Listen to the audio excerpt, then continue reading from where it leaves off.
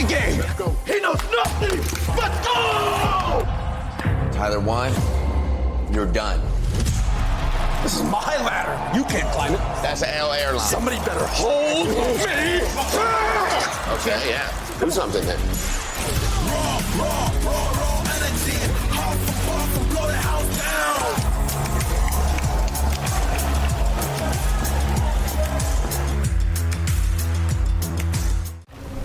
The Esports World Cup, the most elite competition in the world. Its trophy system is built to match. The Club Championship trophy, awarded to the one club that rose above the rest and reigned supreme across all EWC games. Every participant earns a key engraved with their name. That's their right to compete. Reigning champions hold a key unlike any other. The game trophy is the ultimate prize for every game's champion. Incomplete until a champion's key is inserted. The champion's keyframe is locked into the totem, a stone marker of legacy, etched with every EWC champion. The losing keys are crushed. The champion claims 3, a personal reminder of who they defeated. The rest are preserved beneath the totem, in resin. Every fallen contender captured forever. Will you be remembered or forgotten beneath the totem? At EWC, nothing is granted. Everything is earned.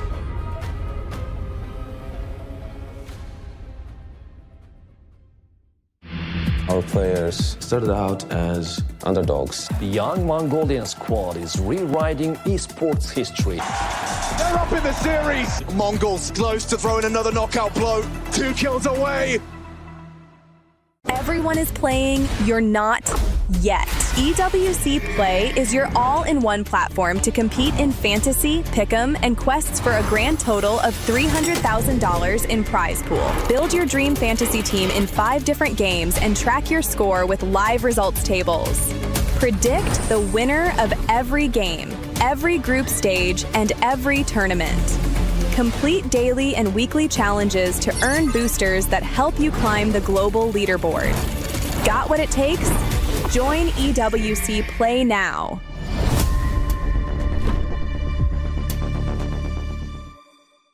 The EWC is a global event, so we need to reach a global audience. Ils sont chauds, ils sont là, ils sont prêts, Barney. Yeah, that is right.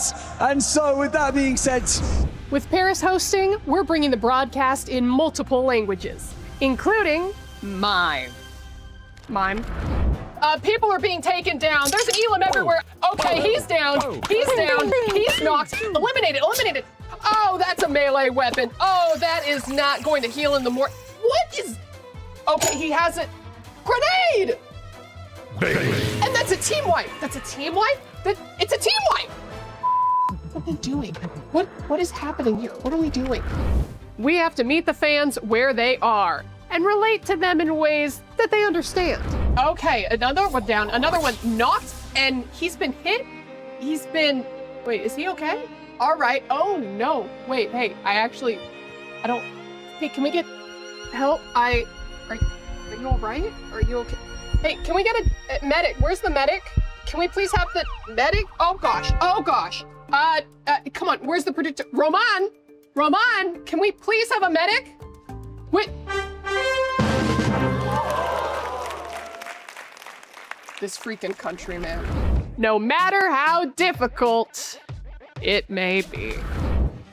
You've just got to be kidding me with this, man. Like, I feel like he's stepping all over my lines. I'm a serious performer. I went to film school. I've been doing this for like 10 years, all right? This isn't my...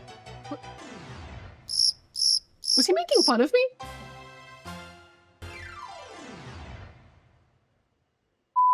And with the finals coming to a close on the STC Arena stage, we are finally going to see some of these points and what the implication means for the club championship rankings. Therefore, oh, okay, I'm sorry, am I boring you? I'm boring you? Speaking of boring, you wear the same clothes every single day, okay? Please be perfect. Oh, you know what? Two can play at this game. This is a rock. Huh? How did you, wait, what the? I don't want to be here anymore. No. I'm not interrupting you. You're interrupting me. Yeah, you're stepping all over all of my lines. I need to get this information out. This is what the people want to hear. This is what they need to know about. What are you doing? Oh yeah, real mature. Go ahead, build your wall like you always do. No, seriously, you think that you're going to be invited back? That you're ever going to be hired in esports again? Are you kidding me? It's so unprofessional. I'm done with this. I can't do. Actually, you know what I think? Oh God. Ugh.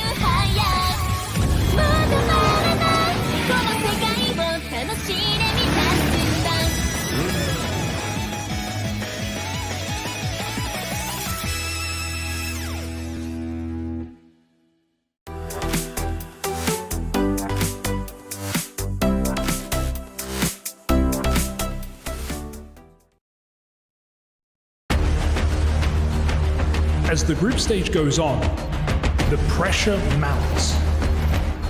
Today, 2 more teams will find their way into the playoffs, and 4 others will be sent back defeated. When you realize you are just 1 step away from reaching your goal, pride begins to settle in. But pride comes before a fall, and Counter-Strike does not forgive mistakes. Welcome to Day 3.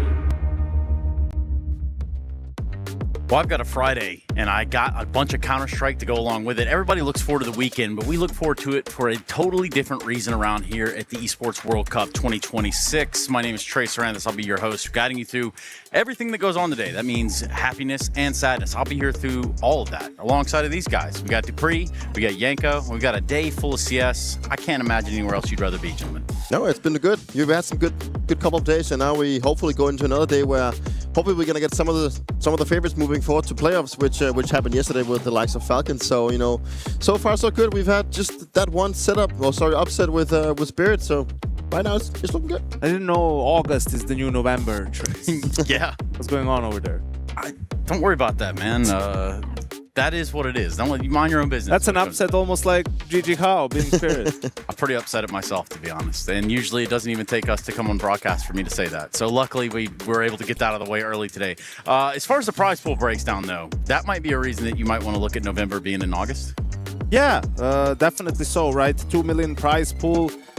Personally, would want it to be even more top heavy, right? Like give 50% of it maybe to the first place or something along those lines, but still 600,000, a good chunk of change. Counter-Strike has a lot riding on it in terms of the Esports World Cup Club Championship too. The likes of Vitality, Navi, Falcons, all of them are in the race, right?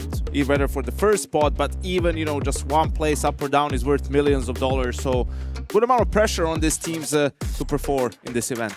I wouldn't mind it too much either. It would be nice also back in my days if I got all those first places with that much you didn't money. have enough money, Peter, on 5 majors, and the sticker money was good back then. Come on, yeah, man. that is the truth. That's Come on. true. Well, look, we'll just kick it off. I know we don't have Jacob here, so we'll just do this the appropriate way, starting with the group of A. And I think with doing that, we could probably just have Dupreeter here tell us all about it. Oh, yeah, I'm definitely gonna be doing that since we don't have Jacob to do it. So obviously we do have Team Spirit moving forward, into the lower bracket where we did see that first setup upset against the DG How. And then, G2 Esports also taking down Big. They also make their way into the playoffs. That's good. And obviously Gamer Legion, I guess, I wouldn't say a surprise, but it's good to see that they picked up some of that slack that have been going over at the major. But, whoever's in that lower bracket, it's not really a great sign that Spirit is down there. You got to be feeling a little bit sorry for Big, the fact that they have to fight for their lives today against Spirit. Yeah, it's not Spirit who got hurt most by that loss to GG How. It's actually Big. Yeah. Because, they're having to face Spirit for a playoff spot. Not going to be easy. They had a couple of tough games already against Aurora and G2. But hey, that's sometimes how the cookie crumbles. And maybe Big can shock the world, Trace. And maybe, just maybe, I don't know, man. That's a pretty tall task. I feel like y'all already pissed off Spirit and going to lose the first game. So now they got to go through this lower bracket. Big might just be another casualty of that, another victim of the Spirit that tries to bounce back from that lower side of things. Group B. And this is where we see the Falcons having taken a victory over K27 BB team, who we'll be watching here today in our first matchup versus NIP here very shortly. Overall, though, Falcons FaZe, for FaZe, are they back on that BS Dupreeter or what? I think that's a really good result for them. It has been the rock bottom story that has been, filling out either with FaZe. So now they're making it into playoffs. They're also showing a bit of life back at Bound. It's for them to just bounce back because, not making a major, that was a massive, upsetting. And just in general, the team finding themselves a new identity, Twist, in-game leading, bringing in J-Bo and everything. There's a lot on the line, so it's good to see them making playoffs. Yeah, absolutely. Without dropping a map, too. Rather impressive from the side of FaZe Clan, and just getting some of that confidence for the young guys, right, in the playoffs. It's going to get obviously a little bit more difficult, but considering how far down they were in the rankings, I think 40th at one point in time. Which is crazy. To be right back in the invite bubble in such a short span of time, it is a big feat.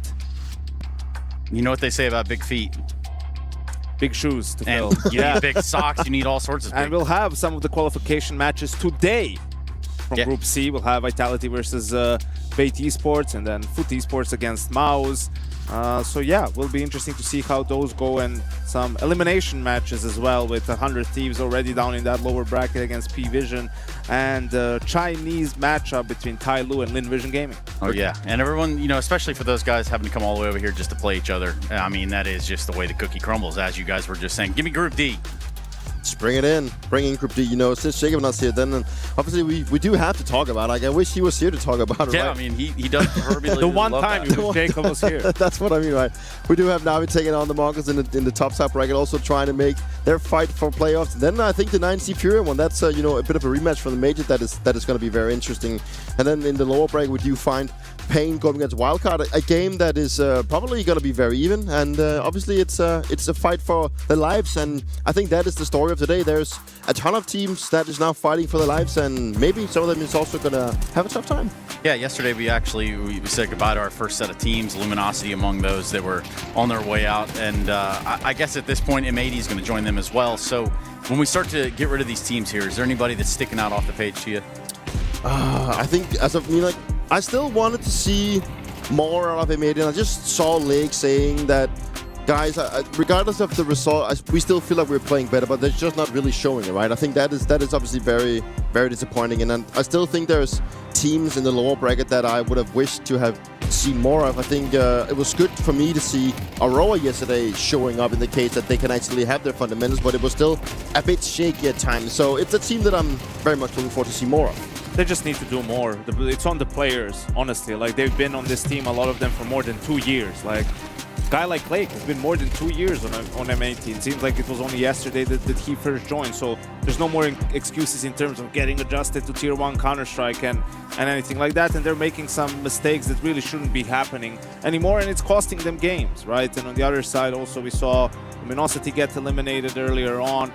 probably the worst roster move of the off-season, like bringing those 4 Monty players without Gizmi, when it was so clear that like it was the teamwork and them being more than the sum of their parts that was what was netting them some good results in only in the last few months, and they were together for a while. So yeah, I think they're paying the price of getting that core without the players. And on the other side of things, we saw Falcons qualify for the playoffs. They played some really good Counter-Strike for the most part in the tournament, and it's good to see them bounce back after that, you know, online loss to 100 Thieves. So for the Luminosity side of things, it's like they had the house built and then someone just said, you know what, the foundation, we don't need that. But you can leave the walls, but we don't need the foundation. It's like if you, for whatever reason, you know, you have a good, nice brick house and then you just decide to make them out of wood. Yeah, I wonder who would do that. Maybe our Jacob? North American friends, maybe M80 are going to go help build some back home. Look, I do know that right out of the gate, we talked a little bit about people being eliminated, teams being taken down here at EWC in 2026, but that doesn't stop here. You know, it is a fight for survival at this point. So let's talk a little about our storyline that we're looking into today. Yeah, elimination day for a lot of these teams, and it's tough because you come in, you just lost one best of one, and all of a sudden you got your backs against the wall, right? And some teams thrive in that sort of an environment, you know, FaZe back in the day, right? It's almost like that had to happen for them to start trying, right? But for some of the other teams, you know, the pressure is mounting, right? We obviously have the VRS component in this for a lot of the teams sort of fighting for a playoff spot, for a major spot, or maybe fighting to, you know, start later in the tournament and give yourself some extra time to rest and to practice. And you obviously have a portion of teams that are just not good enough of making playoffs, so of course they have to eliminate each other, or they will be eliminated by a better opposition in the upper bracket. And you know, like you saw when you saw Falcons against Astralis yesterday, you know, I don't think many people would have expected that Astralis could go out and beat Spirit. So obviously, even though Astralis put up a fight yesterday, and maybe they are a team to go through to the playoffs, you know, they're just not good enough doing it through the upper bracket. So they're in a portion of teams that will always kind of make that last playoff spot by making it through the lower bracket. You know, that's how it works, right? You know, you have the elite teams, they will always go through the upper bracket, then you have the smaller, equal team that will fight for the last. It's also a different sort of a tournament, right? Like, it doesn't have the same implication when we say make the playoffs or not, because there's 32 teams first and foremost, right? And 16 of them make the playoffs, right? So there's a lot more teams that we're going to be seeing there, and when you take that into account, yeah, Astralis absolutely should be in those playoffs. So we're setting ourselves up for BB versus NIP, and I think it's as easy as this. Both teams open with a 5-13 loss. The question of which is, was it a bad day, or was it just an exposure of where the floor is for both of these teams? I think when we look at BB team first, I think their game against FaZe was very even, and also just the fact that now FaZe has made playoffs and they have been looking better. I wouldn't say BB played bad, but it was more like they just didn't get the start they were looking for. They fell behind and they couldn't get things flowing, and they've always been very much about the resilience and making comebacks, but just couldn't really finish it out. So at 13-11, you know, I still think they pull off a good fight, but FaZe just obviously played better in that regard. So I mean, and then for the likes of NIP, you know, I just don't know where to put them at this point. You know, it's just a team where they make changes and they're in this odd spot where they're not in the invite bubble of making the big tournaments, but they're still winning some of the tier 2 events. And we've even seen Stown coming into the team now, picking up the AWP, which is, you know, something he's wanted to be doing himself for a long time, right? But it's still a team that, in my books at least, is trying to find like the right path and the right identity. And I'm still starting to question whether Snappy is actually going to be part of that in the future. Well, that's a great question in terms of Snappy. Let's start with Kaspersky, though. Yeah, he's great. You wonder why did he sign a long-term deal with NIP when he could have probably been on a better team. But yeah, I think for NIP, you know, it's this project last year, started from scratch, and it was very interesting, right? Like, can they rise up the rankings? Can they get to the major? Can they get to some of these tier 1 events? And it really just hasn't happened. You know, Snappy known in the last few years before NIP for being able to do, well, before Falcons, let's put it that way, for being able to do more with less. He's been doing less with less, yes. You know, in That's NIP. the right way to put it. Unfortunately, right? Just wasn't able to put all these pieces together and come up with a formula to make it work. And honestly, it's been a disappointing, you know, year and a half for NIP. It's been far too long without breaking through into that invite bubble. Yeah, it's been a long time since it felt like that NIP name was hoisted up to where you think it would be within brackets or groups or results. Also, man, it's just like some of these roster changes. It's like they don't make any sense. You know, like when they brought in Karen, it's like it's not just about players and even their positions on the server. It's also like, how do these players mesh outside of the server? Absolutely. And you had like Karen, wrinkle Ukrainians, then you have Danish guys, you know, this weird dynamic, a Swedish coach, and it never seemed to gel properly. Now they have an academy player as a stand-in for a little while, right? And well, he seems to keep standing in. Is he just like a full-fledged member now? What's going on? So there's a lot of uncertainty and just the roster build-up seems to be a bit of a mess. Seems like they found a couple Danes over there too. What they got going on, Dupree? You know a couple Danes, don't you? Yeah, I think it's a little bit funny when it comes to Stam because just have like a short funny story about how, you know, when all this Yappy, Stam, Cadian thing drama happened, you know, like he called me actually. I was called up to Heroic and said, and he was in that call and he said that, hey, I've always wanted to AWP, you know, that's always been, you know, the thing that I wanted to be doing in my career. So it's fun to see that something has been on his mind for so long now finally comes into fruition. Whether that is going to be the right team for him or if that's the right role, we don't know. Just like Brolin always wanted to be an That's what IGL. I mean, right? Exactly. And we all knew that the whole time. Joke's on you guys. We all knew Brolin wanted to be an IGL over there at the Mouse. His childhood dream. Yeah, it was. Or maybe it wasn't. Perhaps we'll never know. Perhaps it is time where we get to hear from the players themselves. Snappy, thank you, as always, for taking the time to join me. It kind of goes without saying, not the start you wanted versus Legacy. Take me back to that cash and what you think went wrong for you guys there. I think we hesitated too much. People, when you play, you have a plan until you don't have a plan, and then people, including me, we need to break out of it. And I think we were too poor at, you know, making those small individual decisions and play the game. I think we didn't play the game in the sense that sometimes you need to blitz a smoke, sometimes you need to just run, sometimes you need to fall back and take more individual decisions. And I think we lacked a little bit of that, and cost us in the end. I don't know the veto for today, but I do just want to get your thoughts on cash overall, because we've been seeing a surprising amount of it. How different is it for you? You played it back in the day, you know, 2016, 2017 times. How differently does it play in CS2, do you think? Maybe a little bit more tactical now, but I think it's just a game that generally evolves. So I would say that's the only thing. Apart from that, it plays pretty much the same. Try to take mid or like go hard on the sides with some strats. Like, I don't think much have changed, but I think we'll see a lot of development over the next 2 or 3 months. Like right now, FaZe is obviously doing really good on it, but we'll see more teams kind of try to evolve their style also maybe. Yeah, it's been exciting to actually see the new map getting played in the pool as well for once. Let's talk about your matchup today. BB team, before we dive into the elimination aspect of it, it's kind of exciting. We get to see yourself and Boomage going head-to-head, obviously 2 veteran in-game leaders. Tell me about how you think he's using these pieces of BB team now that he's kind of finally got a bit more of a stable roster in his hand. Bedboom got a more stable roster, you say? Yeah, I mean, I think they've been playing with a lot of stand-ins, right? So they should be here looking for a good result. I think they play with their full 5 now, and I mean it's a tough matchup. Of course, they're the favorite, but I believe we can beat them. Why do you believe that they're the favorite coming into this? I mean, I think the odds speaks for themselves. What chances do you think you have? What do you think you need to do to be able to crush their key? I think we just need to be able to kind of like lower our shoulders a bit and lose some of the pressure that we seem to get in these officials. I think we get over that. We have a really good chance of winning. We are playing really good generally, I think, but we just sometimes tend to maybe get a little bit affected by the pressure, and then we stop making the individual decisions and the team decisions, and that's what you kind of need to do in a split second when you want to win games. Snappy, as always, thank you so much for your insight. Best of luck versus BB.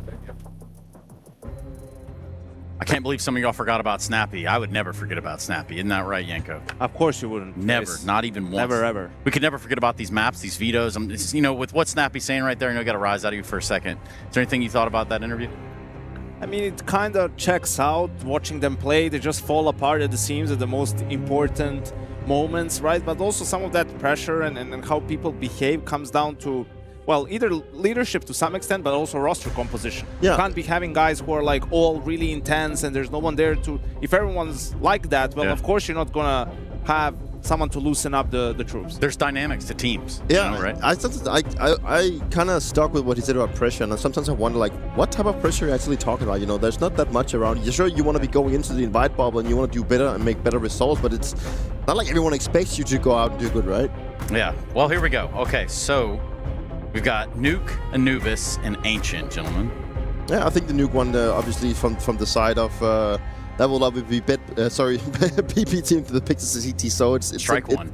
It's the strike one. That's the CT side of nuke. And you know, NIP have always had some good results. That's like that map they've always been going to also in the 2-2 events. So that one, in my book, makes sense. It's interesting because that's where BB team, albeit with these standings, had some really good results, taking down Vitality, Falcons around that major time, and IM Atlanta was where they had a lot of success. I mean, what can you say about a team whose CEO comes out and says our main goal for this season is to arrive at tournaments with our full lineup? Like, you know, they played more events with a stand-in than they did with their full roster. Zorti isn't even supposed to, like, he was one of the initial stand-ins, but because they had two, and that was their roster in the VRS, they just had to keep one. And now he's a full-fledged member of the team. So they're just looking to get more reps with their actual 5 and get some results under their belt. Let's put a pause on the conversation right here, because I think it's time to play. But first, let me tell you about our EWC Play Pick'ems. That's right, where I ask you to go down there. You see the QR code. I told you yesterday, I'm going to tell you the day before that and tomorrow as well. So go ahead and tell us who you think is going to be winning it all. With that being said, I think it's time we get this first game underway. BB versus NIM.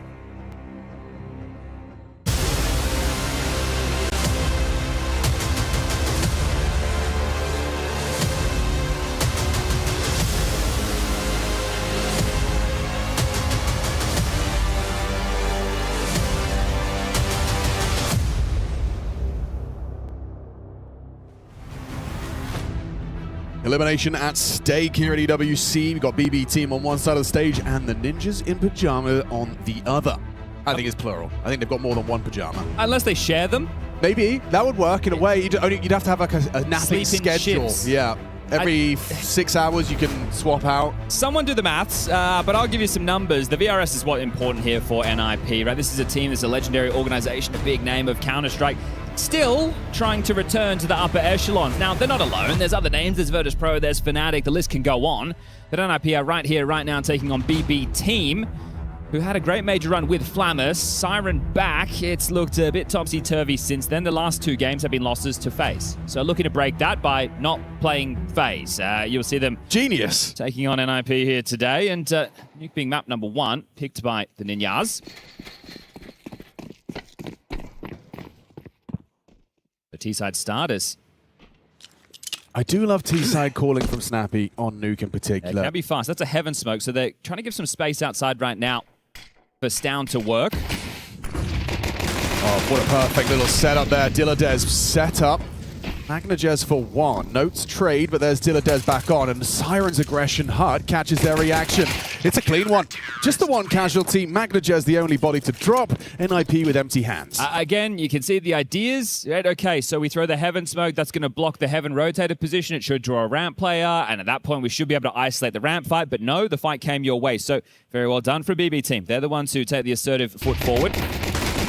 And Magnajez is one to watch in this. I think without Flammus here, Magnajez is the main part of the engine. So we will get a force. And you mentioned Snappy's calling on Nuke. He tries to bludgeon you to death. Yes. If this one can be close, if the bomb can go down, expect them to continue to force. Magnajez setting the tone again. Oh, he knows what's up. He's got so many opportunities, but gets none. No head armor.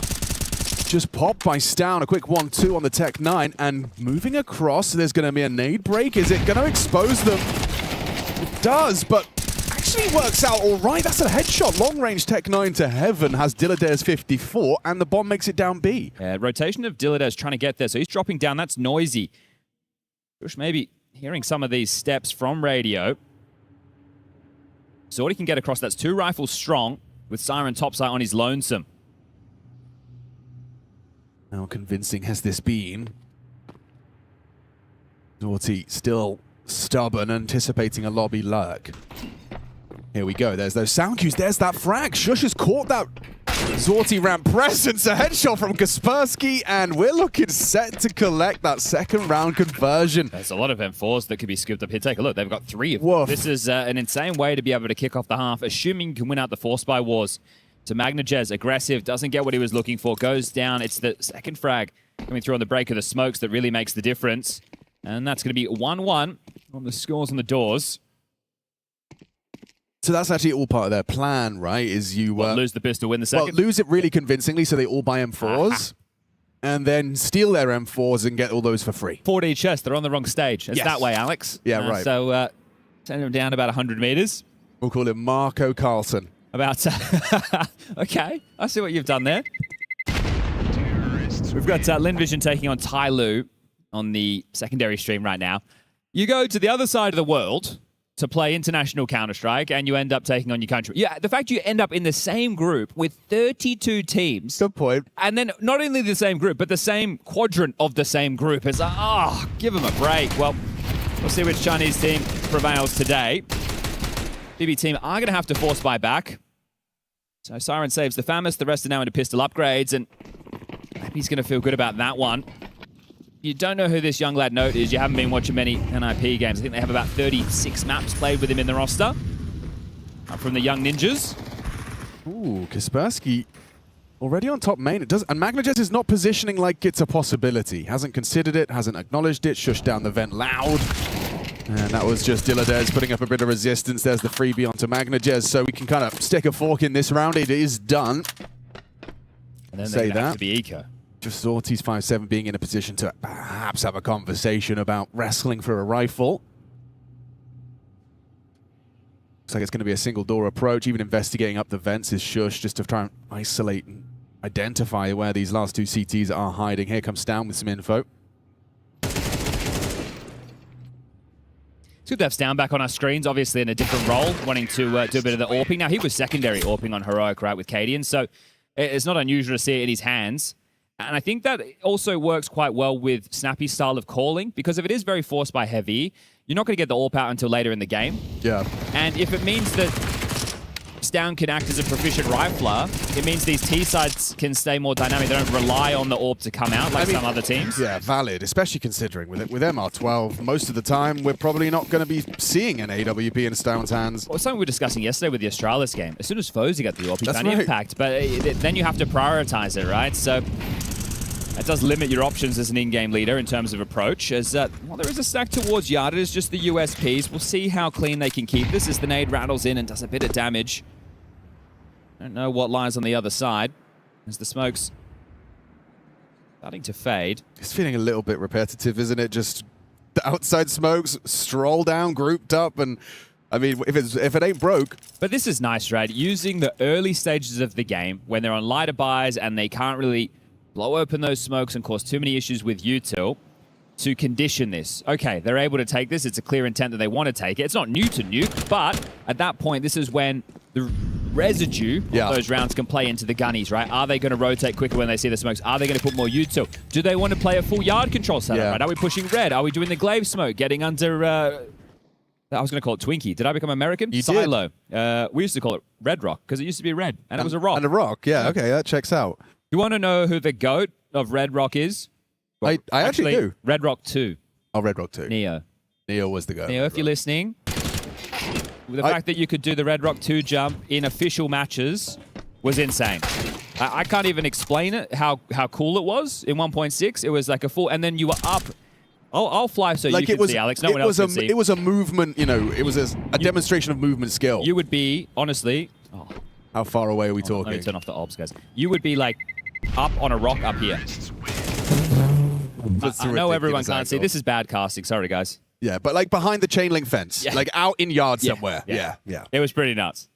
All right, enough of ancient history. Let's get into the current game. So, into the gunnies now. Call it nuke present. Not many casualties in the last 3, but this is where it gets a bit more serious. Hello. Bonk. Goodbye. Now, does that conditioning play in immediately? It's just funny to see conditioning before shampooing. That's all I'm thinking. Down the vent from Shush, or just out for a fight. Hello, straight out. Siren. Ooh, okay, obscured by the smoke, so Shush might work around that. Feeling susceptible. Just coming out straight. Snappy down. Siren. Quick trade from Shush. This boom from main that keeps the advantage and extended by MagnaJet. Easy pickings for Zorti. Comes on out. Kaspersky distracted. And Stown just unloads his mag into the smoke, so it's an easy pickup. So immediately into the guns, immediately into a convincing BB team round. And that's what you're going to need, right? They need to put up this blue wall now. 3 rounds for NIP. It's at least a base. I think they're going to be looking for as many as they can take. But 4 or 5, you'd be content with. 4, I'd say you'd be content with. 5, you'd be happy with. this setup for the top side, it was relatively light on, right? It's not like they had multiple players on Heart backside. They were playing a bit more Extremity from Heaven main, and then you just saw Siren in the mix. Dilladez also started down towards B, so feel for NIP, that could have gone a little bit better. Snappy's navigated around these smokes yard. They're turning this into a top split through the main smokes. Whoa, significant damage from that Magnajez spray. Yeah, converts onto Snappy. He knows what's up, anticipates, reads the play, and removes Snappy. He can call from the grave. Is there a way to get themselves that clawback kill? Gosh, boom, just got a war of attrition from that spray. A full 30-round spray through the wall puts him onto 27. Kaspersky's been very patient here on this forward position. You can see the top of Siren's boots. Knows what's up. Oh, and an audible dismount.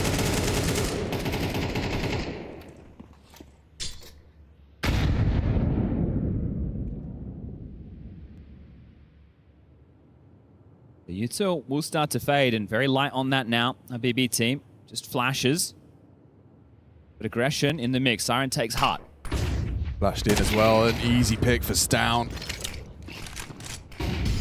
Ramp push happening as well. Zorti having Boomage backside. They need to get something here. Boomers, don't forget, so low from those earlier battles. Going to be hard to find a multiple in the back of the site. Just some damage onto Shush. Zorti perhaps going to be in a position to lend a hand on this retake. You got Dilladez coming in on quite a well-timed flank. We'll find an easy one onto Shush. Pulls us back into the 3-on-3. Trade from Kaspersky.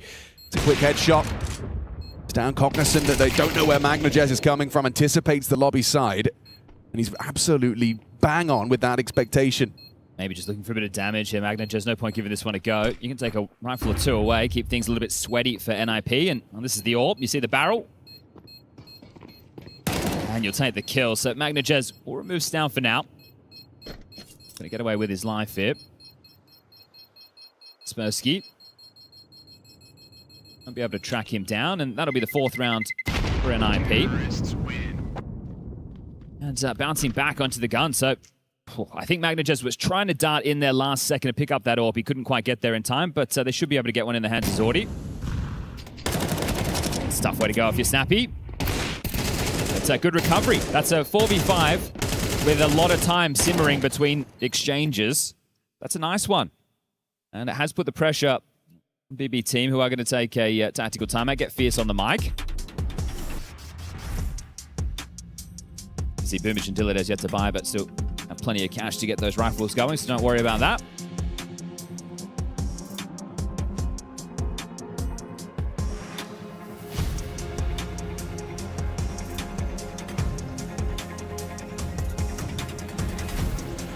There was an idea behind that Siren push because there was a flash, but I think that if you're going to go for a move like that, you want that ramp push to be a little bit closer to be able to capitalize, right? So when the chaos goes off and Stown calls that flash, I'm blind, then you're at least able to get a trade. But I like the idea, at least there was still some teamwork. It just lacked another layer to it. And just so much early pressure with NIP, right? The early smoke walls, they take the space. They're very noisy. They're in your face. And with the AWP getting to search yard. Oh, just a head-to-head duel for note there. Magnajez, again, solid on these yard openings. Kaspersky hoping for a little bit of an overextension, but caught as he dismounts. God, Magnajez is doing his best here. Shush has got some space towards ramp. He certainly does. You're right. Wards off Dilladez, announces his presence. Looks like they're going to go for a re-clear. And he's nailed it. Wins out. Zorti posted up, but drawn a lot of attention, pulls the AWP away from yard. It's a little bit scary with Snappy in secret with the bomb on his own. The closest member to support would be Stown, who's at red, but he'd have to cross. So you need... Spooky! It either has to be Snappy somehow up the vent. Here we go. Stown on that clear, just misses his window. Magnajez retreating knife out. Looks like they've elected to send him up heaven. But they're trying to go A, so Snappy, I guess, needs info before he can make a move. A fight for Kaspersky. Oh, and that's lazy. Magnajez just walked straight into that. Didn't anticipate them to be so spread out. I'm still worried about this round. Me too. 30 seconds, bomb still lower. Boomage has just gone up the vent. Or has he? Oh, he's coming back down. He's going to be a free frag for Snappy. Oh, Snappy talking so much. He's got time. Oh, ugly.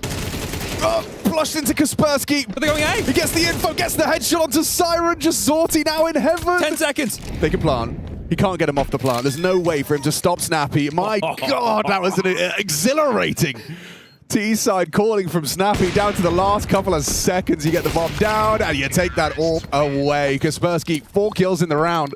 And I mean, at 30 seconds, you can see a little smile on Snappy's face. They were running on fine margins, Chad. That was not easy to solve. Shush taking the space after Note goes down outside for free gave them a lot more room than I think Snappy had realized there, because BB team also had no idea what was going on with the rotation. So they're the ones who are going to be stuck down to pistols and a scout. And this half now for NIP is fantastic. 5 rounds, T-side nuke, and yeah, that explains the smile on the face. Not only a bit of a crazy one, but you've done the job early. Now it's about how much more pain can you imply. Ooh, a scout takes a start. You needed that. And Zorti, yeah, run at. I should have said this before the map started, but I did say this in the green room. Yeah. So, actually, I didn't say it in the green room. I said it in the shuttle with Kakafoot. I said I think BB team are a little bit overrated based on their ranking. Okay. Well, because of the major run. Which was constantly painted with the caveat of not their full roster. Glamis is there. Yeah. Because they changed some spots around. And no pressure, all of those caveats. They were kind of, you know, piecing it. But that's the thing. Their whole season was so tumultuous with these visa issues. But we'll see. Right now, this is obviously not the start they're looking for. But BB team, they like Nuke. This doesn't reflect in the scoreline right now. NIP showing their proficiency. They have so much cash going forward as well for the tail end of this. It's going to be very, very difficult for BB team to break the finances of NIP, which means that they need to do it the hard way. And it is on hard mode. It's 3 Famises. Like, that just tastes bad. That's burnt coffee in your mouth. Well, where else would the burnt coffee go, I guess? It depends, you know. Yeah. Some wellness retreats. Top rush. Okay, kept at bay by the squeaky incendiary, and oh, boom, just lost his head. This is the Kaspersky I know and love. Yeah, just clotheslining people. The one on train at EPL. Yes, oh, what a clip.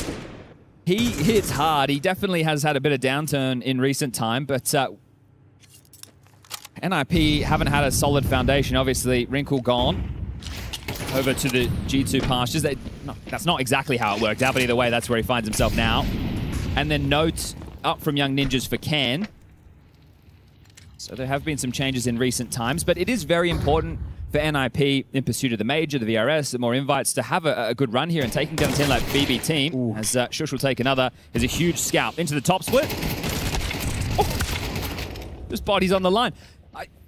This is one of the fun things with Snappy's calling, if people haven't watched it before, is first of all, there's a level of intensity to it, and second of all, they're going to be quite in your face. Like, they always seem direct. And I liked the way you framed it just in the prior round, where you talk about, like, the openings of these rounds are going to be very noisy. You know, it's like, it's quite a... It doesn't necessarily fully explain how brilliantly articulate and thought through some of these round openings have been. But if you put yourself into those CT shoes, so often it's, well, I've got action ramp, there's action in lobby, there's something going on yard. You're kind of left feeling like you have to stay spread out. There's less unity, there's less ability to play off of one another if you're BB team. Yeah, and they're still recovering right from the pistol win and then forced by loss. Yeah. Like those financial ramifications down the stretch, we're seeing when we're talking about a gun round like that with multiple Famises in the mix. Just in the firepower department, you're already up against the AK. Yeah. I know you need to facilitate the util for the blocks, but right now you don't have control of anything on the map, and that is now demonstrated by a second tactical timeout. Fierce knows if they don't start piecing rounds together on the CT side now, blink and we'll be on Anubis. Curious to see what Magnajez is going to get going with the only M4. Looks like Zorti does want to try and get another AWP out before the end of this half. But yeah, that was how the round started. That was how the round ended. 2 MP9s, 3 MP9s. Yeah, That's it on the partial, right? So they have to hope that NIP either run straight into them or they're able to gamble stack correctly with this. They need to thrive in the chaos. It's not like they've been lacking opening kills either. Magnajez has 3 to his name. Siren has 1. Shush has 3. 1 for Kaspersky, 1 for Stout. And this time it's a little bit more tempered, making sense with the expected buy. As Note grabbed his first frag outside. Snappy with the bomb, could be vulnerable to this top blue position, softened up by the HE, but never mind. Bomb's going back lobby, just parking Note for a lurk. He can linger. Siren is playing close. Squeak. Look, that's a good position for that SMG to be disruptive, and even better, Magnagess has actually removed Note, and there's another. 2 in a row for BB Team, an advantage they must be able to hold on to here. That Molly is going to make life miserable, but he does get flushed into Kaspersky. At least Magnagess in a position on rafters to trade. Sounds going ramp in this 2 here. Ooh, he's got the bomb. He's heard the rotation down. He won't expect the player close until it has heard the scope. Yeah, doesn't get more easy than that. Okay, Snappy trying to make a case for the 1v3. Marco. Let's see. Polo.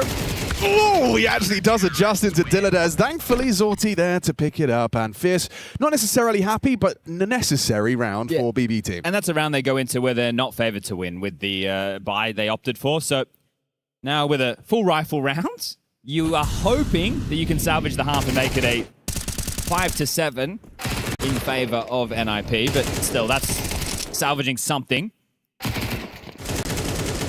No AWP for Stun, even though it is more than possible. So what's the call from Snappy?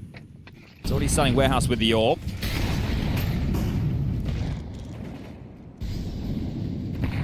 This is going back to the early game where they had so many secret crosses come into play. Ooh, a little one. Shy. So is it ramp rotation to B or is it main rotation to B, right? It has to be one of the two. Yeah, Dilladez is down there. Kaspersky has taken down the presence on Yard, though.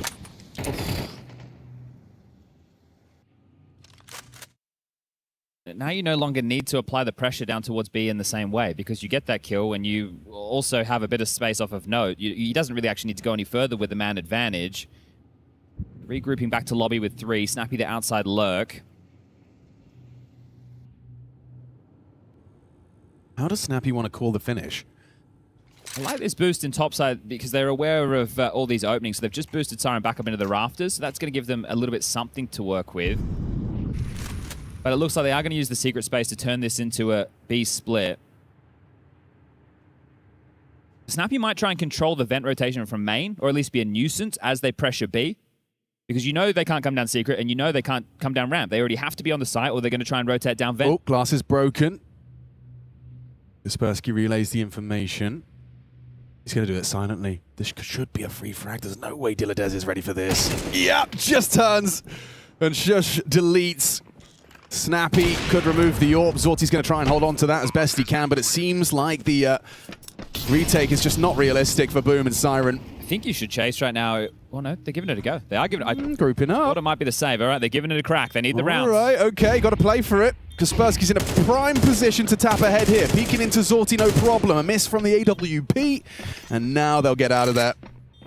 Boomich trying to bring that AW3P through to the final round of this first half. Solid. I mean, you were talking about how, you know, the T-side haul, you were content with, what, 4?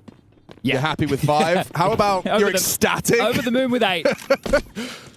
It's a good day at the office so far. Couple on the way, denying the hunt, so they hold on to their guns. Yeah, this is looking like a bit of a blowout. If the scores were reversed, game's still on. Yes. Right, but the fact that the T-side has been able to accrue this many, it's going to be a tall task for BB Team.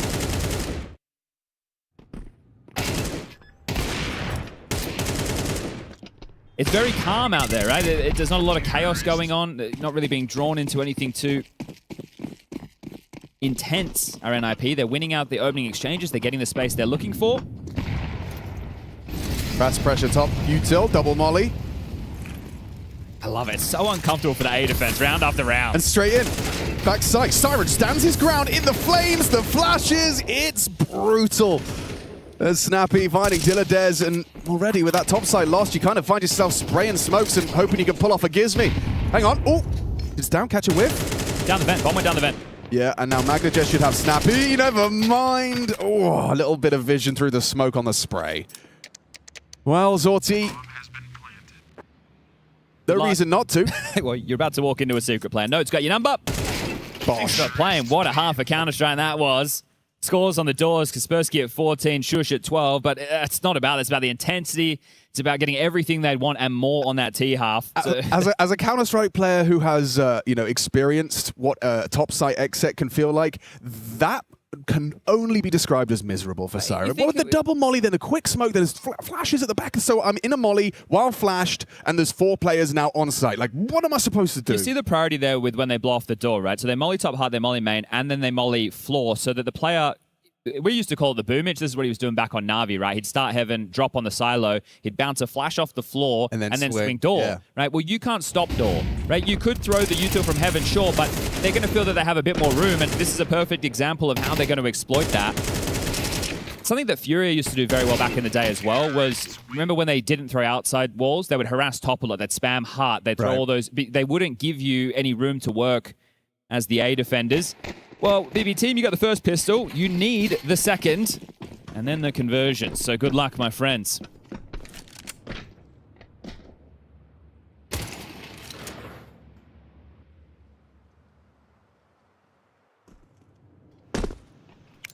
Feigning yard, ready to come out hot and squeaky. Here they come. 2 of them in main. Kaspersky at range with the dual Berettas. Going to try and find number 2. Does so. It's down.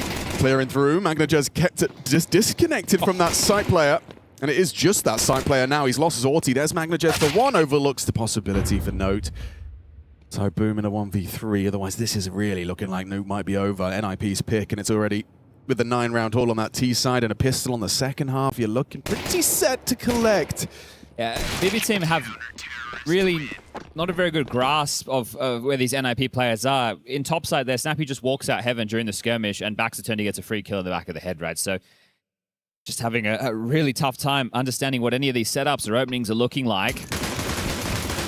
They're essentially playing retake top with that setup, right? Nobody heart, nobody backside. They are giving you some room while they focus fire towards ramp and yard. But this is very, very comfortable. So it will be the Eco, Deagle, and Glocks. You want to give Magnajez a chance to work. Oof. Down loses his head. The $700 pistol, well invested. He justifies it immediately. Oh, and then some.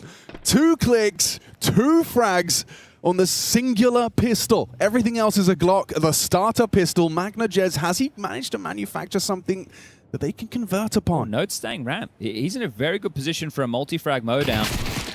And I feel like that might be all the frags we see from BBT. Oh, that's so messy. Mind a really ugly spray from Note. Those were unarmored, stacked up. You'd expect to see a little bit more than none. Pusher's on the tail of this, but how's he meant to come up heaven and deal with it? I guess because it's Glocks, he might get away with a kill on the ladder. Snappy's down towards B. It's really on Shush right now. An eco loss here on the table for NIP. Let's go for it.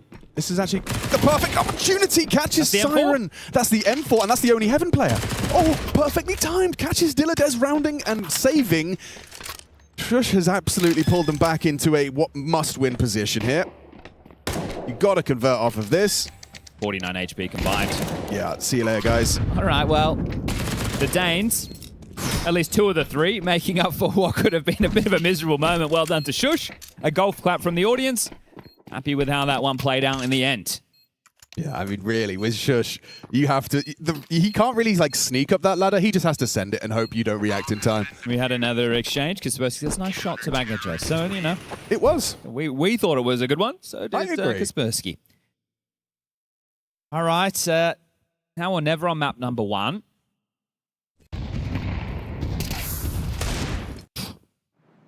That's what you all dream of doing when you buy the Deagle? Yeah. But Magnajez must sit and go, guys. And if you're Note, you're just really happy to see that round saved. Thanks, boys. Yeah. Don't send me back to the young ninjas, please. Please. Oh, Snappy started in secret. This is great. So much information. Oh, and it gets better. Their best player's just been caught through a smoke.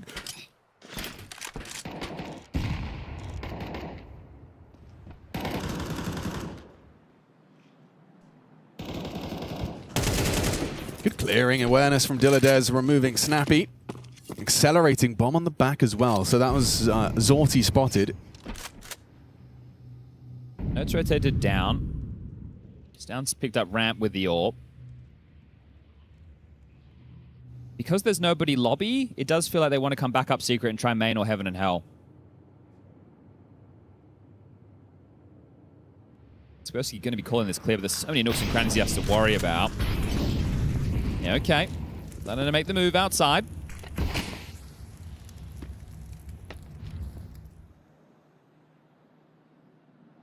Bush might have to do it again. He's on a bit of an island. Oh, that smoke has just made his life a whole lot easier. Shush, that is brilliant. They're going to have to flash and try and run through this.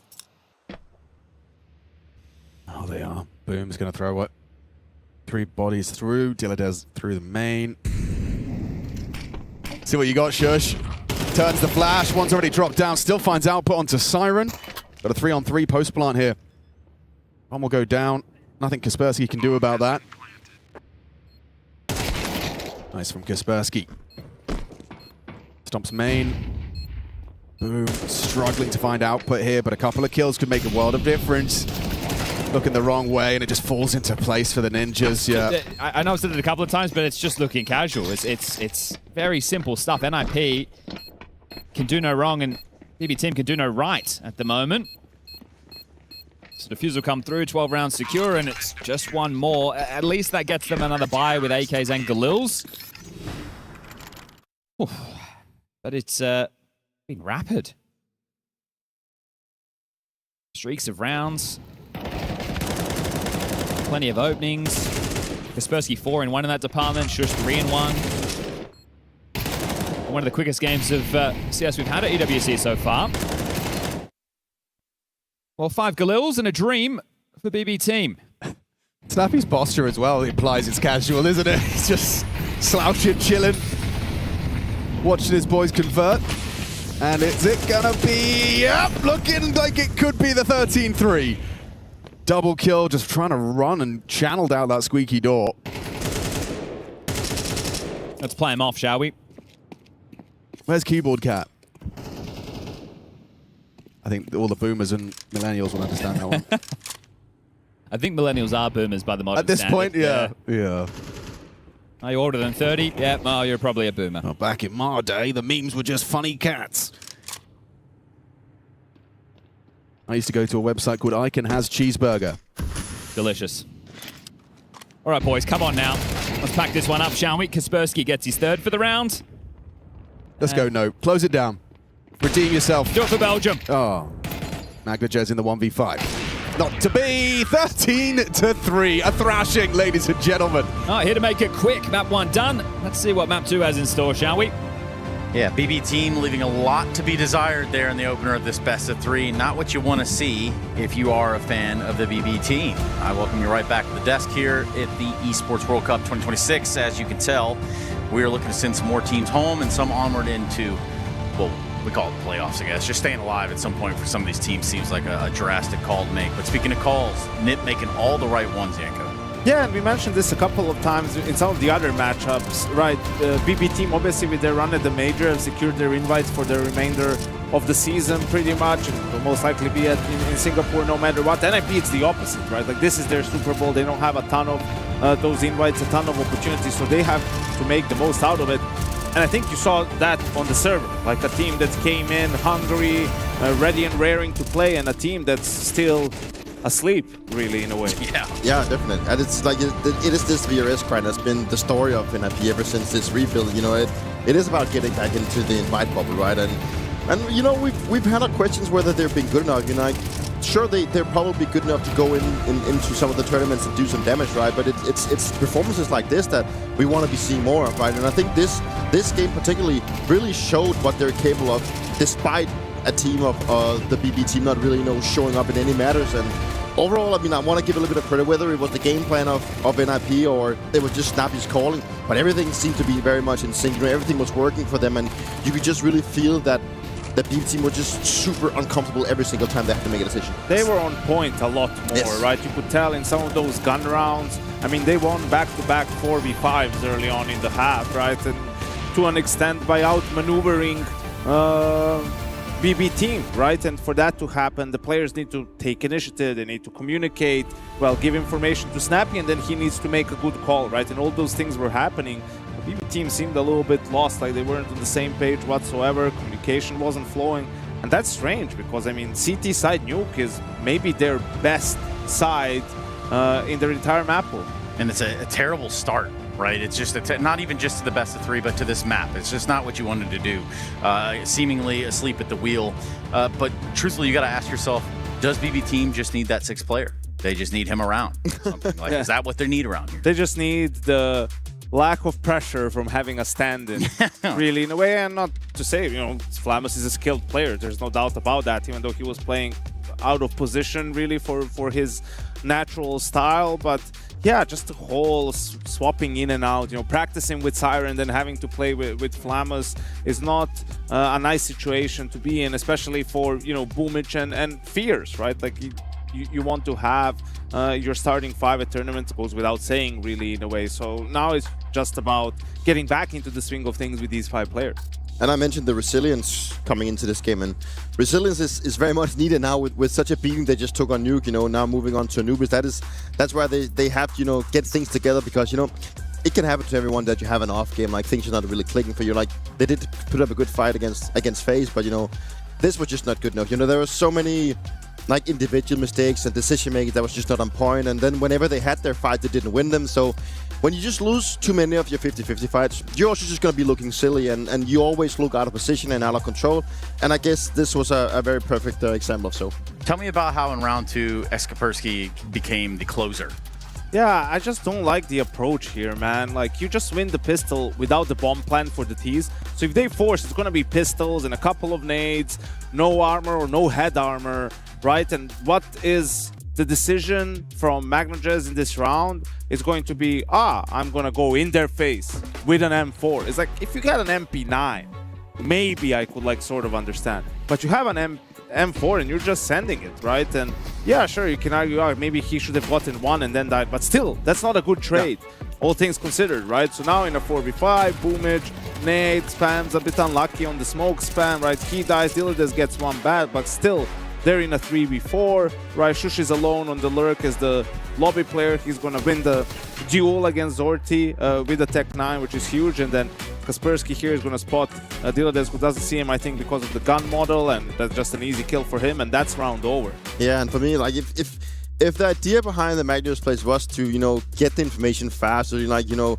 kind of rule out that they were going secret, right? You know, there's other ways you could do that instead of going that aggressive. And I think he also, the fact that he moves towards, like, the red container, like, and then moves out and doesn't see anyone, you know, that also takes his brain thinking, oh, this is probably just a fake. I want to try and kill the guys. Maybe they're setting up for an in-execute, which could make sense in these type of rounds, right?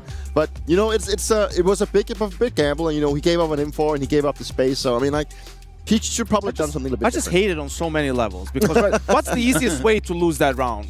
It's if they do like an A rush or an A pop, right, with pistols, which is very likely. Not only was he outside, there was a player flashing it. So they were weak on A. So that was the first thing. Second thing is something like this, where they go heavy outside, secret, maybe rush secret, something along those lines, right? Well, then again, if they're doing that, you're not in a good spot. You're going to get traded here, you're going to die, unless you went and played stairs in secret on Glaive or one of those positions. So just from an approach, like, players do this so often. I used to tell my players a lot of time, just put yourself in their shoes. Imagine if we were in this scenario with this buy. Like, we're praying for a play like this, right? Yeah, like, what's the worst you can, what's the worst? You know, like, this is a gift. Like, this is the gift we're praying for, really, in a way. If they just play more passive and make us sort of work for map control, we don't have anything to work with. We have Tech 9s and a couple of grenades, and that's it, right? So just seeing players still do this, I'm sure Fierce, he might have even wanted to take a timeout once he heard this call, but he's like, it's 1-0. Am I really going to use my timeout for this? And it's like, you never know if it may work, but it's just such a poor call. And anyone who's out there and is thinking, yeah, but, like, just let the players play. You know, he's an aggressive player. He should. No, like, just let him. There's rules. Like, you can't just be doing whatever you want because you have a good spawn. Like, you need to look at the big picture, and, you know, it cost him a really important round. Yeah, and I guess that, you know, Cristiano Ronaldo is everywhere. I mean, we're seeing him all over the city in the Esports World Cup flyers, and I just not the finals of a FIFA World Cup, though. Okay, a little too soon for those fans, I'm sure. Not for me, of course. I just wonder why he's always talking about this next guy. Shoosh. For me, it's just, you know, at least it was his time in Heroic. You know, it was a player that really rise to the occasion in my book. You know, he became this anchor that a lot of people started copying off, and I think he was just being like rock solid in so many ways. He was kind of left out a little bit with all the things that happened, and you know, he moved to Heroic, didn't really get the promotion that maybe he wanted. Now he found himself in a place where I'd say, you know, NIP it's good for him to be there. There's a chance he could get better, right? But at the same time, you know, I still think he has more to offer, but at the same time, is he that valuable for like some elite teams? Like, that's the big question for me. Grace, you should be good at Inglando. What's the opposite of rock solid?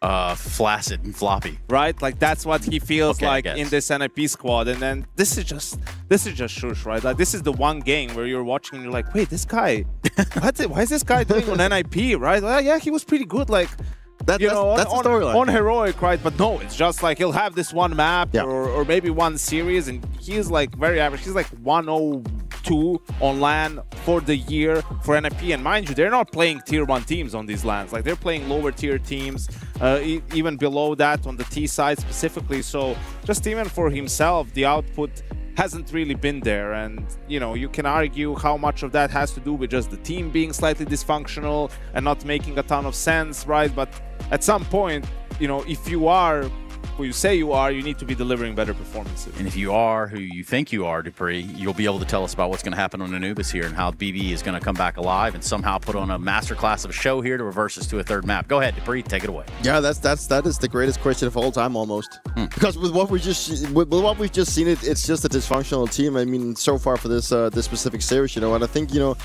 Anubis can obviously be a map that could be tough, specifically on the T side, finding those rounds, and especially if you're not connecting the dots between the players, which I think was one of the big issues that was revolving around Nuke. So, I mean, there is always a chance, right? It's also their map pick, so they've probably seen chances of going, and NIP has had some very close both wins and losses, so it's not like a map they're 100% comfortable on, but the chance is still there. But Bedboom, sorry, I keep going for it, man. Strike you know, like the B team, right? The BB team, as a getter, you know, there's still some for them to be working on. Yeah, I think, listen, it's just decent European way, right? Like, they're going to go outside, they're going to cuss each other out, they're going to be like, hey, can we just make the F up? You know, what the hell are we doing? You guys want to go home or what? Why are we even here? You guys are playing like light a fire under their ass, in a sense. And I'm expecting a better performance at the very least, because regardless of the map, it didn't seem like they were even on the server, really. Yeah, totally different look from BB team than we've seen in the past. We'll go to a quick break. We're going to have a quick discussion here with Dupree. Obviously, we may or may not be able to work with him after that. So we'll be right back after this. Don't worry, Anubis is on the cards. We're going to see if BB can turn this one around.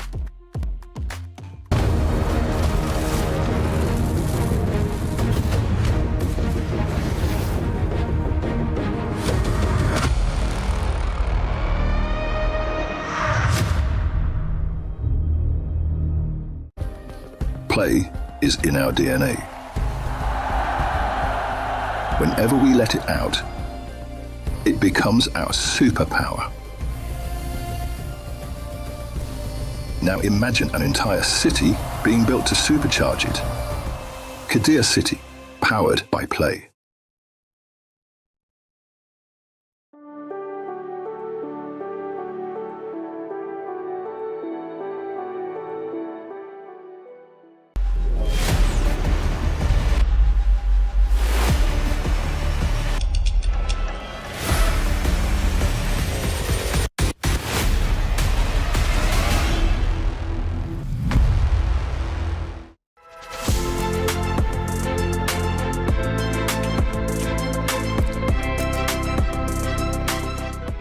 Communication has been a little bit off recently. It almost felt like it was there. I don't think Zocker really realized that he had a teammate in that support of him. Yeah. He was very, very paranoid, I think, of someone wrapping around him for a little bit. Didn't know which side to watch, but they get the job done. Another limp round from Tyloo that yields no results whatsoever, and Lin Vision have regained the lead by 1, 9-8.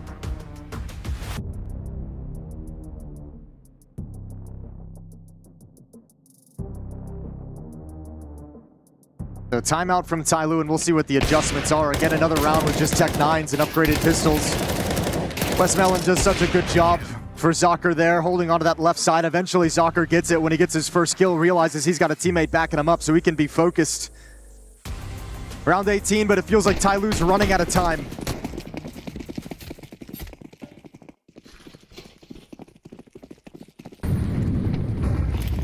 I mean, they've thrown all these outside smokes like every round and never really tried to get behind them. So when you do that, you're not really setting the precedent that it's even possible for a player to be that. Let's see what they decide to do. So the outside smokes and clearly either an upper hit or a ramp light. It's looking like upper all day with just the way they're lined up in lobby. Smoke towards Squeak Door might delay this, might make them call it off. Same exact position the last time we saw them attack into Amelia. He got a double kill from here. This time he's got to give up the angle. Well, Kormisu picks up that first headshot. It's going to be Zako with another one. Just shutting them down as they try and run towards him. 1 minute left on the clock in the round. Is dead again. So Gia try and get out with his Tech 9, but he's stopped by Westmel, and that's back-to-back rounds. We haven't lost a player for Limvision. It's feeling like it's smooth sailing to the end now. Yeah, this T-side feels like it has nothing to it. Feels like it has absolutely zero. Jiwoo ended the first half 10-2. He's now 12-8. Gone very cold. Jam Young ended the first half, I believe, with 5 kills, still on 5. Not even getting a whole lot of production out of your players on the Tyloo side. Limvision's just eating you up, and Zacher's off is still just drilling shots. Tyloo fading away with a whimper. Another buy to see what they can do. They try again in round 19. Mercury going to start moving a little bit earlier than previously around these smokes, starting to get a little bit closer, more aggressive, a faster pace to this play. There's the drop down. Quick kill for Mercury and Westmel, blow for blow, but Tyloo need to get into the site. And Star is denying that. Amelia not getting his kill on the hut, which actually does open up the opportunity finally for Tyloo to get in, but good utility. Makes that bomb plant impossible to stick, and now they have to delay it, try and position it again, but yeah, that's a free kill that's gone to the wayside there. Starry definitely should have had that. That's the one, but he's going to flash him. He's going to go through this smoke. Here he comes. Starry going to drop right in. No. Oh. Well, kind of missed a couple of chances now. Yeah, now you can't go. You don't have a flash to activate anything, and you're not going to want to risk the AWP, so Limvision going to have to back off. AK-47 picked up just to see if he can grab a quick kill, but I don't think you're going for this unless you get it right now. It's also important. If they do damage, oh my god, that was, what is that? Such a bright star with that kind of play coming up from the heavens. That is a beautiful play out of Starry. They can't even believe what has just happened. That round was dead in the water, and the shining light of Starry comes over the top. He got the kill that he went for earlier that he just missed. Did Tyloo just fall asleep at the wheel? What a crazy triple kill to grab. Dude, he committed to the spray as well. He was 2 players inside the bomb site. Neither of them could fire back. Neither of them could get the read. And the transfer over to the third advance is something special. Nicely done from Starry. And Limvision just can do no wrong. That's insane.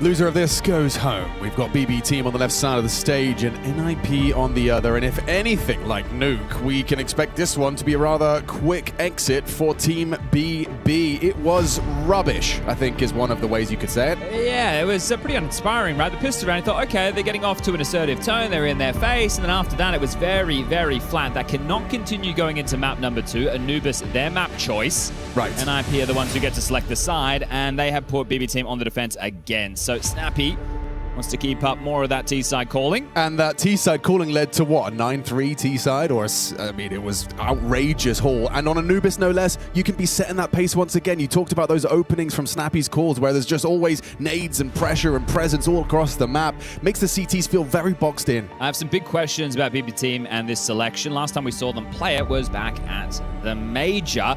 Now Siren is in the roster. Is it just Siren going to go towards A where Flamus was playing? Is there going to be more changes to their positions? Because it's been some time since they've had a foray on Anubis. Those questions will be answered momentarily.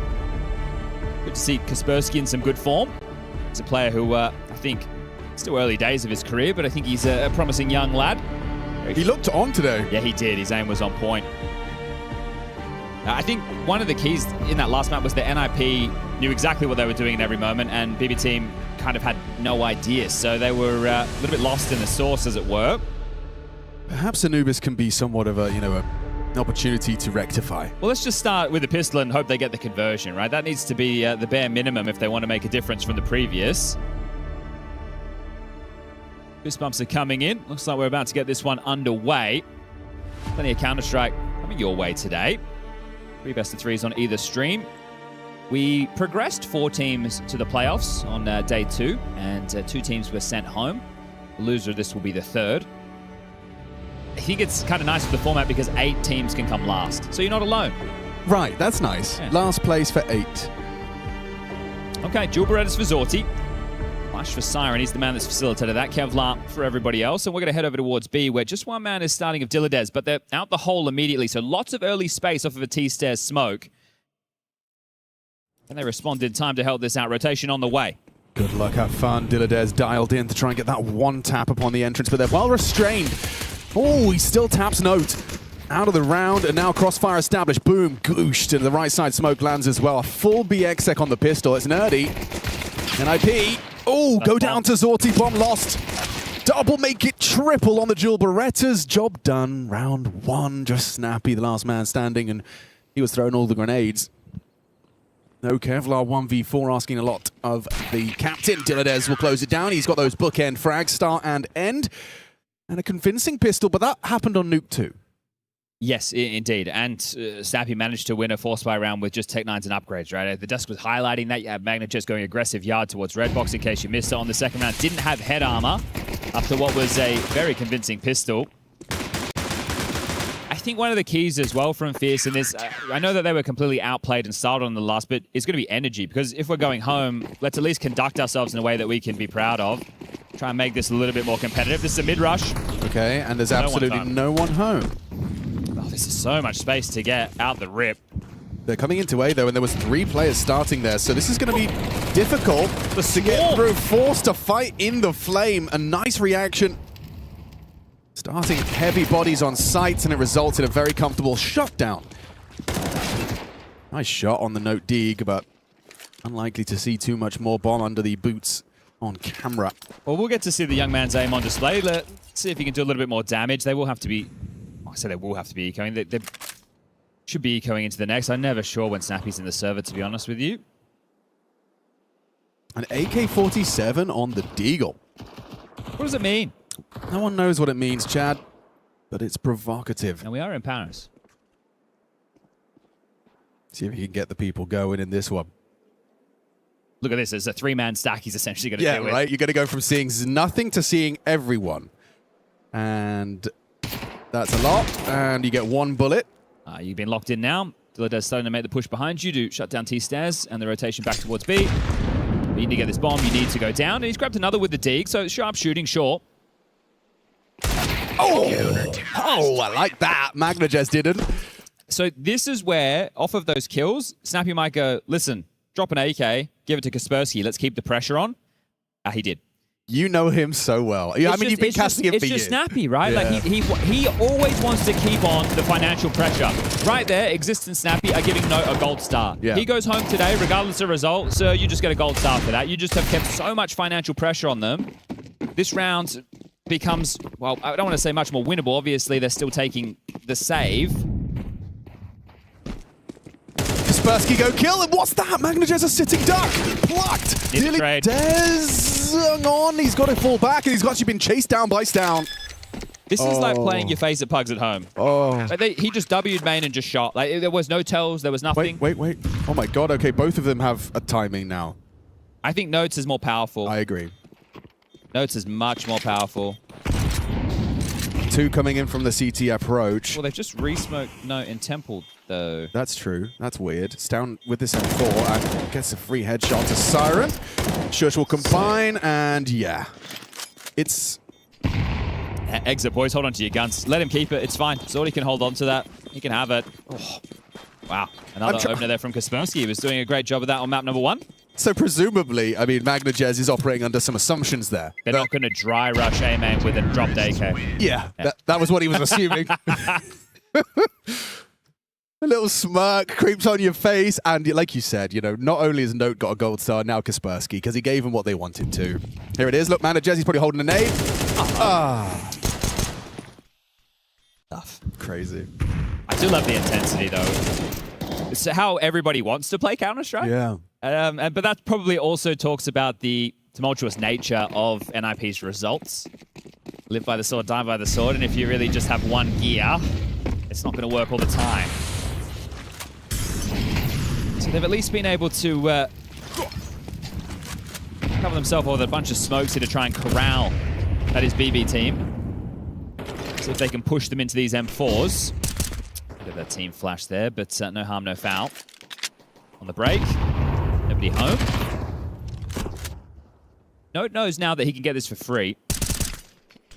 Just continues to apply pressure, so well done. 2 on B, Dilladez with the jiggle defense. Magnajez on the site as well. Both of them essentially playing to block. They've reclaimed Basket's control, but they are so disconnected from B. They couldn't be further away. And Shush is hitting shots like that. Magnajez, that's 2 rounds in a row where the B anchor's just been completely beheaded. Dilladez? Dilla doesn't. Yeah, that's like a left-eye jiggle there from Magnajez. It's not fun, and Snappy's heard all of this. We'll see if he's cleared. Oh, he is. Okay, 3v3. Give it a go. They've got kits. Okay, what's the post-plant setup? Double main. You've got to find Boom cleanly here. Oh, Note, bell rung, hoping to be overlooked. Kaspersky. And now they have the info on 2. You don't know where Shush is. Now, it's a plant for main. It's not necessarily planted for CT, but he's still being able to provide some pressure. Tags up Siren. Doughty with the smoke, but a kit as well. Down now, and Siren running out of opportunities. Kaspersky closes it down. That's 3 kills in the round. Convincing scenes as they claw back into an even kill. Yeah, and now it should be the Eco, so they should be able to put themselves in the lead. Again, this is a T-side bias as opposed to Nuke, which NIP made it look that way. I swear, Magnajez is behind the wall, man. That's it, left eye jiggle. Yeah. I know people are going to say, yeah, but it's the angle. You know what I mean, all right? We're not going to do mathematics right now, guys. We're not going to do angles. It's too early for that. No, or too late for us. yeah. Fair. But you at home, we get it. You're smart. Woof. Big nade down the back pocket. So it's a B stack with Boomich trying to pump up his chest. Yeah, that grenade turned Boomich's trousers into chaps. This one shouldn't do too much. I say that. Magnajez's Deagle did find output on a similar round on Nuke. Got a couple. He's got the whole squad to support him here, but it's just a dream for a MAC-10 player to see all of those unarmored CTs congregating an easy conga line in towards the B site.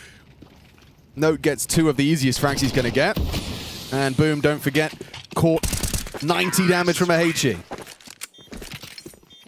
Leisurely for the Ninjas into their 5th round converted, or rather, the 3rd round converted for them.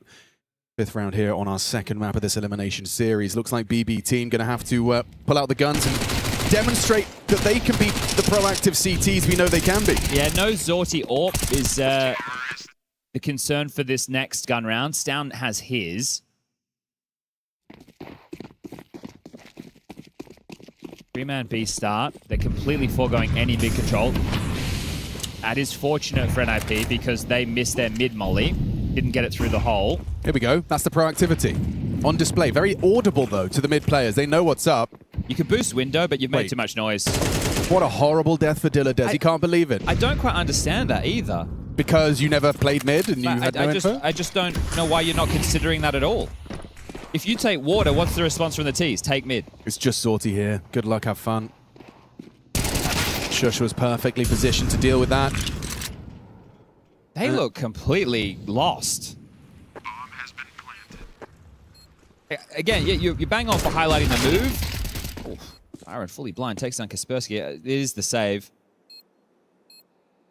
But just not ready for that. And I guess because they did it relatively quietly, they missed the molly towards the hole. No, but you're right to be raising eyebrows considering you started no one mid and you're loud about Con. You know it's possible that there are mid T's can hear you charging Con. You're not seeing anybody water either. No one's shooting you back. They're either outside B or they're above us. Yeah, so blindsided there. On your map pick as well, lacking polish. But that's it. The last time they played this was at the major with Flamus. Right. It was against Aurora. Terrorists win. This was in that quarterfinal, and they got blown out, right? They were the ones who picked Nuke, and then Aurora picked Nubis, and it was just two maps that were uninspiring. Especially after the group stage run they had and the type of teams that they were beating and the Counter-Strike they were showing.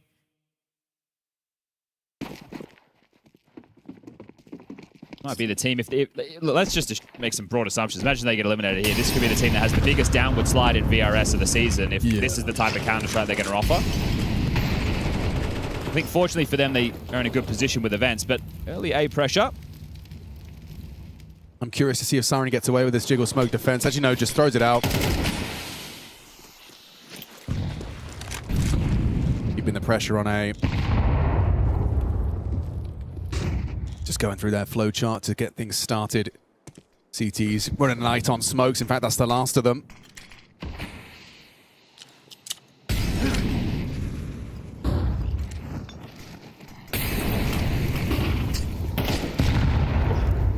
All right, well placed nade.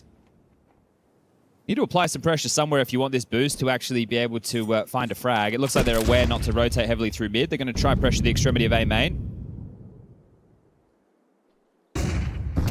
Oh, no to trouble. Yeah, gets run down. Flash from Boomage connecting, Siren profiting, and then MagnaJez will proactively swing on through. They're bringing the fight, and that's what you want to see. The CT side set up to collect. This should be a conversion. Look where the bomb is. 2v5, massive number advantage, no bomb. They have some space, you could say, but 30 seconds, this one is looking extremely unwinnable.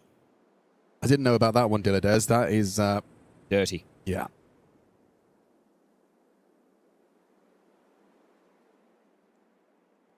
Well, this round is a bit more convincing, and just to return to the point I was saying about the events, right? Maybe BetBoom are going to look a little bit rough to start the season, but then you've got plenty of events for them, right? You've got FPG3, you've got EPL, you've got PGL Masters, they're in Beijing as well. So this is what the good major performance can get you, and it's going to get you the return to the tournaments, but at some of them you are going to need to pick up a few wins to keep yourself at least afloat. A one-round gap.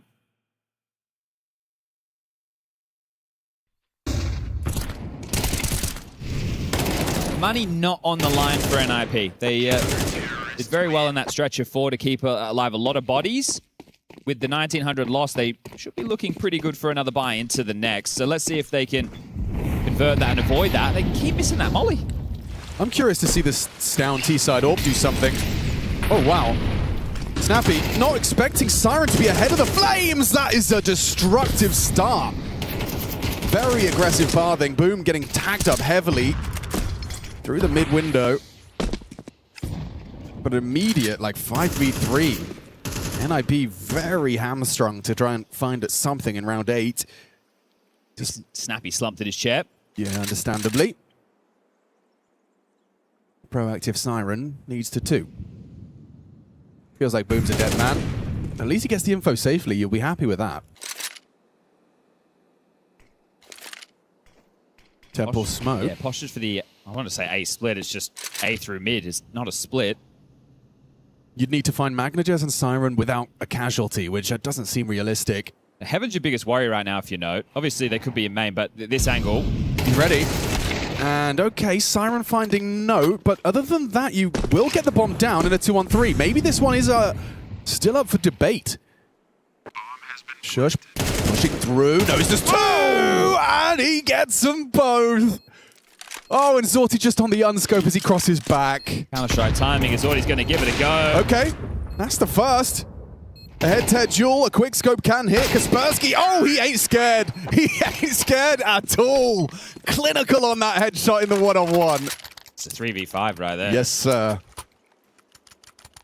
Ooh. Where did it all go wrong? I didn't mind the fact that they gave up the space and played towards Heaven. It's a strong angle. It's Shush getting the 2 kills in A main that's the difference maker for me. The fact that he wasn't ready for Boomage to be across the line. Just flicked into it. So that's the frag that makes the difference. And as mentioned, NIP's money wasn't going to be ropey. BB Team's is. That flash is going to catch him. Kaspersky gets a free flash, boom, and a missed shot from Zorti that's just unforgivable. He slumps in his chair, shake of the head. He's had some absolute mares with the AWP. Don't forget about the FaZe game. Of course not. Bowen getting that massive clutch to get FaZe across the line, and now they're already locked in for playoffs as, I was going to say the punishment keeps coming.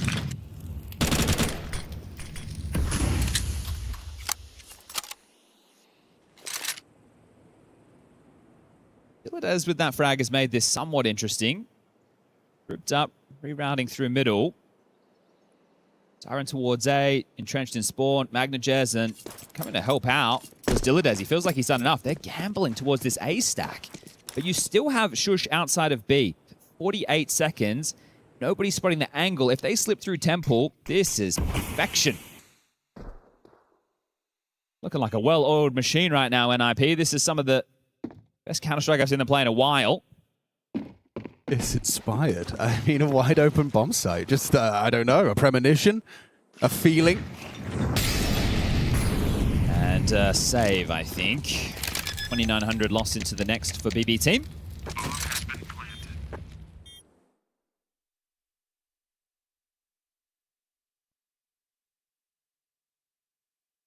You're excited for more Counter-Strike coming your way today here from the Esports World Cup 2026. We've got Bait taking on Vitality as the next game on the A stream. The B stream game, however, might be a little bit more tantalizing. You have the Blast Bounty winners of the season, Mouse taking on Foot. Ooh. So both teams obviously with some reshaping coming into the new season, but Mouse with Spinks getting his MVP, playing some aggressive in-your-face Counter-Strike. It's great to see. We know the output of Spinks, but sometimes you wonder if he could have given a little bit more.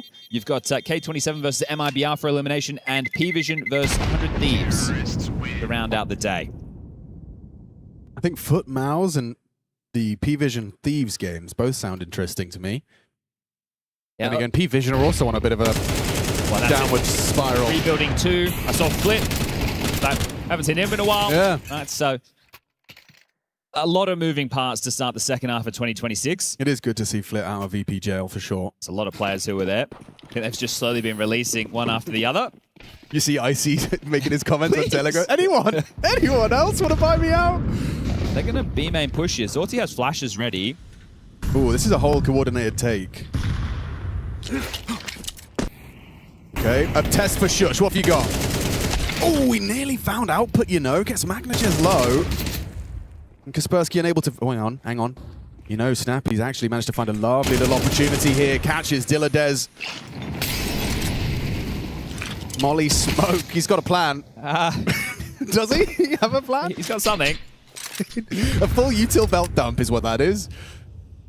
I don't want to be run at. Please leave me alone for a minute. They are bringing the bomb back over towards B main. The back is stout. Ooh, not ideal for Kaspersky. That's a huge contribution from Zorti on the M4. He is doing everything for the boys at the top of the table. Especially considering the type of round we're seeing. They're boosting. Did he hear it? I think Note's aware of the sound. Yeah. Oh, the pre-aim for the boost. Oh, you look silly now. Brutal. There's one moment it's like, this is good. You can see it, and then that happens. Well, Boomich is relatively quick to this. Now might get caught off guard. I think you're right. Ooh, gets the turn tail. HG and a flash thrown in his face, and a Tech9 tracks the head. Boom, down, and not too much fun for Siren. Just got to resign himself to a save.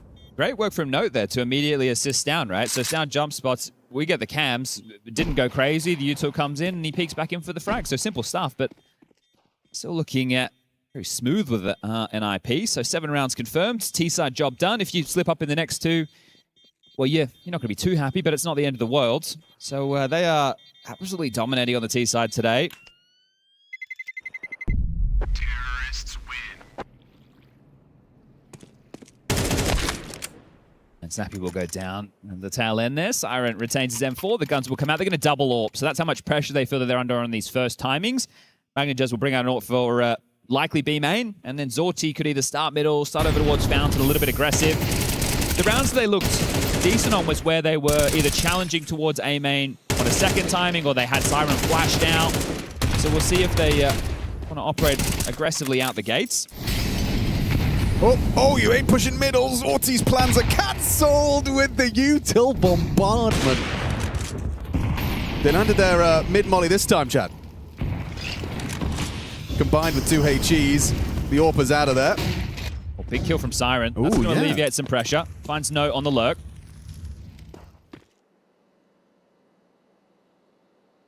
Again, three find themselves A.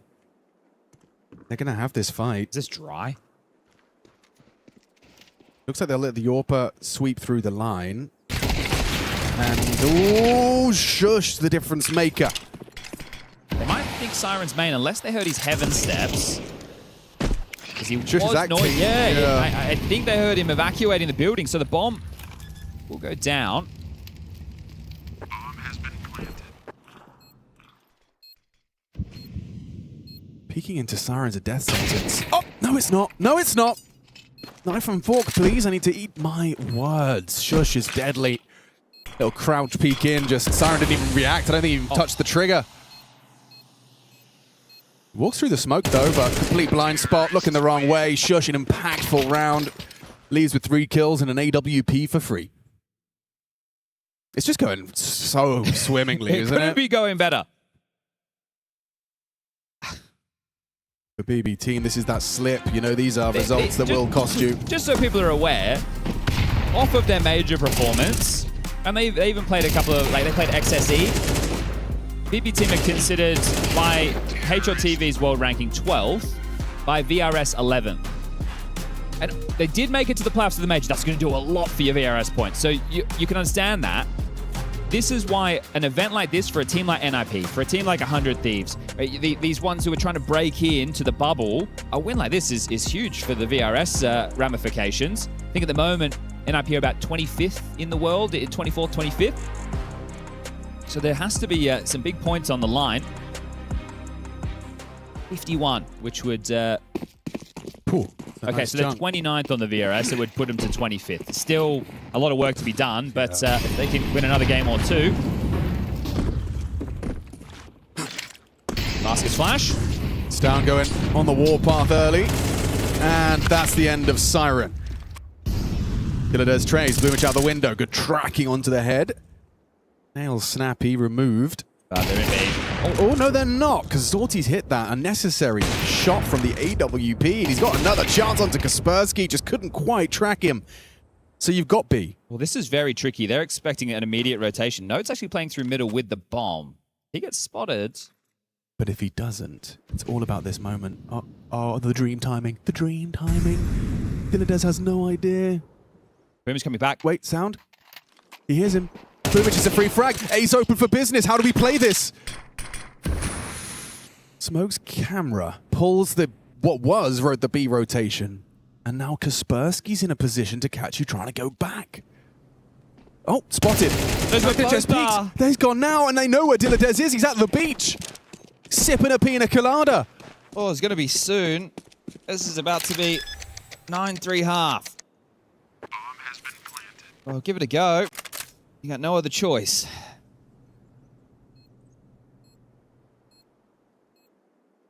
Coming in through camera. Partner up. And Dilladez getting caught in the brain. It's 9-3 at half. Dominance on display from the Ninjas, and they're just going to make this one efficient. They're going to make this one quick. BB team do not look like they're capable of taking this the distance. It was different to Nuke because they won the pistol and got the conversion, but then they lost to a Hero AK. So, yeah. Which one's worse? Different, but the same. Same but different. Yeah. Oof. Kind of like Australians. This is a bit of a damp squib.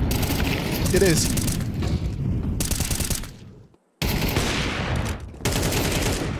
It is good to see NIP playing some quality Counter-Strike. Dude, the way they solved that mystery was so naughty.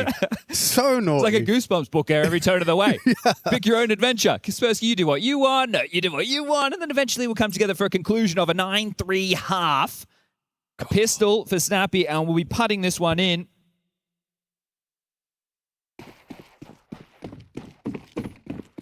Pistols have been working out for BB, though. What's that smoke from Boomage? That was from way downtown. Right side smoke. Left side smoke. And Kaspersky getting run at. This is now the Glocks closing the distance. Very threatening. They're playing retake now. They will concede the plan. Dilladez is going through on this. Wants to punish the reload. He's absolutely smashed it. Love the pathing. We're all changing spots. Oh, but now he pushes through the smoke. The cover wasn't there. It's fine. Everything's fine. A BB team plant. And a 4th round. Okay, musical chairs there for a moment. That was a little bit of fun, wasn't it? Hold on to your Kevlar. You'll be able to get yourself a Famis into the next. So, down and note on the extremities looking for the kills. BB team will be taking this one. So both pistols. Both pistols and a comeback. Double thumbs up. Both pistols and a 13-5 game. Miserable. Yeah, double thumbs down. Couldn't feel worse. Oh, you won the round that people consider a coin toss. Oh, cool. Supposed to leave you in driving seat.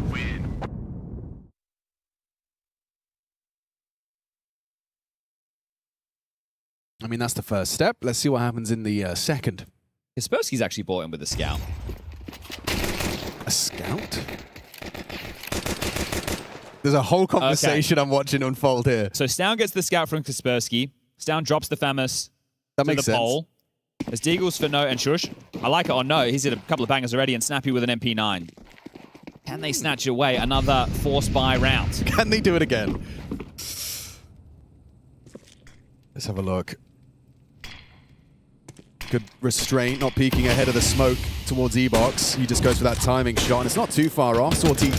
Oh my god, they've lost a man. Dilladez was supposed to be holding the B push, and he's just been composed. Taps from Kaspersky. Little burst. Completely nullifies that, and now you're flying blind, right? You have no info about how much those CTs are pushing. Snappy's responsible for this push. Looks like the whole congregated outside of A. Smoke fading now. MP9 and a Dream. Or Snappy. Sounds also rotated over towards A. He'll be Heaven. Can't assist. Flash. He's anti. Notes Deagle.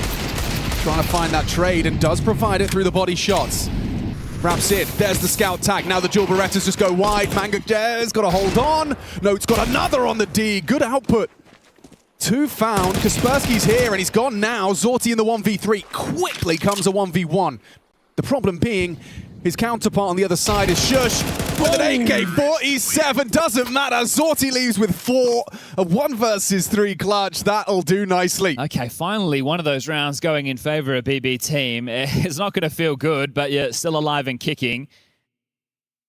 Now, on the T side, I can justify Snappy force buys because he's got a strat. It's Poppy. There's some good util. With one player staying alive, I think that they're just going to take the partial. So, couple of investments, but not the full shove. Enough with the 2,900 coming into the next that they will be able to buy. So for BB, you want to keep this clean as you can, because you're going to need to start mount. Oh my goodness. Sortie's neck just got broken. by the Kaspersky Dig, and he's on the warpath for more.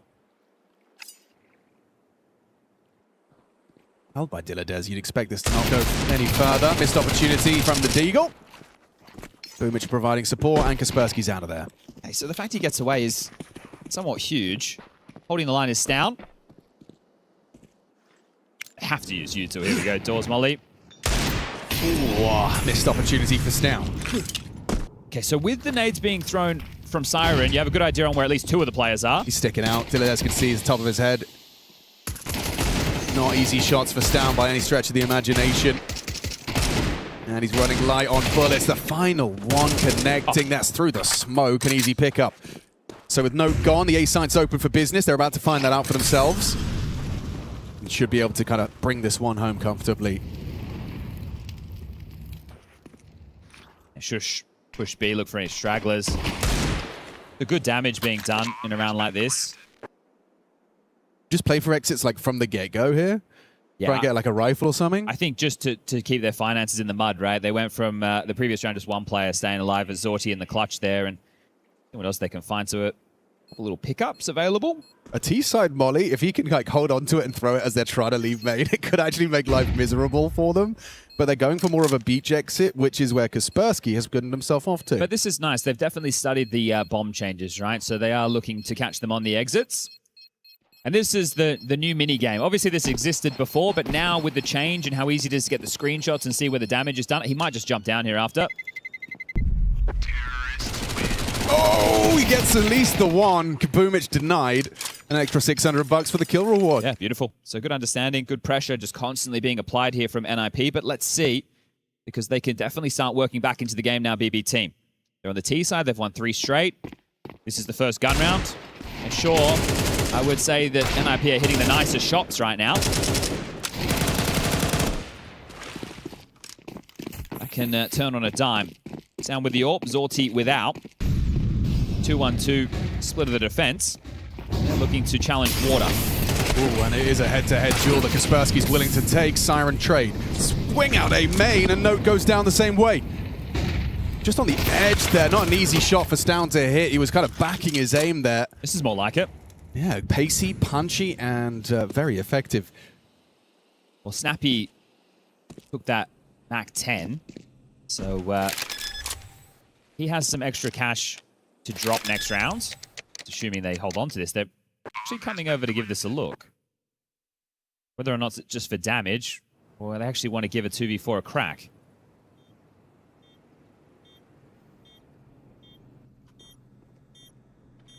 Have a kit and a smoke. It's not in a position where they can really dart in and get this defuse easily. So Siren searching A, he's going to see nothing. Yeah, okay. They can't go for it now. That's just trying to keep them around the bomb, and really being prickly, aren't they? It's very min-maxy at all times. Terrorists win.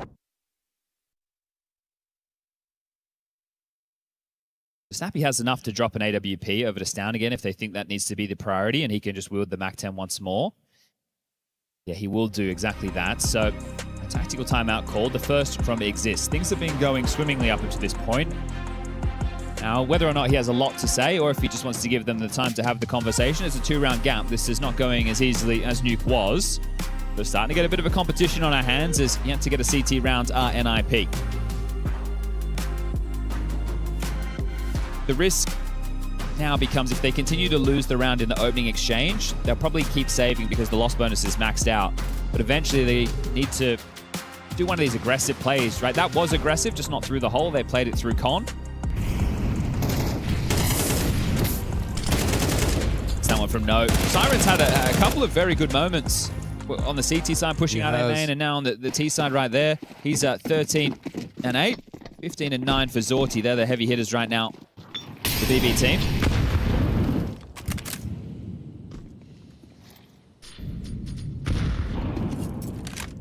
So 3-1-1 for the defense.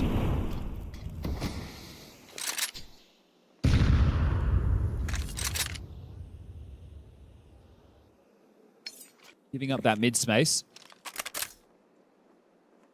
Good angle from Snappy, right? That's not going to be pre-aimed, so he should be able to get the info, then drop his incendiary and stall the play. They do try and come middle to A. But it is just to block, right? It's not somewhere which he's going to be wielding to a lot of frags from. Still 3 on B. That mid pressure hasn't really changed the dialogue. The only problem becomes if Snappy can't see the temple pick, but the AWP on AWP action coming our way in a moment. Zorti's been waiting for this push for so long. He goes boosting. now, breaks it to go grab the bomb. A boost for Stown, and Zorti's down. Block B main, you've got your opening, and now you're operating at 45 seconds for the finish. Snappy spotted Magnajez there on the pixel. But he could technically cross temple, so there has to be a consideration. Luckily, time ticking is now on their side. Bomb rotating all the way back to join this A play. Oh, can't go down here. Oh no, it's giving it away. Bomb stuck T-stairs. Limiting them, they have to go rugs. That's exactly what they're doing. Kaspersky's going to be kept at bay by that barrage of smoke and flash. Dilladez still stares. Oh, no. The barrel. Ooh, it's hectic now. The bomb's making its way with 14 seconds. Snappy still worried about Magnajez. A Mac 10. Just a Mac 10 versus an AK. He can't hack it. The bomb will go down with plenty of time. Dilladez. Oh, just reactions. Great adjustment. Kaspersky finding him, but is that just for the AK and a save? Yeah, because remember, the loss bonus is maxed out, so they will be able to buy again, right? They can drop, and it will be fine. But, BB team did very well with that util late to be able to avoid disaster there. And IP in the mid-rounds.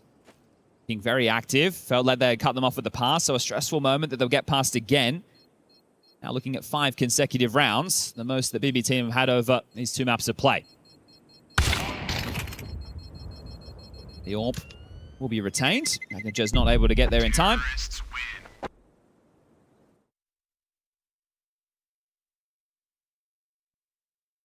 Maybe another timeout.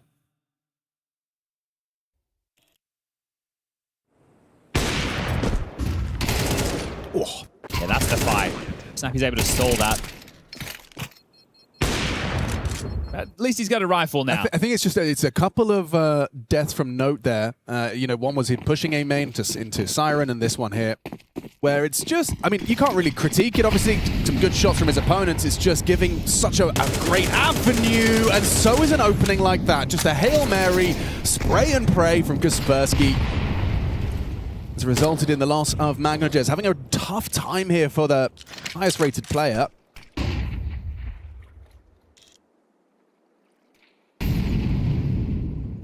Anubis, just 6 frags.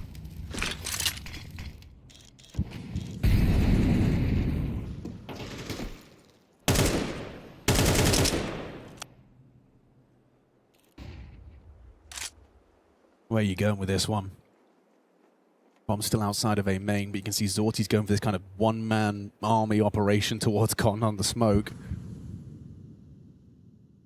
Divide and conquer. Be fake, you need a kill. That looked good. Just a little shy on the quick scope. Maybe Dilladez can get something off of this. Josh is jiggling it safely for info. And he gets that info without so much as a scratch. The pressure will be on Note right now. He is on his own. They've all rotated because of that. So Note needs something, or just stay alive. Valuing his life is really important here. Incendiary. It doesn't cause image to cancel, but still keeps them marooned. They need a flash and fight. And that's exactly what they'll do. Boom, trying to take Note out of the equation. Didn't manage to get the fight they were so hoping for. A 5-man retake. Good luck, have fun, Boom. You got to play this one to perfection. And they will be ripped out of the server with Kaspersky on the ace. 5 frags. It starts with a smoke spam. It ends on the retake. That is beautiful. He's looking great. 23 kills deep. He had a great last map as well. I was just looking through his performance in the last map. Boomich, he went 6-0 against head-to-head. Magnajez, he went 4-4. He went 5-0 against Dilladez, 4-0 against Siren. 4-2 against Zorti. Like, he dominated 3 players. Magnajez was the only one that could actually kill him. So, he is having quite the series right now, Kaspersky.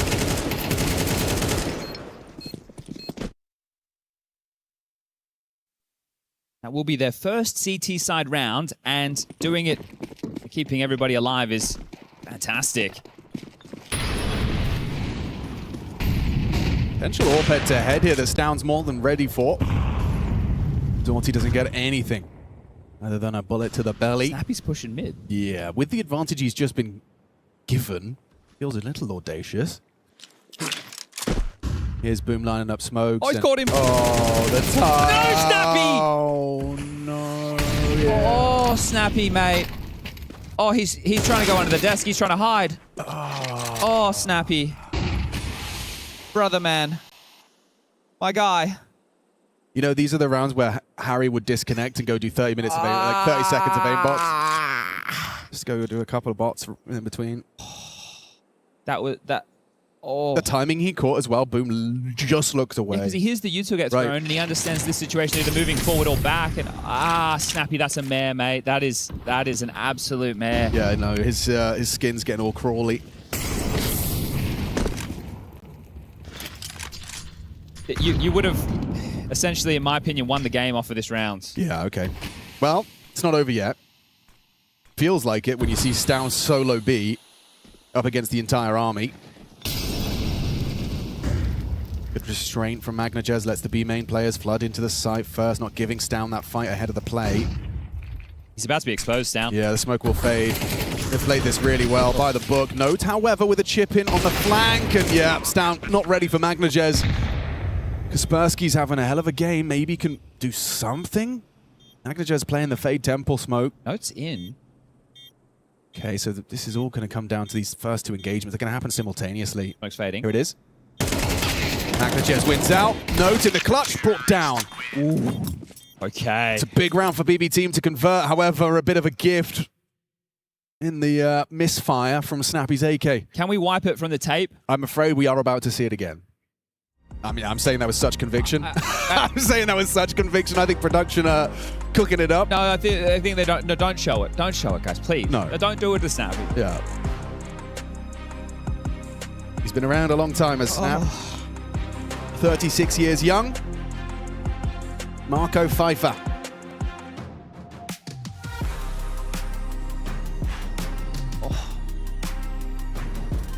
Exist understandably takes a timeout off the back of a round like that and just says, right. Oh, mate, don't do it to him. Okay, there you go. That's fine. That's great. It looks much better that way. Yeah. Yeah. He was partially blind, I think. I think so, yeah. The flash nipped him. Yeah. Look at this. Look at this. Did you see existed. Like you've just seen a ghost. We're having fun. I don't know if NIP are right now. I think the pressure, the cortisol is spiking. Oh, this is a great opportunity for them. Whoa, where's Note's health gone? That was from the flames. Oh, rough day in the office for Note. Got to get out of there now. Surely not stick around. Brave to be throwing bullets through the smoke, but he will depart. Well, this is still an uphill battle for BB Team because you know the loss bonus for NIP's there. So they're going to continue to be able to have guns. I mean, if anyone's going to be able to take Kaspersky out of E-Box, it would have been MagnaJez, but he's actually on the way back. Should be fully a B split with how they're postured.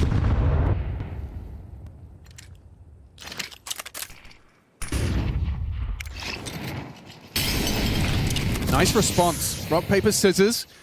Molotov smoke. B main swinging. 5-man into the B site. Just Kaspersky partnered up with Shush. Just the one. And MagnaJez gets them both. Site now seized. Post plant setup erected. And if Snappy wants to try and come in through the retake on the flank here, it's held by the AWP. Feels like a guarantee for Zorti. And it is. Tie this one up at 10-10. Yeah. Just to add some more numbers to the type of game Kaspersky's having, obviously we can see he's 23 frags deep, right? But he's also 7-0 in terms of openings. 7-0. You don't want to waste a performance like this, and you definitely didn't want to lose your AWP like that. MagnaJez takes out the trash and denies this AWP. No, you're coming over to pick this up, mate, but they've already taken away from you. I know I said the loss bonus was in place, sure, but without a couple of saves, it is going to cause a little bit more of an issue. So Note get run out here in the final moments. Yeah, bomb goes off. They let go of the shift key. Note, here's the steps, but we'll retain the M4. Surely a timeout.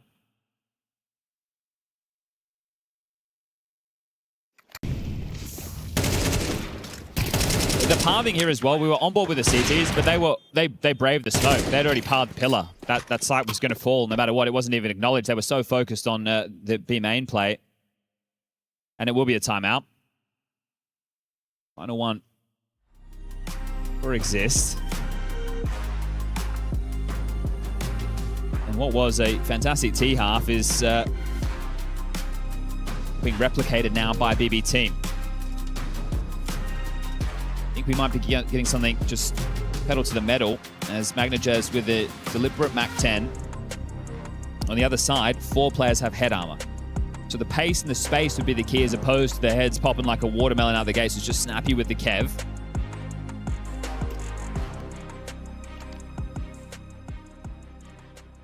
And Exist. Get them back in this, or BB Team going to roll over and take us to Ancient.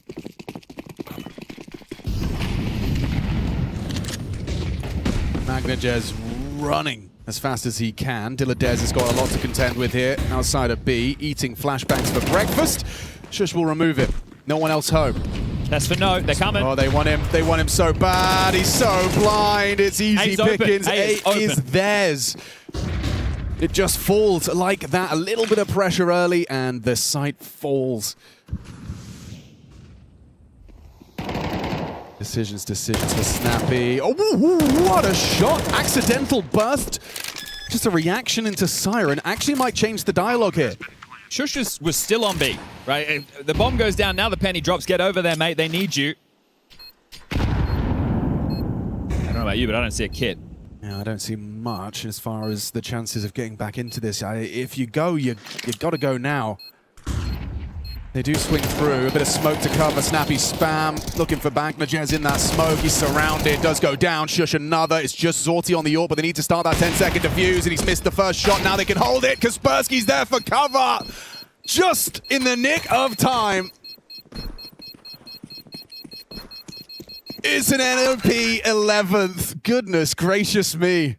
I'd like to see that one again from Snappy. By my opinion, that is pure luck. I think it might have just been reaction or, I don't know, smoke spam. So this is very tough from No, being isolated. A lot to ask from the young man. This shot. Accidental. Yeah, well, is that the redemption that Snappy's looking for after that absolute whiff on Boomage a couple of rounds ago? Fierce on the mic now. So that's NIP's second CT round? Yes, yeah. And their first came with a Kaspersky ace. So once you keep that in the back of your mind, you know that you're in a tough spot. This is where it was always going to be difficult if you were that a BB team. You're playing up against a squad who has max loss bonus down the stretch. So they're constantly going to have guns. You don't get lighter buys. You don't get those type of rounds. And then you take a look at the scenario where you find your loss bonus. 1,400. Oh, okay. Cool. We got to do it on difficult mode. Yeah, you have to do it with essentially a meal deal. A packet of quavers and a paperclip. So essentially, if they don't get this one, 1,900 lost into the next, and the buy will be rubbish. Absolutely rubbish.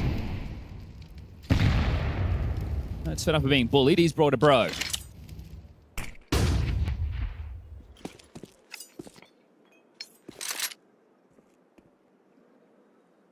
Stow goes searching. This is Audacious on the AWP. Might just stay on the stairs line and then let the rifle slink on out. Did Siren spot something there? This is going to be very disruptive. They're not ready for this at all. It's 3-4 day. Yeah, overlooked completely. Notes forward position. Only leads to the one, though, with Magnajez gone.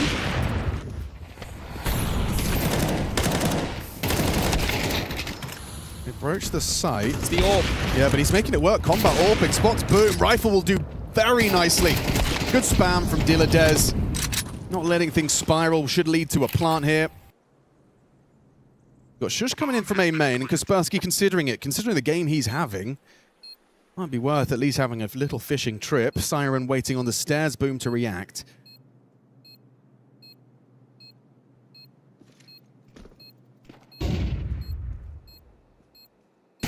Spotted, swung, and executed. Well done.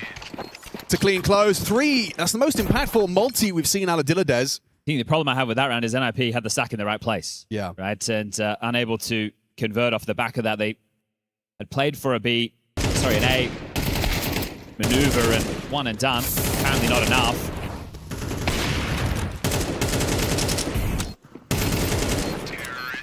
It was just funny because Stan was leaving. I guess they felt like they hadn't seen any indication that there was action. Had no idea there was so many bodies close by. That's a FAMAS and an MP9. Yeah, okay. Who wants to go with the Mac? Yeah, an extinguished mid and run, and it is wide open for him, so he gets all this space for free. Saw a lot of this in the first half as well. Temple smoke and camera molly. So faking another one of these A plays, they're going to turn this into a B split.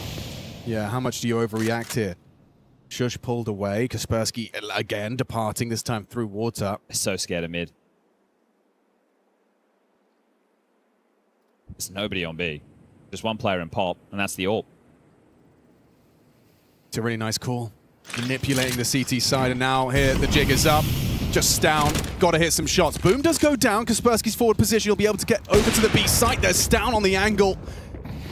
Catches Magnajez on the cross. Another required. It's going to be smoked off. Flank's coming quick from Snappy. Oh, it's quicker than they might be ready for. Zorti's just now tucking into jail. Oh, he's made noise. He has announced his presence. Doesn't matter if you can catch Siren trying to Scarper to pick up the bomb. Quick scope. Eye in. Nails it, but there's not another one. He wasn't ready for Note. Uncomfortable in the 1v3. Good luck, Diladez. Nice find. Well, fakes it. Good transition through Temple. I don't hate it. Okay, so over towards A. Well, they know that the escape route is open. He could have gone through Con. He could be going through Temple. Those options are available, but as they stay active, they know. The pennies drop now, starting to make a move. Kaspersky having a damn good map. Already starting to jaunt over. Diladez thinks he's outmaneuvered him, has to plant, and now gets it down just in time. But He's so quick. Here. He's so quick. Diladez no chance to set up. He just has to fight on sight, and they'll double up. Stown and Kaspersky both with the rifles, partner up, enabling that trade potential. He's trying to isolate. Kaspersky comes up and over, and that will be 12. One hell of an Anubis he's having. Puts him up to 26. It's both maps combined, right? On Nuke, he was 23 and 6. Right, he just got another opening kill. He's 8 and 1 in openings. He had an ace in this map. He's closing down the rounds. He's been instrumental in the 3 rounds they've gotten on this CT side. I mean, you said it best, Chad. He's like, you don't want to waste a performance like this. He's in top form. And it's only just about to get you across the line, or will it? I mean, you talked about the finances. How ugly is it for the last round? Not as bad as it could be. And obviously that loss bonus being towards the bottom of the barrel, but they're still able to bring out a couple of rifles into this one. Snappy lets out a roar. And I think if they can get this done in regulation, he might go and play a bit more deathmatch today after this kill on Nabumic. That would have been the round. Yeah. Scuttle the finances wide open and just bury them. It's gotten tense, so getting put through the motions. Reminder to everybody, this is a lower bracket game. We find ourselves in Group B. Winner of this will take on Astralis on Sunday.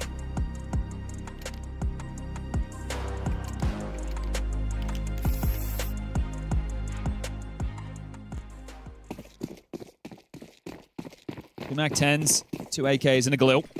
And a very direct approach, Chad. Yeah, looking to bludgeon. Poor Note.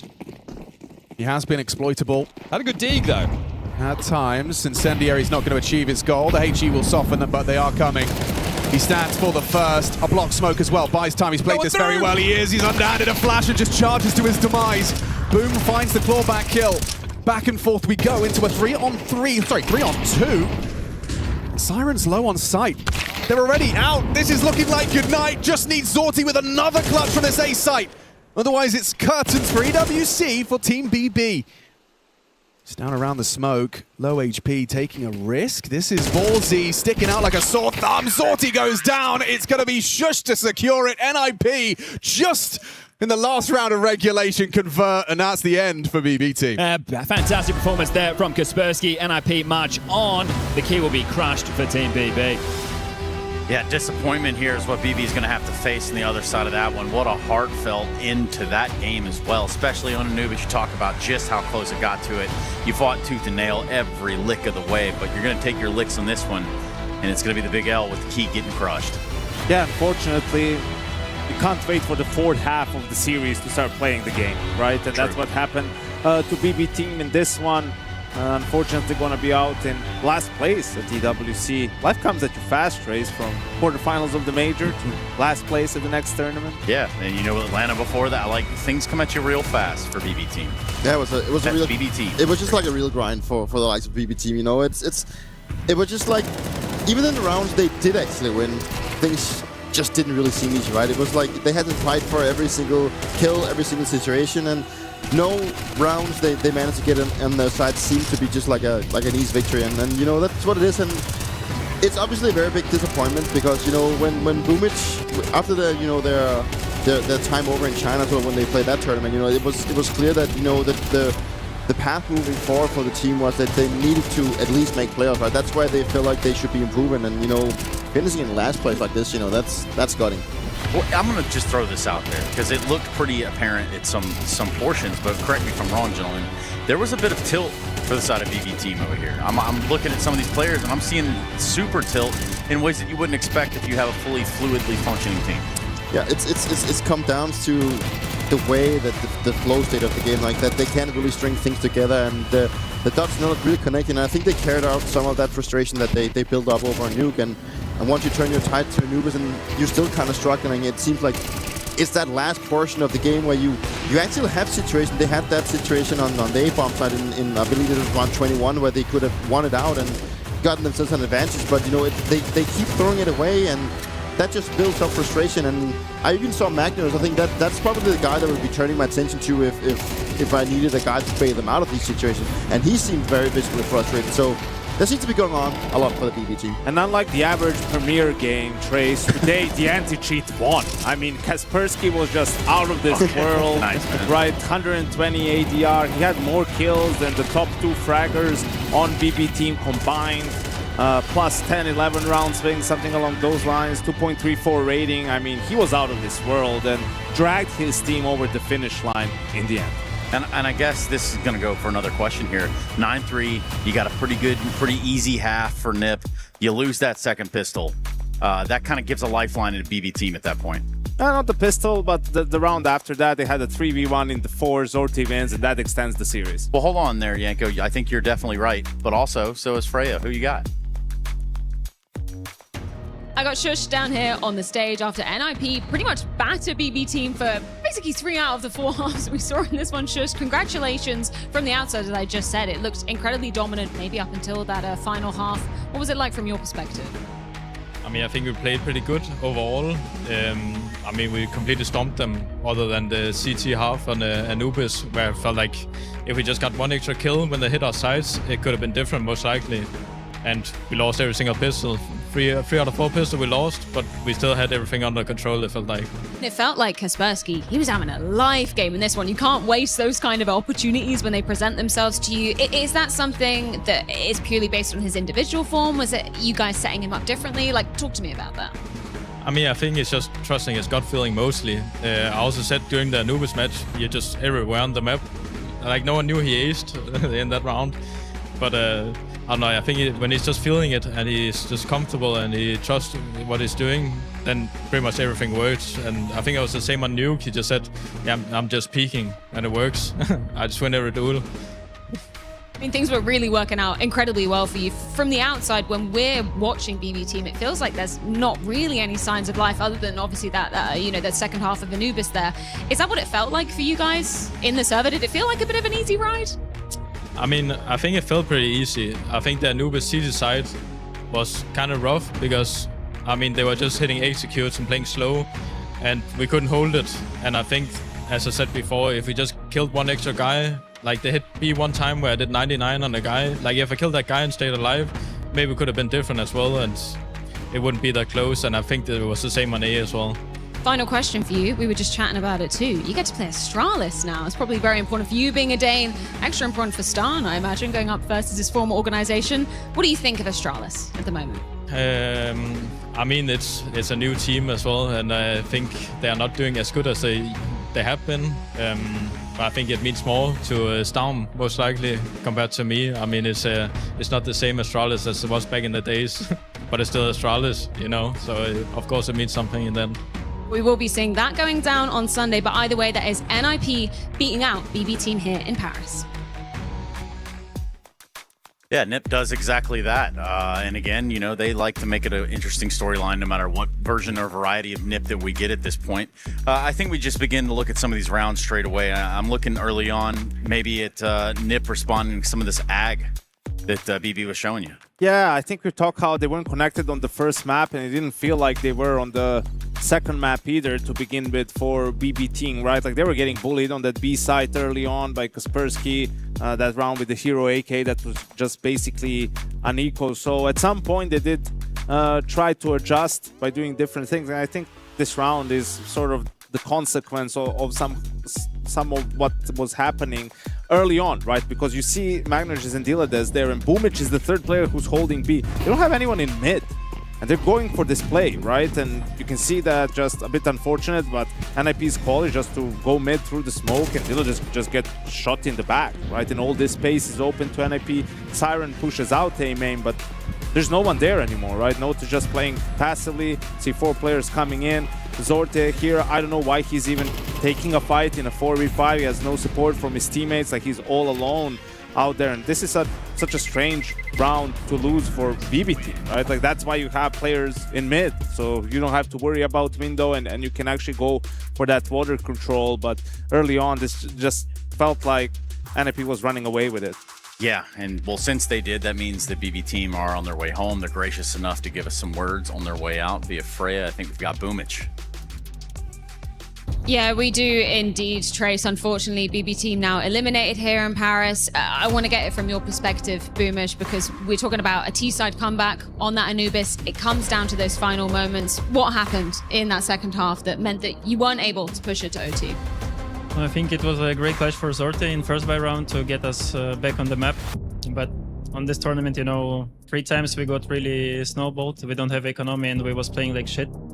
So it's a crazy bad tournament for us, and I think we should go home and fix our problems immediately because we have more tournaments. So it's really sad. You mentioned the problems that you want to fix. What's top of the list? What's the first thing that you want to be hitting with the guys? I think we should really more focused at the start of the map, because like our feelings, like we're starting to play normally after 10 rounds only. So this is the main problem, I think. Final question, you also obviously mentioned plenty more events in the second half of this season. Considering what we saw at the Cologne Major from you guys as well, what's the goal that you're building towards in this season? I think for this season, we should build the more structure and stay on the level what we get right now. It's a really bad start of the season, but I hope we will do better next tournaments. Boomage, I know it's never easy in these moments, so really appreciate you sticking around. Unfortunately, that's BB Team over and out here at EWC. Yeah, BB Team dumb data. You know, and that's how these competitions work. Someone does have to get eliminated. You know, Dupree, I'm sure even you got eliminated once or twice just to try it. Yeah, it has definitely happened that I've been eliminated in the last bit. So, you know, that is what it is. If you don't see to be clicking, and also in his own wording, it's kind of sad to hear that it's also maybe come down to a little bit of lack of focus in the beginning of the game, that they're not really feeling ready, and it's also a problem that I've dealt with individually, but also as teams. And when you have a game and it takes so long for you to kind of get started, then you seem to be, you know, falling so much behind that you always have to play this catch-up game, and it's always hard to be in that kind of position. You know, I don't think it's something they've dealt with like back in the past as well, but like it's something that they need to address immediately, because it's too difficult to always play from behind. You can't get away with it, right? At this level, and especially we preface it for NIP, there's a lot on the line in this tournament, so you have to be aware of that. If you're BB Team, like you have to match their intensity. They didn't today, and that's why they lost. Yeah, they did, and rather unfortunately for that. We can keep going into the rounds. I think round 8, it's a simple example of the CS give and take. But what is the position where you're taking parts here and you're giving parts in the other debris? Yeah, and it's some of the things that I actually thought was really good for them. You know, they started to take the fights in their own initiative, you know, flashing Siren out of aim to find these openings. But then again, when they go back in this given situation, it's a 3v5, and Boomich has already given up some damage from the early skirmish, so he kind of lets himself back, gives up mid-control when he spots him.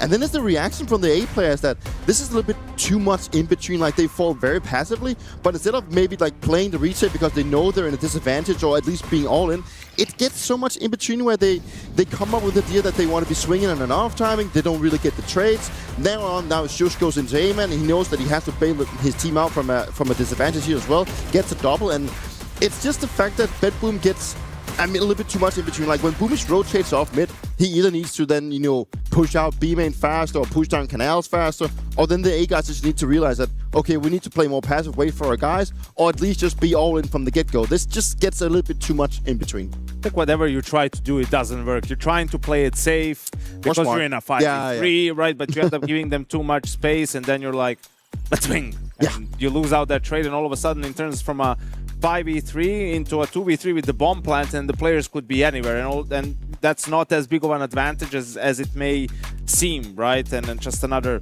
bad round to lose for BB Team. I guess just to kind of visit back for a second in the idea of where BB Team are, you know, that caveat of having a stand-in, you know, it's a positive in some degrees, right? You can say, okay, well, they have a stand-in, this is why they didn't do so well.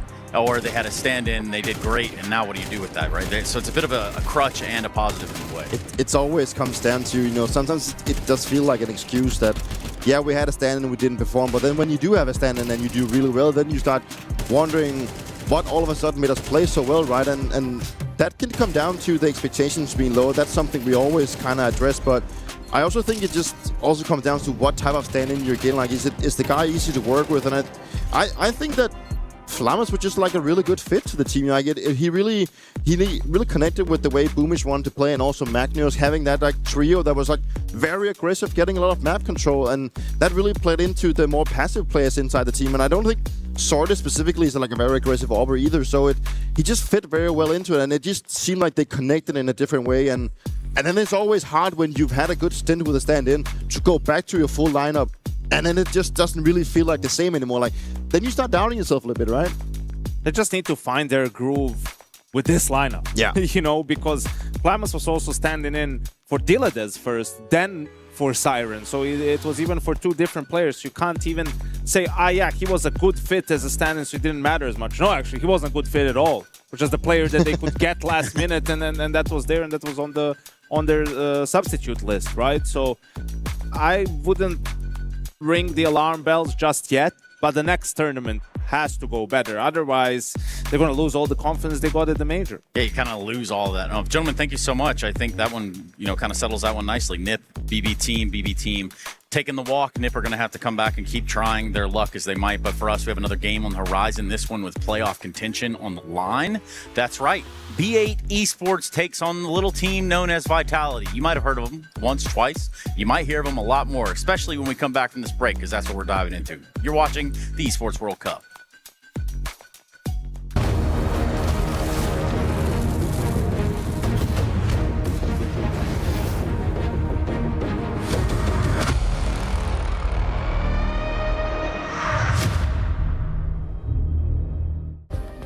Play is in our DNA. Whenever we let it out, it becomes our superpower. Now imagine an entire city being built to supercharge it. Kadir City, powered by play.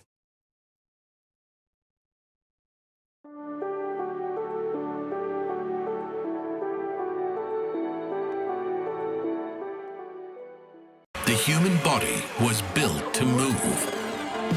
Not trapped at a desk in one singular posture for 12 hours a day.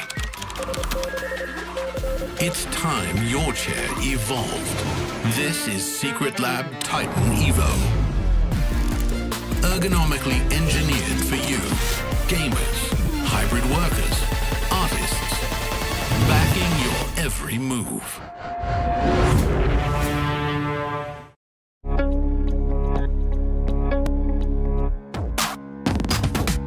Welcome again to Chicken in the Box. I'm here with Team Vitality, and I think we have a pretty good duo for this one. We have a guy who can say a lot of things versus a guy who's pretty ice cold. And it's a bluffing game. There's one chicken, there's two boxes. Flames will get the info. Robs has to make the decision on which box to keep. So, firstly, is he a good liar? Yeah. Yeah? Very good liar. Oh no. And he's ice cold? He's ice cold, but he's also... You know how to shake He it? knows the shit, he knows the shit. Okay, well, how about you take a look in your box, Flamesy, and... Okay. Sorry. He's breaking already. He made a chicken noise. Maybe he is a chicken. What do you think? So... You want to end with a chicken. He makes a decision. If you need to convince him to either swap or keep. Yes. Or bluff him completely. So, I don't have the chicken. Chicken doesn't exist in this box. This box is just chicken wings. That's it. No chicken, no alive chicken. It was eatable chicken or like? I think it's from Chipotle maybe. I think it's a Chipotle chicken. So you have a chicken? Yeah, I have a chicken. I thought you just said you don't have a chicken. Well, I can say whatever I want, yeah, right? that's true, that's true. What do you believe? How do you pick one?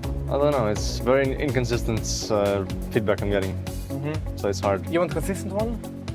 Yeah, what can it be? One of those boxes have a chicken. He's not wrong. Indeed. What if it's a lie? There's no chicken at all. Well, either way, what I'm saying could be a lie, right? Take a guess. Am I chickening or you're chickening? Are you gonna open your box and see if there is a chicken or no chicken? Now look at. Let it breathe, man. He's messing with your head quite well. Yeah. Are you ask. leaning either way, or are you just going to roll the dice? I think at this point, like anything I can say is gonna mess with you. I didn't see any emotion. I don't know. I don't know. Maybe he played it well. Maybe he played it well. Wait, so if I have a chicken, I need to show emotion? No, you do what you want. You can do whatever you want. Wow! Whoa. This is the trash talk that you guys do every game, right? You're getting in his head. Yeah. Are you leaning either way, Robin? Yes, the X-ray. But you want the glasses for this one? Well, I can answer this, I guess. You have to pick a box at the end of the day. So. I'll go with I have the chicken. Okay. And do I open the box or? I mean, are you locking it in? Final choice? Yeah. Final choice? You have the chicken? Yeah. Open your box. I don't. No chicken for you. Flames has Congratulations. pulled it perfectly. What was your strategy here? You just confused him? I was shook him up? thinking no matter what I say, it's gonna be confusing. Like he's never gonna know if I have the chicken or not for guaranteed. So I just need to say bullshit. It worked out. I have the chicken, the Chipotle chicken. Yeah. Do you think you would have won in his role? Hell no. Do you want to find out? No. Okay, well, Flames takes the win. All right, this was chicken in the box. Congratulations. Yeah. It's called Callum, the chicken. Oh, Callum. Yeah. That's cute. Player admin.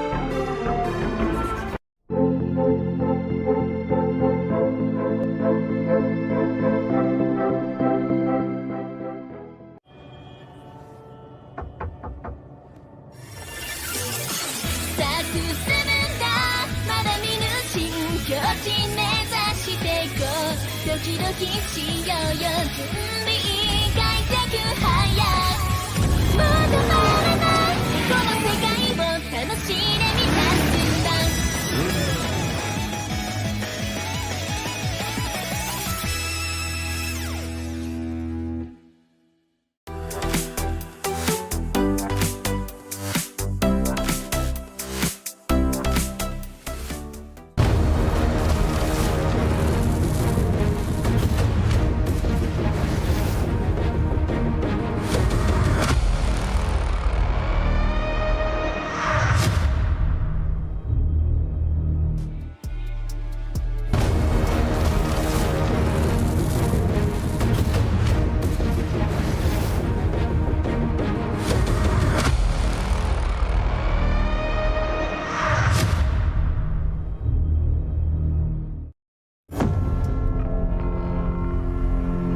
After EWC last year, we had a bit of a drier streak, I guess, of not as many trophies, but we ended the year well with the major.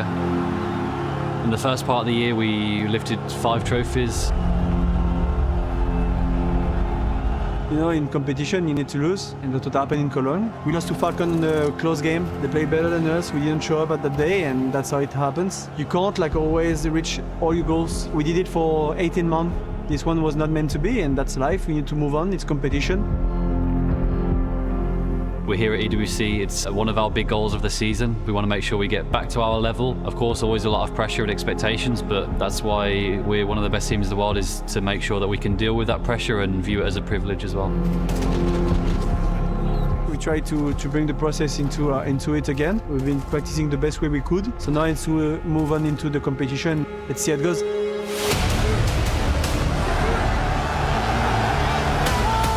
It's always nice to have the home support and a lot of fans there. I think, especially with Vitality, the fan base is so great. They've always been so supportive when you're playing on your home soil, especially for Apex and Zoe, who have that feeling as well. And I think everyone wants to make the fans proud, to make it worth it, and that's our main goal, is to bring this trophy home. Yeah, of course, I hope we're gonna play in front of them as much as we can. It's in like the place we won the last major. So I really want to play there again, because it was like the best memory I have in Counter-Strike. The Golden Hornets are always great support. They're always loud. We always make sure we hear them. So just a huge thank you and a huge shout out to them. I think it's such a pleasure to have those fans cheering for us, and we just want to make you guys proud. We know we're just a few steps away of being back to our best. We've had good preparation coming into EWC. If we play to our strengths and focus on ourselves, we should be in a good place to lift the trophy.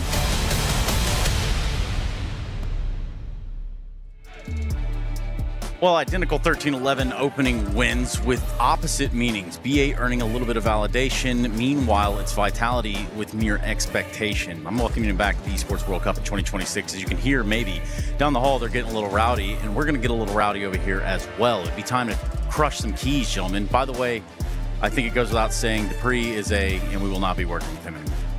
That's it? He's done for? Or? Well, yes, and no, he'll be back. What did he do? No, we just replaced him with a different Dane, and we thought we'd come in here and talk about crushing keys. Okay, no difference, I guess. 2 Danes and a key trace. Looking at Vitality, yeah, .com. I don't know, crushing keys, that's cool. We get the elimination games going today. I like that. Personally, that's my favorite game, you know, Trace. When someone gets out of here, you know, you suck, you lose, you go home. I like that. Damn. Yeah. So, okay, Jacob, I just wasn't expecting such a tumultuous... Of course you were. No, it wasn't, dude. Anyway, so eliminated our BB team. We've kind of gone over that in depth. How do you think that that pans out?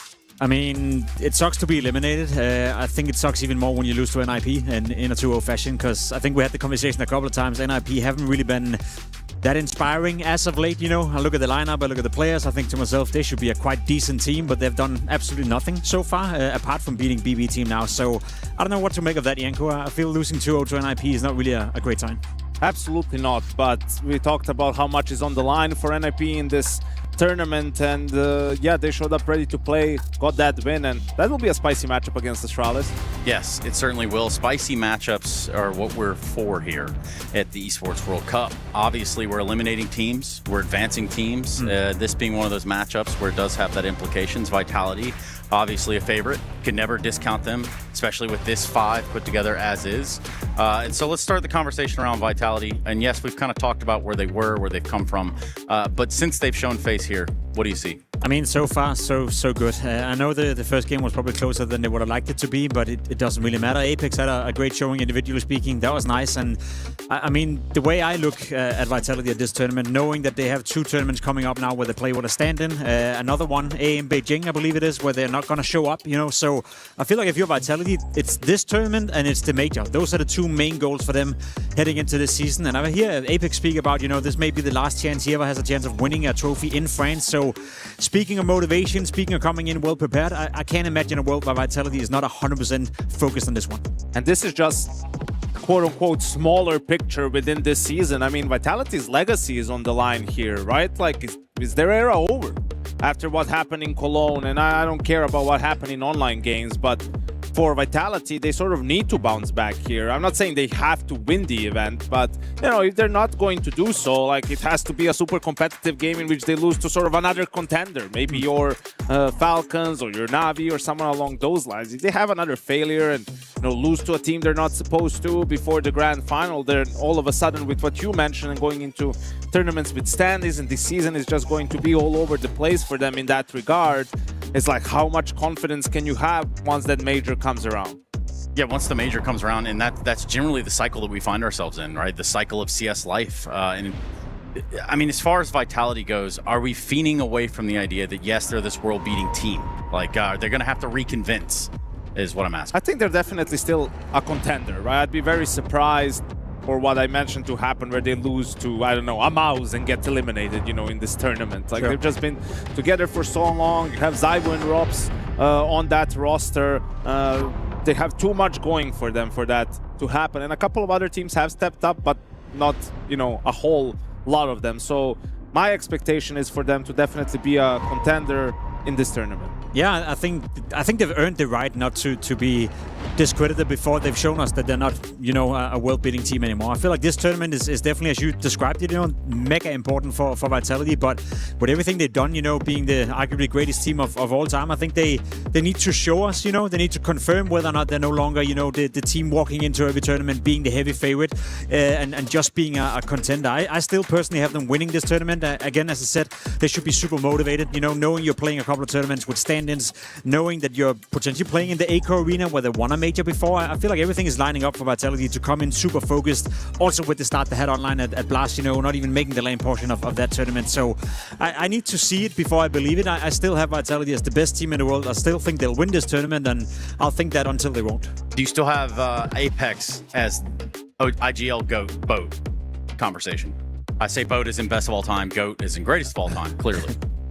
He's in the conversation. I think he has to be in the conversation, but I think, you know, guys like Carrigan will be in that conversation as well. It's a conversation maybe for another setting to be had, but Apex definitely going to be up there, and just how good he is at motivating his teammates and lighting a fire under them, right? Like, that's perhaps why he had the game he did against 100 teams, sort of showing, leading by example and showing to them, all right, we're gonna be back, like we're still the same Vitality we were in the last year and a half, and, you know, wanting to instill some confidence in his teammates perhaps. Has to be part of the conversation, obviously, but he's also a different in-game leader than Carrigan, right? With Carrigan winning the major with Falcons all of a sudden, that helps his case even more so to put him up there being the GOAT. I feel like Glaive is slowly but surely starting out of that conversation with how well Carrigan and how well Apex is doing, but as you said as well, I almost feel like the biggest quality of Apex is how he always motivates the team and always sets sights on a new goal.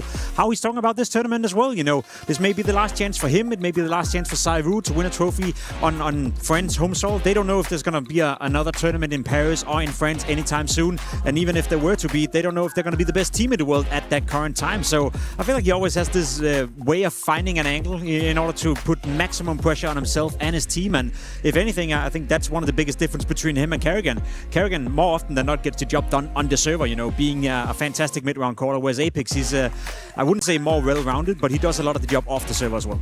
And we also have to consider within the side of Vitality, and whether obviously you have this lineup winning most games that you have been playing. I mean, it's tough, bro, especially hanging around you as much. I've learned the English as best as I can, but you know what? Let's just hear from Xtaz. Vitality looking to secure playoffs today. I've got Xtaz ahead of their game. I do want to just reflect upon 100 Thieves. Look pretty dominant. How would you rate the start here at EWC? Well, I was happy because usually in best of 1 it's tough for us. Of course, with Nuke winning the fourth buy plus the second pistol, yeah, it was pretty smooth, of course, and I think we played well. It was really good because we were locked in, and usually it's something we struggle with. I just want to touch upon Apex, not least because he was popping off in that best of 1, but just about the major and his emotions that he displayed after it. Understandably so, there were some frustrations, disappointment. How do you work with him to harness those into the new season? I mean, we know each other pretty well, so after 2-3 days in vacation, we call each other. We spoke a lot about how we want to improve as a team, how we have to motivate the guys for this goal, for this tournament. So it's kind of easy between us. Now it's just we have to prove we can work well and being on top again.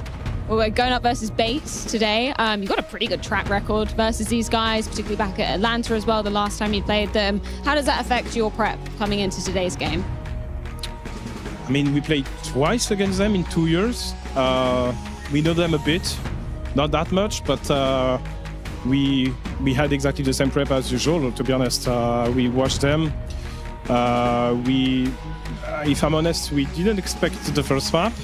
We thought Mirage, they have 7 losses in a row, something like that. We beat them last time. We were prepared in case. So let's see how it goes now. Thank you so much, Xtaz. As always, good luck. Thank you. And for Xtaz to have a guy like ZywOo, which is where I was getting at to it, right? Like ZywOo always being an X factor on this team is hard to equate, kind of hard to equivocate when it comes to putting it on paper and understanding just how big of a position that is within the team. Yeah, I mean, he's something special, right? I think it's hard to quantify exactly what makes him as good as he is. He does everything at a very high level. He has no weakness in his game. Do you think he has an impact on Mirage? I think he has an impact on whatever map he decides to play or they decide to play. It doesn't really matter what map, to be completely honest, for Vitality. I'll be honest with you, Yanko, as well. It may sound a bit disrespectful, but this is a game where I feel like Bait is closer to us, the two of us, than they are to Vitality at the moment, to be completely honest. This is a mismatch. I wouldn't go that far, but I get your close to it, right? This is not supposed to be a close game. This is supposed to be a game where if we're lucky, we get a competitive map and we get Vitality sweating a bit, but they should be getting the job done, moving to the playoff without breaking too much of a sweat. Yeah, I think for Vitality, it's more about just continuing to roll, right, with some convincing wins and building themselves up going into the playoffs, right? Like that's what you're aiming for. There shouldn't be more than a bump in the road. Lexus did say that they were surprised by the pick. I am as well a little bit. Mirage, I mean, they picked it last time. It didn't work out. It hasn't gone too hot lately for Bait, but perhaps that's the, thought process, right? Like, let's throw him a curveball. Mirage is something where we can get a little bit loose, maybe just take some more risks individually, try to catch them off guard, but it's going to be an uphill struggle either way, right? When your permaban is Anubis and it's the one map that actually Vitality has struggled on, and honestly for Vitality, the map pool change did hurt them. Like, they were one of the best teams in the world on overpassing. It gets taken away, you're putting cash that hasn't been in the map pool like in forever. Right, so we'll see eventually someone's going to start picking it against them. It may be a decider in some series, and it's going to be a huge part of whether Vitality gets back to winning ways or not. Well, so B8 have already played this movie pretty much at IEM Atlanta, right? Now, I guess the real question from that would be, what do you derive from something like that? I mean, that was a little while ago now. There has been a bit of time, and as far as mortality, we can see that Vitality could be there. Well, Jacob put it so nicely, right, and eloquently at where their level is at the moment, but it's very hard for them to compete with the likes of Vitality, right? Like, even if they play their absolute best and their A game individually, you know, it's still a little bit far away. And not to mention in terms of teamwork, protocols, right? Mid-rounding, understanding of the game, reactions, all that sort of stuff. So it becomes really hard to see a way in for them in this series. I think this graph is kind of showcasing exactly what we're speaking about right now. There was a time where we spoke about B8 as a team, you know, maybe on the uprise. They were a bit interesting beginning of the season as well. They made a couple of roster changes with the goal to improve, to get better. And as you can see, it hasn't really turned out that way.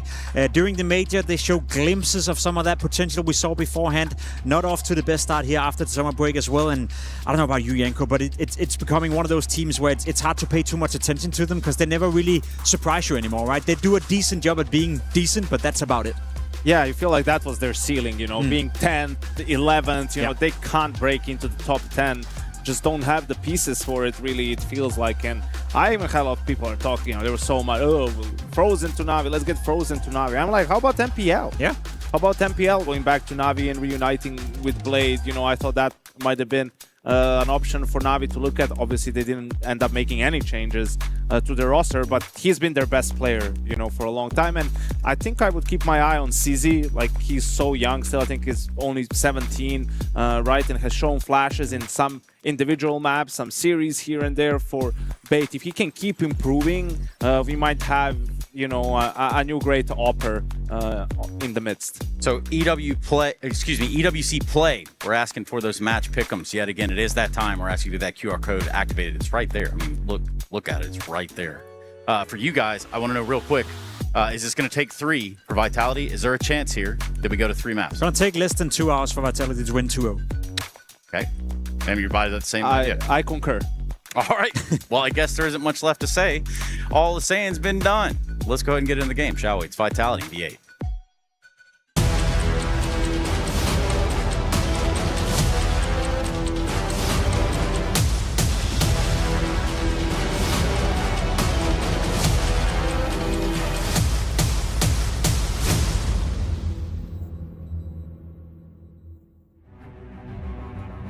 Playoffs very much on the line here between Team Vitality and Bait here at EWC. We're back for more BO3s in Paris, and Team Vitality certainly searching for that run. Bait have had no success up against this roster. Today, I'm doubtful it will be any different. Yeah, I mean, you know, this is Vitality on home turf, right? And if you can... I think that they're threatening to this squad every time they've played. I mean, it is Vitality, for crying out loud. They're going to be trying extra hard out here in Paris with playoffs on the line. I'm excited to see what version of Vitality we get heading into this game. Yeah, right, especially when you consider it's not just, you know, here in Paris for Apex and for ZywOo, it's not just the club championship, but it's the Accor Arena as well in those finals that Vitality are searching for, to think that they could win again in Paris. Well, that is quite the reward. Got to get through the groups, though. Bait in the way. And, of course, a quite stacked playoff bracket. We're surely going to have 16 teams into that playoff. Bait on the first day managed to take down P-Vision in a close affair. Vitality shredded 100 Thieves. No problem. It was not close, was it? Yeah. They looked very, very comfortable in that game. It's not been the case for everyone against the Gizmi-led roster, at least online.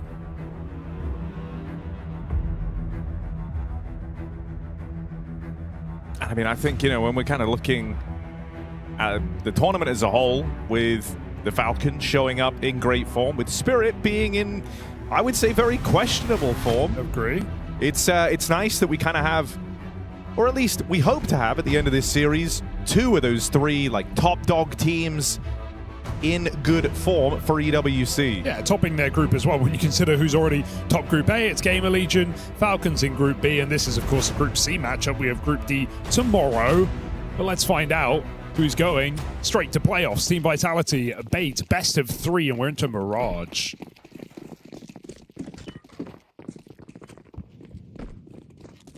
Never an easy pick. And a veto like this for Bait. Even they weren't confident enough to pull cash out. A map we've yet to see Vitality get played. Seen some great moments from Sizzy on this map. That's a fake, but still looks like there's some pressure on A. They're coming up connector with this A utility. Bomb getting retrieved for a B hit, and they're going through the window. Nice shot. Apex not able to deal with both of them. Still, losing Apex and seeing that routing has actually sent ZywOo back over towards B. He was beginning a rotation. He was out towards the market. But you see where Bait were trying to run, and ZywOo has come back. God. That is a phenomenal start to his pistol round, but it ends after the one.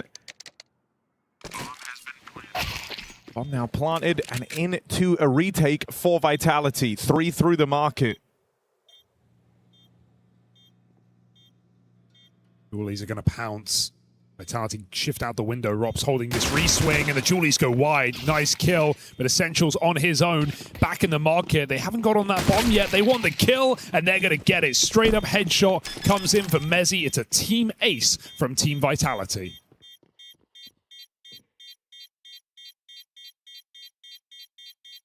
What a shot from ZywOo as well. Dude. Right? Like, it just it gets you kind of excited about what he might be bringing to the table today. That's clean as it gets. 2-bullet dual Beretta kill onto a player at short. We've also just seen great form out of Apex in the last few months. I think he's really stepped up.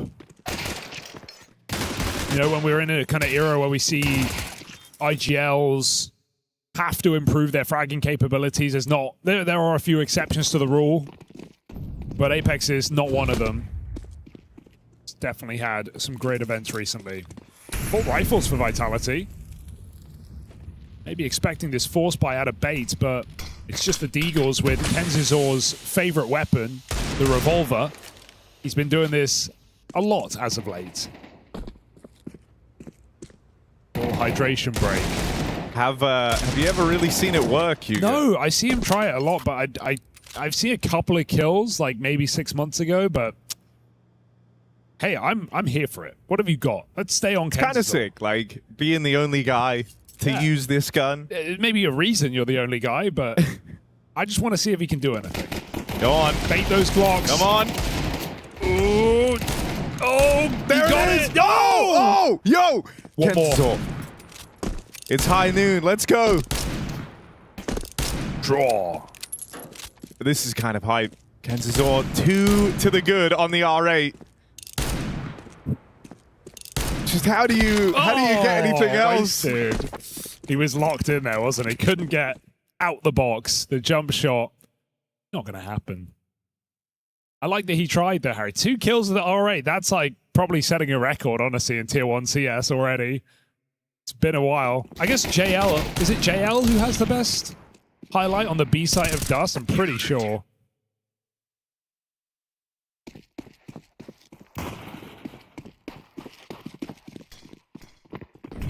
Either way, guns come out now for Bait. Double window spam for Vitality. Not letting any safe passage behind the boxes, but Bait are delayed on their mid-take. Letting Vitality burn everything here in middle.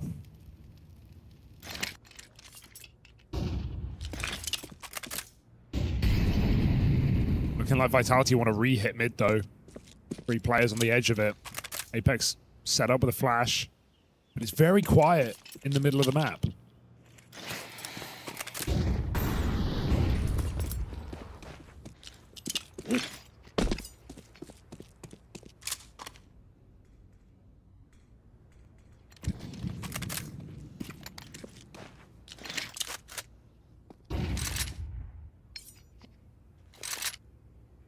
We got a B-hit building for this Bait squad. And Mezzy's been very suspicious about the apartments this entire time. Dropped a bit of extra util the way of Rops earlier. Now Rops has come back to join him. Util's good, forces Mezzy, but will survive this reposition. And now as Apex arrives on rotation, Bait might make it out of the apartments. How much further can they go? If they get past Apex, a route to a 2v2 opens up. Sizzy, important kill. And that's going to give rise to a bomb plant. split up here. Vitality, they've got to wait for ZywOo to get in position. Flames, he won't play since he has his position locked out. So ZywOo really needs to force a kill here. Flames, he might go in first, still just to set up his teammate with the information. There's ZywOo spotted. Flamesy tries to finish the job. They've seemed to have figured out since he could be close, but Flamesy can't hold on, and they both fall. Bait pick up that post plant. A really nice 2v3 in that B bomb side, despite a lot of damage done on the hold. Can't believe Mezzy got away with that final bullet headshot before he was deleted. And even though Apex found good timing backside, he then just got played with. They wouldn't give him the kill, and he gets scaled on by City. Surprised to see him caught off guard in that position. A high-risk move that does not pay off for Team Vitality.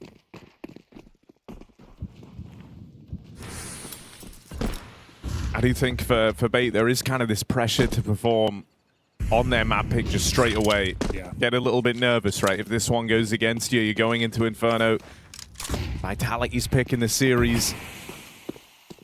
And so getting on the board early, nice way to start off Mirage. They try looking back at this B site again. Uh-oh. This time a ZywOo scout going to get the ball rolling. But a lot more required from ZywOo. He gets caught out. Nice jiggles. Dude, the util's been nice as well, always making Vitality very uncomfortable. Just a molly onto the bench, and it kind of scattered the whole site setup for Vitality. Already looking like we're going to see a lot of B hits in this T side for Bates. Seeming very comfortable there. Even though Vitality had a stack, they knew what was going on. Beta able to trade easily. And Flames is just trying to save this SMG. Because Vitality's money is ruined here in round 5.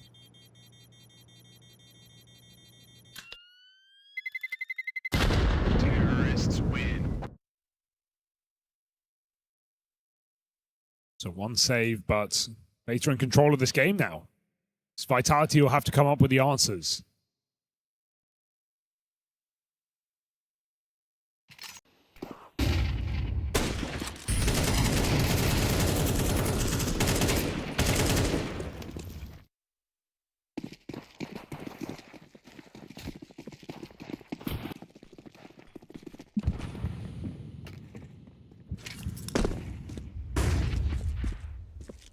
They had one flash to make a move with. They've done so early.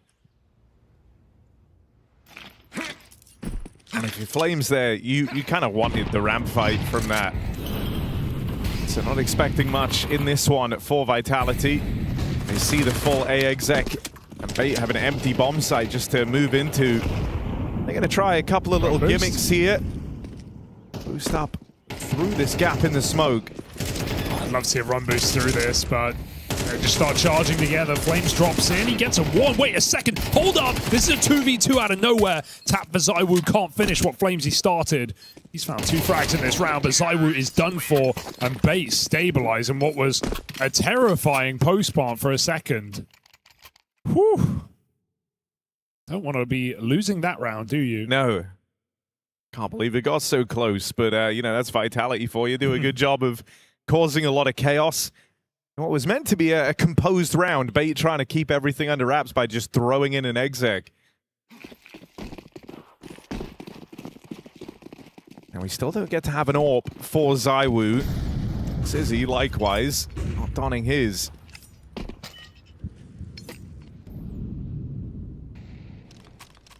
And in the same way when they won that opening round over towards B, they just went right back to it. We're going to get back-to-back A hits now. Util comes in. And Vitality not in the position to try and fight ahead of this Util. This one might be down to a retake as well. They've done a really good job at stalling the scaling out, though. Look how close Vitality are now, and there hasn't even been a bomb plant. These smokes are going to fade soon. Molly comes down onto default and triple. We've got problems here for Bait. They're not going to get this plant now. It's a minute on the clock with no util on the T side. They've got to fight their way out of this round. And Vitality are very aware of that, pulling back and letting Bait make the next move.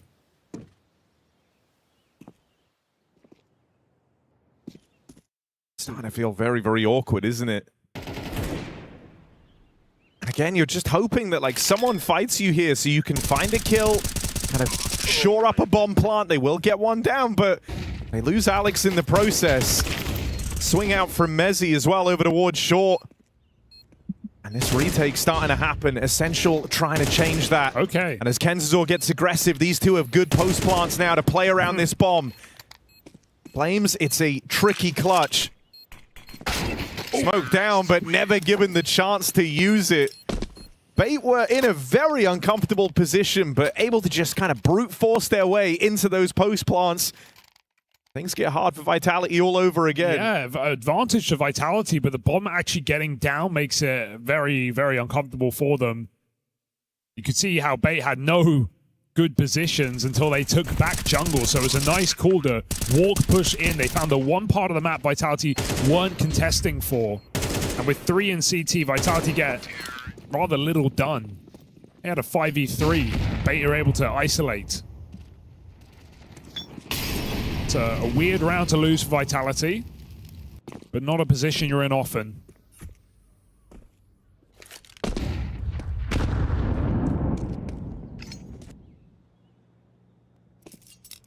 The Bait already coming up with just a really good game plan out of the gate. Hitting B on the anti-ecos, back-to-back full AXX, not feeling the need to run this AWP. That can come later. It's one of the more default rounds we're seeing, and because Vitality are onto Deagles. Bait happy to take the challenge. Will Vitality take the bait?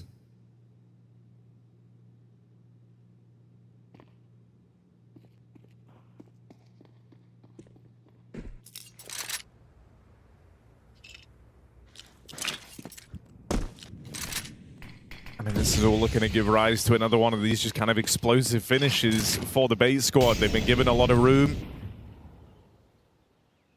They have the mid control they were looking for. ZywOo gets that spot. 30 seconds. Bomb still in top mid.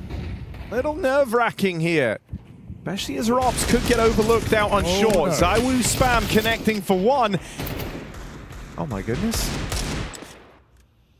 ZywOo. 15 on the clock. How many more can he find? He's been blind for every single one of these, just firing pot shots through the smoke. Rops now with him, and I mean, it's this duo that's meant to be so terrifying. ZywOo. What's he got? This whole round has just been his deagle. Out in the open, Essential brings the fight to him, and ZywOo kind of thinks he's going to be cowering there. That's him with hot hands, 3 kills deep on his way to a very clutch round. Oh, man. And Essential just faces him head on. Bait are looking so confident, dude. They are not afraid of taking these fights, right? ZywOo gives up his position. Essential says, come fight. Let's take it. Flamesy, you know, you get why he goes through the Palace smoke. Essential spamming his M4 into jungle, but then he just 180'd and held Palace. He full baited Flamesy into that fight. You think if Flamesy doesn't play there, Vitality going to win that round. He's in such a strong position. But walks into their trap. And again, it's an eco for Vitality. It's one that comes very close, and you can ride it off. But Bait is still picking up rounds. 5-2 here on this T side. A really good start to this map. And now the ZywOo AWP comes through. It's about time. I think both AWPers know they're going to see one. Sizzy's joined him. Great start to the game for Essential here. 12-4. Let's see what these AWPs can do.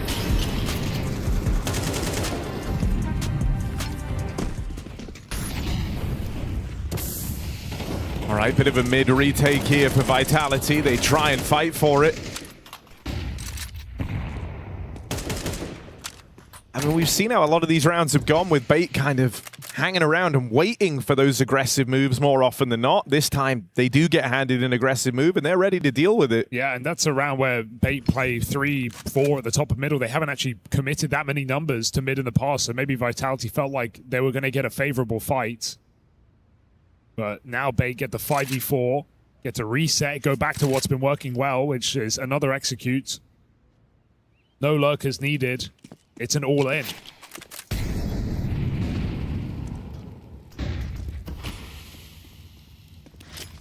One man here, and it's the Vitality captain all alone.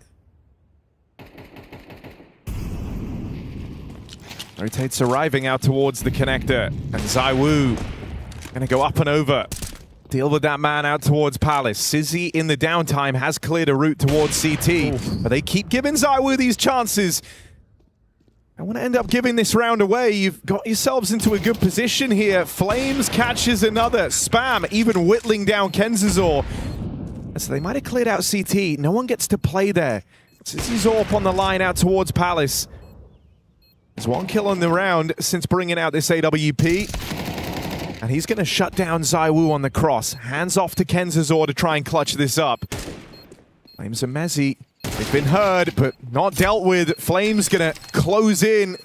And so finally, Vitality kind of breaking this silent streak, sticking the landing on one of these retakes. Yeah, you see the same idea there for Bait where, you know, the smokes fade and they don't try and prioritize the plant before that happens. They actually want the fight again. The difference is ZywOo's AWP does not forget. Gets 2 excellent picks in the middle of the site. Catches his top triple player. That's a crazy shot. And so, yeah, Bait get the fights they were looking for, but ZywOo wants them more. And simple 2v1. Closes the round here for Vitality. It's Bait with a timeout now. Yeah, not surprising. I think that's going to be a frustrating round if you're Bait. You'd actually done everything to win that round at one point. You got the kill on Apex at CT. You had a post plant secured. You had Sizzy with the AWP over towards Palace. I know, like, ZywOo hit a pretty gnarly shot onto the guy on top triple. But when you have CT, why is there a guy top triple when you're so worried about the connector? They weren't sure about CT. Right before they planted, they swung and checked it, but they didn't know. Vitality been switching up their retake positions. You know what's a good factor here? Let me sell you on something for Bait. Okay. For the first time in seemingly a long time, they have their coach here. So often, their coach can't make it to events. Like, more often than not. But I'm pretty sure Madden's in the building. I saw him walking around, so... That's a nice factor for Bait. A team that, maybe less so now, but we talked about a team, this team being one that kind of chokes and loses big leads and loses from 2-0 up in Swiss stages. You know, having their coach here might be a huge factor for Bait.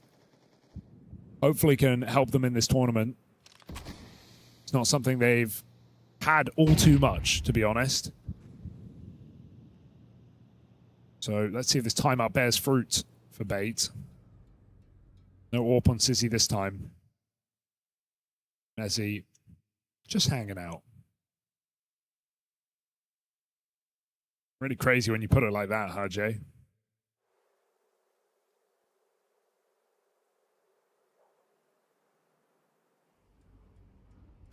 Stalemate on B, but bombs coming in.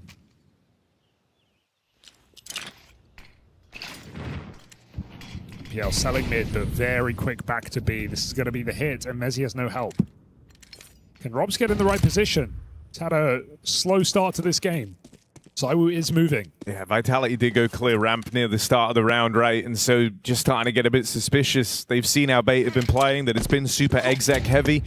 So they'll bring extra players over. ZywOo AWP first in the feed, and now Mezzy joins him with a keen double out towards the apartments. Sure, Sizzy's going to rally one back, but you're not really in a winning position here. 15 seconds left, and heading for the hills. It's a save called for Bait. Yeah, it's fair. Good move on ramp, as you say. And unfortunately, too late in the round that Vitality know they can just ignore middle and stack either bomb site. They make the right move. ZywOo looking good, really. Like, since he's had this AWP, he's hit every shot that's come his way. No complaints now for Vitality, because despite a strong start for Bait, this can very quickly peter out on the T side of Mirage. Now, with their money, how it is, it's going to cost them one more round. Even come round 11, it's going to be ugly without a bomb plant.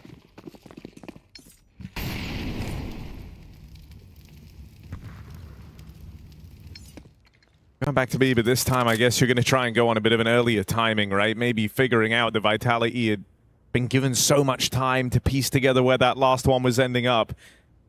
So this time it's just Alex lobbing in some util flashes to try and bring the pistols, bring these saved guns into the round. They don't clear Mezzy. And that proves to be a massive problem. It just gets 3 players back turned. And which players? The 2 rifles. The 2 Glocks jump out the window, they make it in, and then Mezzi lines up 2 rifles back turned. I mean, they're both looking short. Neither player looking for the B anchor. Maybe thinking he's bench or backside, but Mezzi's aggression pays off here. 2 kills, and then the third when he picks up the rifle. So nothing in that round for Bait. That's kind of worst case scenario, and I actually like the Bait eco this. They want one more full attempt to even the half out. They know Vitality have woken up. I mean, it's this ZywOo Warp that's been the turning of the tide, right? From the moment it kind of came out, that's where Vitality have started streaking some of these rounds together. And now that they control the money game this late in the half, he's starting to feel a little desperate. Oh, this push gets broken up. And you got a Tech 9 and a Mac 10 to try and break through this site hold. It's not happening. This went from, you know, potentially a great half for Bait. They were in a commanding lead. They had a clear game plan just running these execs, but as the game's gone on, as the finances have improved for Vitality, as they've kind of warmed up into this and pieced together how Bait are trying to play, they're now looking to win out on the half.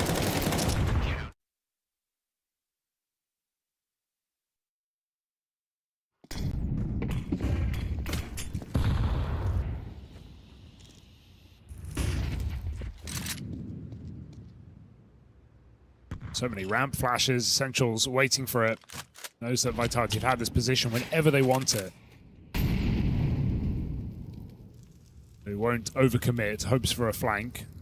Nothing materializing, Vitality not willing to make a move here. They know Bait have played some very slow rounds. Apex's curiosity, a danger. Staying in the right side of window late. He will take his escape route when it's given. ZywOo in a new position. Should be no way City can get this kill with his AWP here.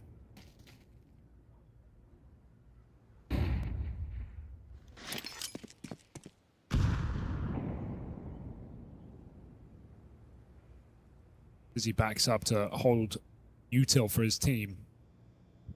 There's the push for Vitality that we've been waiting for. Palace clear. What's nice about having Palace is, you know, you could, if you wanted to, just kind of drop a player off here. A strong position to play around that bomb plant. Okay. Flames goes early. MPL on this lurk.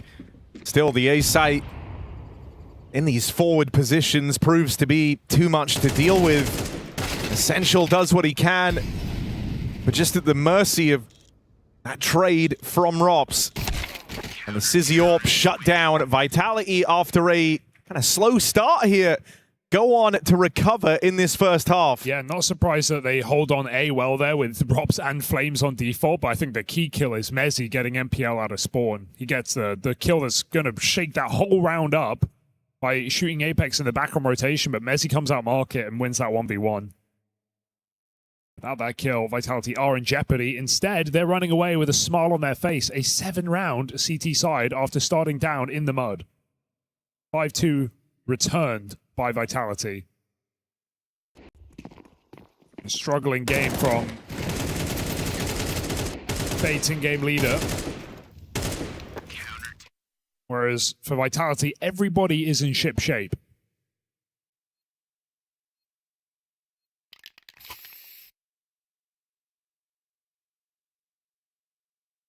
Full Kevlar for Bait, 2 sets of util for Vitality, and something on this A site, it seems.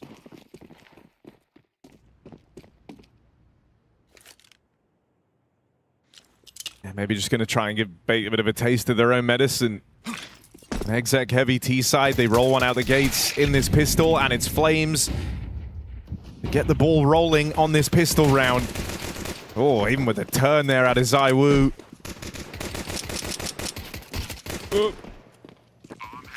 Bomb now planted. I mean, look at the positions you've got. Taken away. This jungle control player still in the Palace and a mid lurk on Apex. Essential could make things weird here. ZywOo's low, but this is where Apex is meant to bail you out. Things have gone wrong. Alarm bells ringing. Apex couldn't make up for it. And that kind of whiffed opportunity on the wraparound, that's going to cost you everything. That's a tilter for Vitality. You know they're not going to be happy with that one. They had a great position. They had a flank. ZywOo's committed connector, low health in the corner, and him and Apex cannot finish that one player. Oh dear, disaster hits Vitality. Dude, I mean, Essential's having a great game. No doubt about it. He's the guy just causing all this chaos over in the con. Boom. Like, what a great sequence. Yeah. Sure, Apex whiffed, but you still have to hit the 180 onto a flanking play you didn't know about. City's got the orb straight away. I think he bought that for himself, so young man is confident here. Youngest player at EWC and CS.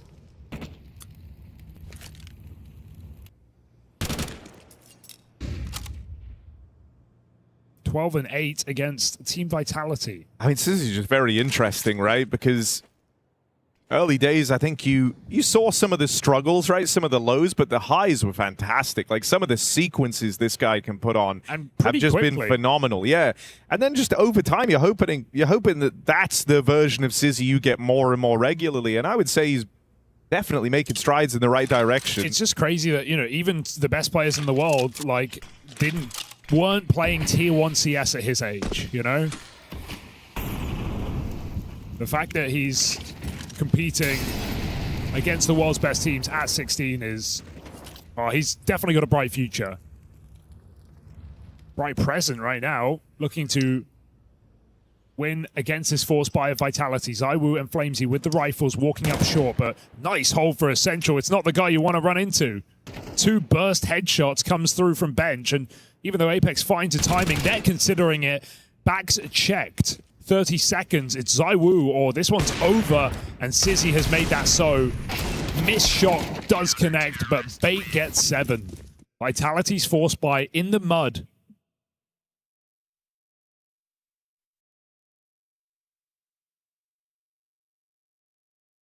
So this is Bait now looking to retake this lead. Vitality feeling a little shocked. I don't know if they were expecting this much fight out of Bait.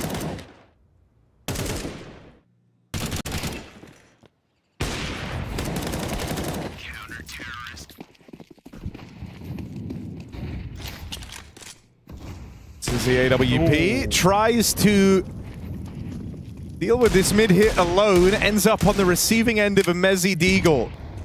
No window smoke. Felt like a big invitation to take the AWP for a tour of middle. And that's exactly what Vitality wanted. They need to probably shuffle that gun out of there. But it's Vitality who will leave first. They don't want to commit to middle with just Eagles. It's ZywOo holding for a second kill. 4 players of Bait just swang mid there, so they've cleared it out. They know. Kentazor's even going to start to push up top mid.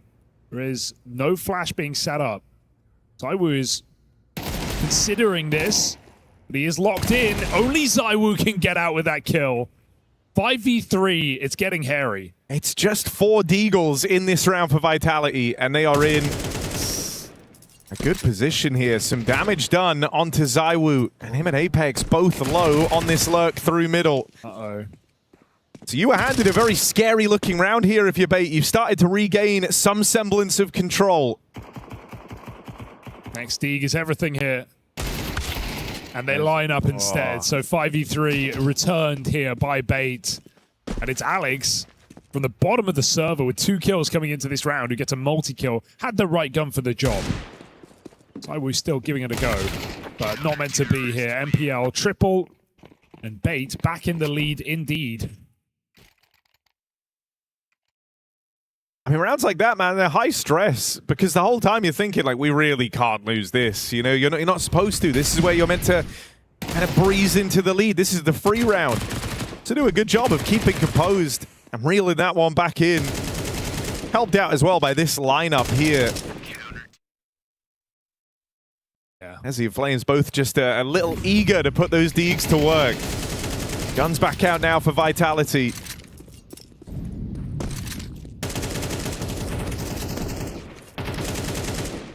Really important round here for Vitality. Without it, we're going to see Bates up to double digits, almost certainly.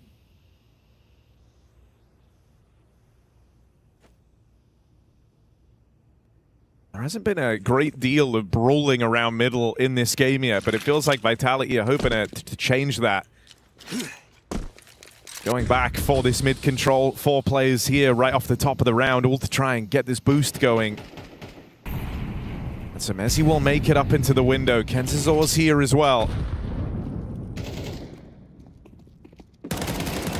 Good catch.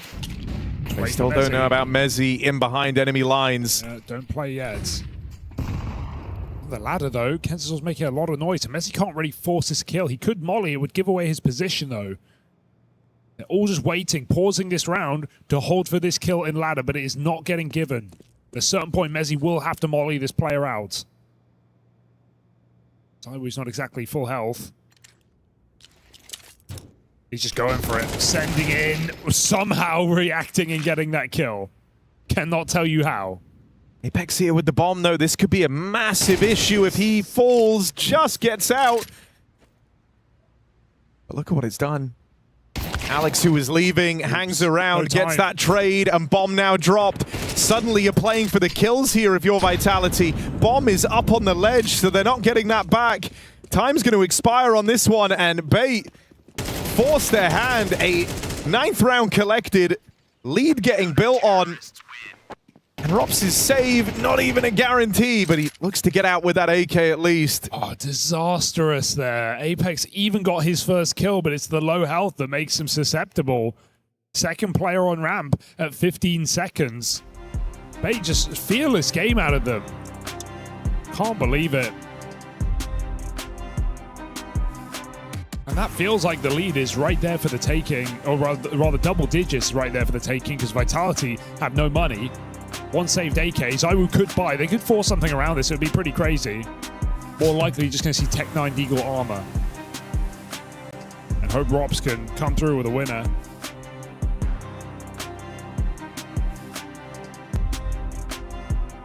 But Bait playing great CS and Vitality getting strung out. Losing to the clock is not something we expect from this team.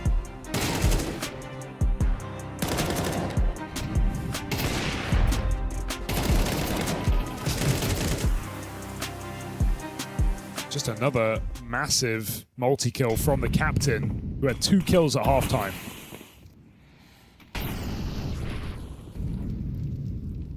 Doubled in that anti-eco in a 3-on-5. Doubled in this round to break Vitality's money, but ZywOo still buys. So 2 players committed.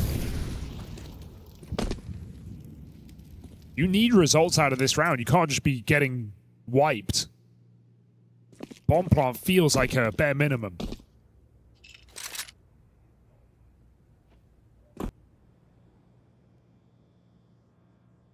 Vitality backing their aim.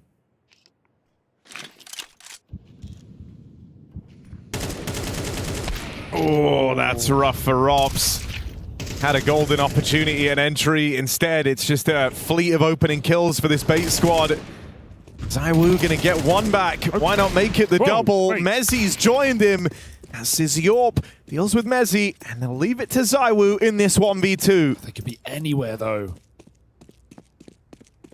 They are actually getting aggressive. Yeah. Pushed out towards the Palace, pushed out towards ramp. He's just dropped down, and ZywOo's heard that, but likewise, Alex could have heard him on the run. And yeah, with Sizzy scoped up Palace side, feels like they know. ZywOo just taking 1 or 2 steps too many on this rotation, not expecting an aggressive move. That is very well handled from Bait. And they just keep building upon this lead. They're showing no signs of slowing down. You said going into that round, you know, you needed something from it if you're Vitality. Sure, they'll be cobbling a buy together, but it's lacking a ZywOo AWP. Doesn't have all the bells and whistles in terms of the util. This keeps up. We're not going to see that T-side AWP, and that was the game changer for Vitality in the first half. As soon as they got that AWP out, they started winning rounds. So problematic here, that's for sure. And they just don't look fearful. I think they've had really good reads on the game of Bait. Even thinking to that Kenzazor round where he just never gives Mezzi the chance. It felt like he was aware, you know, of the potential a player can be in window. Oh, here's a flash. He's dropping in. There's the swing. MPL handed a double. And now trying to battle for mid. They've got 2 players trapped behind these boxes. Transfer for Flames was nice, but it's 4 players peeking him. The simple numbers game there in that mid fight.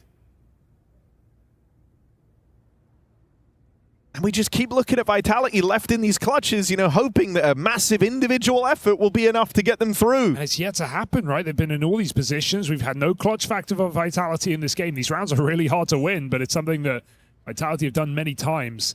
Now, this patience from Robs might pay off, but it's top mid he needs to worry about.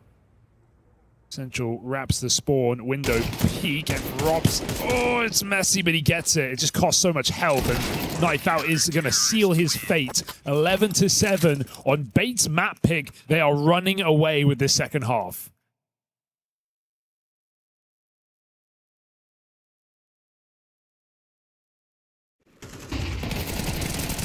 Love that play. I mean, they even hear the flash coming in or see it. They dodged it. But MPL just mauls them in lower. Yeah, you just got to love the way that Bait have been playing this. You know, well-timed, aggressive moves. You see frustration setting in for Vitality because they feel like they're getting, you know, read like a book. And whenever they're trying to get to these staging platforms, you know, in the past they were at least getting mid control, but now not even that safe. You're getting shut down looking for middle.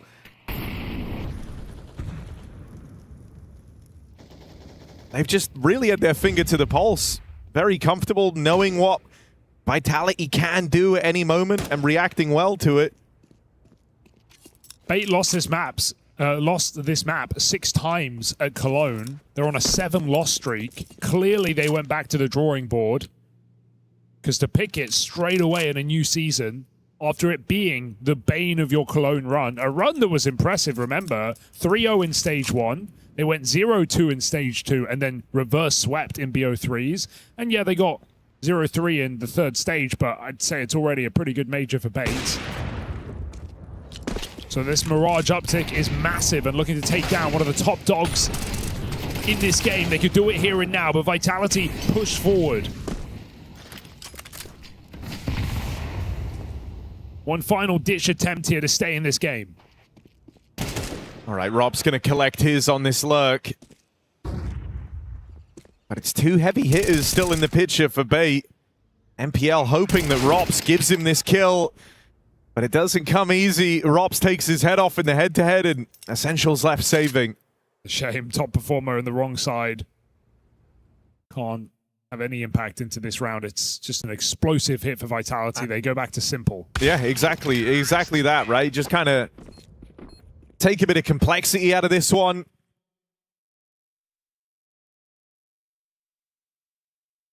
Contact out towards the ramp. Bit of util to bring them in. Not too many moving parts on that round and not leaving it to the default where they've just been getting picked apart. I like that they've never called a timeout in the second half. Bait, it's just been going so well. Finally, they break the action. Knowing that they're still in a great position, but they haven't closed it yet. And that round will reignite something in Team Vitality. It's been a great game for Bait, but many teams have got to 11 against Vitality and no more.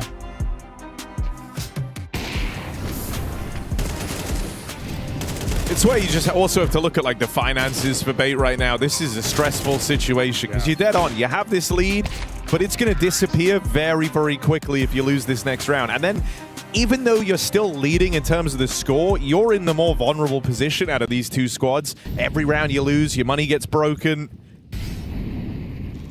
That's how games get away from you. Vitality know the chance that they have here to try and save themselves on Mirage. They just got to get through this kind of broken Bait buy. Orb for Sizzy. Rifle on Essential saved out of that last round. But it's SMGs for the rest of the gang.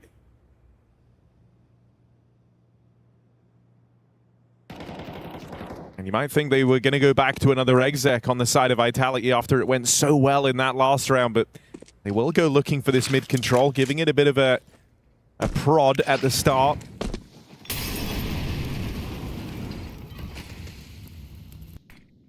They don't have info on middle, and they're lent very heavy into this B stack.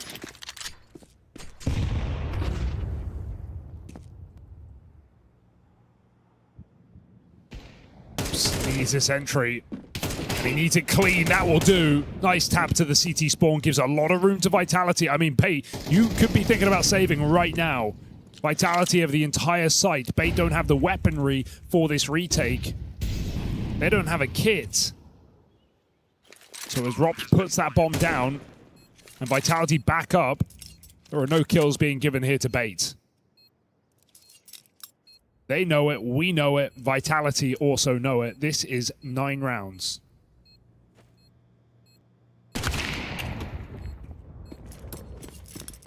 I mean, it's rough because Sizzy's been having a really good game, but in this round he fires that one shot on the AWP out towards short, trying to get rid of, I think it was Flames over towards the connector. And the second he does, the second they hear that AWP shoot, Rob's just, you see the freedom he knows he has now on the Palace swing, right? You don't have to worry about that AWP at CT, you don't have to worry about the AWP on the long sight line at jungle. The physical moment they learn of its whereabouts, they are so quick to react. The fact that Sizzy didn't even get a kill for his troubles makes it hurt even more. Still, you got out with the save, so at least it's not an eco here. You're not at the full mercy of Vitality. Chance to do something with these saved guns. Hoping to get a proactive round here for Sizzy. Looks like he's going to be solo B with an A stack.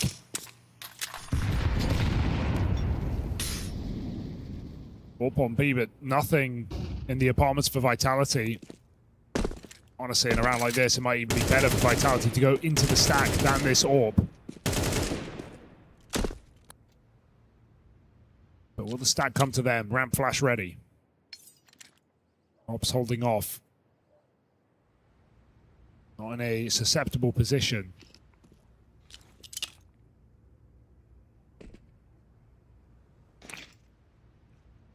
Vitality with an execute and 2 players in middle.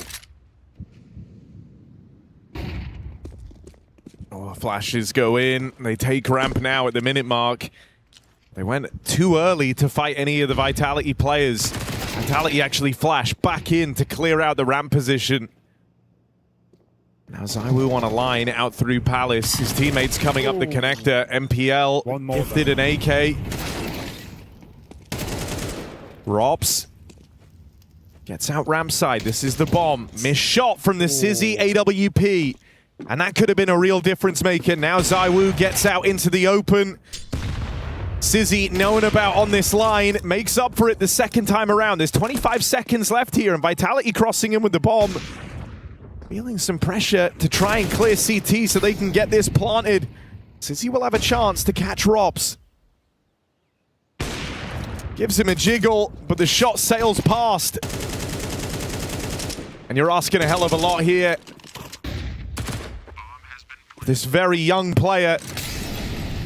A 1v2 clutch, and it's Rops and ZywOo that you've got to beat. Just whittling Rops down, and he'll leap out. He didn't see him leave because of the reload animation. Rops crossed out, he has no idea. ZywOo waits for the fight to come to him. And it's a tense round. It's a bit of a nail-biter, but Vitality are moving in the right direction. Oh, that's got to hurt for Sizzy because he had ZywOo absolutely dead to right in Palace, scoping CT. Missed his shot, not looking at him. He still gets multiple chances, but none are as easy as that first one. And putting Rops down to just 5 health on the wallbang. Ouch, he can't catch a break. It's a Vitality plot armor that keeps him alive against the eco. And you do just love the way that Rops even tried to play that. I think a lot of folks, when they're getting spammed and you get that low, you feel like you're going to die, you almost just kind of feel tempted to swing. You're like, well, I don't want to die doing nothing. But he dances around, baits out the reload, and uses that little window to just escape. He knows that time and the fact that ZywOo's got his line should be enough. Getting some crazy rounds down the stretch, but this is Vitality. Once again, having to dig deep and doing it. And you're seeing more composure as well out of Apex, right? He was very animated in that early stretch of rounds for Bait. But looking a little calmer now. Ooh. Mid-take. Bait looking to scrap for this, and that's exactly what ZywOo wants. Oh, baby. Goes back for more.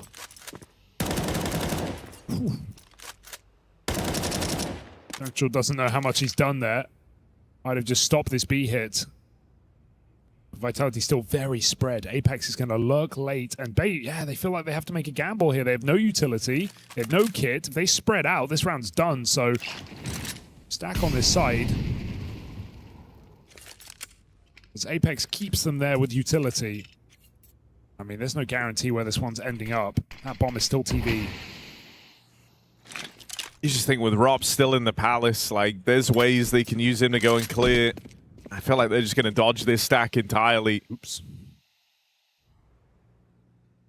Yeah, Bait just all in. And this is a good call for the sense of you're going to get rifles next round. You've already lost from position, but gives you your best opportunity to commit to winning it on B or just save your guns. But man, ZywOo wins that round with the re-peek in middle. It felt like Bait's mid-attack was well-timed. But you'll notice again, when ZywOo has the AWP, it's such a game changer. Vitality were completely absent in that first half until he pulled it out. Same thing has happened here on this T side.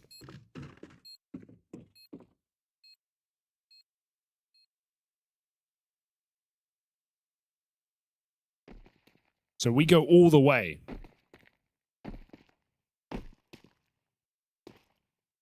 I mean, Bait are and kind of always have been this team that are always just looking to grow, right? Getting better and better each time, trying to go deeper and deeper. But you say, well, you said earlier on, they kind of had this reputation for choking in some of these high-pressure moments. Well, these next couple of rounds, whether that remains to be the case, ZywOo even hunting. Knocking one extra gun out of this next round. That has impact. It absolutely has impact here on Bait's economy. They got 3K a player. Gonna have to see surviving players drop over guns. SMG for certain. This was the round winner from ZywOo. Only 2 M4s here. They're actually saving. I think that one kill on the exit completely changed the call here for Bait. So last second, change of tune here. As they look to buy up in round 24. Vitality bring the pace.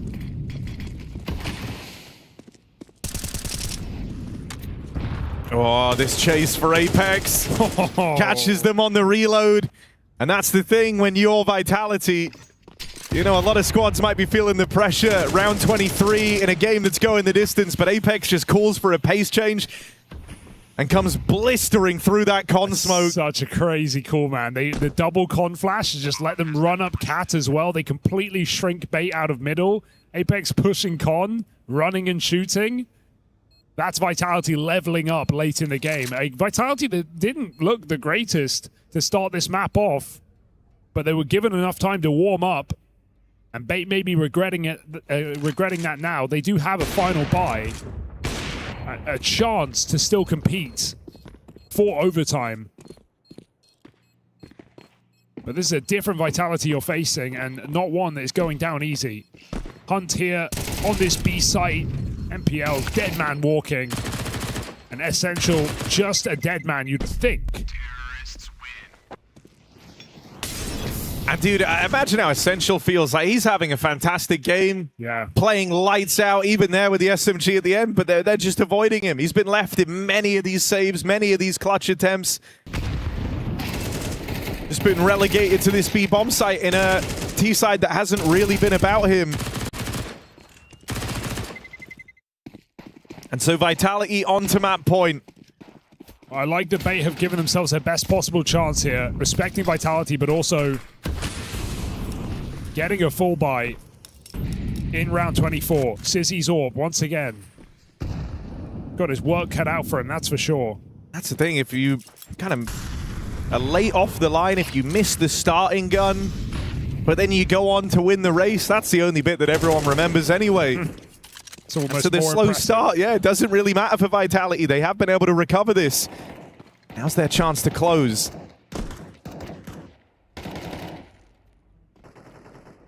It's very paranoid over here towards B. 3 strong for Bait on this side of the map. They know they can't keep it like this forever. Quite a fake. But it goes quiet, and so Bait might question it as he starts to rotate. Playing retake on A. And so we're going to get Vitality allowed to execute on this bomb site.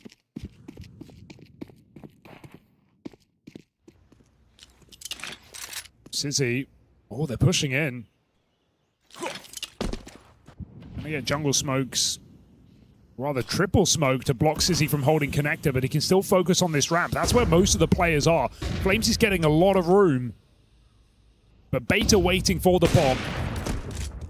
There's the catch. Sizzy with the first. Follow up on a Flames. Can Bait secure an overtime? This was the round they were waiting for. And they're just 2 kills away from it. Sizzy, who had some swings and misses throughout this CT side, coming alive. And with Apex shut down, Bait secure. Extra time. Oh, I love that they just don't care about that fake, or not even fake, that exec from Vitality. They just full focus down on ramp. Vitality can't get any room in that bomb site. Flames is given nothing. Vitality have to dig deeper once again.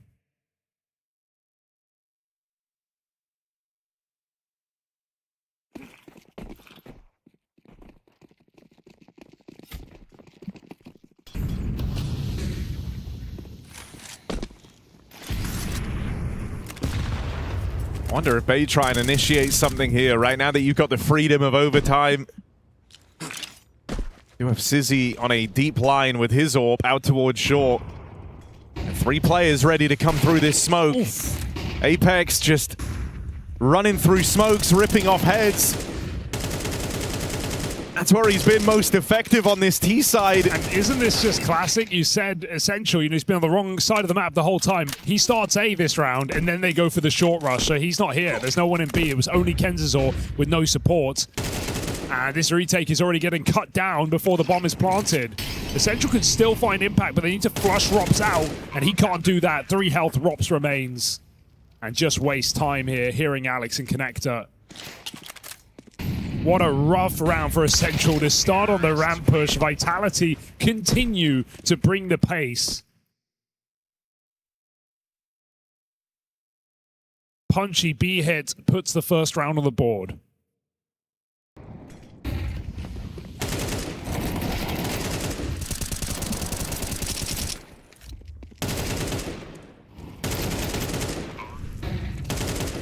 Like watching that 3K from Rops at the end as well is just why he's so fantastic. Like you love how he's approached that, just breaking up every one of those fights, separating the push with the molly, waiting for the flash when he's low.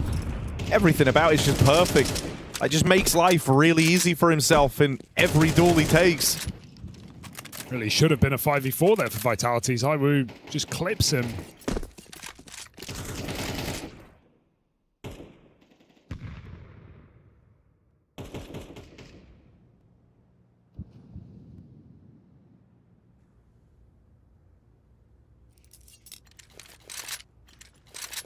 But worry not, Vitality go back to middle.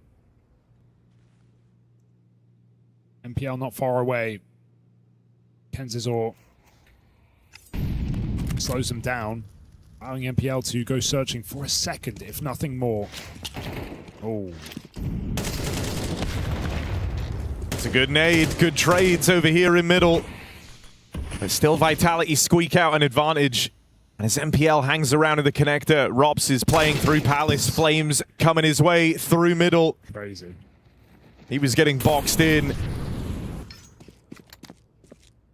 And they know they've got this A bomb site. Rops has confirmed as much on his checkout through Palace. They know he's an AWP, so that just cuts off a lot of positions, really. You're not worried about TV flank. You're not worried about him being in T-spawn. Now they got the spot. The bomb can try and make its way up connector. And with a couple of high flashes, perfect assistance from Rops gets that bomb in. What can Sizzy possibly do? Nothing. Messi headshot confirms the round, and everybody for Vitality continuing to pull their weight late in the game. And as we've got into extra time, Apex is kind of showing them the full breadth of the paces available in this one, right? A really punchy first round in OT. into a super slow crawl out into middle. One that Bait tried to match. Yeah. Definitely lost their read on the game. They've not had good gambles. They've not even been in retakeable post plants. And again, Flames is just sending it out middle through the smoke. Molly in under. It's going to force the swing here for MPL. Oh, they don't catch him though. Good transfer back on that fight to short. And blink and you miss it. 5v3 Vitality. And just imagine how this has felt if you're Bait. You went from being very competitive here, neck and neck with Vitality. Hell, even having the lead, you had them on the ropes towards the end of regulation. But now, like, you just can't win an opening fight, and it's even worse than that. You're actually getting multi-killed more often than not in these opening sequences, and so rounds are just slipping by the wayside. And while you have these really aggressive pieces on Vitality down to scrap, down to fight, you also have the composed Rops, who's just waiting to punish any re-aggression on the other side of the map. And Alex is just thinking, what? He just sat there? Yeah. He just sat there on the right the whole round? That's really how he's decided to play it. Well, okay. He wants it more, I guess. And now it's a two top performers, but 2v5. The only way this can go wrong is the clock. 40 seconds, and the bomb is very late to this play, and Sizzy might have open shots here in spawn. There's only one smoke. It's on Apex. This is where, though, like in these tense kind of moments at the end of the round, oftentimes Vitality have just had great util to bail themselves out. See if they get more of it in. Don't count him out. Sizzy Orb fires off, and now they know about him out towards the spawn. He'll respond with a smoke of his own, gives himself a chance to play through. 15 seconds, and this bomb is stuck at ramp. One shot, can't find it. They don't know about Essential. They don't know about this second man, also concealed in the smoke. Bomb goes down. Essential behind enemy lines. ZywOo gonna close him out of it, and so flawless on the half for Vitality, well on their way to recovery. Dude, the margins here are so tight. I cannot believe they win that round. Patience on ramp. Mezzi lets his teammates come over jungle. He has 10 seconds when he's coming out ramp with the bomb there. That was a 2v5 that had serious legs on it. But Sizzy just didn't expect the bomb to be coming from that position so very late in the round. And, I mean, if Essential has an AK there, he probably wins it. Headshot on ZywOo. Still, it's clean for Vitality. 3 rounds T-side. And how do you dig your way out of this game?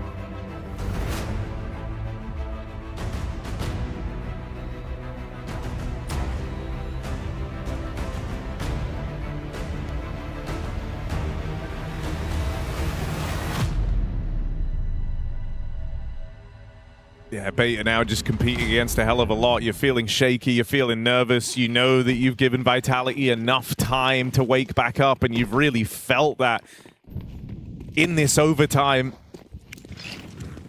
Just the way that every one of these opening duels look to go the way of Vitality. You're always playing from the back foot.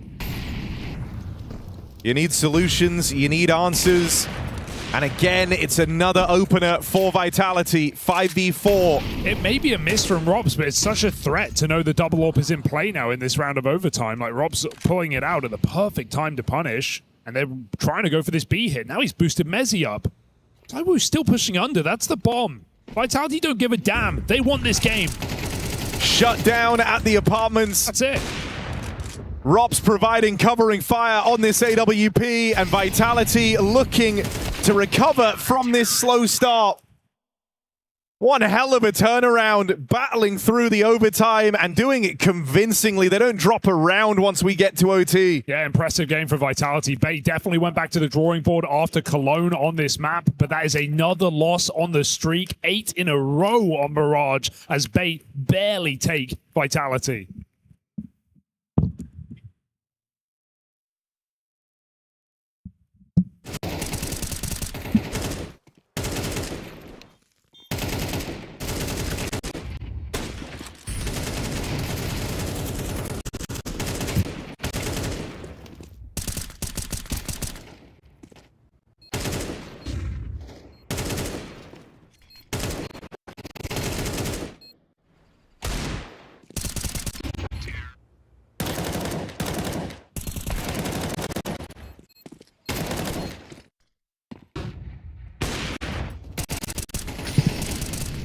Boom. There we go. Okay, yeah. And well, we got a conclusion there. And if you're B8, you're going to hate to watch this one slip away, too. There was a real chance here at taking the first map in this series versus Vitality. And now we roll the page into map 2. I mean, what could happen now that we've got both teams firing? Yeah, I mean, Bait really let that one slip out. They had Vitality on their heels, to be completely honest, in the first half, and especially in the second half. They looked like they had it under control, like the way they're playing on the CT side to begin with. Super aggressive, in your face. Never let Vitality rest anywhere, whether that was ramp aggression, whether that was fighting towards middle, going towards underground. It felt like B8 had a pretty clear game plan of not really allowing Vitality to execute their default and allowing Vitality to get too much space on the map, and they were successful doing so in the beginning. Well done by NPL, well done by Sissy. They played so well, Janko, up until the point they were leading 11-7, and then they decided to lose 9 out of the last 10 rounds of the game. Well, I don't think they decided. I think Vitality decided. And I think that was ultimately the problem with Bait. They had a great approach, but they had the one approach. You know, and then eventually Vitality was going to be able to sort of make the necessary adjustments, and for Bait they just couldn't find an answer. You know, you could see towards the end in overtime how ready Vitality was for some of those mid fights. Exactly knew when to time their flashes, when to swing together. Really made quick work of Bait in those rounds, and it's unfortunate because Bait were close. You know, like they had that, what was it, 11-7 lead. They had Vitality on the ropes with all their money spent, but that's when, you know, the best team potentially to ever was in Counter-Strike stepped up and managed to come back. Well, even to the point where B8 ruined the Vitality force buy in the second half at 7-7. You know, they run it back up to 7-7. At that point, yes, the game starts to look a little weird. And maybe you could say that Vitality were looking a bit frantic on their T side to find an answer. I think there's definitely two sides to that story. I don't think Vitality played exceptionally well in the first portion of this game. I think they made some uncharacteristic mistakes. We're going to show around late on as well, you know, with one of them, but they weren't as sharp as you'd like them to be. But then again, I think the way B8 approached the game, as you said, maybe it was a bit too one-dimensional, Janko, but it was effective in the beginning. The way they constantly fought towards middle, the way they constantly re-aggress and tried to take away map control, whether that was early in the round towards middle or late in the round. There was a round where Apex was caught with the bomb with 20 seconds left in the round down towards ramp. Again, a re-aggression coming in from B8. So if anything, you can say they played proactive, you know, and in-your-face Counter-Strike, and they were successful with that up until the point to 11-7. Yeah, and I like that they played to win, you know, in that regard. They didn't turtle up, they kept being aggressive. I think that's how they have to play. Maybe not even just Vitality, but in general with the players that they have. It's like when you're playing with a little bit more pace and aggression is when you're probably going to have the most success. Playing with a little gusto, perhaps. You know, like playing like you're trying to win. Mucho gusto. Speaking of which, MPL getting away with a lot of gusto. I think it was round, what are we looking at? Round 18 it was. Round 18, just to show an example, right? Again, this early aggression, a flash coming in right here. Messi hears the flash, or somehow dodges the flash, but doesn't get the kill. Both of them are now getting caught off guard by the flash. You have Sissy standing top middle, getting an easy kill on towards Sairu, and despite Flamesy trying his absolute best, you also had Essential coming in with a quick flank. This was a great example of, I'd say 9 out of 10 times Messi wins that duel. You know, he dodges the flashes, turn around, and he should probably have killed NPL in this instance. So it wasn't as sharp as you'd like him to be, but they took advantage of it. And as you said, Janko, you know, they were kind of seeking their own luck, sort of. You only get those 2 kills if you make the play in the first place, and that's what B8 did in the, I guess, first portion of the game. Because then we got into the later stages, and as you said, Vitality got it figured out. They stabilized the game, and from that point onwards, it was clear there was only one team on the server. Later stages, round 27, what happened?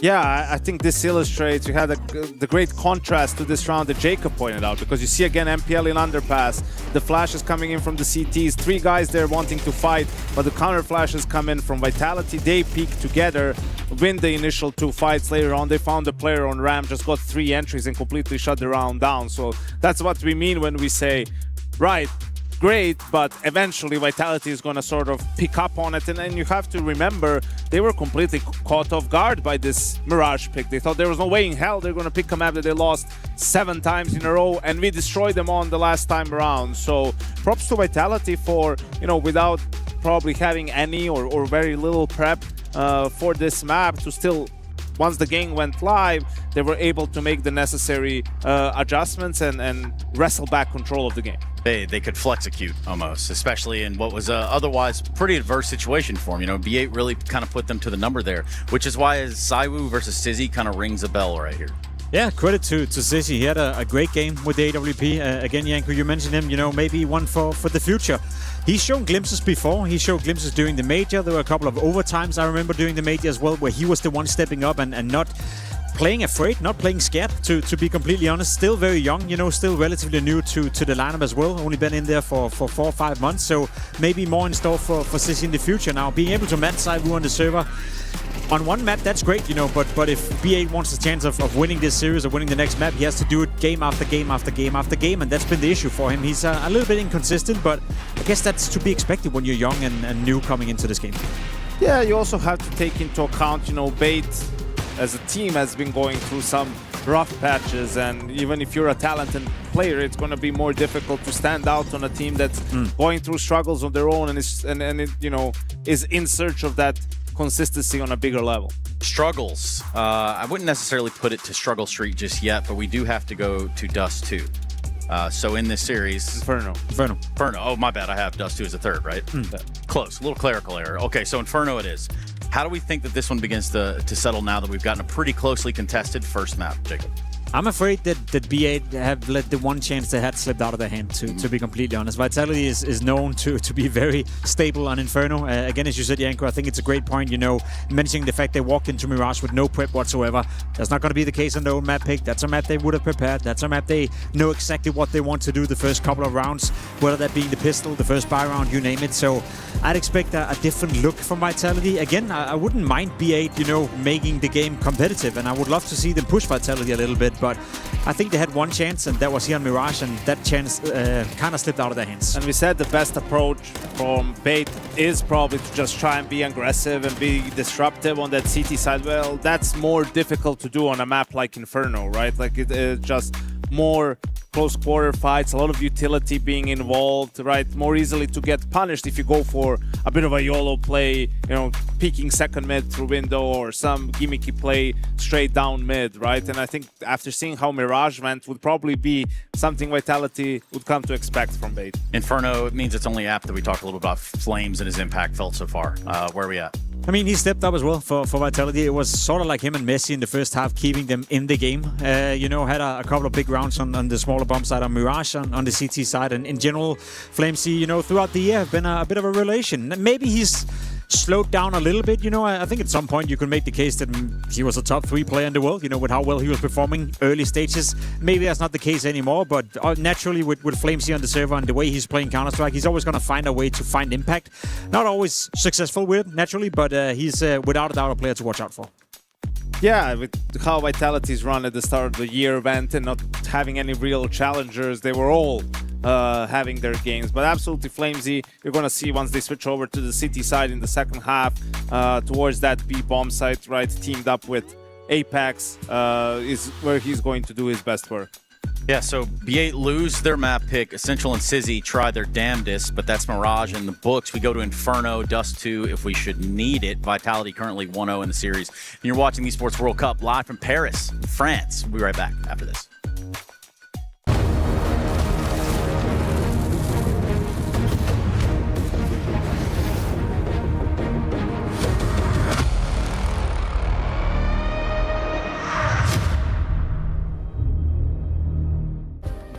Play is in our DNA. Whenever we let it out, it becomes our superpower. Now imagine an entire city being built to supercharge it. Kadir City, powered by play.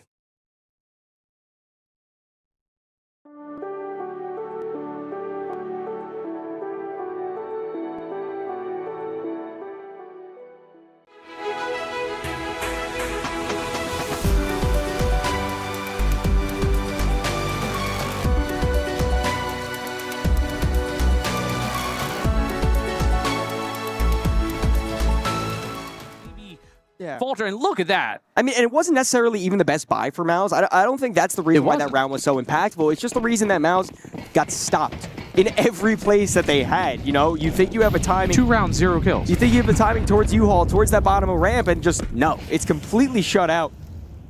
Foot are playing so smart right now. They know how Mouse want to go. This is what I was saying about the brain of Kerbeni right now. He's so ahead of everything. He's reading it perfectly, and he's reacting even better. Xcloud in a great position. He just had to stay alive, and that's what he did. Got the kills, and now Symmetry firing off a shot finds one. Xflow finds himself one this round at the very least as he's climbing and scaling that leaderboard. Now 6-1. Kerbeni, of course, he's always good for something, if not just the brain. He's good for the guns as well. And finally, Sphinx breaks the floodgates open, and they get a kill. At least find one in the round. He dances around the op, but ooh, Nade will send him sky high. He dislocated his shoulder on landing. Well, I think he did more than dislocate his shoulder. Probably, yeah. I think he died. I was with you. And I mean, we're saying, I was kind of hoping, Torzy kept that same energy from map 1, even though it was a little bit, it was a glimmer of hope. And he currently is being held to a 1-4. Torsion 0-6, and PR is still quiet at a 1-5. I mean, it's still early days, right? It is. But the fact that Xerxin hasn't found any impact yet, that is troublesome. He's been such a big part in this team and getting, the recent wins that they have, he's been putting up incredible numbers. And there is kind of a question mark about what happens if Xerxin's performance falls off because he's taken up the mantle of IGL. Beautiful timing, almost two for Kerbeni, but traded back.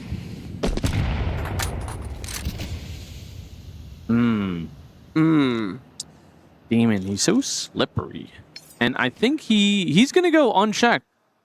Or at least now, I mean, PR is kind of still weary. They are still just concerned about what may be, and rightfully so. Demon lurking around, and he may not have all the kills in the world across these last maps, but it has been the impact. While Xflow makes his way up through Secret, and there we go. He springs the trap, finds one as he swings up. Xflow finds the other. Torzy at least has a retortment, but it's so mute right now. It's a 2-on-2. What can he do? It's a 2-on-2, but space taken back towards A. Sphinx goes down the vent. Heard the door open. So knows a player is nearby. Not exactly sure where the exact location is. This is perfect for Sphinx. This is perfect timing. You're not even gonna have to worry about the gunfight. So as I say that, very loud Symmetry is back down with the op. Molotov goes out. Here's the double doors open. Will he swing into the window? Will he clear it out first? Pulls his knife out. Not going to get away with that here, my friend. And now it leaves it all up to Xcloud, the newest player on the team. But someone well wise above his years. That's already the first conversion. A spray through the window, not able to land. Smoke down to the bomb. Molotov towards double. Oh, no. No tap on it, no kit. Not going to be stuck. Spink tries to swing. Up top, the spray comes in, and Xcloud does not stop. Puts the period on the round. Puts the capitalization in front of Foot. And that's 6-1, my friend. Even when Mouse have things go their way, again, it crumbles down. It's just so damn good. Every round from this has purpose. Every kill, every death even has purpose. And that's what we're seeing out of Foot, which is the polar opposite of what Mouse are bringing. It is just nothing. And it's crazy because that's honestly the first mistake I can really remember from a player on Foot right now was just Symmetry walking down with his knife after the smoke goes down, after the bomb gets tapped. That's the first time this entire series I could be like, okay, a player, had a lapse of judgment in the moment, didn't think about the potential positioning of the other players. And still, it rocks up in Foot's favor. Still, Xcloud 10-1. Ooh, that's the sign of an upcoming team that has such great potential is, I screwed up. Something happened. I might have cost us the round. No, it's okay. We have insert a name from this team. We're good. This ain't no regular thing. I came for the ring. You know what I mean. You see my name in the lights. Better get right. I'm champion.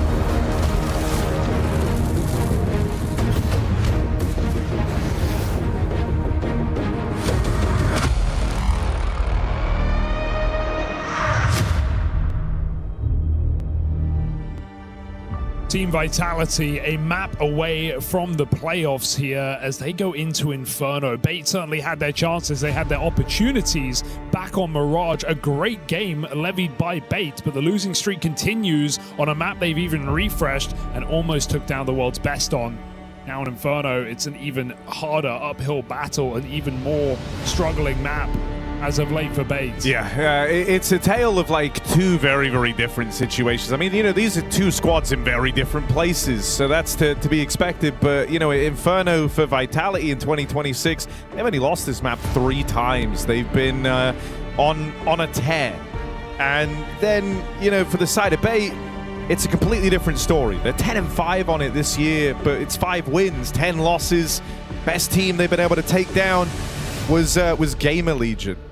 So, you know, very kind of different expectations heading into this one. You worry for Bait that they've missed their best opportunity to take advantage of a Vitality slow start to this series. You could just feel it in the air, even in that last map when Bait had the lead. They had Vitality right where they want them, but how many times have we just seen Vitality level up, dig deeper, not go down? And they do it time and time again when it matters. So it's never meant to be much of a competition or a conversation between these two teams. And even though Bait have already impressed, I fear the worst is yet to come. Map 2 of the series. The round of 16 playoffs awaits Team Vitality if they can just shunt Bait to the side here in this second map.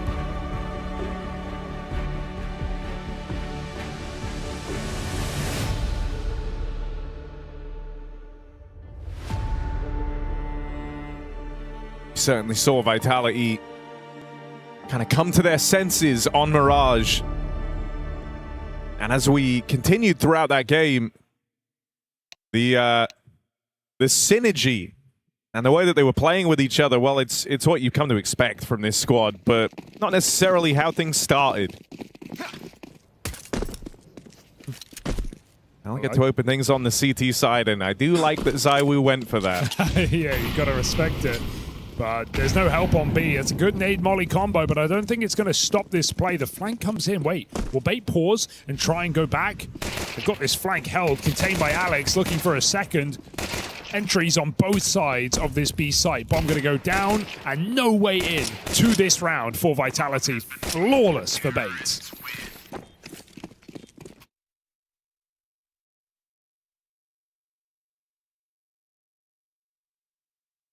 Excellent stuff.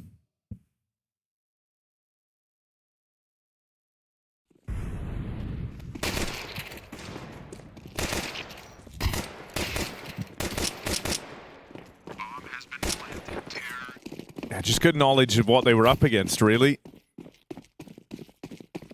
Had players watching for that wraparound.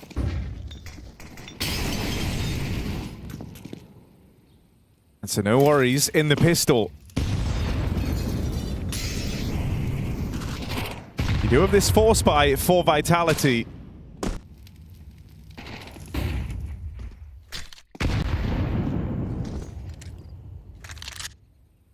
And a B stack to boot.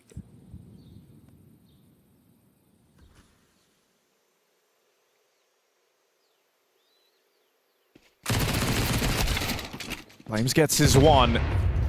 Nades come out. You're really hoping that Bait commit to this now. That's what Vitality want.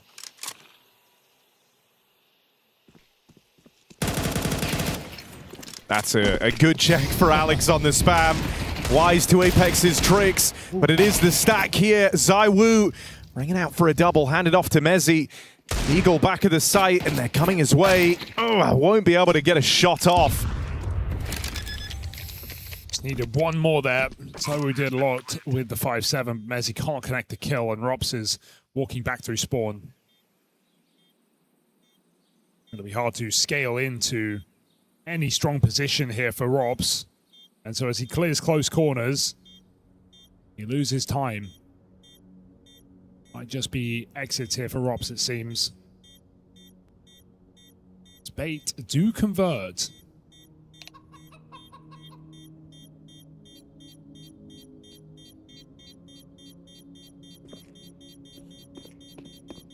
we go.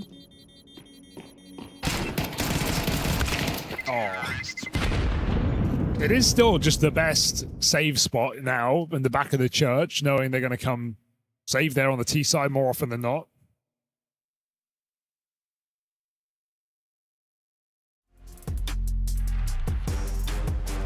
Apex a classic. He's brought out the Mag 7 on the Eco. I've seen so many Apex highlights in Banana. Why don't you just buy 5, Harry? As long as you all get a kill. I can tell you why that one. I can tell you why they don't do that, Hugo. It's not in their loadout. Exactly. You need Apex to drop all 5. I mean, it's fair. Nova's pretty good. I get it.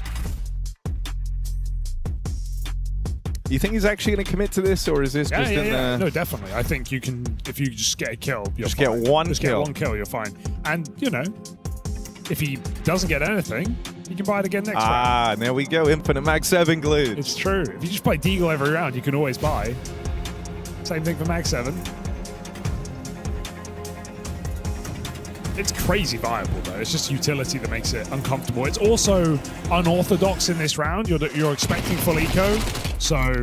If you were ever accidentally all going to run into a Mag 7 and get 4K'd, it's in this round. Slow down here, buddy.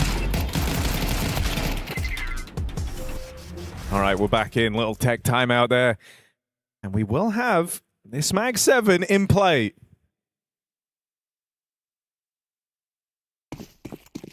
What have you got?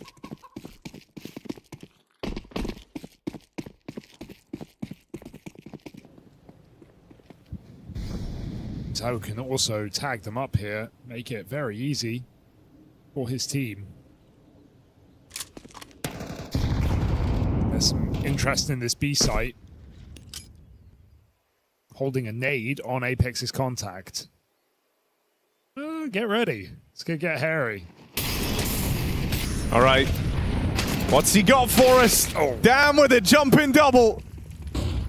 Oh, he's going for more. Apex swinging for the fences. That's 2 kills from his signature gun out towards Banana. And Bait now feeling a bit of pressure. You said, why don't they just get 5? Well, Flames is going to give it a go as well.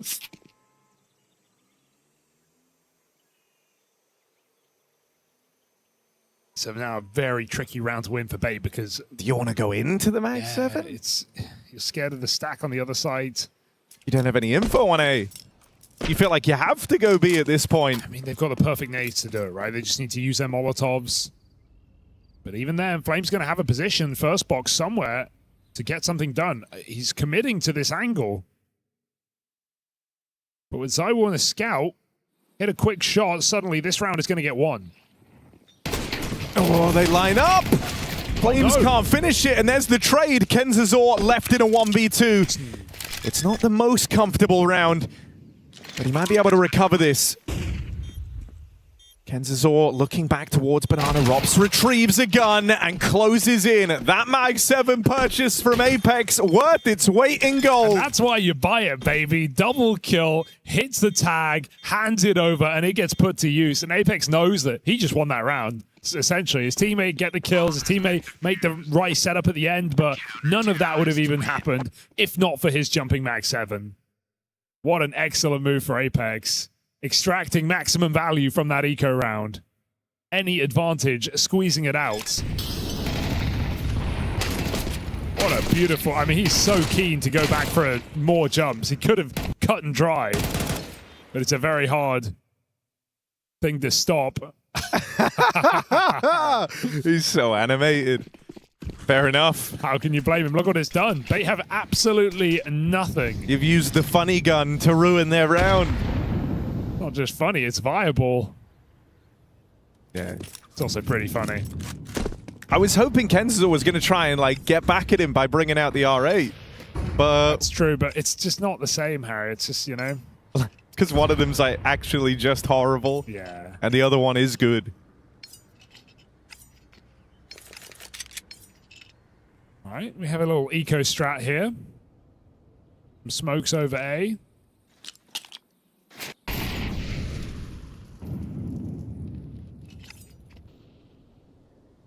Got 2 smokes here. Walls pop. Long side comes in. What is he throwing at? First one's Moto, but maybe for the pit. It's got blocked in apartments, no fear. They're going to jump through. First smoke out. Looks like a pit or a site smoke. It's a nice exec here for Bait. Let's see what it's got. What they've got. Rops is dead. Burns 100-0. Flashes and that nifty little Molotov flush him out. Messi hoping to hold on. And now Sizzy closing in out on the long side with Apex removed. Bomb planted. Flames is left in now an impossible 1v3. He's got players behind him. Crossfire in front of him. What's Flames meant to do? Gonna try and hunt down Sizzy. Gets rid of the library man, so he's not looking over his shoulder throughout this clutch. Hoping to find MPL, but with Alex watching from the pit, they swing him together. It's a peak on 3, and they shut Flames out of the clutch. It's a round wrestled right back for Bait. I think he even hit reload there at the end as well. He did. Not that he was going to win I anyway. ruined the flow of everything. Oh, he's reloaded. That was a sick execute though, right? The running molly. They have the Apps lurk smoke from far away. Gets them out of apartments. Great flash kills Rops. And Bait don't overplay it as well with a long lurker because they had that smoke down earlier. They're able to flush out rotate. So every step of that is excellent for Bait. We can talk about the jumping back 7. That was a 1400 by round win for Bait. So absolutely massive one. Put Vitality in quite the spots. Flames are going to send it and squeeze out a final bullet kill there. There's more nades here in B. You've got to be very careful, Bates. Double molly could be a problem. Oof. While the nades are good, if Bait have this full banana control, they can just execute. Apex trying to block.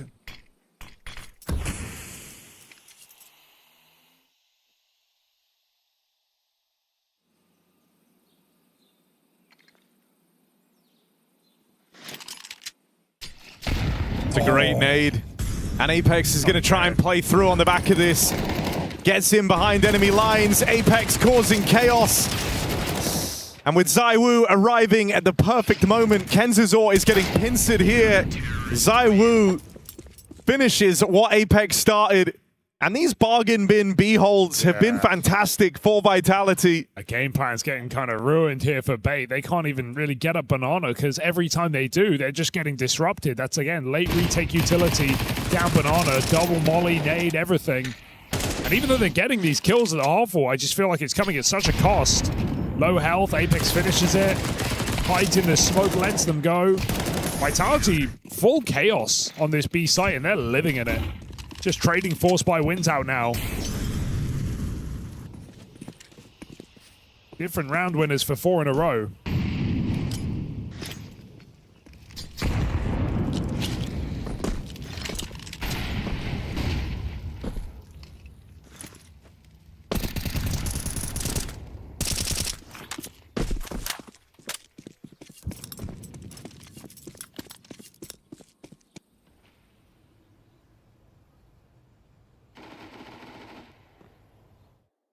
Gonna have the ace eye under a bit more scrutiny, but strong setup here. Double porch with the boost.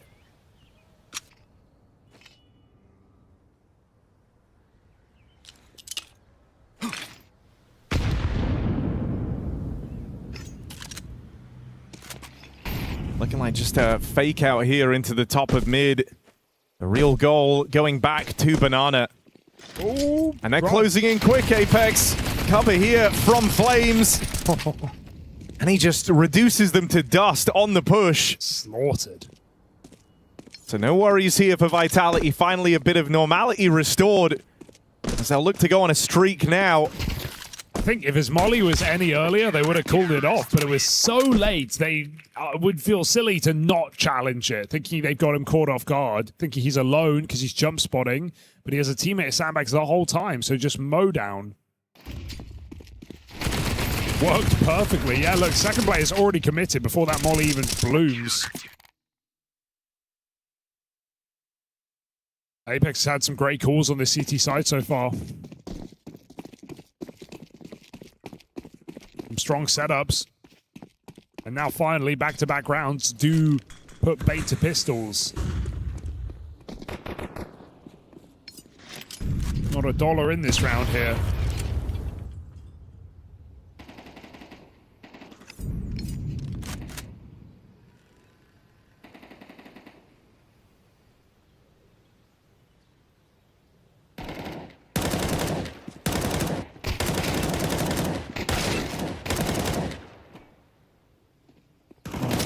But as he's not letting it get out of hand or alive.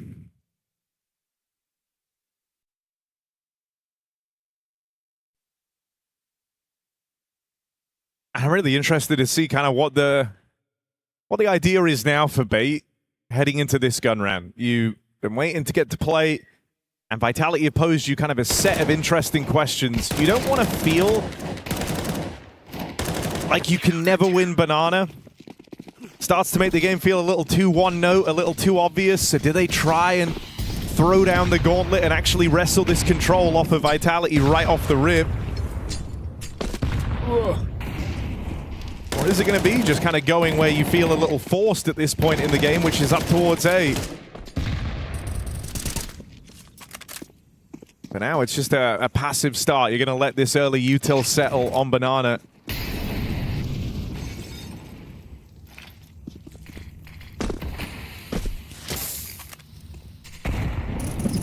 The nades, just been so effective. Yeah. Like every one of these B hits, Apex is putting in work with his utility. Apex has 460 UD.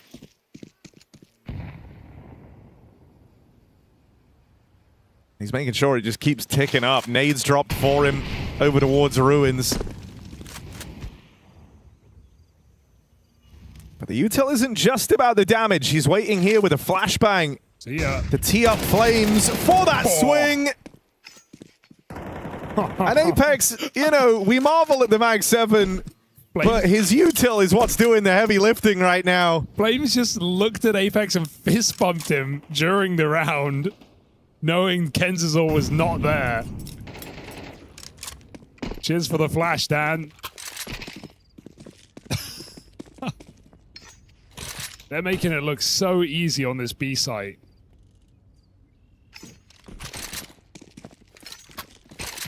Shuffling guns out, guns that Kenzazor would have loved to have. Gonna come from Mizzy and AK. They're playing mini games right now in this game. They're finding other ways to entertain themselves. Come get it. And I think this is the last thing you want. You don't want Flames smiling away. You don't want Apex feeling like he is throwing, you know, the most powerful util imaginable. They're having a laugh right now. So after that HE, it's 576 utility damage for Apex. I mean, he's the best nade player in Counter-Strike right now. And of course, you know, a lot of the time it's his team giving him the util so he can throw it, but it's which is going to buff the stat, but at the same time, the consistency that he finds these high UD games and the consistency that his nades connect on the heads of his opponents is insane. He has more damage just with nades than 4 players in the server have damage full stop. Nice. I mean, more than half his damage is UD. And he's top of the scoreboard. Here we go. Bait, I really feel for you boys. I don't know how you fight your way out of this. Leg and Rops is watching the demos as well. HE right down mid. That's a great deagle, though. Vitality are playing dodgeball, man. They can't get away from him. There is an AWP in mid. It hasn't been shuffled as Vitality were wrapping. So MPL's picked that up. Bombs just dropped in the boiler. Edgy smoke in front of it just to keep more pressure on. MPL would love to put this AWP to use on low health, but... that's the worry, isn't it? The nades. Boom. What can you do? What can you do? Shut down every step of the way. And they're all smiling now. Well, yeah, like they've just started a new thing. They're like, guys, let's see how many nade kills we can get. There were 2 of them in that round. And it's not like Bait are just running into them and they're playing them off spawn. These are really late round nades for the most part. Sure, that Rops one wasn't, but everything else is just perfectly timed on top of their opponents. This is a masterclass of utility. Yeah, like what do you even do? Everywhere on the map, you feel like you're going to die just trying to get the regular control. It's like a Astralis tier right now.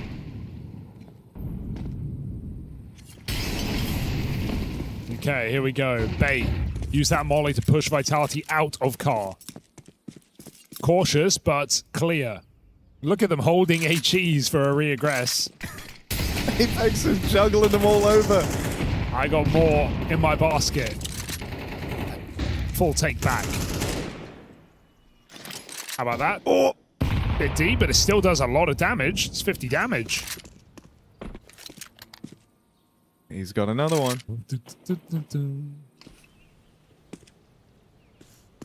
Hey, leave banana entirely. Like when we hear 2 more HEs, we'll take it back. Oh, that didn't work. PL. Yeah, there's layers to this util stuff, man. Not everyone's got it. Molly's going to push Robs forward or back. Which one will he take? Back it is. Smokes it off. Say, what, you want to block short? That's how you block short. Exec comes in here for Bait. 25 on the clock. Oh, no. Great nade. Oh, my God. All right. They can't go long, guys. You have 20 seconds. No more artillery left for Vitality, at least. ZywOo gonna get one. It learns about this long wrap. Still 10 seconds on this push. Time is of the essence for Bait. And as Rops trades places with them, the bomb gets into the site at least. But look at how claustrophobic this is starting to feel. Oh, Mezzy gets dealt with. They're scrapping in this post plant. It's left to Alex in the clutch, and he goes nowhere. Just brutal from Vitality, keeping them boxed in that last second bomb plant. Yeah, teammates, I love how Robs plays that too, right? Knowing how low the clock is, he just lets them go right past him. They have to go short with the bomb, and so Robs gives them the sight, but just shoots them in the back while they get there. Mezzy buys so much time back in pits. Everyone does their job.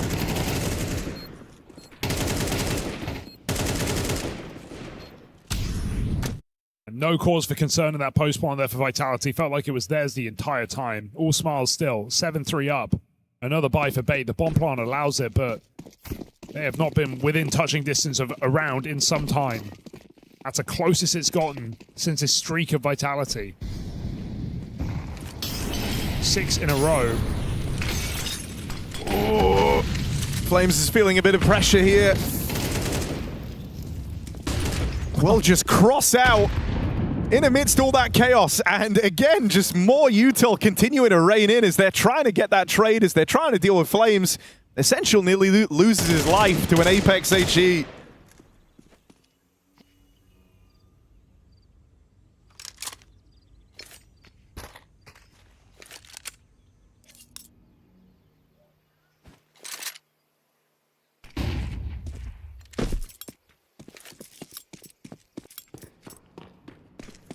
Exec coming in. That molly buys a few seconds, and Apex picks up a fresh bounty of loot. Gonna get flashed in here as well. Flash and smoke down. Apex close on that spray. It's a low player there. One of his worst nades yet. It's still 20 damage. 40 seconds. They just have to hit this site and they have to get the clean entries, otherwise there's no way to win this round. They don't want to save this late in the half. This is an all-in for Bait.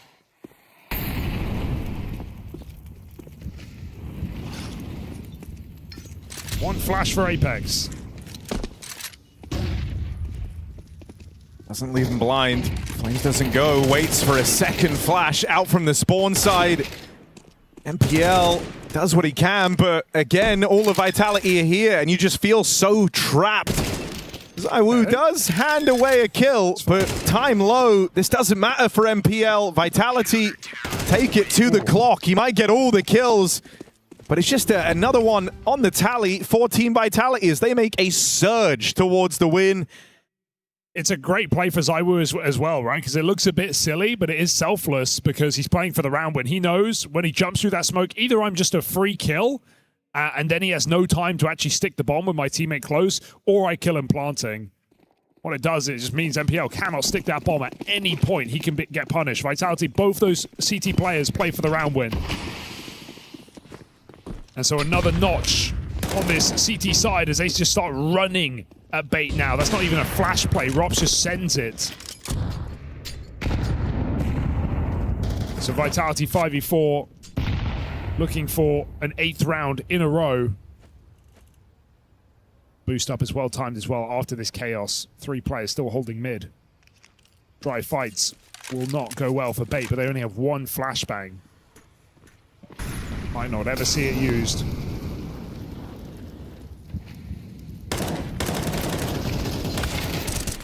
Oh, back's turned. Mezzi just gets to feast.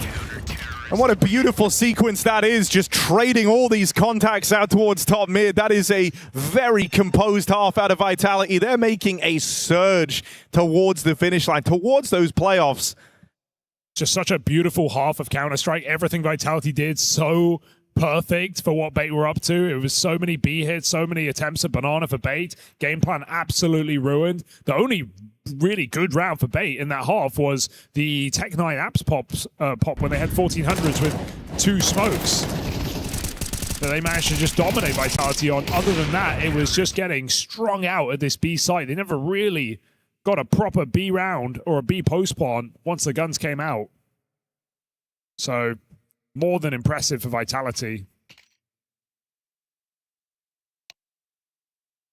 And a great sign from this team that may have started slow today. 5-2 down at the beginning of Mirage. Some shaky moments even on their second half, but the streaks of rounds I think is the most impressive here for Vitality. We had a couple of stars shining bright here for bait in the first map. Can't really say the same here. Vitality bring the pace. 1 man home. Good pick up for Kenzazor. His position just going overlooked. MPL and the rest of the gang arrive on these rotations, and so bait, chance to get something going on this CT side. Dominant pistol round looking to come through. And not even a single kill for Vitality. It would have to be quite the turnaround here for the plucky underdogs in bait. You got nothing to lose in a way. The pressure's kind of off. You're already feeling like this game is over. You know, it's Team Vitality at the end of the day. Is it the letting go that could help bait here on a CT side where you don't have to think too hard? Let the rounds come to you. Trust your setups. Vitality Force, even without a bomb plant and a kill. That's how confident they are. This is not playing the numbers. This is Vitality who want to send a very clear message. Sizzy trying to help out, and he needed to be involved there, or else MPL was a dead man. Suddenly the gates are open for an A play. It's a good reaction to clamp down on that mid hit. And a good chunk of money made for Bates Orpa.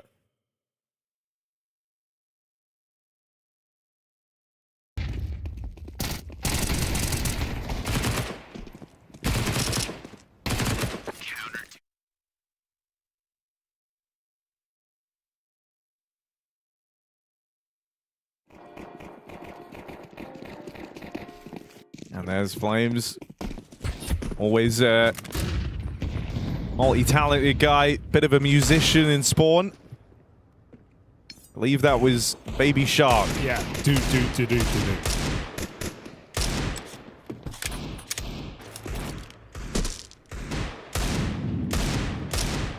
He knows the classics.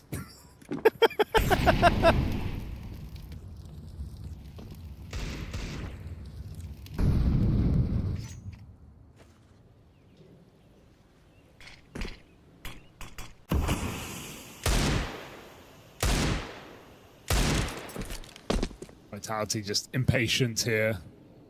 I'm sure. Wanting to push some buttons, but not much to do with Banana locked out like this.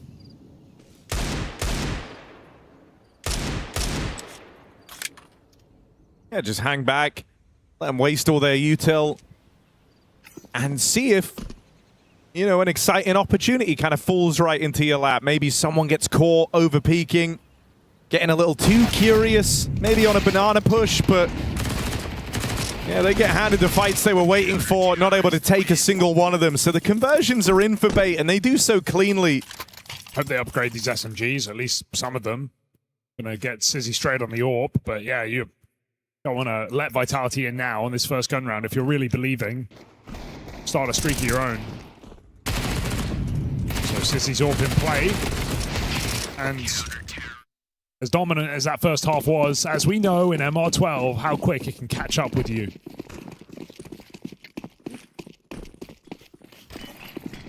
Alarm bells certainly aren't ringing yet, though. Vitality, they've just been rubbing their hands together waiting for this first gun round.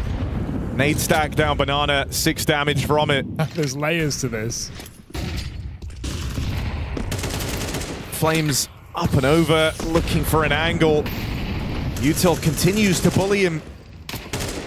And you've now seen, you know, a fleet of nades out here towards B. Could read into that as a bit of a stack. 3 strong from the get-go on this side of the map for Bait.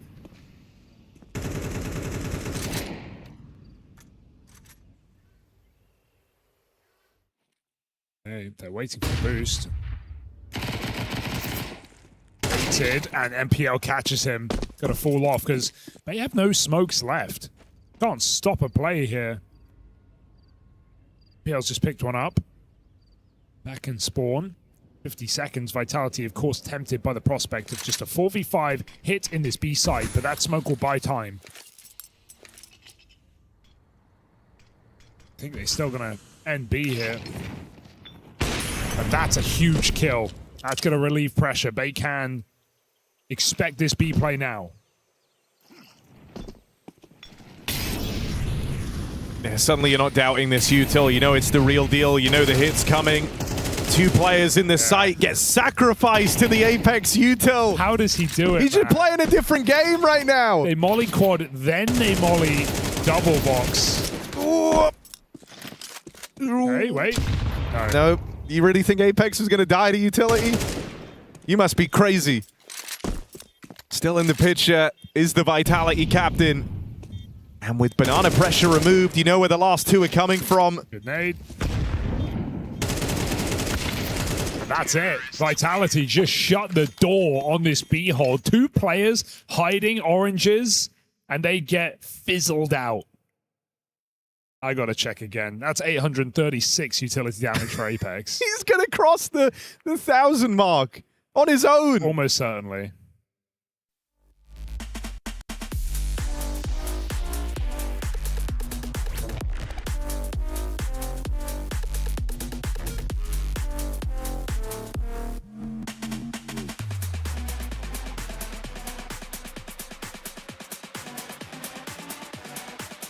It is just madness. Like, Apex must be able to feel it too. Like, you don't always get the double molly entry kill into B. In fact, you never do that. That's a crazy sentence.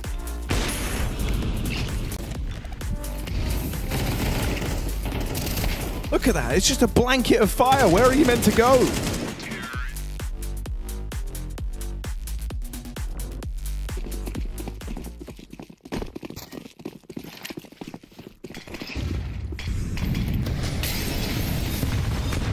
Ooh, that's okay. And a bit of your own medicine there. 3 HEs down Banana. Apex looks so vexed when he faded to Gray on the cameras. Yeah. Like, finally, he's the one on the receiving end of all this damage. It sucks, doesn't it? Not funny when some little green balls thrown at you have decided you don't get to play the game. Doesn't even play tennis.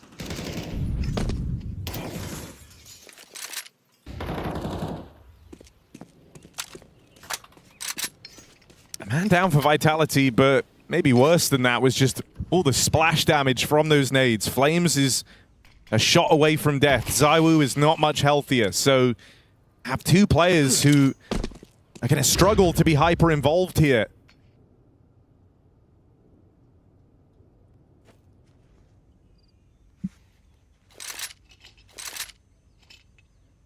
They've won this before, they can win it again, but this time Bait don't have exploitable positions. Passive in their sight with advantage and low health on Vitality. It would take a miracle to win these entries. And they just get shut down straight away. It might just be the save here. 20 seconds, low health. Not liking their odds. No, and it felt like it was kind of always destined to go this way, pending some grave error from Bait or some real heroic moment for Vitality. They just bow out of this round. You know what? Bait can have it.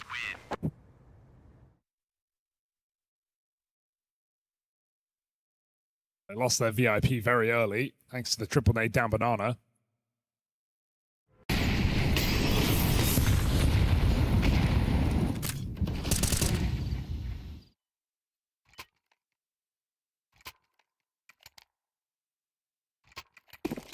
That's 4 out of the 5 rounds in this half here for Bait, so certainly making a swing for this CT side. Some lesser weapons here on Vitality, and ouch. They still send a message back, taking the car. Bomb very late, but too early for the commit. It's triple B. Players making sure they play safe. Sizzy's just got the boiler line, buying a few seconds while Bait go searching for answers at B. Yeah, I mean, it's been a super B-focused game. And so just starting many of these rounds with 3 players out towards this half of the map. Such a great call for Vitality to take car and sandbags, but then pull all the way back and let Bait retake the space, looking for a close fight. Vitality all just holding them from back at tree. So really get punished there. Still a 1-for-1 though. So nothing guaranteed here for Vitality. They're going to leave Apex to fake the B site and go round the world at 45. And this is what 9 times out of 10 you're going to see on this map. And so no surprise that Bait draw that third rotation over, but now they've fallen for it entirely. These smokes going to keep them in position. Sissy plays through. Apex tries to sell, but now the penny drops. Can they get out of A in time? Kansas in a good position. Eyes on out towards short in the apartments, and that's exactly where Vitality are coming from. Objective is just to try and buy some time for Sizzy. With the molly splitting up the push, there's a spot on the apartments player. Kenzazor's going to be more than enough to get this done. Beautiful hold. Love that when he got that app spot, he waited for the flash to pop, peeked him from a different angle so he doesn't just get pre-fired. For a one-man hold from the bottom performing player, does an admirable job to stop that last second hit for Vitality. A couple of saves coming in here now. Vitality struggled to close rounds. Haven't had any clear advantages. I feel like the A hit's got to come eventually, right? It's been such a banana-focused game.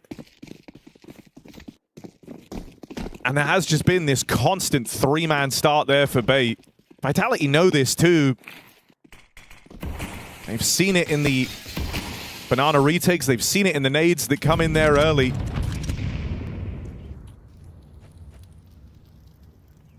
So Rops with a hero gun. The apartments and this A side of the map is his responsibility. So asking him to try and make a play. Flash sets him up for an opening. And you get that 1 kill. If you had the read that it's been these triple B starts, you'd be looking to go on this. So Vitality take the space. They deal with MPL on rotation. They have this CT control. He just headshot right now. Bomb is coming in late, but they lose it again. Kenzazor, how has he done that? ZywOo even missed the Deeg, and they know the flank's in. There is nowhere safe in this site for Vitality. And while Apex has the gun, he has low health. ZywOo needs to connect a shot. He is boxed in with the bomb.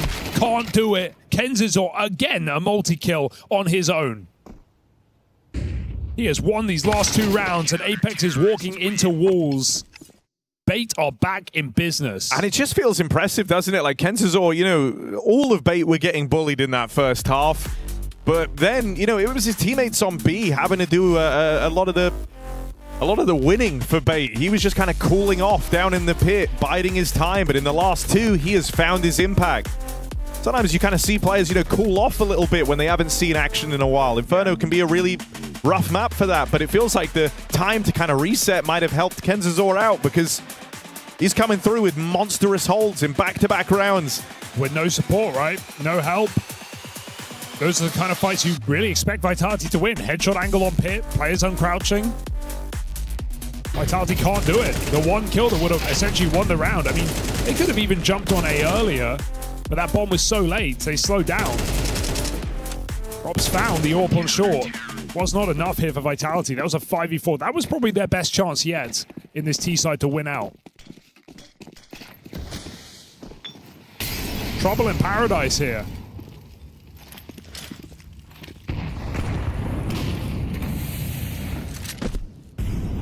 Well, Vitality this time concede banana.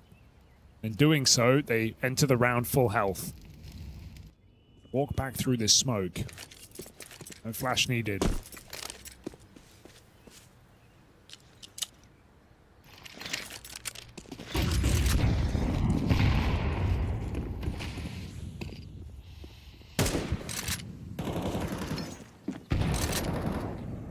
Mid just got recleared by Bait.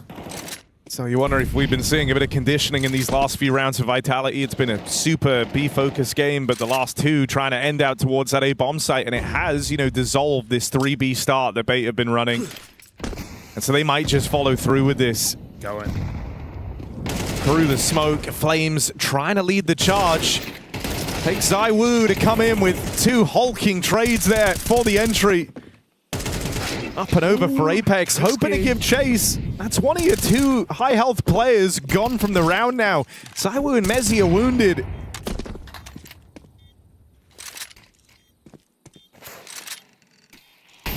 So far from an impossible retake here for the Bait squad on this comeback.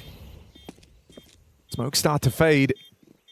ZywOo hears players at the ruins. That forces a fight onto the Sizzy AWP. It's just Rops left standing. Other side of this smoke at Banana. Lines up the damage, but can't get him off that bomb. And so Bait from the back foot all the way to a tie game. Oh, Apex is going to be kicking himself. 4v3. They have the site. They have smoke down, and he goes over Oranges to take that fight. It's a swing kill. Getting it wins the round. Losing it opens up the round for Bait to win that post spawn. A massive 3v3. Sizzy finding ZywOo back quad on that repeak. Some individual moves here for Vitality getting punished. They're confident, yes, but that is at times letting them down. Bait playing it by the book on this CT side. Incredible resilience shown by Bait. The team that showed that at the major, instead of choking from 2-0, they came back through stage 2 from 0-2. It's a team that has absolutely upgraded their mental. And now against Team Vitality, after a 9-3 first half, the score is even, yet to be settled. Kenzazor, this time no multi-kill from him down in the pit. The Sizzy AWP struggles to provide. MPL at least stems the bleeding there. With a 3-on-3, it's Mezzi real late. Just gonna catch Essential in rotation. Advantage resting with Vitality.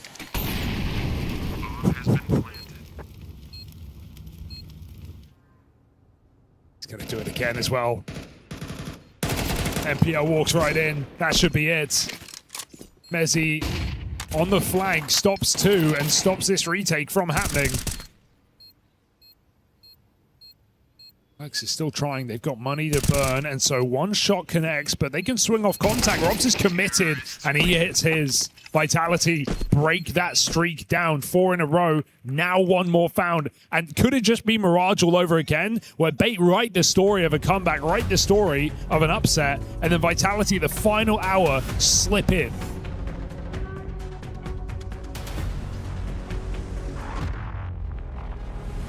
Yeah, how are Bait going to cope as well now that they've had a little stumble, right? It's been a big streak of rounds for this Bait team on the CT side. They've just been going through the motions, going with the flow, and everything's been working. But now you take a little stumble this late in the game. You know, they've had 2 great opportunities in this series to get one over on Vitality.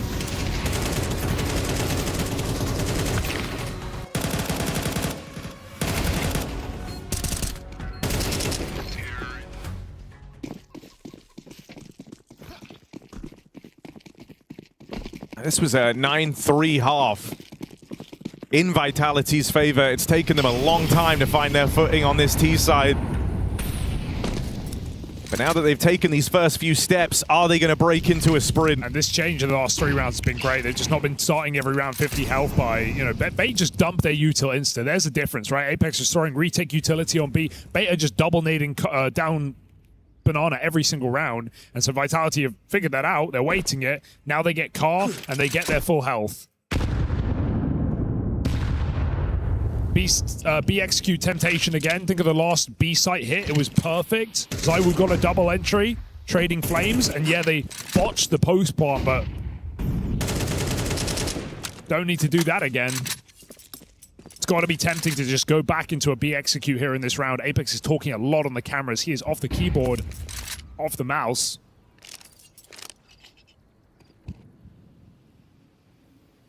But it does look like they're going up middle. Timing's everything here because they flash in a re-clear top mid, but that serves as misinfo. Rob's heard the run back, and so Vitality get a move on. Sizzy AWP long side. They'll run right into it. And a sequence forming for Sizzy. A hat-trick of kills, and you'd like to think he's done enough. Thinks he's dinked him, but it's only 8 damage. Still need this kill. Player in the site spotted. ZywOo trying to squeeze his shot out. Robs has cover, but it's the bomb down on long with 15 seconds. And unless they overpeak, Robs cannot win this round. They will not make that mistake, and Robs will have to save. This is Bait on to 11.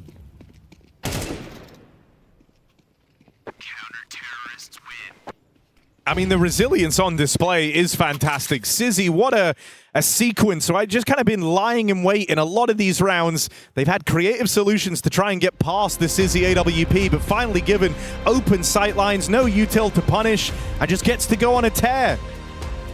That's you know, the youngest player in the competition at a very pivotal moment under a lot of stress, saving the day for Bait, and now they tie this game up all over again. Money in a weird spot for Team Vitality.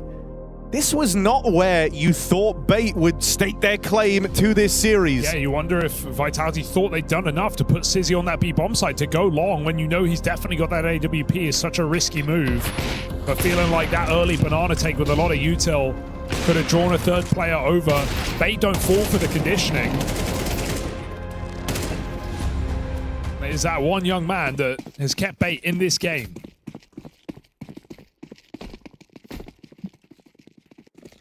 Rob's hands off his AK.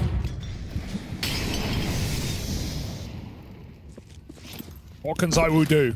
And there's that double nade they've been doing every round. Ouch. Robs might need that back.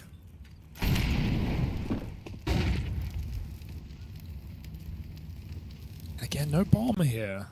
But it seems like Vitality are so tempted by the prospect of this B site.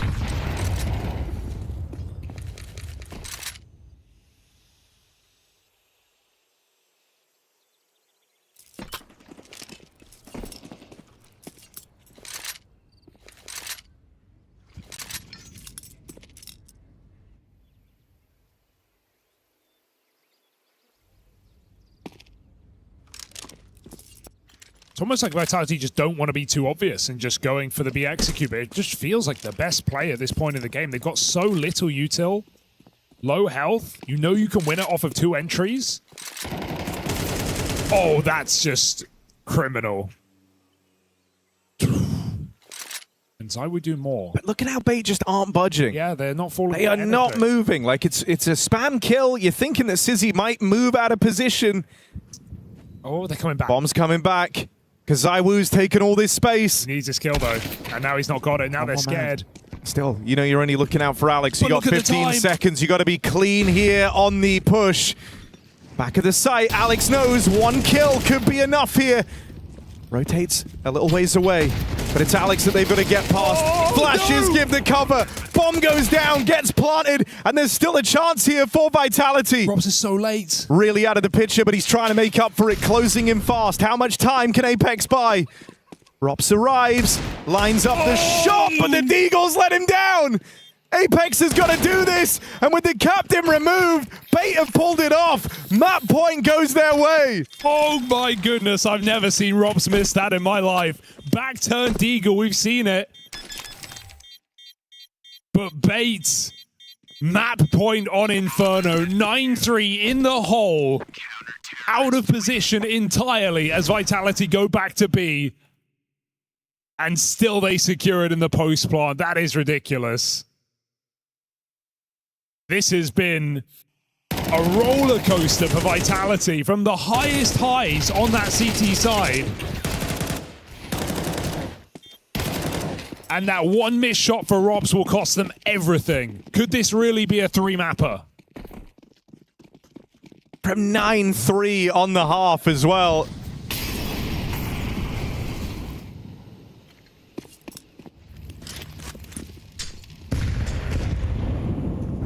Nades brutalize Vitality at the bottom of Banana. And so again, they're starting this round, this final round of regulation, with two players a shot away from death. There's the nade to get rid of Mezzy. Advantage rests with Bait.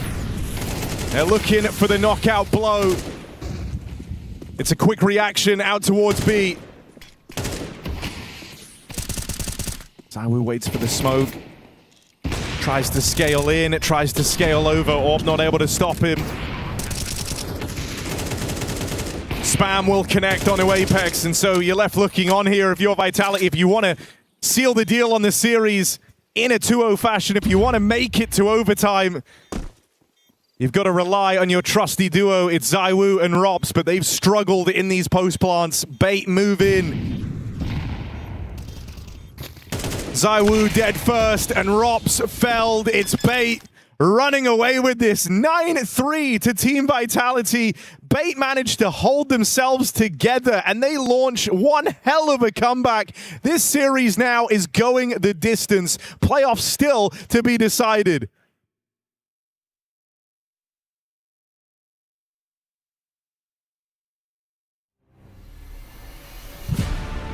Yeah, and it's clear right there that Vitality are not firmly in control of this series. You are not. You are not. No, absolutely. Quite the show of force, I guess, from both sides. If I'm looking at the B8 corner, you got to be happy with this result, at least on Inferno, and how your team played, approached some of these situations. There are situations of proactivity, but most importantly, not getting ahead of yourself in these moments. Yeah, that was a good comeback from B8, not gonna lie. Didn't see that coming. Very strong CT side, completely shutting down Apex, completely shutting down Vitality, who at no point were able to win 2 rounds in a row. At no point were able to fully break the economy of B8, which meant it was pretty difficult for Vitality to get much done on their own T side. Obviously, it helps that you win both pistols, you convert if you're B8, but it's almost like the first map where this time around it's Vitality slipping, completely and letting the game sort of like go out of their hands in a way. I feel like that was a game where they were in control. That was a game where they had shut down B8 in the first half, and all it took was winning the pistol or winning a couple of buy rounds on the T side, and that would have been it. But credit where credit is due, B8 shut them down completely. We'll get into some of the mistakes later on, but it was very similar things happening on both halves. Really, in terms of the CT side, Vitality, of course, as you would expect, able to do a ton of utility damage, secure banana control, just constant harassment in that part of a map. But then Bait was able to do the same to them, right? Like find a lot of success with those HEs early on, sometimes getting kills, getting a tremendous amount of damage, and you know, having that control, having that early advantage wasn't something that Vitality was able to sort of call themselves out on. I think to me the most impressive thing about that comeback as well in the second half were the amount of retakes where they were successfully killing Vitality and obviously getting towards the bomb and defusing, especially on the B bomb side. I know a lot of them, they were one-up, a man in advantage, again, having a lot of utility to work with as well, but consistently being able to retake against Vitality, to be able to retake against Zaivu. A couple of the rounds maybe a bit lucky with some smoke spams as well, but that was sort of like name of the game.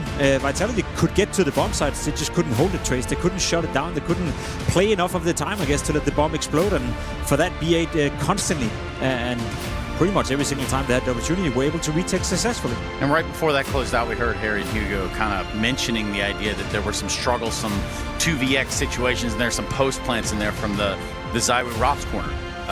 In terms of that, I mean, Jacob, what do you think? I mean, let's be honest. You know, on a normal day, on a good day, you'd side with Robs and Zaivu to win the vast majority of those rounds. You know, even with Apex in the mix a couple of times as well. I think I still would right now. Yeah, you know, but not this time around. Not in isolation here to Inferno, and I guess that's where we do have to give BA credit. You know, showing a bit of a composure and being very calm in some of those retakes as well. I think you hit it pretty well. Yanko saying a lot of the utility damage was done early on, that the players were kind of softened in those positions. You could see Zaivu, you could see Apex, often very low HP when they then got into the close pan scenarios. So it kind of were a trickling effect in that, but still slightly disappointed in Vitality not being able to close down after winning the first half as convincingly as they did. And yeah, completely uncharacteristic, despite the challenge for Ops to not hit that eagle shot on the flank, right? It is harder than it looks, guys. That's where I leave it at. But it's also karma for a round that happened earlier on, and we'll get into that, I guess, in a little bit, Trace. Yeah,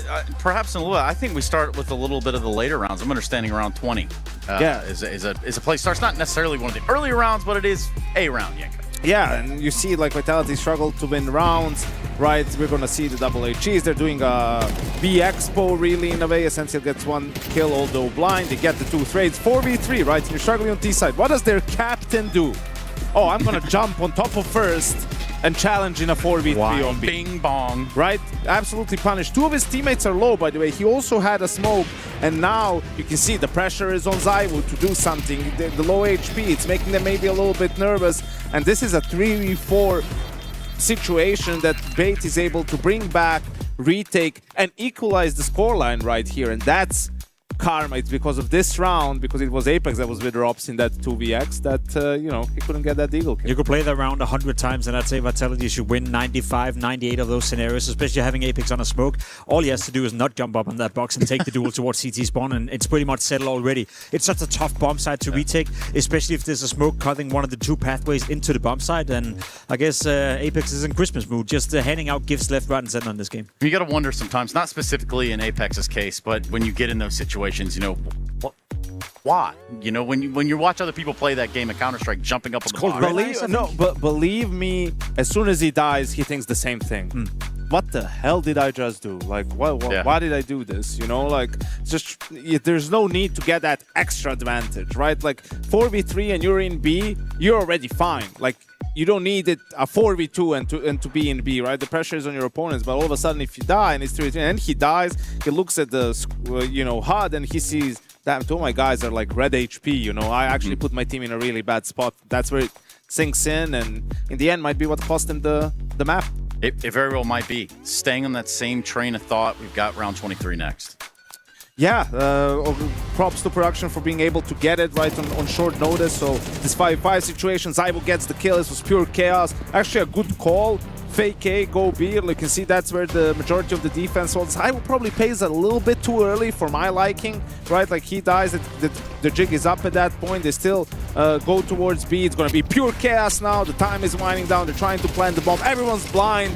Alex stays alive. Apex manages to get the kill, and now in this 2v2, here comes Robs, and just not able to connect on that first shot. After that, you know it's going to be hard to get the kill. Apex in the 1v2, unable to do anything, and this was really, you know, the backbreaker in the end for Vitality. You just thought they could pull out another miracle round, but it wasn't meant to be. It was close, you know, and as you said, it's way more difficult than you think. I don't think Robs did anything wrong right here, you know, positioned himself in a great position to get the kill. Unfortunately, couldn't hit it with the deagle, but at the end of the day, it was the round you showed us before in round 20 that eventually cost them the game, you know. It's uncharacteristic, it's not like Vitality, and I'm just happy to see that B8 is at a level where they can punish those kind of mistakes, because you could also make the case that, yeah, Vitality could play the B game, the C game, and they'd still get away with it, but that doesn't seem to be the case right here. Sissy had some great moments with the AWP on the CT side. NPL, once again, you highlighted him saying that it has to come from him, you know, from an individual standpoint. If anyone can match a guy like Robs or Cyber on the server, it's NPL. So all the win conditions are kind of lining up for B8 in this game, and Vitality, as you said, you know, clearly not playing up to their best at the moment. They're making some mistakes, Trace, that you don't normally see them make. Yeah, it's very uncharacteristic, I think would be the easiest way to put it. Yeah, you're talking about that Sizzy off hold towards Arch. He really shut them down. Even that round got kind of uncomfortably close. Yeah, and I mean, he's gonna be really important on Dust 2 as well. Now, we all know Vitality equals Dust 2, right? Like, It's been the map they've had the most success on with this lineup. It's been their staple, really, but you know, the last couple of times, they've shown some vulnerabilities, right? They got eliminated on it by Falcons in the quarterfinal. They lost it to 9Z in stage 3 of the major. So a couple of games that haven't really gone their way, and you wonder how much focus did they put on Dust 2 with so many different maps that you needed to work on in the meantime, right? Cash, a completely new one that got into the pool. So this is where you feel like, obviously, Vitality should still close it out, even if it was really any map in the pool. But Beta's played, you know, probably their best on both maps, and their stars are doing well with MPL and CZ, and it seems like they'll give us a game at the very least. It's a very important game as well, now that we have the bracket up and loaded in front of you. Naturally, win the game, you go into the playoff. Vitality will make the playoff regardless. You see the lower bracket and the quality of the teams in the lower bracket. I have no doubt that they'll make their way and find their way into the playoff. But if you're Vitality, you want to get into the playoff in the best possible position you can be in. Also, you want to avoid playing the likes of Falcons, the likes of Furia for that matter as well, in the first round or in the second round in that playoff. So you better win your group, you better advance to the playoff by beating B8. So safe to say that they've applied a bit of pressure, and now Vitality have to step up and get the job done. And I think just also, it's not even about making the playoffs for Vitality. As we said, it's about finding some of that invincibility feeling that they had and the confidence. And if you're not losing to Bait, how confident can you feel going into the playoffs? Yeah, the Vitality buff sometimes leaving us asking for it, exactly that, which we'll get that opportunity again. Gentlemen, thank you so much. We have Dust 2 in front of us. And if you were paying attention to that bracket, we have 100 Thieves and P-Vision coming up after this game. But as it stands, we do need to find out who's going to be winning here.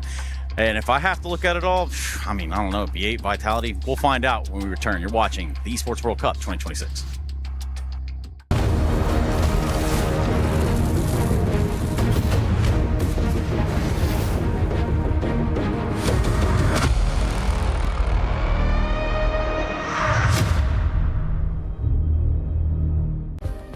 Play is in our DNA. Whenever we let it out, it becomes our superpower. Now imagine an entire city being built to supercharge it. Kadir City, powered by play.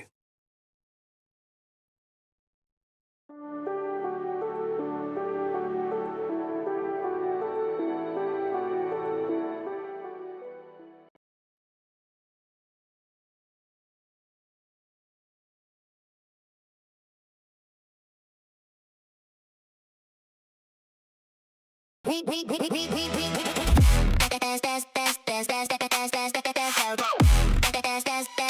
book Esports World Cup.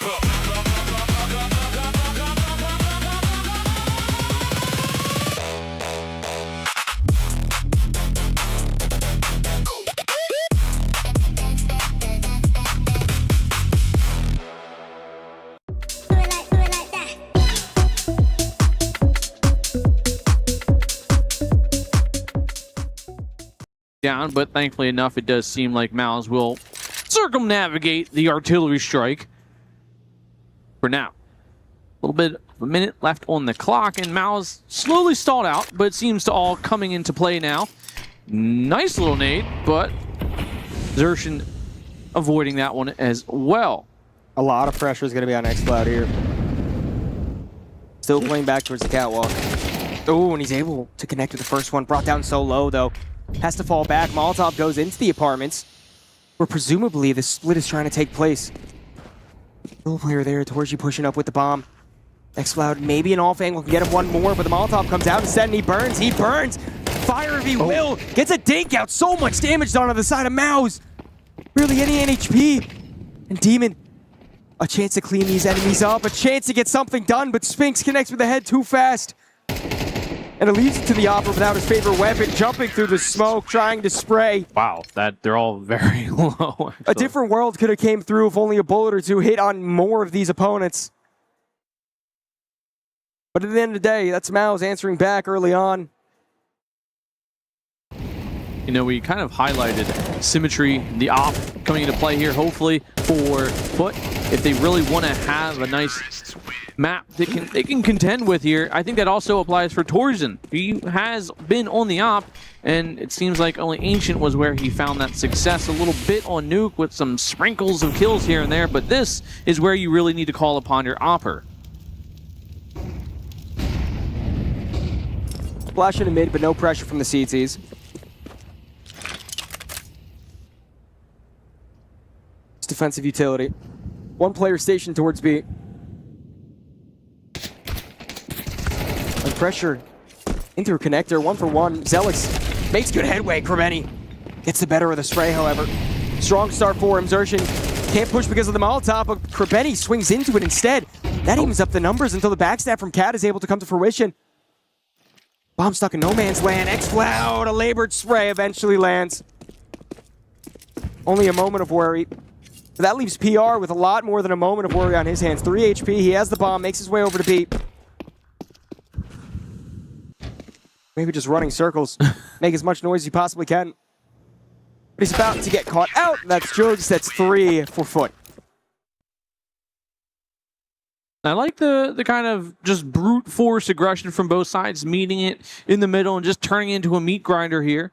They're trying to feel each other out, feel what version of each other they're going to be getting on this map. At least in the first half, we've seen the sides flip and things completely change. Hopefully enough for Mouse, things don't fall to the wayside once more in the early rounds, in the early half, in the very first half. As a whole, it seems like Foot have always and consistently dominated the first half at the very start.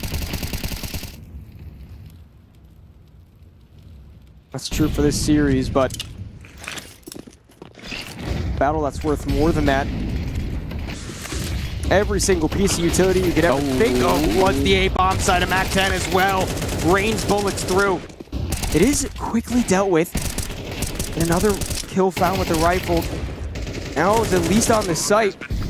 Gets that bomb down, the biggest win of the round so far. And PR, I mean, you've done your work already. You don't even need to stay alive. You got the bomb down. It was a good attempt. It was a good attempt, but not enough. Not enough to stop Foot on that retake. Very well collected there. Could have got overwhelming very fast, especially, you know, Mao's not necessarily a team that you expect to go full-fledged like that straight away off the rip of the round. I'm still a little concerned about PR. Still a little concerned.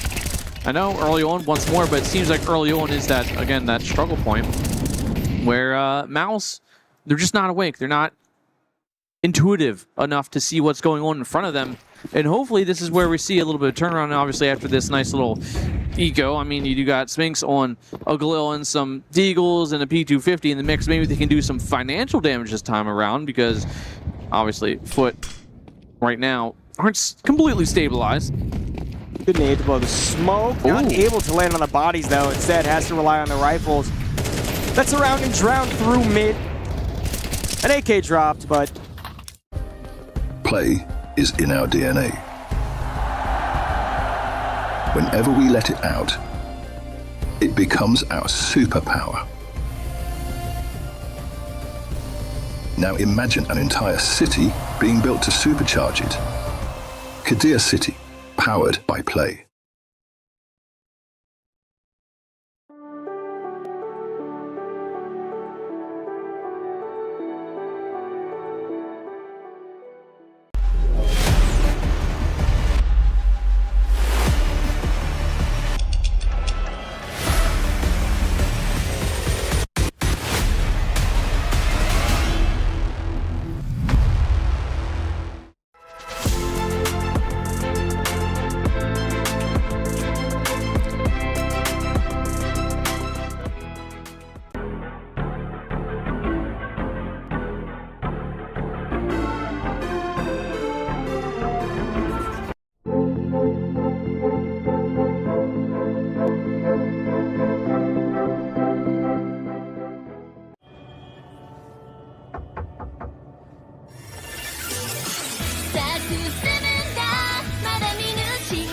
地目指していこうドキドキしようよ準備快適早もう止まらないこの世界を楽しんでみた順番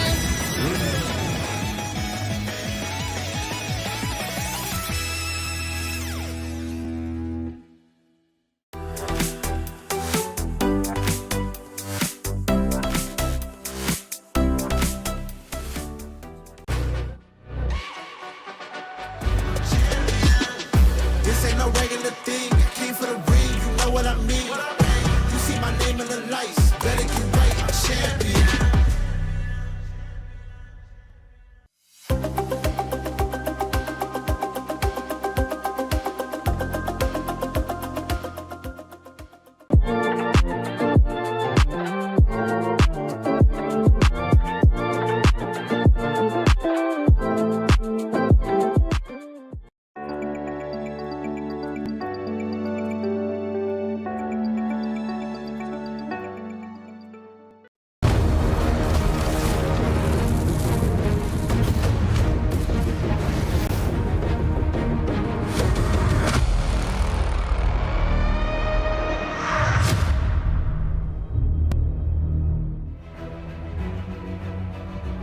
Vitality fumble the bag back on Inferno. 9-3 lead goes the distance. Bates steal it away with an excellent show of resilience. But this series is not done. It culminates on Dust 2.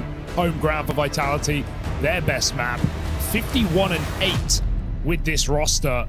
It is absolutely a pillar of consistency for Vitality until lately. Back at the Clone Major, Harry. Three losses in a row, all at the Major, including to the Falcons in that playoff match they were eliminated in.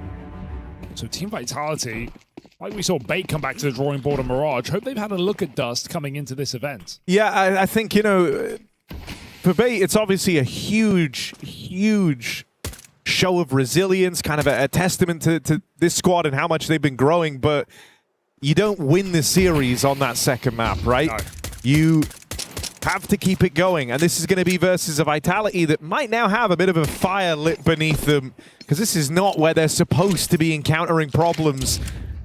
Playoffs on the line on the back of this series, and in this pistol, Vitality will have a bomb plant, even with some missed util in there. It's down to a 5v5 retake. Where are they going then? All together. Cat Flash. Rops is lurking with the P250. He's going to come in late on this backstab. He might even find this kit down lower, but Sizzy goes CT instead. Headshot as they cross in. Lots of Glocks, but pistols, USPs at range. It's up to the man in the sight. Zaiwu holding strong with a multi-kill. But instead, everybody comes in and picks it up. Flames is double, in fact. And Vitality with that pistol after all.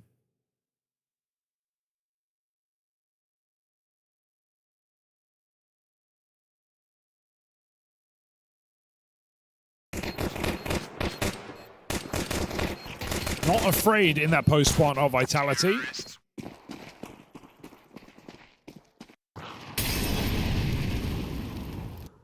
No, I mean, I think the thing that made this Vitality when they were the undisputed world #1 so impressive was just that, you know, that they could always bounce back. In the few cases that they had anything go against them, they would be able to brush it off in between maps. Hell, there was a long period where they were literally winning everything. And so, you know, I don't think they're going to crumble here because they gave up a big lead.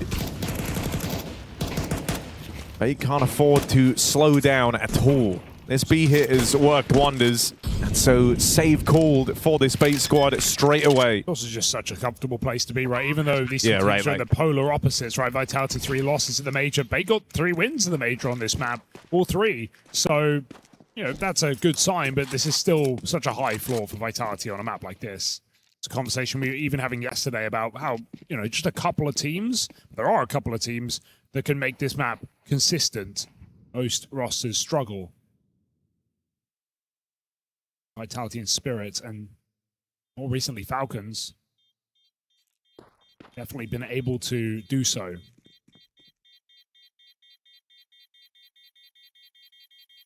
So saved weaponry. They get another go with this FAMAS. Terrorists win.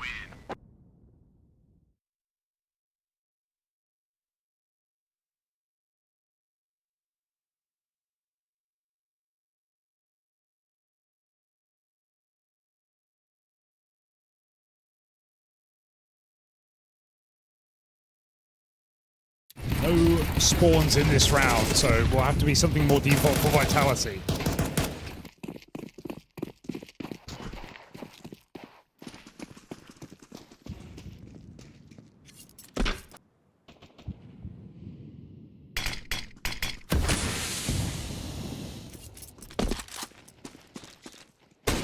I mean, it is just a series that kind of gets crazier the more you think about it. The idea that, like, it's actually been bait in the position of 2-0 this series. Had multiple chances on Mirage, ended up going to overtime. Vitality kind of squeezing it out. Come back from the big deficit on Inferno. You don't want that to all be forgotten about in a decisive third map. That kill relieves a lot of pressure on the maps. Is he not able to pot any more scout shots in middle? Vitality with options available. Go up catwalk. Bomb still top mid.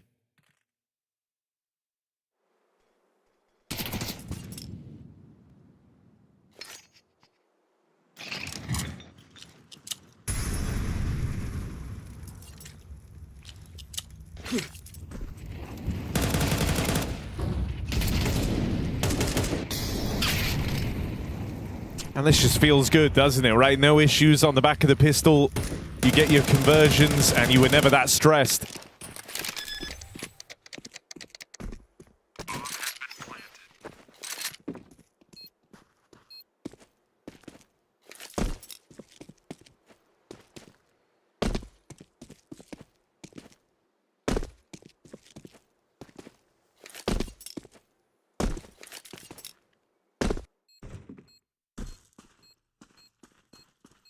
Says he's waiting to get his hands on that AWP.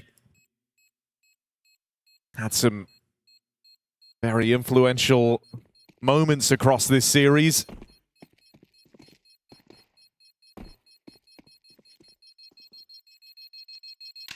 And with 5 alive for Vitality. Can't say for certain Zywoo's going to bring his out straight away.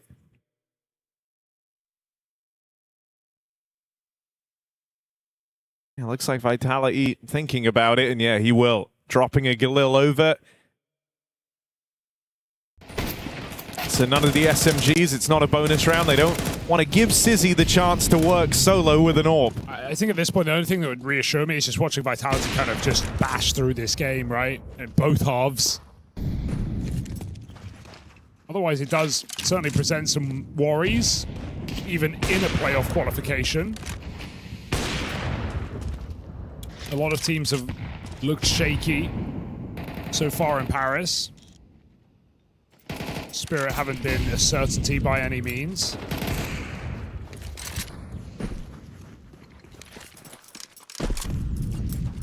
Mao's even struggling right now.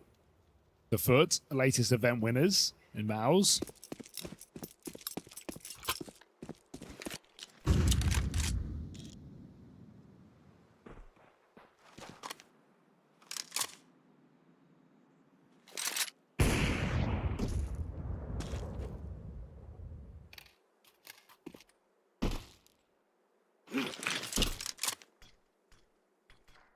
I mean, not to mention, like, you kind of came into this event eyeballing a handful of teams. Spirit, Vitality, Falcons. And yeah, you could even make, you know, an argument for a squad like a Mao's. But we've seen stumbles from all of them apart from the Falcons. I want to feel like a bunch of the heavy favorites for the event kind of have all these questions around them. Looking at those playoffs. Ooh. This one, oh no, a mow down for bait as they, nice and easy, put a stop to the A hit. I think if Flames has his gun out, I think they just set up nicely to win that round. There's a really good chance to get that second trade, put the bomb down, play cat, as the rounds Vitality excel at, but Flames pulls util out, thinking he has a bit more respect. And MPL does not give it away. Nice setup for Bait to re-swing off that flash. And able to stop the A hit.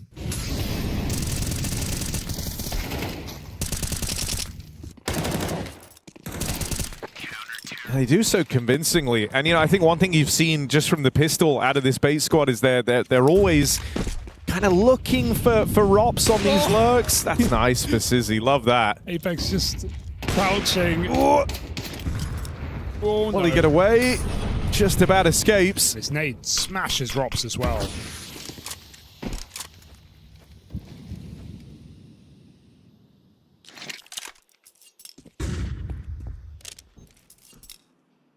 Good time for City to get going here. Looking for back-to-back rounds for Bait, keeping their money alive. Putting the captain back in his chair. Take a watch from the sidelines.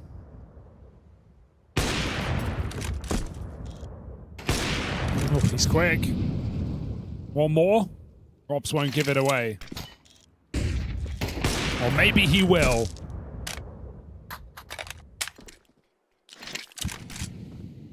Looks simple-esque there.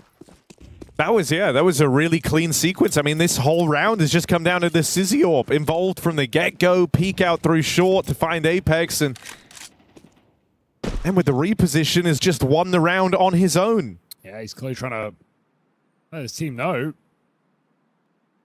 Plus, you know, I think you already had some good moments from Sizzy back on Inferno. That 3K over towards Long, like really being the one that kind of takes the cake.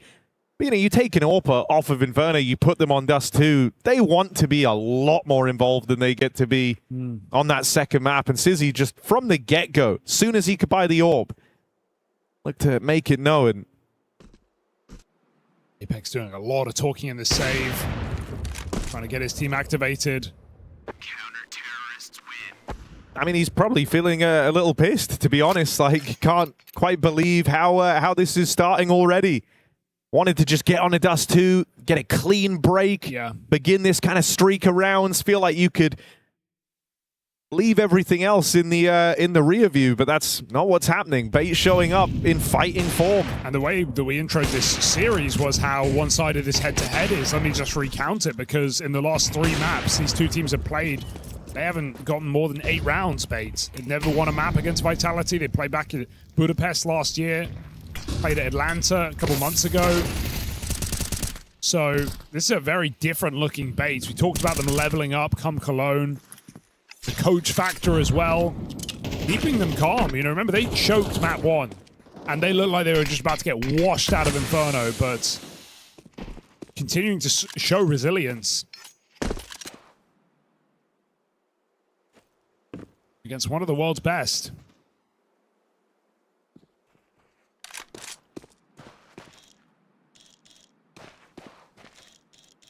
Alright, ZywOo trying to take control of this round now. Thrusting himself into some fights, but nothing's getting given away here. Sizzy is back at long, and Bait have fallen back into their round-ending setups. You want it, come get it. So mid to B is the port of call here for Vitality.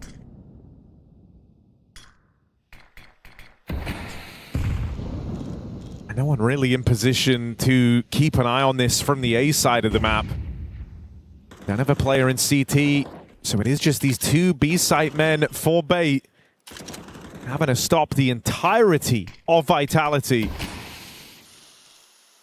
Kenzazor and Essential have their work cut out for them. High flash provided by ZywOo.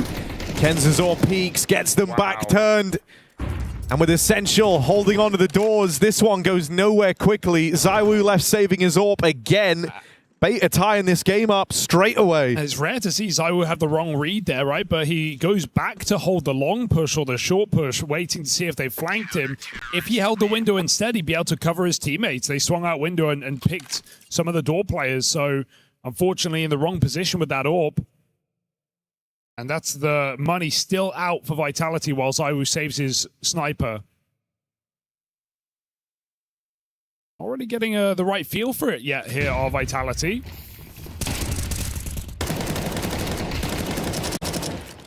Not a gun round to their name.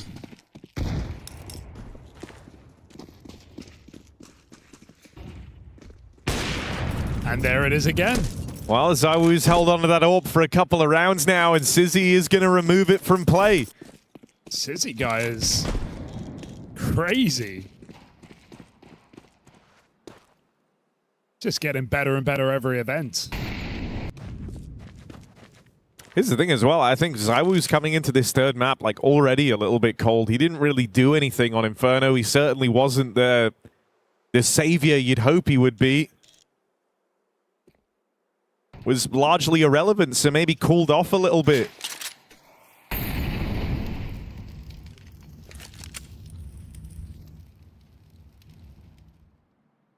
Additionally, Vitality are often used to getting like a good deal of respect on Dust 2. A lot of teams fear playing them on it. And so you'll see a lot of rounds kind of start like how these last couple have, where they're not looking for like the advanced positioning. They're not necessarily going about the short control. They kind of just get to sit back over here towards T-Spawn while Apex lays out the groundwork for the round.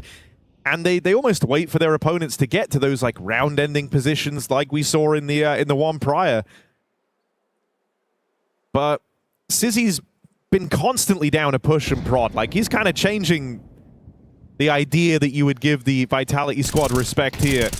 Long door push, and it's easily dealt with by Alex. Rob's left with this AWP. It's feeling a little cursed at this point as it survives another round, or at least it's trying to. Robs won't get away with it. And so Bait move into the lead. And these are convincing rounds. It's not looking good, right? Even on Eco, sure, you don't really expect a lot to happen here for Vitality. Well, not a lot is happening, and POVs don't look pretty. Meanwhile, Bait are getting very confident. They're running around. Sizzy's taking shots through the mid doors fearlessly. And I think it's clear at this point, Vitality can't be offering up free picks to this AWP in middle. He is there to take the fight every round. We're going to need multiple door smoke here for Vitality. And maybe just something punchier here, because the slow drawn out rounds, they're getting picked apart. So I was on a scout.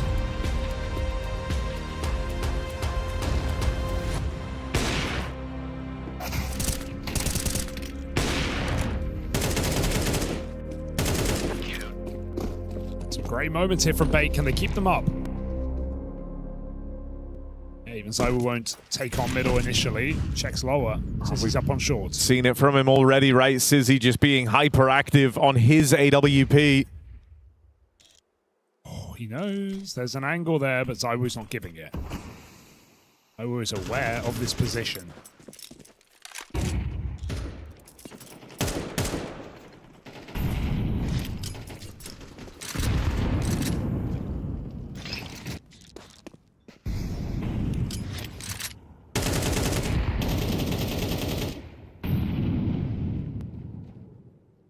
Sizzy on the same routing as before, sees that bomb actually dropped out in middle, and he's looking for ZywOo. There it is.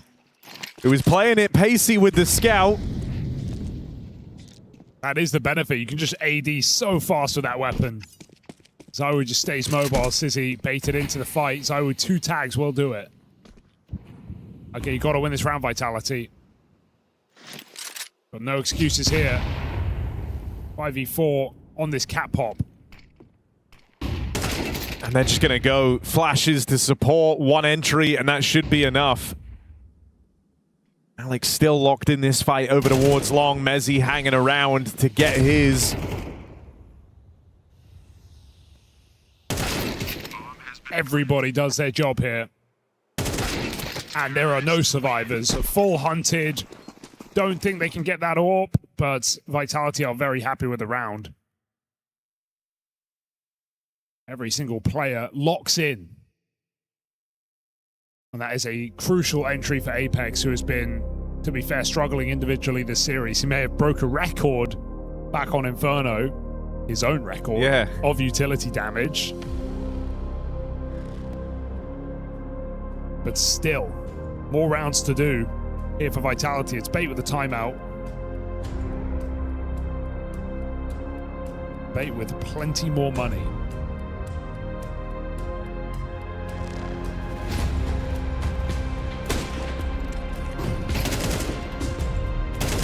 This one feels kind of rough for Sizzy, man. Like, just a round of, like, rough timings for him, right? Vitality never gave him the fights when he was aggressive on Catwalk. He misses that first opportunity on ZywOo. And once kind of ZywOo's got his bearings on you, you're in a bad way. It's a fast long take here for Vitality as they do have the spawns. Flames comes through. ZywOo is going to fall on that smoke break. And Bait put a lot of guns out towards long just to try and slow this one down. Flames around the edge, right into that Sizzy AWP. So reliable. Well, he's decided he's had enough of them mid doors. Takes it elsewhere. And now if you were hoping to go B on this, you just get reblocked. Bait start to rejig the setup and they bring Alex back over towards this B site in mid. Oh no! Really awkward timing here for Essential. Goes to jump up. Exposed to all three back in the tunnels. Still, big damage has been done. And Bait are already closing in on the backstab. MPL making a move. Buying a lot of time here. This flank should have a kill, but he is jiggling. It's one shot from death, trying to reposition. Back on car, there's nowhere good to play on low health, but Mezzi catches through the doors. There's the flank, playing with their food. Sizzy just takes a straight up fight and puts that M4 to use. Doesn't matter what gun he's got. Bait have got that round fast on that B retake. And that is despite Essential getting 0 kills on the hold. That is usually a death sentence for B, but he does a lot of damage on his escape. And Bait capitalize. And dude, like, credit to Bait all across this round. They were so active at every moment. Like, they stopped the long rush because they're so quickly there with multiple players able to shut it down. That removes the whole fake from the round. But even in that mid-round moment where Vitality are grouping B, MPL plays through mid. He has a teammate up on... he pushes short and he has a teammate with him clearing middle. They get the info that mid's open and he instantly begins a lower tunnels flank. Like, they knew that was the B hit even before Essential confirmed it with that spot. They're playing for the win here. There's no doubt about it. This isn't a shrunk down, scared Bait, worried at the success that lies in front of them. They're playing a very active game. Again, making a move early, going to clear the catwalk, and they're rewarded. Apex caught on his own. Frustrating death as well, and his whole team are getting ready to hit B, but Bait just block it instantly. They don't give a way into this site. Nade is good, but a missed shot. And it's not something Vitality can afford at this point in the round. They are 4v5 down with no map control. From bad to worse here after Apex gets popped. And it's not like Catwalk is suddenly your opportunity. Sizzy is eyes on with the AWP. 2 players on B, long doors taken. Vitality disadvantaged everywhere they go. Mid to B might be their best bet. They just are never content with sitting back. They're always looking for more. Alex on a long push in behind enemy lines, and he could have a bunch of Vitality players just ripe for the taking here. Deals with ZywOo, rounds over. Oh, that hurts. Vitality are getting wrecked. It does feel like that, right? The score may be close, but keep in mind, that's 1 gun round in this entire game for Vitality. It's one where 4 of the 5 players got a kill. And instead, Bait, just every gun round in their pocket. Vitality only converted pistol. And whenever Vitality are trying to like have these kind of alternate pressure points, think to the long take or Apex there over towards Cat, like Bait are coming up with the solutions. They're dealing with those kind of lurk players very early on to the round. And look at the freedom it gives them. Like, Alex feels so safe in that long doors push. Usually, right, you're worried because Robs is on this team. You got guys that are always lurking through the back line. Hey, B hits. Set play. Map is quiet. Bait just naded the mid smoke. They might be feeling like this one's coming. 2 players watching that tunnel smoke as Vitality get ready to go. They haven't started with anyone on short. Instead, they've got Sizzy available as a fast rotation. They had the read for this one, so just a mow down. 2 guns on at the tunnels, a 3rd lying in wait with that AWP here as well. and nothing in this for Vitality. They were just so ready, weren't they, Bait? I think they're calling that out of spawn. Watch your B site. Sizzy has all the info middle. 2 players holding tunnel smoke. That's a read right there. Bait are calling a great game. And you feel like there's nowhere you can go. If you're not getting the long spawn on this map, and your default's getting crushed by the AWP in mid, and now you try to be exec, you're running out of ideas. The one round they have is that catwalk take. Maybe they need to try and get numbers back up there again.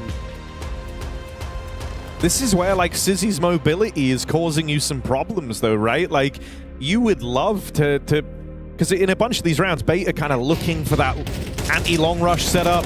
Then they go back and they go re-clear short. But the fact that Sizzy's just been so mobile, you don't know where he's cropping up. He's fought you on the catwalk. He's fought you in mid.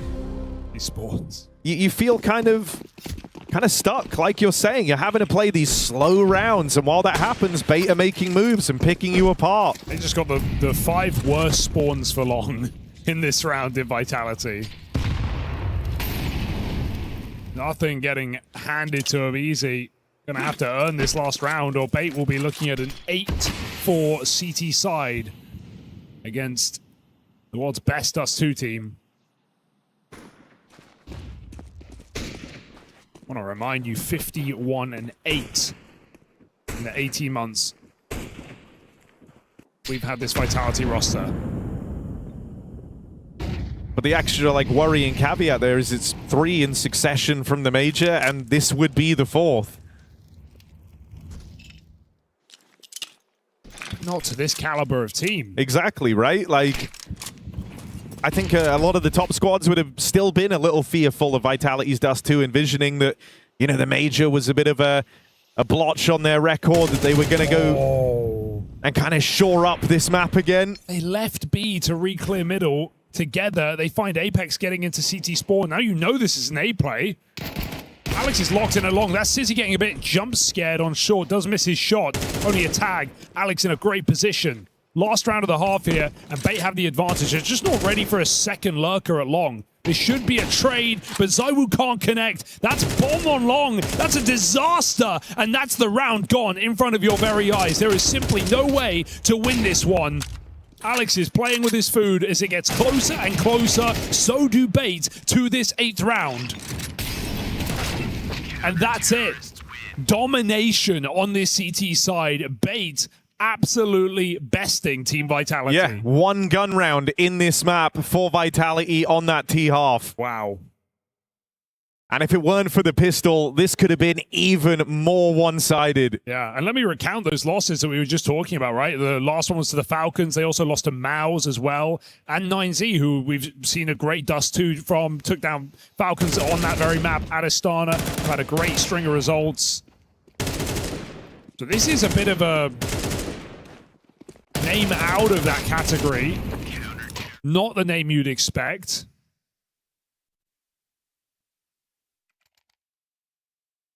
Somehow, some way, Bait are doing it, and they're earning it as well. 8-4. I mean, this pistol is a requirement. Yeah, I mean, Bait are making Vitality look woeful. Like, dude, ZywOo in some of these moments has just felt kind of lost. Just missing his shots.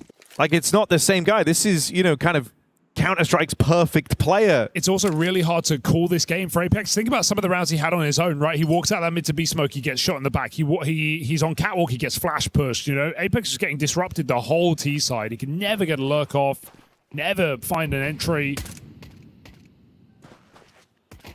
USPs. Well, yeah, I'm not. That one ain't on ZywOo. That's Bait. Keen with it.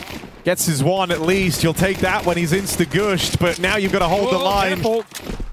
You got 2 players trapped over towards Gandalf, and Rop's just spamming on this smoke.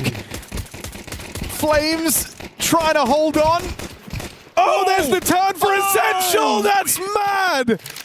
Bait with the pistol. That's not essential. That's required. Bait are here to absolutely melt Vitality on Dust2.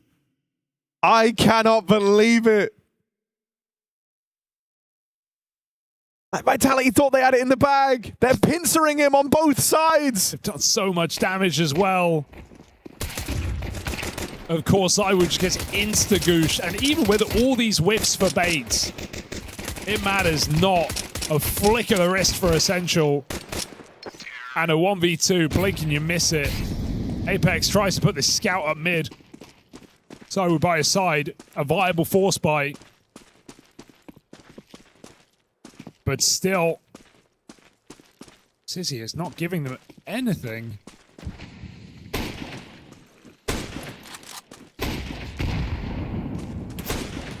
Both scouts hammering middle. And just, you can see Zaiwu is just not feeling it. He was on Mirage. He was a demon on that first map. Oh, and now you're getting smoke shot, boys. If it wasn't already bad. Good luck, Robs.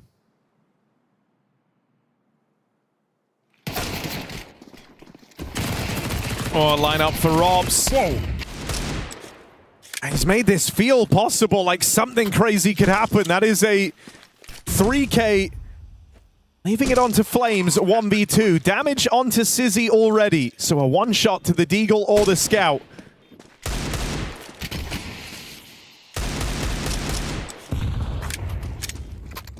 Is there a better gun? Yeah, Khalil picked up, but Flames doesn't like his odds. And saving in this round.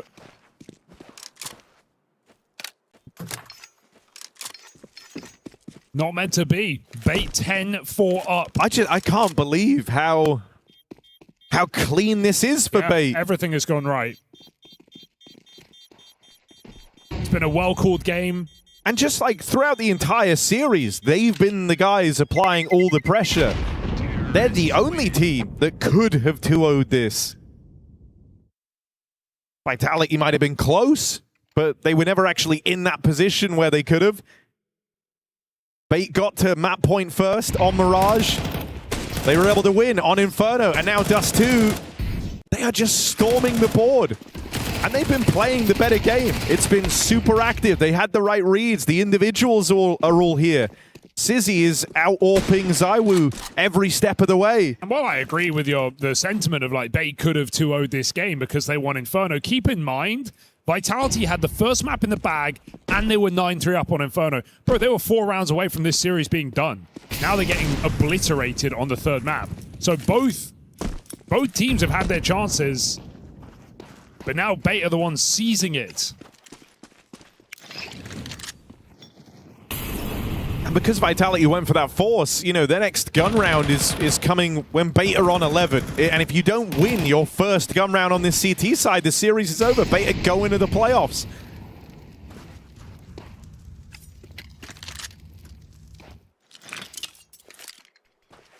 This would put Vitality in a lower bracket game against Linvision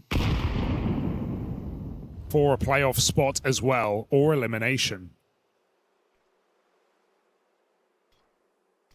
Is there anything left in the tank?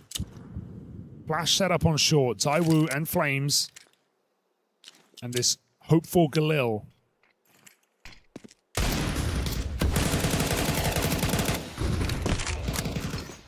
Put to use. Back into a mid to B. Oh, what a That's long range for Essential. Robs is here as well. They find Flames in CT before the smoke comes up, and they get past Robs with no issues.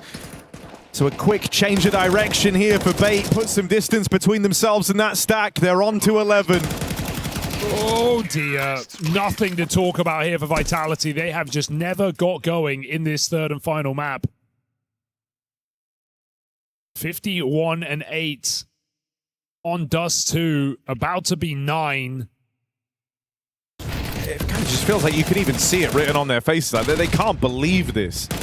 It feels like they're just on this state of autopilot right now, getting thrown around wherever Bait take them. Yeah, and just the lack of connecting shots at Zaiwu in this game has been so apparent. Multiple chances, multiple head-to-heads against Sizzy, losing pretty much all of them. You know, in winnable positions, and nothing connecting. And it's not like anyone else is there to pick up the slack. There's one for Zaiwu on the break. Tries it again. Gets revenged by Alex.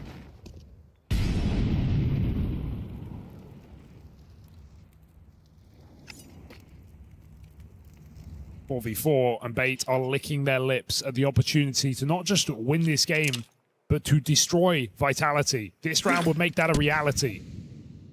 There's only one man home. Now you hear him going mid to B. You tell Robs, look, you got to do something. You got to put up some big numbers here or else this one's over, and they're saving. Burning. Robs burns alive. And so Bait, a clean sweep all the way to the finish line. Save call has to come in for Vitality. If they want anything to play with in this next round, they can't even get close to this bomb site. They've had one gun round in the map. I don't think that's going up anytime soon. They should save. This would be audacious to even move in, but they go grab the AWP and get out. So 2 AWPs picked up. Vitality grabbing whatever the hell they can. But Bait with the most incredible run on this map. It's one thing to pull back that 9-3 on Inferno. But this is 2 halves of excellence for Bait, where at no point have they let the pressure off, where they let Vitality in. Zaiwu gets his 5v4 in middle. He goes back for more. And that death offers up the B side. Dude, this is Vitality in their like home nation, receiving one of like the worst beatings that this squad's ever received. Yeah. One rifle round in a playoff deciding map 3. Dust 2, their former, go-to map. And sure, the Major threw up some questions, but you thought they were going to return this season and have Dust 2 under wraps. They have been annihilated. Right. Robs AWP, good for 1. Mezzi with him, it's a 5v3. Not a 3v5. You'd want to say that's enough for Vitality, but nothing's been sacred in this game. Alex sees players crossing. Right now, they're trying to hunt down Robs, but that's smoke in their way. Sizzy will get his. They lose Alex on the lurk. 2 versus 3 now. Molly in at the window. And a push on the back of it. They didn't know. Essential with the craziest move, and it comes down to this. Counter-Strike's perfect AWP versus the young gun, and Sizzy gets it done. Bait are going to the playoffs. A shocking upset as they thwart Vitality, dominating them on Dust 2. On home soil in Paris, Vitality absolutely slip up. They fall flat on their face. A 4th loss in a row on Dust 2. Their go-to, their home map, and humiliated here by Bait.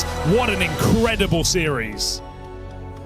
Yeah, Vitality absolutely crushed, taken down, and smoked here on the last map. One, my goodness, was it a show of force from B8.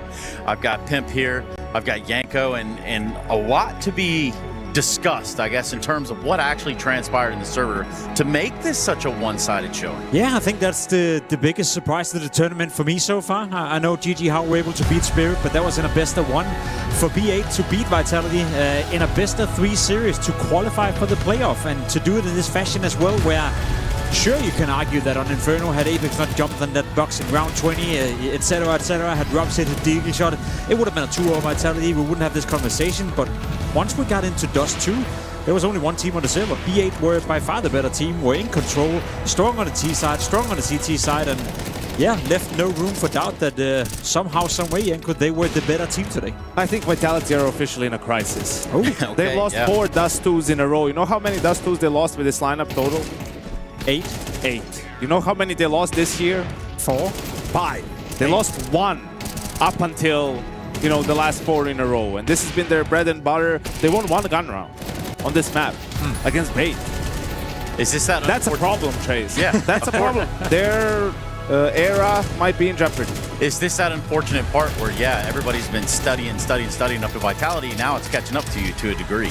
I don't think so, because people were doing that when they were winning all those Dust 2 games, and I think a lot of teams out there were looking at the map pool thinking we have to be able to beat Vitality in Dust 2 if we want to beat them in a series. So I think that studying has been done over and over and over. So if anything, it's a sign of lack of confidence coming out of Vitality. Some of the individuals are not making the same amount of plays that they were doing.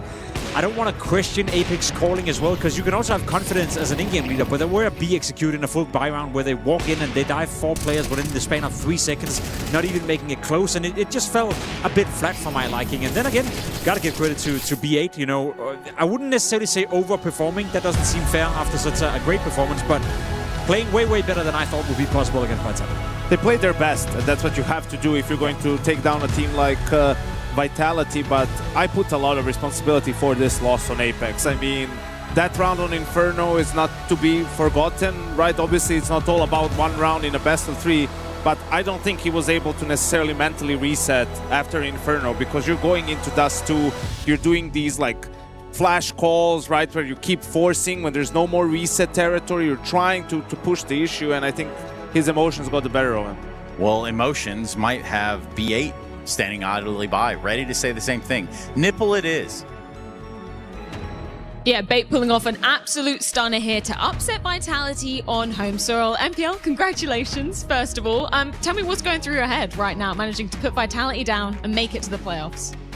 We are happy, obviously. Very happy, everyone, because we felt before the tournament that we were in good shape and we had very good procs. We even had one proc against Vitality on Dust, and I think that's helped us a little bit. I don't know. That's it. Great form from you. Let's go back to that Inferno, because you're coming into the second half, you're 9-3 down, but you pull off a stunning CT side. What was some of the cooling going on that Inferno second half? After first half, some of my teammates were a bit upset that they're playing like really very good on Inferno, on Banana, and it was very hard for us to do something. But I just said that guys, just let's try, do not give up, and we won the pistol, and then like we just start to snowball them. They didn't have a chance. We played very well. We won very important retakes in where we were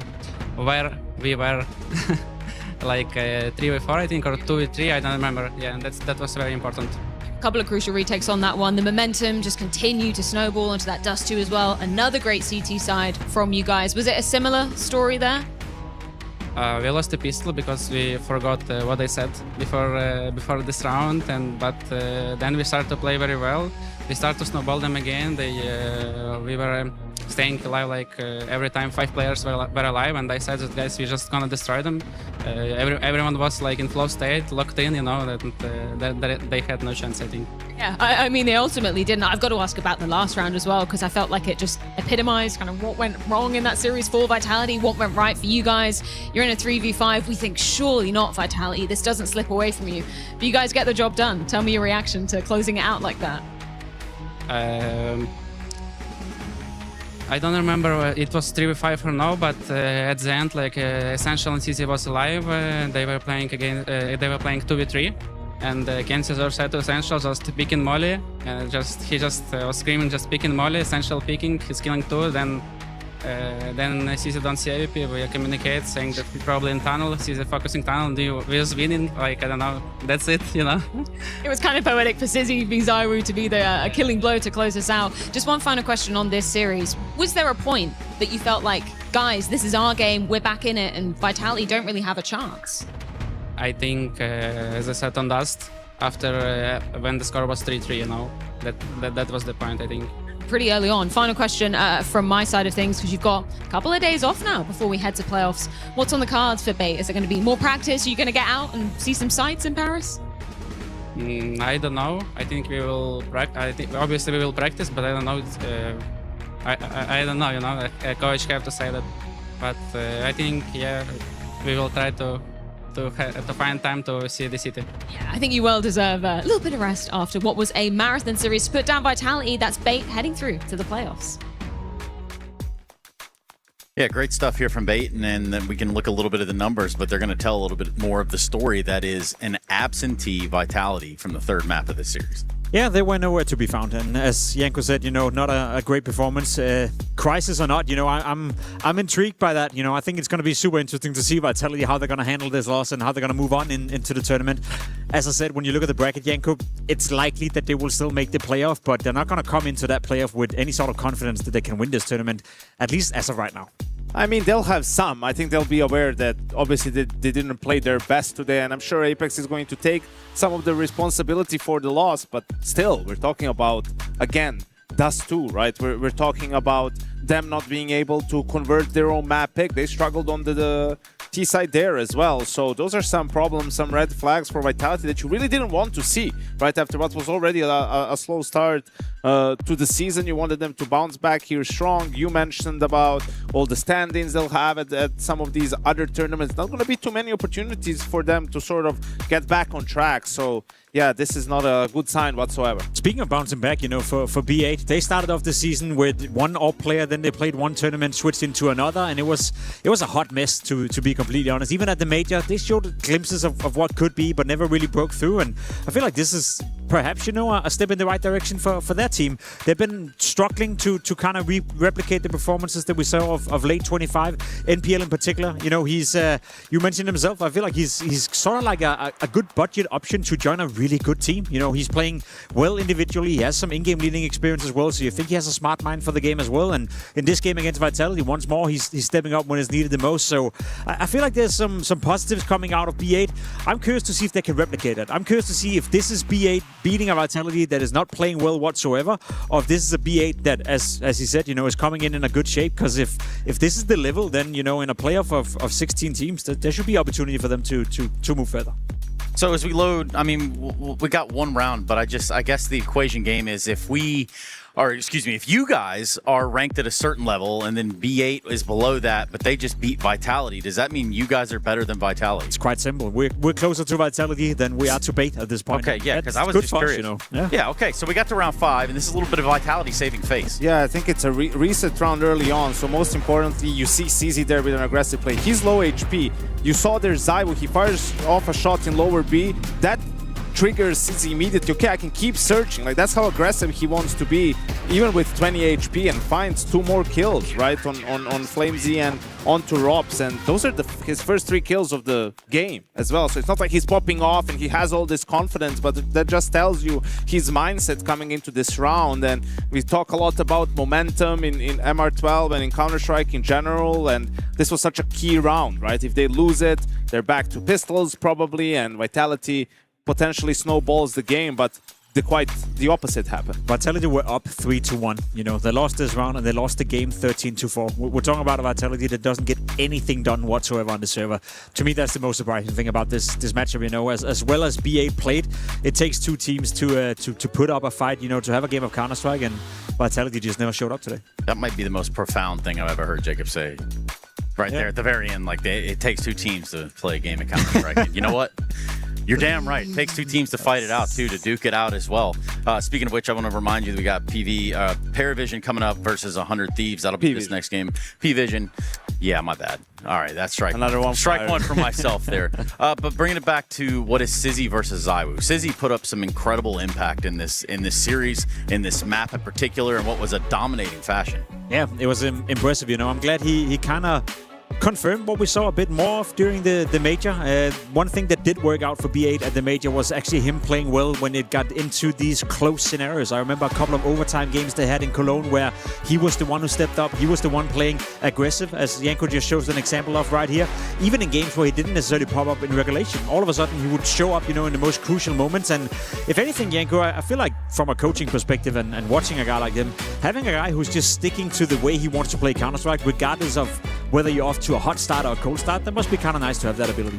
Yeah, and these are the sort of players that I always hated going up against, that just every single sliver of space that they see that they can take, like they're going to try and take it and try to be aggressive. And you know, you have to account for all the different positions he can be at the start of the round and everything. And for such a young player, you know, to have that approach and mindset and not be deterred by the fact that he's going arguably against the greatest team ever is a great thing to see.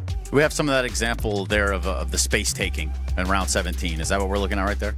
I think it just shows you the, you know, approach from Bait and how confident they felt, obviously, at this point in the game, right? Even though they're in a 3v4 now, a 2v3, you're going to see Essential just send it, really. With an 8-round cushion, you can definitely do.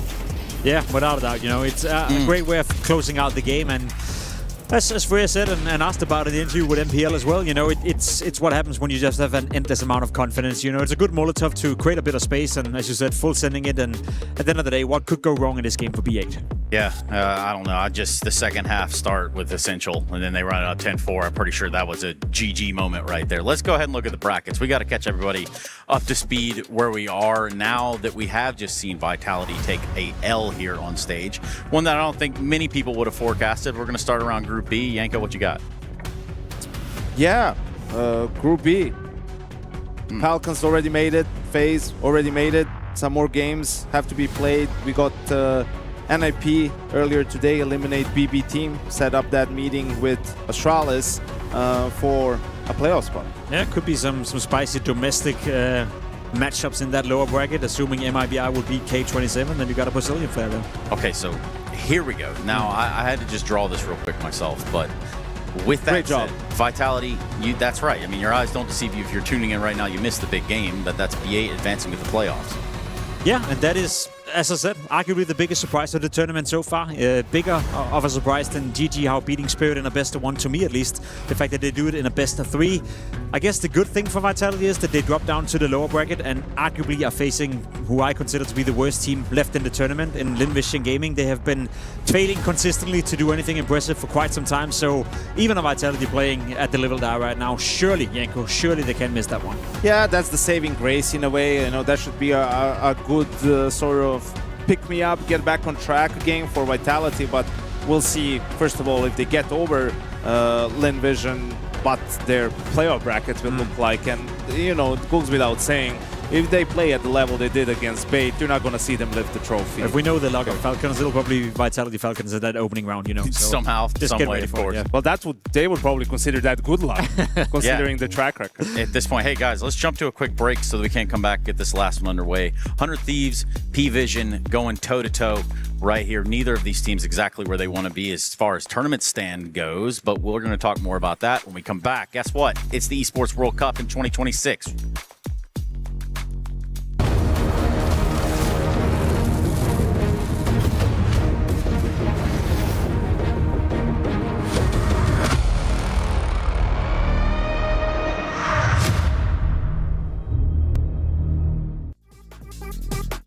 In our DNA. Whenever we let it out, it becomes our superpower. Now imagine an entire city being built to supercharge it. Kadir City, powered by play.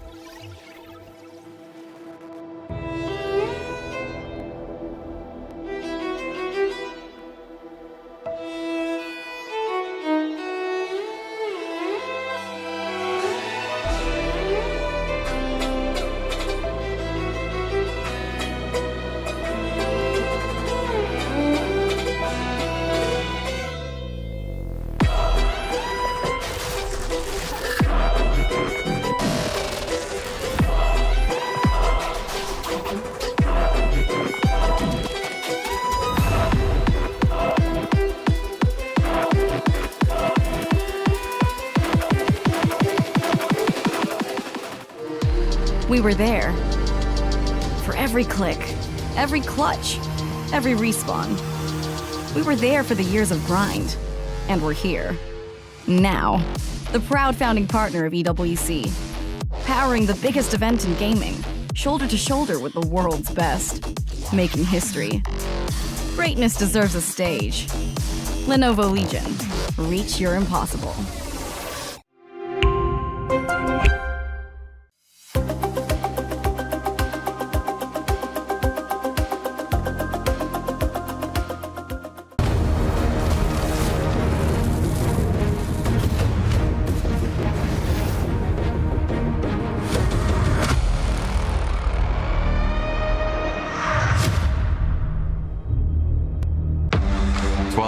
Round on Nuke versus Pizza game. It might be done, boys. Gives me. I was ready to just throw my headset on the ground, and then I don't know if I can swear, but fuck, I thought we were gonna go home. He gives me clutch. See at the top, he's just killing everybody and clutching it out. They just get gives me 1 versus 1. And we're going to overtime.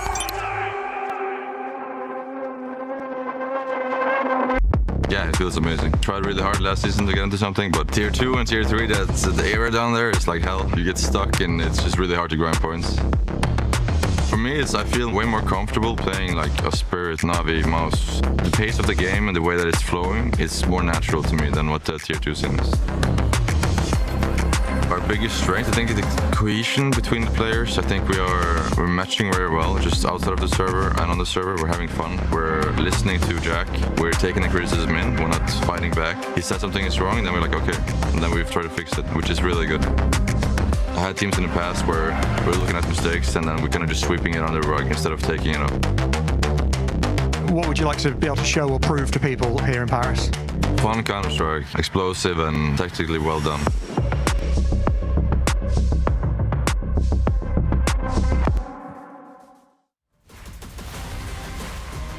Well, you've got Jame and Flit on one side, Device and Rain on the other, and to be honest with you all, that's a pretty absurd amount of championship experience for a lower bracket matchup. Welcome back to the Esports World Cup 2026 Paris, P-Vision, and 100 Thieves ready to get locked horns. Well, be careful what you wish for. You might just get it, right? Rain was asking for more Tier 1 Counter-Strike. Got Vitality in the first round. Didn't go all too hot. And now P-Vision, no slouches themselves, right? Obviously went through a couple of roster changes compared to the lineup at the start of the year. But, you know, very much a dangerous team. Yeah, I feel like it's a true litmus test for the Thieves. You know, how far in their whole journey are they right now? How far away are they from playing Tier 1, Tier 2 Counter-Strike? As you said, the first game was rough on paper. You know, the second one is not much easier, to be completely honest, facing P-Vision, who looked somewhat decent in China, where they came second, losing the final to 9C. But outside of that, you know, doing a decent job. So, yeah, I don't know what I feel about the Thieves at the moment. I feel like I'm about to learn a lot about where they're at in their journey, but it's a tough one. Well, let's talk about kind of the capacity at which both of these teams are coming into this tournament, right? So 100 Thieves have had to gruel out to this point. We can kind of focus up most of our conversation here in the beginning about the 100 Thieves. I'm talking about making it through a qualifier situation to then find your way on stage now in a do or die. I mean, that's the most impressive thing so far about the Thieves, the fact that they're just at this tournament. I think them even participating is... As much as we don't want to give out participation awards, you know, I think that's a step in the right direction. You know, surviving a grueling last chance qualifier, beating some somewhat decent teams and winning some games and getting some more experience together as a team. That's something they can take away already, regardless of them winning or losing this game as well. So far it's been not sure if we can label it a success, but maybe a small step in the right direction. Yeah, it's rough to judge them just yet because they did change their IGL, right? And that's a big change to make. And you can see some of the early returns with Gizmi, you know, beating Falcons, albeit in an online game, taking Spirit all the way, almost even taking them down and making it to the LAN finals. But it's a tough opponent ahead of them, right? And it's this mix of youth and experience, right? Sira and Poi, and even Gizmi, right? Okay, there was a couple of months there with Monty that put them on the map, but outside of that, you know, haven't really heard too much about these guys. And obviously Device and Rain, some of the most storied players that we have in our scene. Absolutely. That's the name I'm looking for, Device.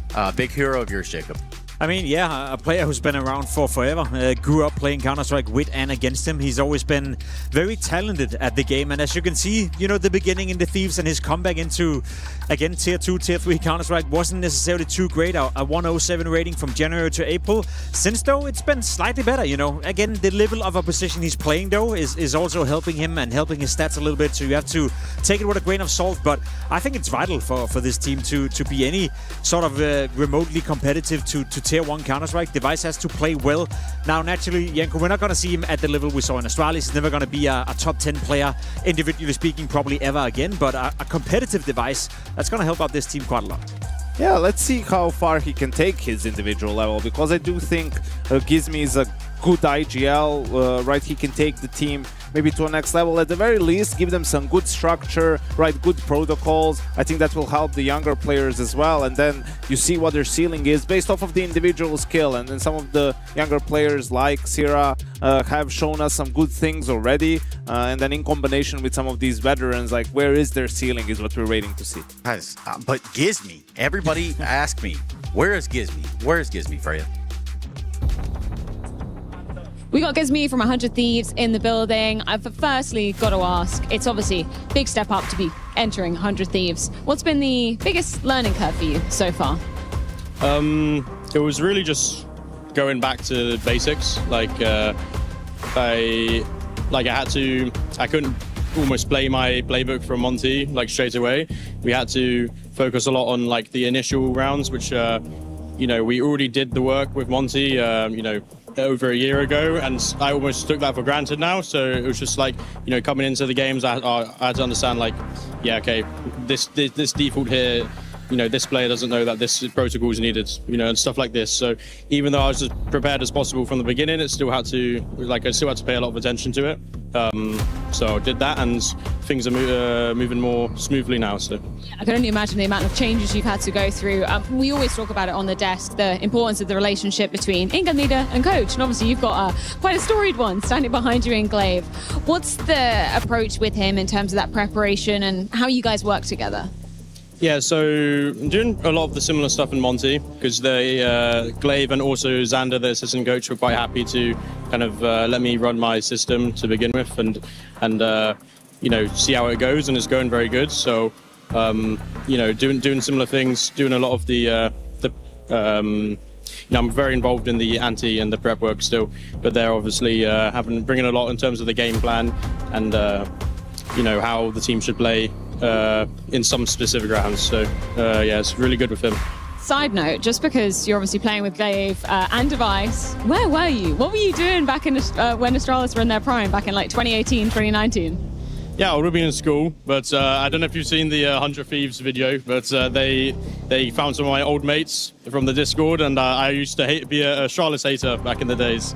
So they had screenshots of me saying like, yeah, preying on Astralis' downfall, stuff like this. I was a D1 hater back in the day, but they're my teammates now.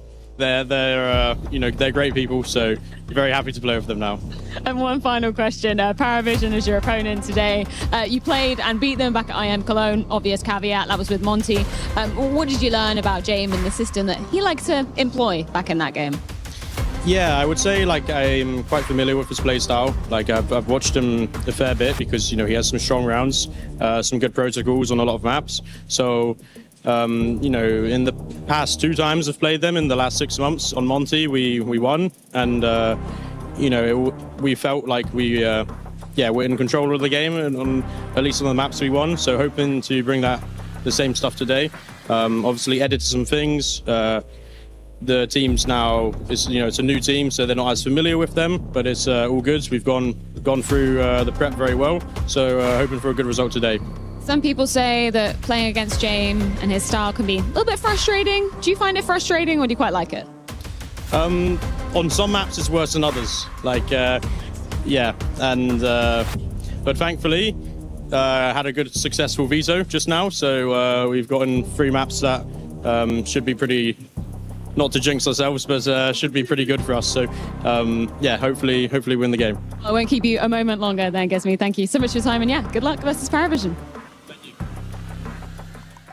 You know, I don't think Gizmy's wrong. He can't be the only Astralis hater around here. Yeah, There's no way. Just when Jacob thought he couldn't like him anymore, he said he's an Astralis hater. Now he's his favorite IGL. Yeah, I haven't seen hard eyes like that on Jacob probably ever now that I think about it. All things considered, though, it is a fun time to be a 100 Thieves fan for Counter-Strike, for those guys in the project and the course that they're trying to put themselves on. Can they do it? That's a different question. I think that's a maybe. You know, I think if they were to win this game, then sure thing, it's a fun time. But let's be honest, you know, this is a massive game for the Thieves in terms of acquiring VIS points, having a chance of qualifying for the second major as well of the year, which I know the first one was never realistic. The second one is still doable for them, still within reach. They have to beat P-Vision in order to be in contention to get some invites to some bigger tournaments, you name it. So, you know, the Thieves are not a team that is going to win this tournament. We can sort of like rule that out. It's almost like a mini final for them just to beat P-Vision.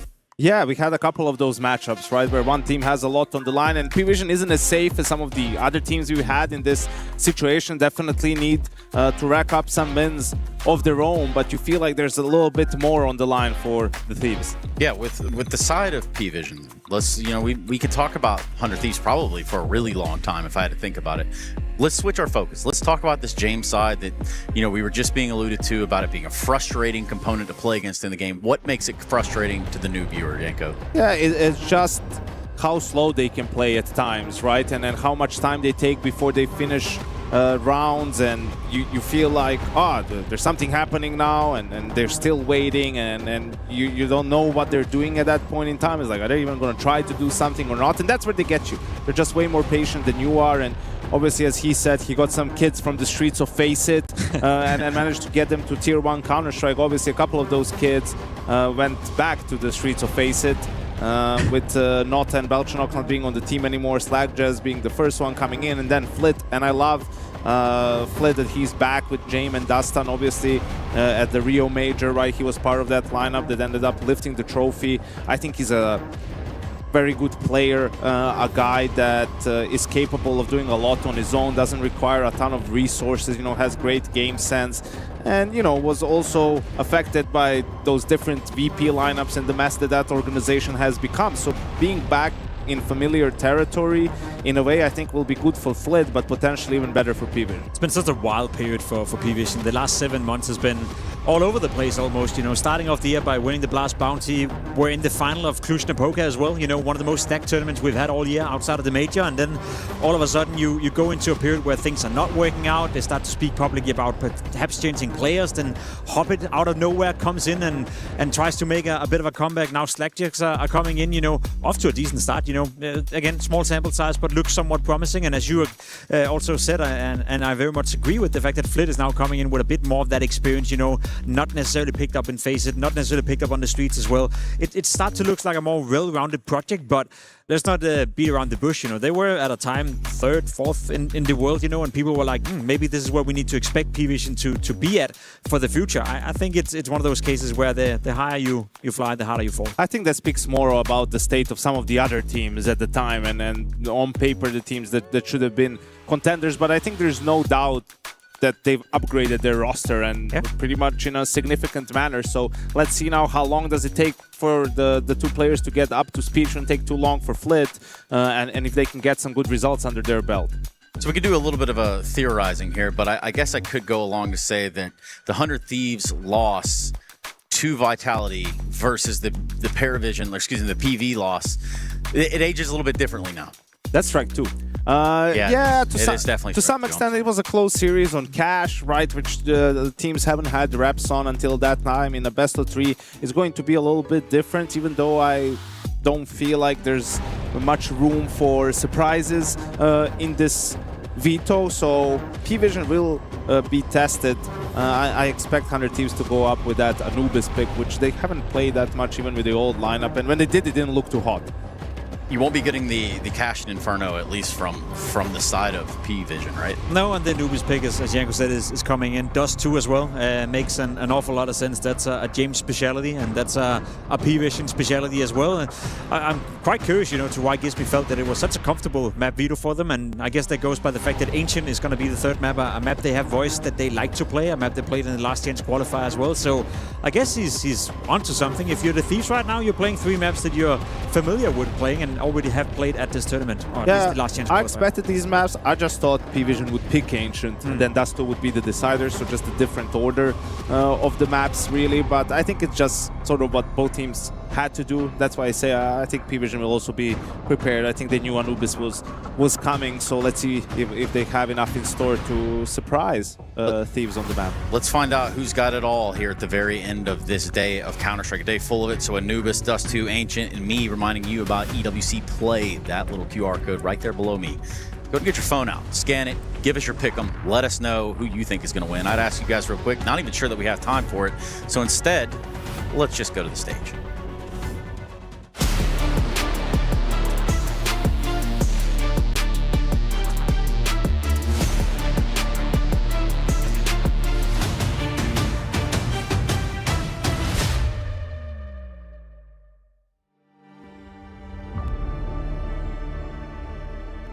Hundred Thieves taking on P-Vision here, a best of 3 kicking off on Anubis. Just saw Bates make it to playoffs. Well, this one doesn't quite have the same stature. This is for survival down in the lower brackets. 100 Thieves fell to Vitality on that opening day. They got kind of walloped 13-4. P-Vision, close loss to Bait as well. And we've just seen one young talent in Bait, in Sizzy, pop off in that last game. We get to see another today in this P-Vision side. Slaxer Jez been one to take keep an eye on. Playing a lot of online CS coming into this team. Very young player, 18 years of age, never signed for a professional organization. Quite a rogue pickup, but I think if there's one thing that we've seen, it's Dastan and Jame and P-Vision have managed to bring players you never heard of into the limelight. Yeah. That's their whole thing. And they had quite a run back in China the other day, so I'm excited to see, off the top of this new season, what this squad can accomplish. 2 teams that are making vast improvements right now, both fighting for survival.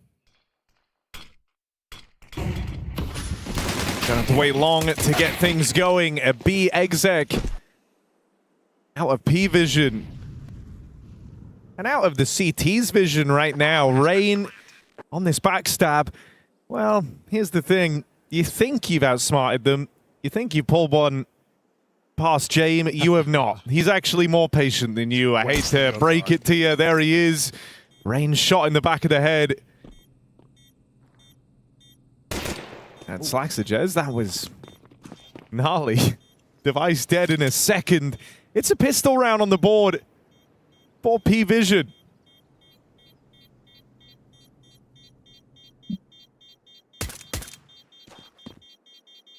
Gives me a trouble in that BO1 against Vitality. Talked about it being good learning experience. Struggled to put much individual impact on the board, which is not what we saw in this open qualifier run.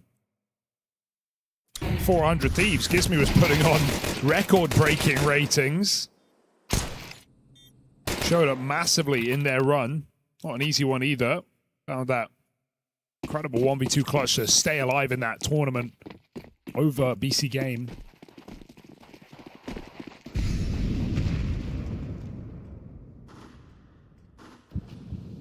Got a flash outside B here. Gives me sends him in.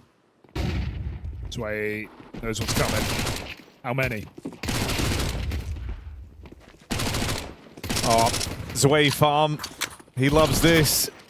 Click comes in to help him, and they all get a couple of the ecos. What's Gizmi up to? Who's going to find him? Just hanging out. How about you? You up?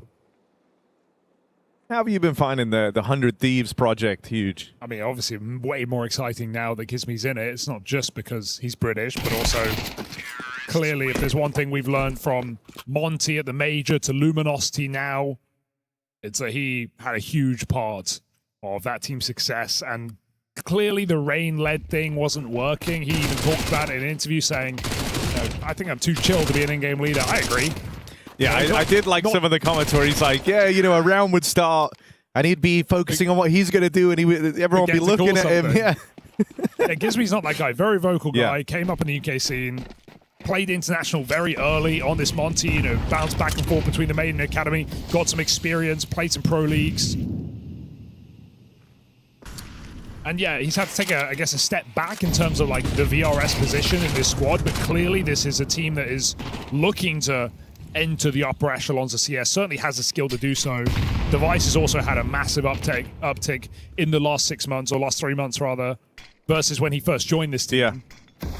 Which I think has just been very cool to see. I was always a little bit worried that we were, you know, too far past the Device prime, but the idea that he is having a bit of a resurgence, it's a good sign, because man, when you're watching this guy, you know, at his best, oh, there's nothing quite like it. That's why the open qualifier for EWC was so much fun, because you had Device, you had Simple, you had JW, you had Crims, all these old boys showing up and actually still putting in a really good shift. So it's not just these old boys, Harry. The young guns, keep an eye on them as well.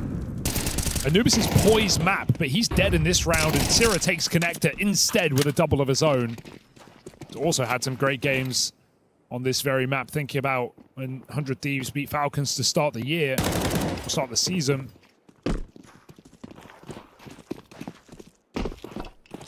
Now, P-Vision have found the gap, but they know Rain can come back to main, so they've got to be very aware. Crossing in alone, no support. And Rain gets out with no trade from Heaven. Slaxy Jez chases Spawn with just a dink. And this has gone very, very wrong here for P-Vision. Good position, but shut down in the end. All of them forcing in 1v1s. It's ugly.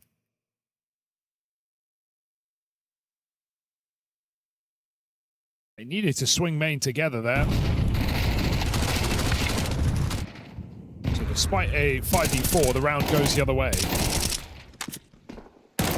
When I say Poi is the Anubis guy, Harry, trust what I say, okay? This guy's crazy on this map. All right. So you're expecting big things. I am.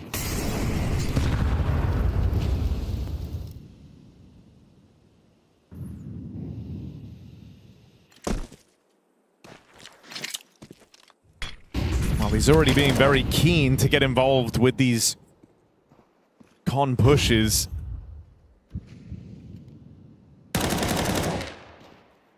James squad, you know, they've got a lot of patience. They'll sit back, they'll wait for you to try your opening moves. They don't give anything away to that early. Now looking for a bit of mid control. Gizmi's close, and Device lining up a flashbang for him to come and fight. Gizmi takes it low and slow and just collects an opener for free. Yeah, not a problem there. They're going to fall back into their bomb site, so mid completely left open. As P-Vision do scale further forward. James holds con. No one making a move. Bit of a fake out in middle now.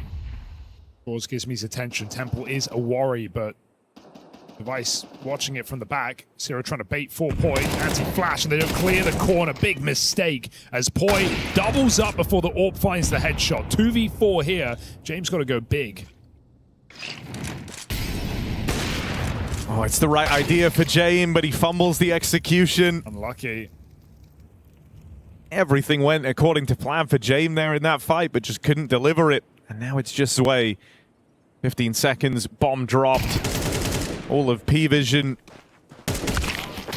lying in the connector, and Sway will join them. It's a good map for 100 Thieves, right? That's why they've picked it, but it's also a poor map for P-Vision. It's a map that when we started the year, we saw them have some real trouble on it. You know what I'm referencing, the game at Krakow, when they even said, and we heard the voice comms like, guys, screw this map, let's just go next. We don't play it, we don't prac it, whatever. They've actually, despite that, managed to avoid playing this map really the whole year. They've only logged 6 games on it, 3-3, losing to teams you would kind of expect, but also beating Spirit in there randomly. So it's been high and low, but it's definitely not a go-to, which is weird because you feel like a team, like a Jame team, would do well on a map that is heavy on gambles, but I guess it is also the CT aggression you need that maybe they have trouble with. They lose a lot of rounds on CT side. So going to need this first half to start with a bit of a bang for P-Vision, but right now it's getting snuffed out. Rain tried to stay alive as long as he could. Gizmi here to help him out. No ground gained. Zialo and James still going to try and get something out of this round. But they've got Glocks. I don't imagine they do get anything out of this round. Let's see. Time, and with time Let's see comes what James utility. can find. True, that is true. Utility comes money, and you got to think the big picture when James in the server. Okay, got to zoom out, then zoom out some more. But yeah, he is just dead here. So zoom back in.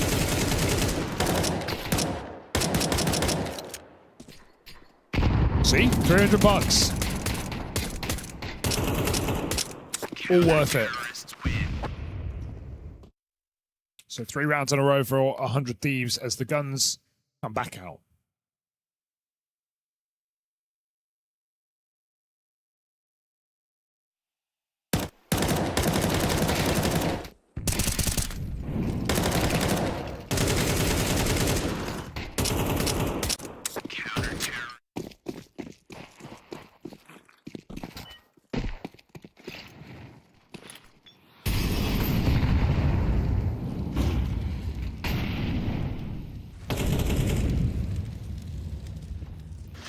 Feels like they do want to try and do something about Poi down here in Con, because he's been annoying, just harassing on random timings.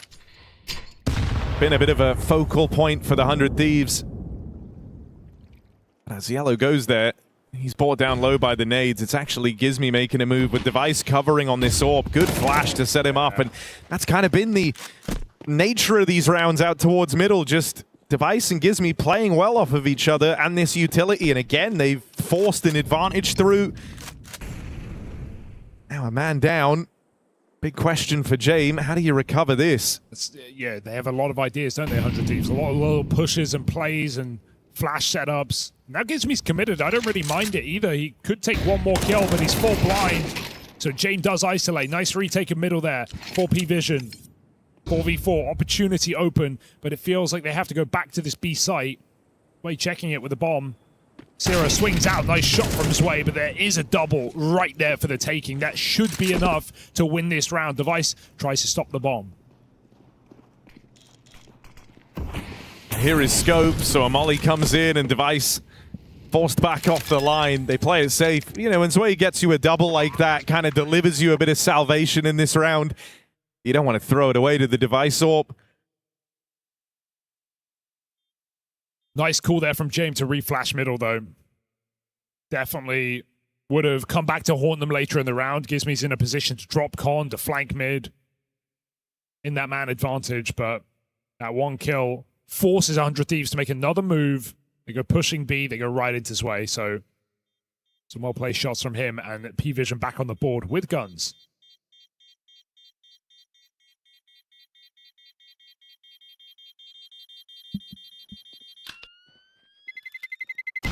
Terrorists win.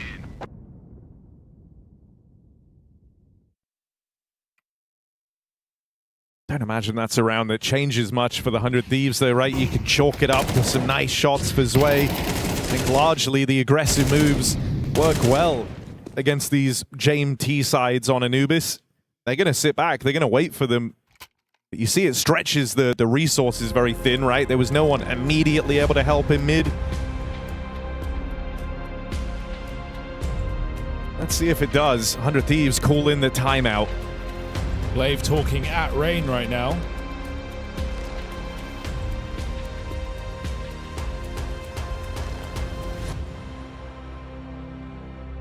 So maybe we see something towards this A side of the map.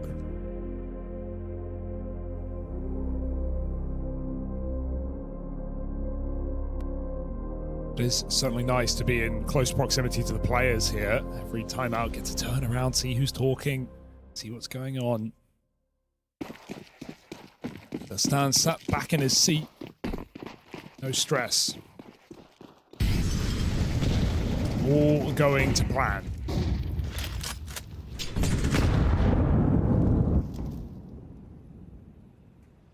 Yeah, this time just a crunch onto the water. Slacks to Jez, these are good trades, but has to now watch for this A main reaggress. Rain and Device don't actually commit to it. They hemorrhage too many players there in the skirmish. You're worried that you make matters worse going for that swing, I guess. But now you're a man down and very split up. Felt like there really was a window to help out their team there, but they decide against it. So Device is just now locked in on this angle. Rain reinforcing Syrah on B. Pressure being put on by P-Vision.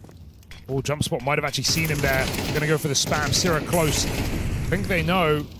Chambers walked out through Con as well. He is in the sight, and Syrah plays through with a flashbang, but it's an ugly spray. Could have been 2 kills there.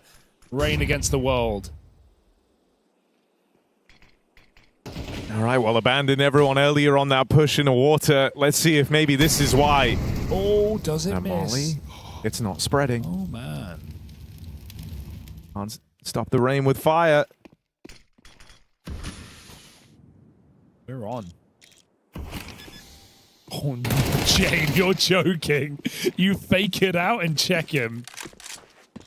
Nice hold from P-Vision.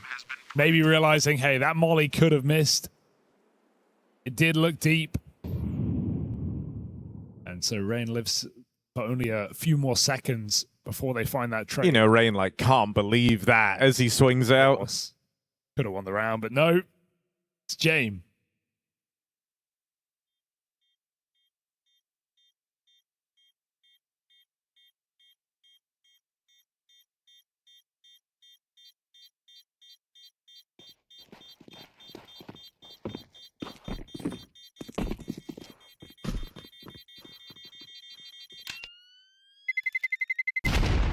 I mean, multiple chances in that round for 100 Thieves. Syrah's flash push on main. The water crunch, I think, could have had Rain helping more. Even if he dies, there's Device in main to back up the A-rush. Like right here. That's the time. Vigilant clears here from P-Vision. Feels a little rough for 100 Thieves because, like, in these last 2 rounds, I think they've had the right idea, right? Like, the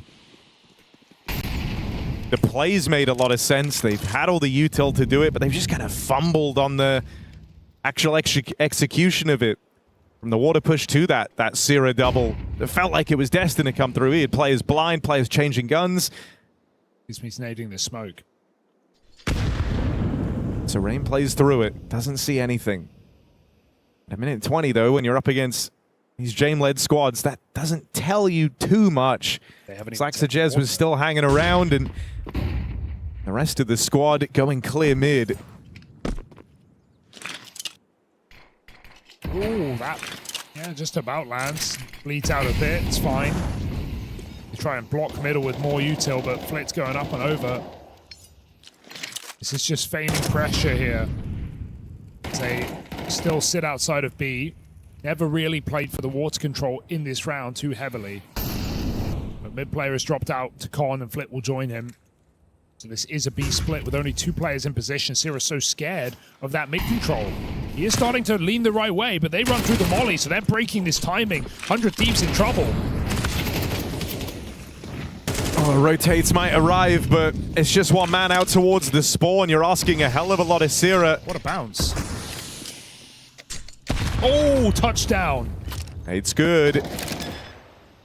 And that's your red carpet back into this retake, 3-on-3. All 3 grouped spawn side for 100 Thieves. James set up back in main to try and play around this bomb. It's Slaxajez fighting, but James got his cross. Orp cuts down the first man around the corner. And they don't even know. Yeah. James just getting to deny that save. Knocks out 2 players. And even though Rain's going to survive with this AWP, it's a retake you don't attempt, and you only get out with 1 gun. Not even that's guaranteed. Oh, no. Rain will hold on. Still, the lead mounting for P-Vision. We're seeing some really nice defaults now. It seems like they've scared them back a little bit from getting too aggressive. Tried something in A main there.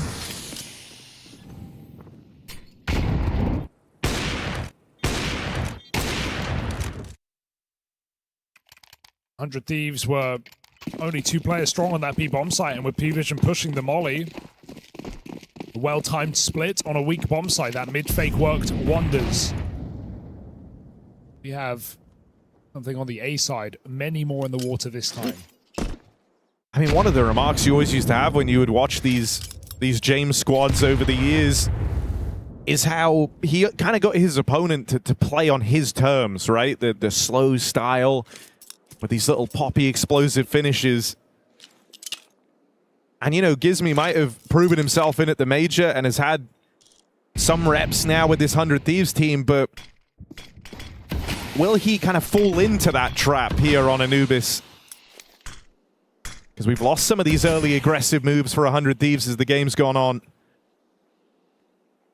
Again, just playing around with their setback in their bomb sites, not looking for anything early. Maybe it's going to come in the mid-round.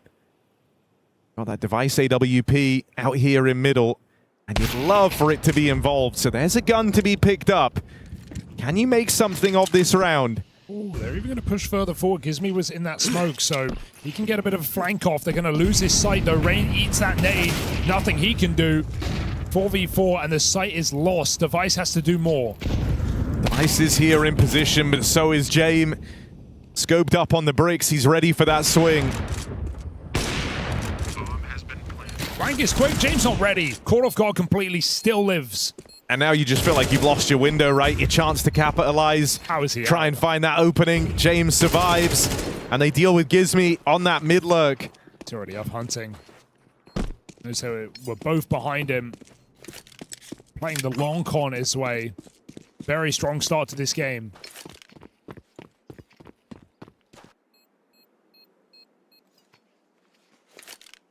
Damn, even when James is caught off guard, he still doesn't get punished.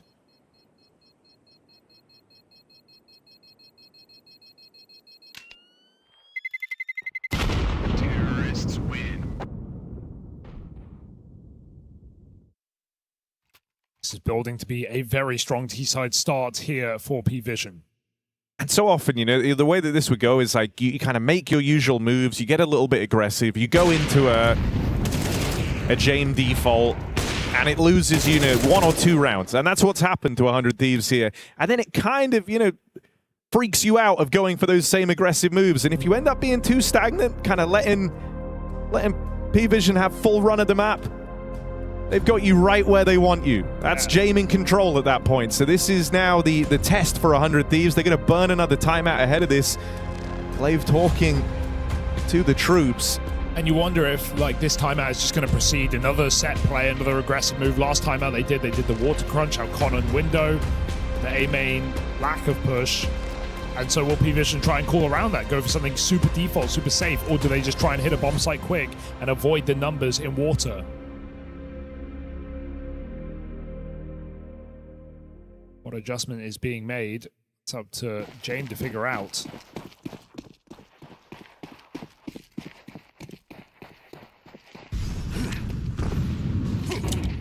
There's the push, and Jame is ready. He saw the second. All right, Sira has at least been able to keep things even. It's just how does he get out of this spot? Jame, let him go. Not aware that he's walked up close, but good realization once he spies over the top of the ruins. Doesn't see him on the long side and just eyeballs that smoke, ready for the push. I just love a Jame POV, man. I just love a good Jame game. And so you get 2 kills over towards this B site. You know the 100 Thieves setup is going to be moving around. Jame instantly leaves with this bomb, rejoins the rest of the gang outside of A. Doesn't it just feel a bit too obvious to call that pause and then go for an insta-B push right into the AWP? Of course, P-Vision are ready for it. They have been playing very slow on this T side, and it is doing them wonders. 2 more frags just filter through, and Jame missed shot won't matter too much. And bomb is back in main, but Jame wants to end it. Device says no. Escaping is a different beast here. He's getting tracked by Flit. See the paw prints.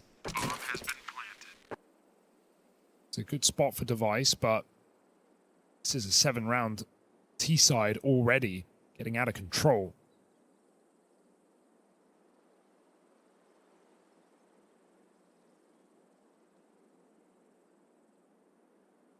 should have this. Oh. Yeah. There's an AWP in water, but Slaxajez has it.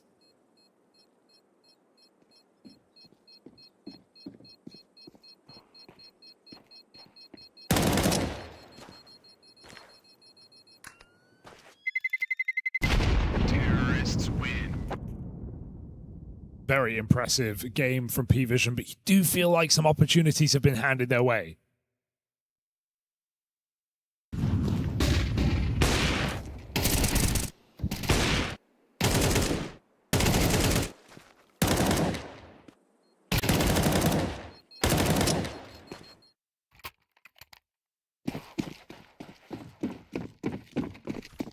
Half buy for the last. Vice can get an orb next round as well. See, the P-Vision are feeling a bigger degree of comfortability around this water control as well, feeling like they've really, you know, done enough legwork in the map to stop 100 Thieves from going for these type of peaks. This time they move right into this spot on the map, and James Orb, right place, right time again. He's quick today. Not a bad start. Everybody doing their job. One kill back for Syrah. Wants to try to get that AK, but P-Vision are all over the shop. Look at Flit. Just creeping in through Temple. Syrah considering aggression. As he backs up, it's into Flit. Easy done. Last player revealed by the smoke. It's looking all too simple here for P-Vision. Bomb has been planted.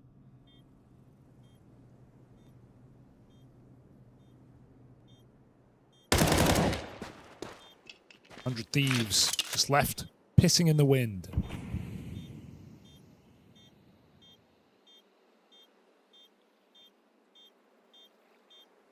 P-Vision based joke. Yeah. Glad you got that. Figured I'll explain it. Jump up. Man, Device has been good in the saves. What else can he do? You know, I think you always think about it through the lens of like how James does what he does to win, but I think also it's like the way losing to this guy feels like, the way that this half is kind of feeling right now for 100 Thieves would be brutal. I imagine it's kind of like if he was starving, but like actually, you know, like it's just slow, inevitable, bit by bit, and you know what's happening. And like, it's like those 3 rounds they won, that was like a big meal. You know? Yeah. You're kind of like crashing after the big meal. You felt great. Everything's gone perfectly, and it's you realize there's just no food in the pantry. It's like a very unique kind of. Oh man, he's waited all game for that. Finally gets it and gone. Oh, he was on it, but just a slight miss on the shot. That hurts. And so, not even too aggressive a play, but a 4v5. That's a cool flash. Lands in the top of Con. But nobody home. P-Vision group up for an A hit. And to be honest, Rain has not been able to do much to stop these when they come. Yeah, often it's just been a one and done, and that's been in like the better rounds for Rain. Good timing on the reblock at least, but this exec's getting rolled out. And Flit has heard Gizmi's rotate. They're just going to play on through, break that smoke. Gizmi dead after the first, and Flit able to cut down these players in rotation. This is a very solid runaway T-side. They've been doing work on this map. That much is clear. I think 100 Thieves came in to punish pick, and P-Vision have been pracking because that was a nice exec. Triple molly on A, double smoke, nowhere to go. Mid-luck is perfectly timed. It's not even really required. They break that main smoke and find Rain in the open. He has literally nowhere to stand.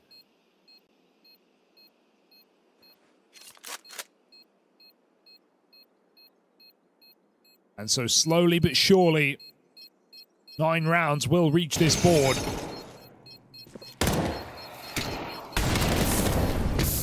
Oh, I mean, though, it's just the slow creep of these James games. That's what they call him. And it just leaves you in so many gut-wrenching feeling positions. Like even there, Porte in the 1v4 knows it's all over, knows he can't win that. There isn't time. They're not going to misplay it. You have to play the round. And so this has been a runaway train for Jame and co. 100 Thieves looking a little stunned at the end of that first half. And sure, you might expect a bit more mileage on the T side, but you really don't get better than that for Jame and the gang. Also, you know, you said early on how James looking sharp, but I feel like everyone is right now. Like, sure. In all of these fights, you don't get a second chance. If you miss your opportunity, if you catch a bad timing, it's over. I know 100 Thieves had some really nice ideas early on to do with flashes as to how they were going to try and force some early fights, but that petered out so quickly, didn't it? So now onto their T-side device with a smoke. And this P250 to try and duel into the connector. All right, there's an opening. Rain spent that first half just getting dominated on this A-bomb site. He gets to do it back to them. Ziello dead. And A-space taken. 100 Thieves move in. Storming the board, bomb going down, and nice shot from Jane to open up this round. They can make this happen. Porte is very far away. Uh-oh, gotta go quick. They're not too quick. He's shifting in the back. Flit just checked the flank, and now Porte has even better timing. This should be impossible for P-Vision, but that kill will open it up. Porte hits his backstab. Jane tucks in, looks the wrong way, but saves the day. 2v2. Gizmi follows up, and now this is impossible. They will not give him the fight. There is no kit, and there is no time, even for Jame. Nice shot. Seals this round here for 100 Thieves.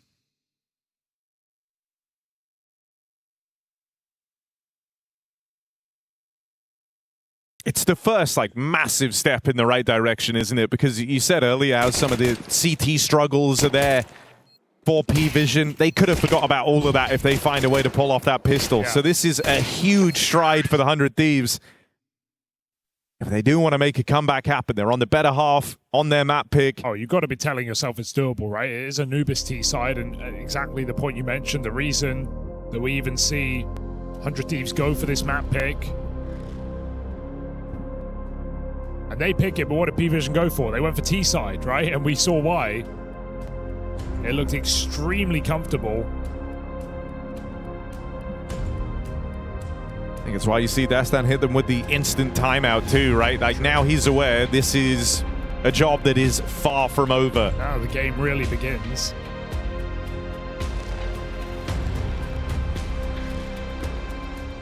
P-Vision, they don't have the reps, you know. This is their second event with this roster. Saxajez not got that LAN experience.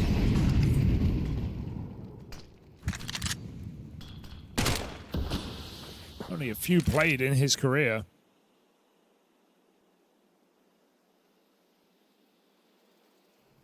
Blitz is the definition of experience. But he's had some tough form as of late.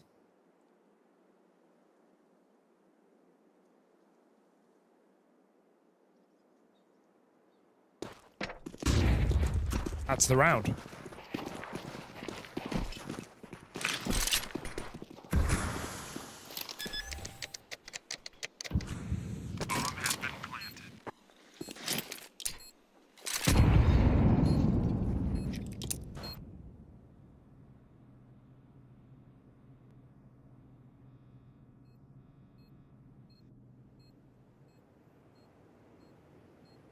It would be really nice for Gizmi to just catch like one of these players at the end of this, because you don't really know what P-Vision are working with in this round.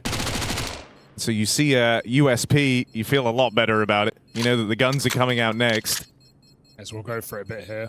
I'm going to try and make some money. But they've gotten away from him.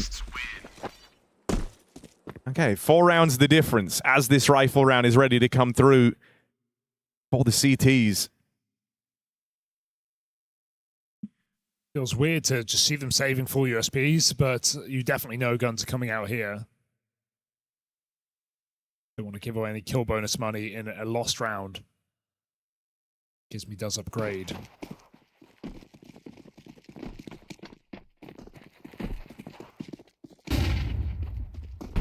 Well, James, the captain, loves his gambles.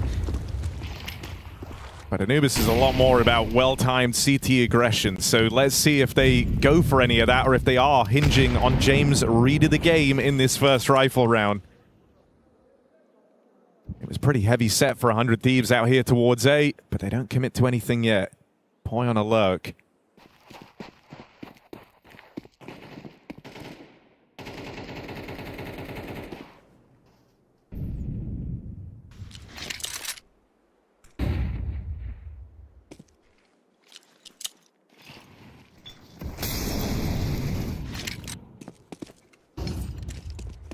Very heavy mid setup, and as they go looking for whoever threw that util earlier, they do spot Poi.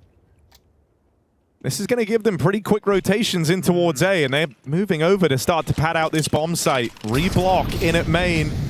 Nade to follow. And playing through this for 100 Thieves. Rain with a TK. Cancel. And they don't feel like they can go in on the back of this. Poise mid lurk, here's players rotating, but things feel awkward. Because you've heard that Temple player go quiet now, and you're having to walk this bomb through the water. Oh, they're going to let Poi play late, but that really just requires these com players to get something done, to put some pressure on this site. Everyone's rotating. P-Vision have read it. They've moved 3 players over. Need a kill now. Poi is going to be too late to play. Thought a post-part for him. Can Gizmi do anything? One more kill needed at the back of the site, but the time has expired, and Poi is left lurking nowhere.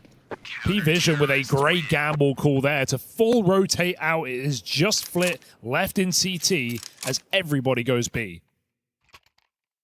And you have the rounds to play with, so perfect time to make that stack happen.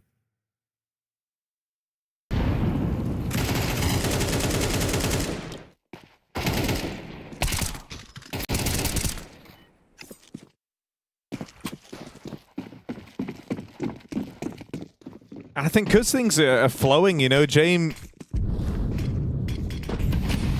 getting to focus a lot more on just the flow of the game.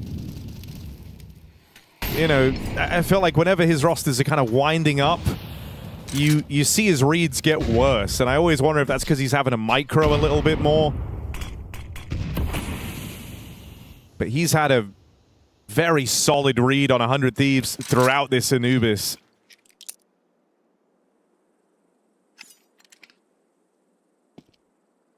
Always a captain who just kind of played with his intuition. Again, this triple mid. I think P-Vision are liking this because it gives them that ability to rotate heavily around the map. And if anyone is sent here to try and come for the mid space, they've got a nasty surprise waiting for them. 2 players around this corner. James spotting from afar. Oh my god. Hasn't seen anything. It's 3 here. Dead man walking. They just push on that timing. Well, the bomb's outside of B. That's where 100 Thieves were hoping this could end up. For Rain crossing here. Oh, well, they've given him a hint. Ooh, time. Saxajez went to reposition. That's when they peek him. Still, Zwei holds on with a double. And that'll keep you interested in this retake.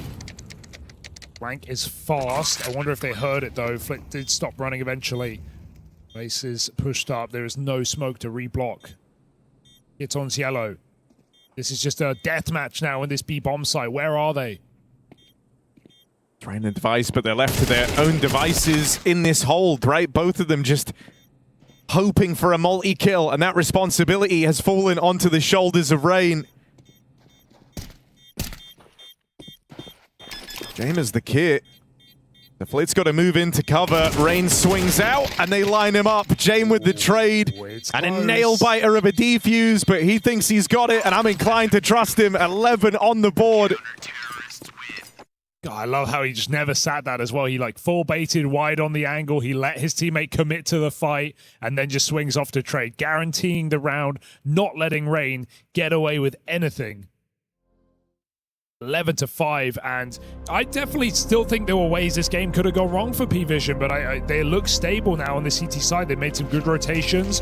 Zwei gets a massive double kill when his teammate gets caught off guard on awkward timing. and they don't fumble a very fumbleable post plant. I'm really liking these triple mid holds too. It's given them real quick rotates. Like, there's no way in this game yet that 100 Thieves can know that that's how they've been playing these CT rounds. The time that they went A, they ran into 2 players, they ran into 3 players, you know, a third guy quick rotating over. And it's telling you, oh my, how are they reading us like this? You know, they're in our heads. And in reality, no, it's just these 3 mid guys. If they're not getting contact, they rotate them A at the first drop of util. You don't really want to rush on this map on T side, but it is the kind of setup that if you just started rushing bomb sites, you would win rounds because it would leave P-Vision so out of position for those post plants. But that's where it kind of ties into, like, the game has slowed down on James Say So, and you're playing into his hands. Oh, James making moves, man. Didn't even know you could do that. Just put himself on the toolbox in A. Throw a nade stairs, but it's not far off the mark. They're 5 rugs. It's not a rush, it's just a quick pop here for 100 Thieves. Goal for James really is just get your one, right? Get one shot off on that AWP, set up in a 5v4. He's getting his one. There it is, and this smoke to heaven. Just a tad late on the contact push. Flitz even siphoned one from the ranks. And 100 Thieves left scrapping for this bomb plant. Chance to get it down with the Gizmy Molly coming in. They'll find their way to a bomb plant, and Gizmy's even trying to scale. Cielo shuts him out of it, and Sierra throwing into an unwinnable clutch, just doesn't know where to look. This is a super oppressive CT side. Doesn't that just feel like it encapsulates all these rounds, all these late rounds, just unwinnable? 100 Thieves just put into constant positions. They are not allowed to close, and P-Vision running all over them. 12-5 now, and this CT side has gone by in the blink of an eye. Pistol round gave 100 Thieves a chance, but ever since Rifles came through for P-Vision, this game has felt over.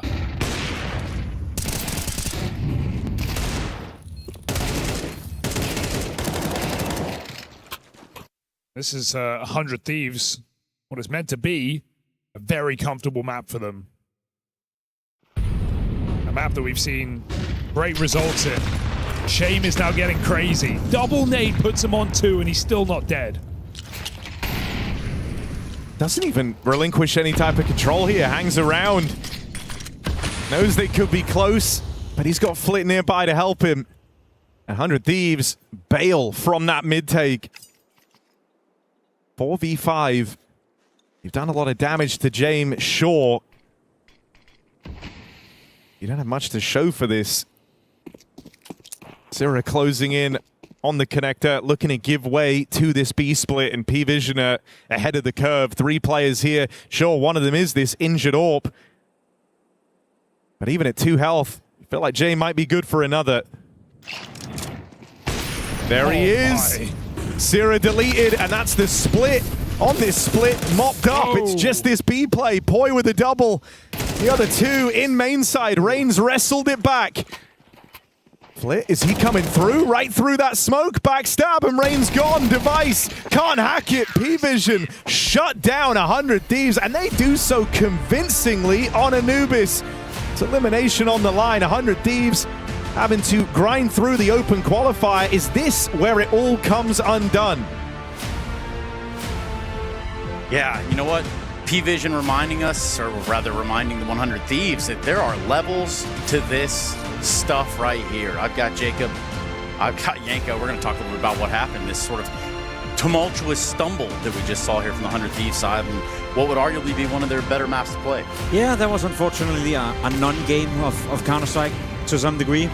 I think the T side of P-Vision was smooth, effortlessly, just slowly but surely rolling all over the Thieves. I think it's best described in the way you're sitting and you're watching each round unfold, but there's no climatic, ending to the round. There's no tension, there's nothing in the round. It's just slowly but surely Jane eating the Thieves and then walking into a bomb site as they please. So not the most exciting game of Counter-Strike, but if anything, I think P-Vision showed that they were not only one step ahead, maybe 11 or something.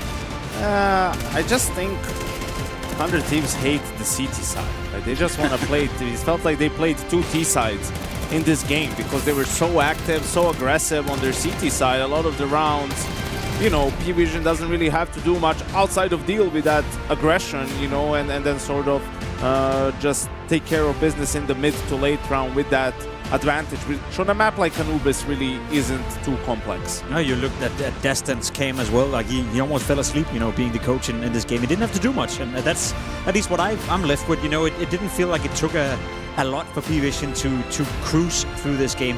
As much as you want to give credit to the team for trying, maybe on the CT side to be aggressive and be proactive, it never really panned out.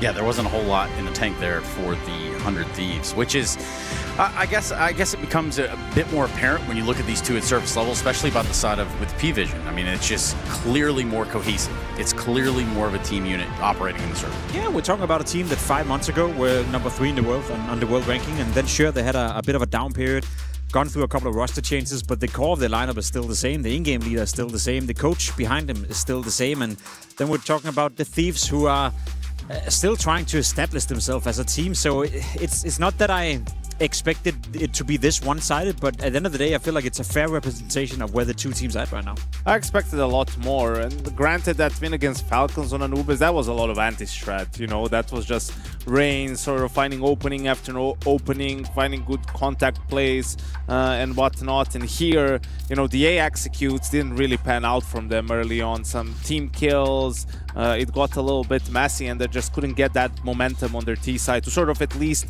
have an attempt at a comeback. Tell me a little bit about how in round 7 Gizmi tries to get active, but then no. Yeah, they had success. They did this like 2 or 3 times in the half, this exact play. It didn't work out first time. They kept going back to it.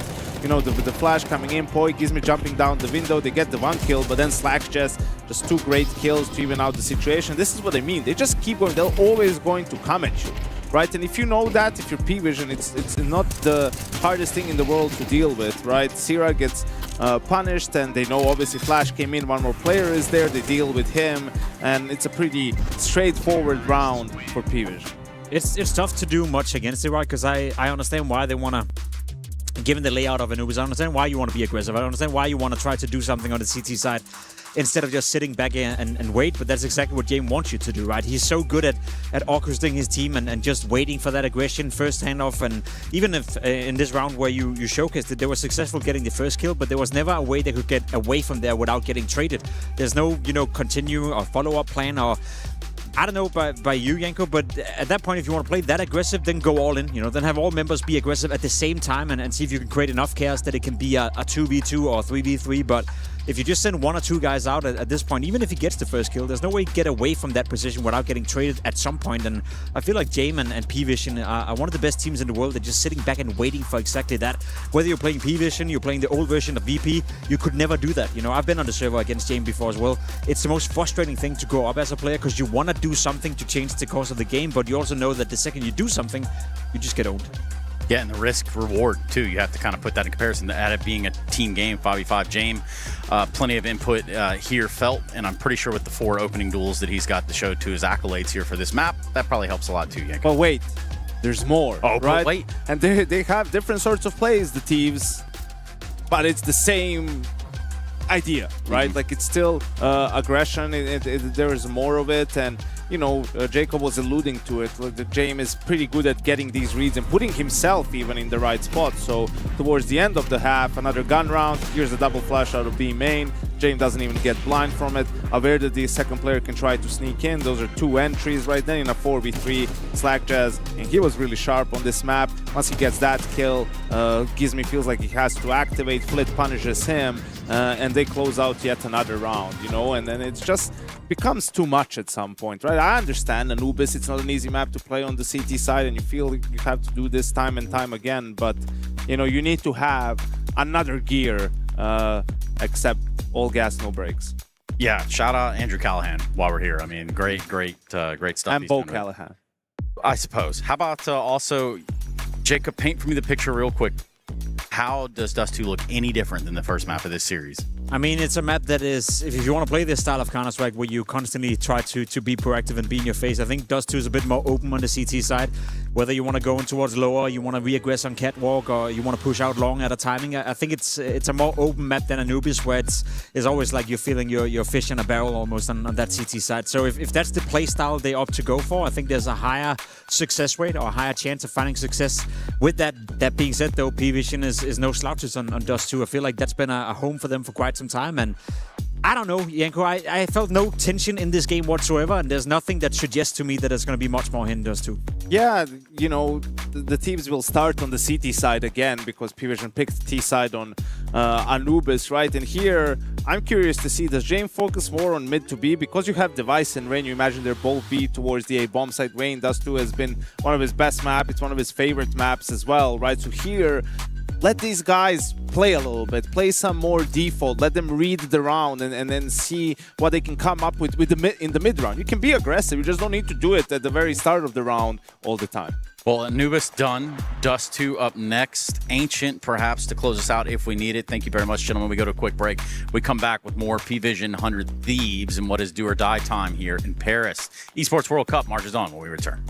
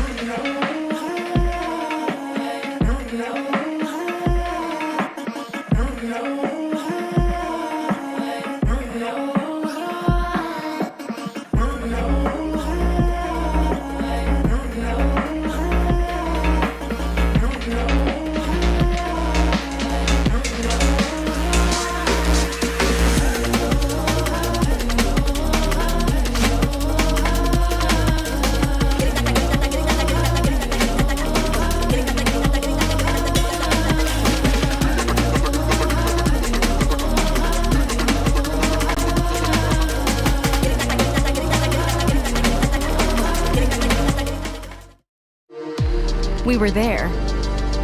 For every click, every clutch, every respawn. We were there for the years of grind. And we're here. Now. The proud founding partner of EWC. Powering the biggest event in gaming. Shoulder to shoulder with the world's best. Making history. Greatness deserves a stage. Lenovo Legion. Reach your impossible.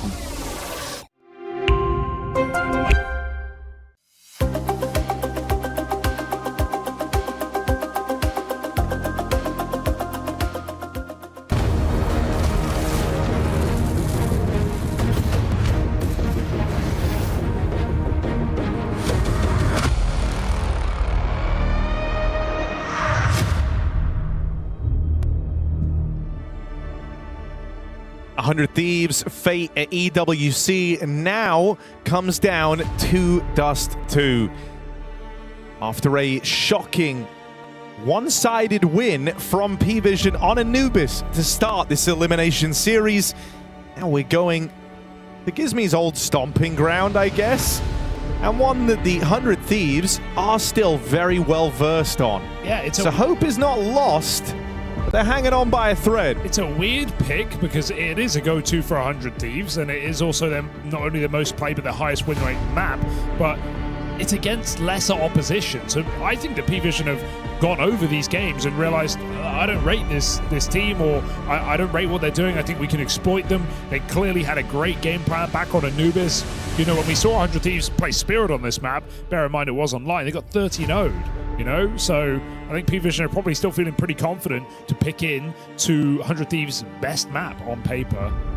This is a new level of competition. It's also LAN, it's also high stakes. It's also something that you'd expect 100 Thieves to be able to deal with the experience on their team, but that was just a really ugly first map. Could not get a grip of the Jame game. 20-7. Yeah, and what a game it was, right? Not just the right reads, the right ideas, but as an individual, JM was a force of nature. His AWP striking a good bit of fear into 100 Thieves, never knowing where it would crop up next. Yeah, and now we're on Dust 2, so we're talking Orbs, right? Short device, legend in his own right, but he didn't really get going on the Orb there, right? He had a couple of chances on the CT side, got shut out for the most part, a couple of opening deaths, and well, Jame is here, there, and everywhere. So that head-to-head is not going to be easy for Device in this game. And it's also, you know, honeymoon period for P-Vision, right? It's their second event with the roster. Flit added just a couple of weeks ago. Slaxajez coming into the season, played his first, you know, bigger LAN in China. Did decent, had some good maps, had some poor maps, but, you know, definitely showed some of the form that we saw from this young player online, leading into P-Vision. And I'm excited for his future. And maybe more games from them at EWC if they can beat 100 Thieves here and now.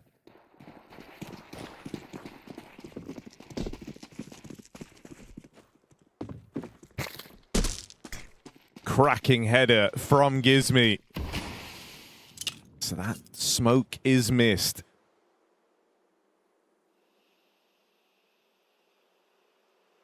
That's probably going to give Jame a talking to for that one. Not realizing that Gizmi is the reason it's not in place.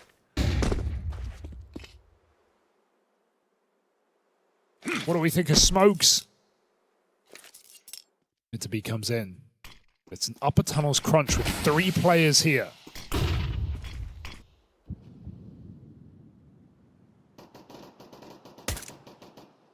Well, they know it's B now, that's for sure.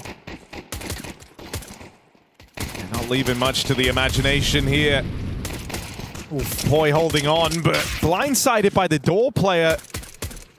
Gizmi had just backed up, so it opened up that angle. Clean tap for Zwei. And he's got one more guy in front of him. Rotates, arrives. Sira helping out, and Zwei. One impressive shot, but he needed 3 of them. 100 Thieves get on the board early to start their Dust 2 campaign. It's relieving, I think, for 100 Thieves. It almost went very wrong there, but a couple of important pistol shots connecting for Gizmi. 23 kills in, looking for the ace, not to be.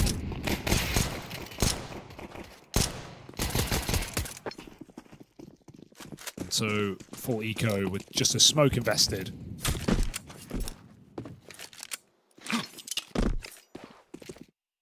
Just to keep them from farming in the middle.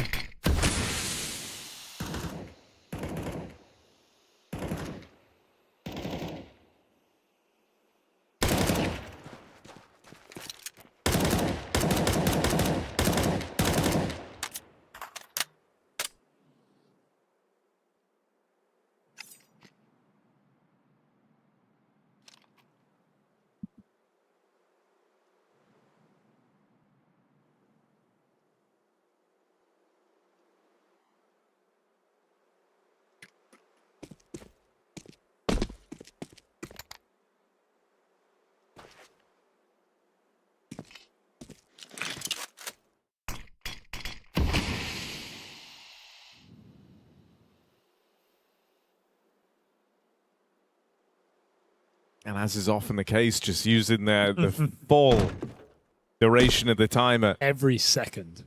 It's nicer, like you. Cause this is the 9 to 5 for P-Vision. You know, this is how they play. This is what they're used to. I think it's nice because you know your opponent's just having to sit there in this round. 100 Thieves know that they're gonna win this, or at least feel like they should. You're just making them wait. Wasting their time, looking for any value you can. You don't get any. You got the guns coming out in the next. It's no skin off your back. They made him throw every nade they bought. So isn't that just the goal? Sure, extra kill is nice, but Glock's on dust too. It is just min-maxing. Some people just want to play the game, though. P-Vision come through with a rifle round. Slaxijez on a Mac 10, interestingly enough. Already buying into the Jame economy system. But it feels like this might just end B with him charging through the tunnels with a buy like that. Bomb is coming back through spawn now. Good grenade on yellow. P-Vision are setting up with B in their sight.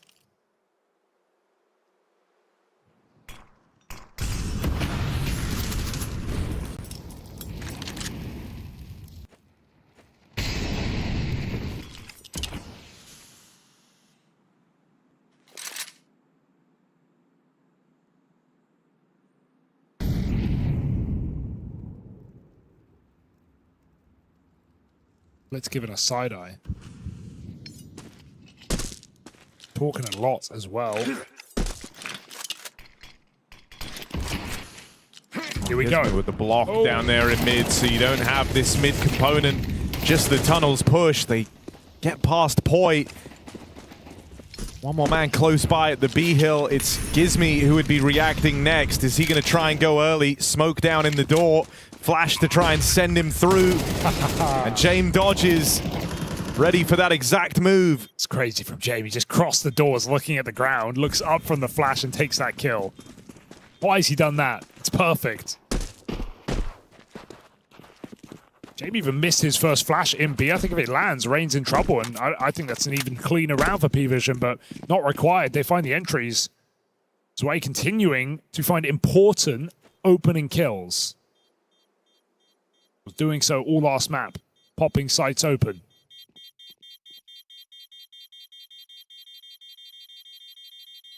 So save again here for 100 Thieves as P-Vision get on the board.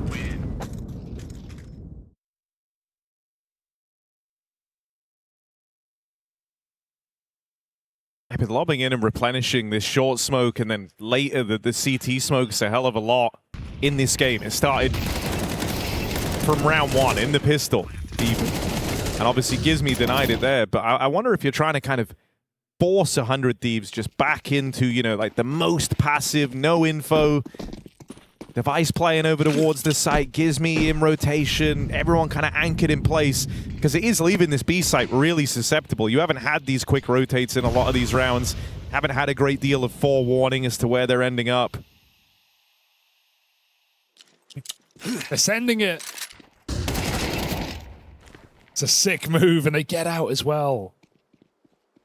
Vision were not ready for that, and this is a team that are ready for many a thing. And a double long doors push right off the rip. Perfect flash too. Nothing Zwei could do about that.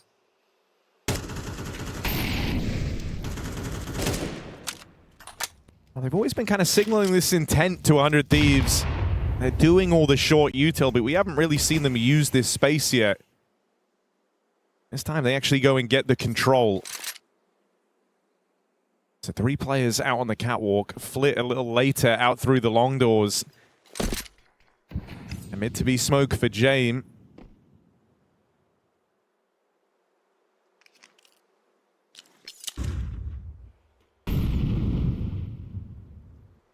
Whose flash comes first, Device forces it as the molly's still up. Oh, Gizmi didn't see them though. He didn't see anyone. Now he hears them running. The realization coming in, but he's out of position. Device can't hold it. Later.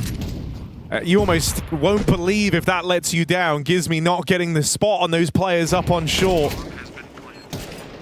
Flit catches great timing on his long wrap, just waiting out there in the doors till Syrah turns away.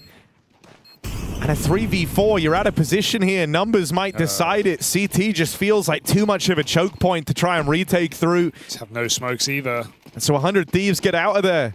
Wow. It's a rough round to save him, right? With the damage done, they know they've done good damage. The dink on Cielo getting that entry, 1 health remaining. And I think Gizmi doesn't see them because the molly's still up, but he caught the flash. Just a little bit of burn in his face. And so he drops off too late. And that's a round where 100 Thieves get the opener, get a clean break on a 5v4. There's no trade. They even had the right idea for that play out towards short. Felt like you did everything right, and it still goes against you. Cleanly at that. Only death in the round coming from that long doors push. I mean, there were rounds like that on Anubis, where you do the entry, you get the kill, you fall back into a nice position, then you try to do another play, and that's what undoes you. I'm glad they have plays and they make plays, but it does feel like sometimes it comes back to haunt them. Here we go. Gizmi putting the rifle to use. Up top mid, but see how he's going to get out. Had a flash ready to go and everything to help him, but Peak just comes on an awkward timing for him before he's close to the corner. Flash never arrives. And so a 5v4. Vision in no rush. Yeah, the rifle's doing it all right now. It's not Jame on the AWP having to pop off. A lot of the kills last map came to him. Just providing cover, letting his team get back up cat. Flash goes in. Poi with the M4 on A. Rain has tunnels control. Which is nice. It enables this 3-man stack, but even now, like as far as this stack goes, the M4's in the site alone. So no way to try and retrieve that for 100 Thieves. These flashes very meta right now. Poi can't do anything, has to wait them out. Molly starts to land around him. Not on his position though. He can still buy some time. He's getting wall banged out. Maybe a nade to boot. Poi can't get a thing done. Really needed a kill there. Only damage. James' patience pays off, and 2 more at long as that bomb gets shuffled over. They know long is lost. They really don't seem concerned.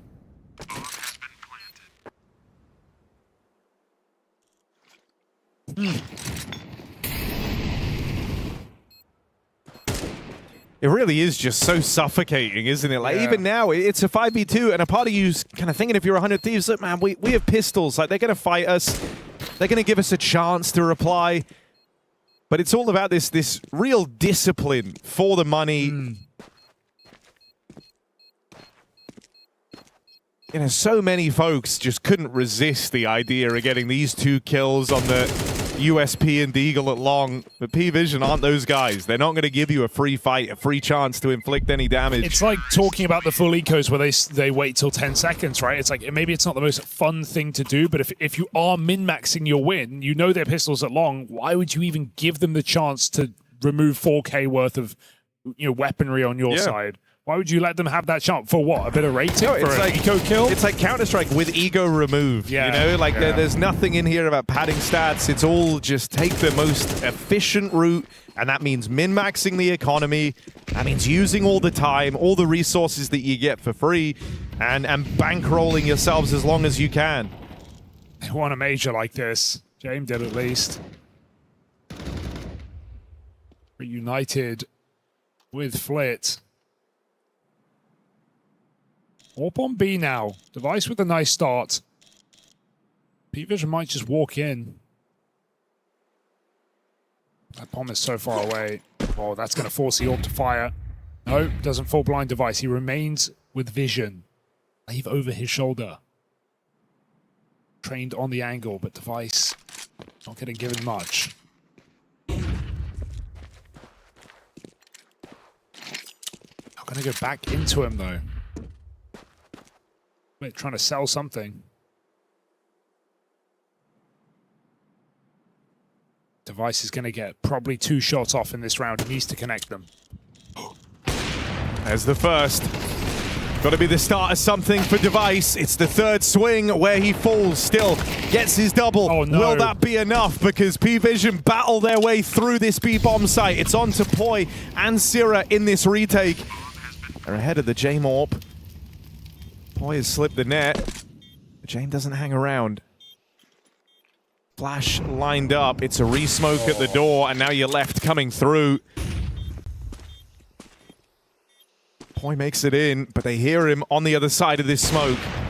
James dealt with that first man, and Poi the whole time just giving them little clues, little hints as to where he is. They'll swing him together. And we see that same rotation, the post plant that Jay made the other round, right? So he walks, he's close door, the smoke comes down, then he crosses into the site. 100 Thieves, they may flash through the smoke, they may have car, but they can't do anything with that position. There's a smoke in their way, so he isn't susceptible. It's a really nice move late in the round. Just playing buddy system with Jame, and Jame hits 3 AWP shots. Device gets both of his. That was essentially a 5v3 on B. And Jame still knocks them out on rotation. He is just a weapon. I mean, you can see why they're always going for this little cross back over, right? It's like when you're coming through that door, unless you're Carrigan in a semi-final, you know, you're going to the left, you're clearing the car, you're clearing the tunnels. Yeah, especially with the smoke down.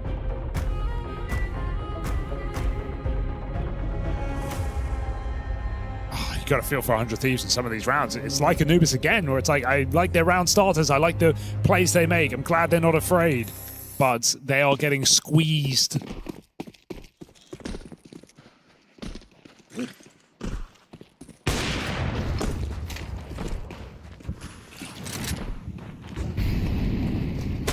Oh. Device. Okay, right, yeah. Device is tapped in. He's willing to do anything to win. He's decided. So now, wall bangs, smoke shots. Oh my.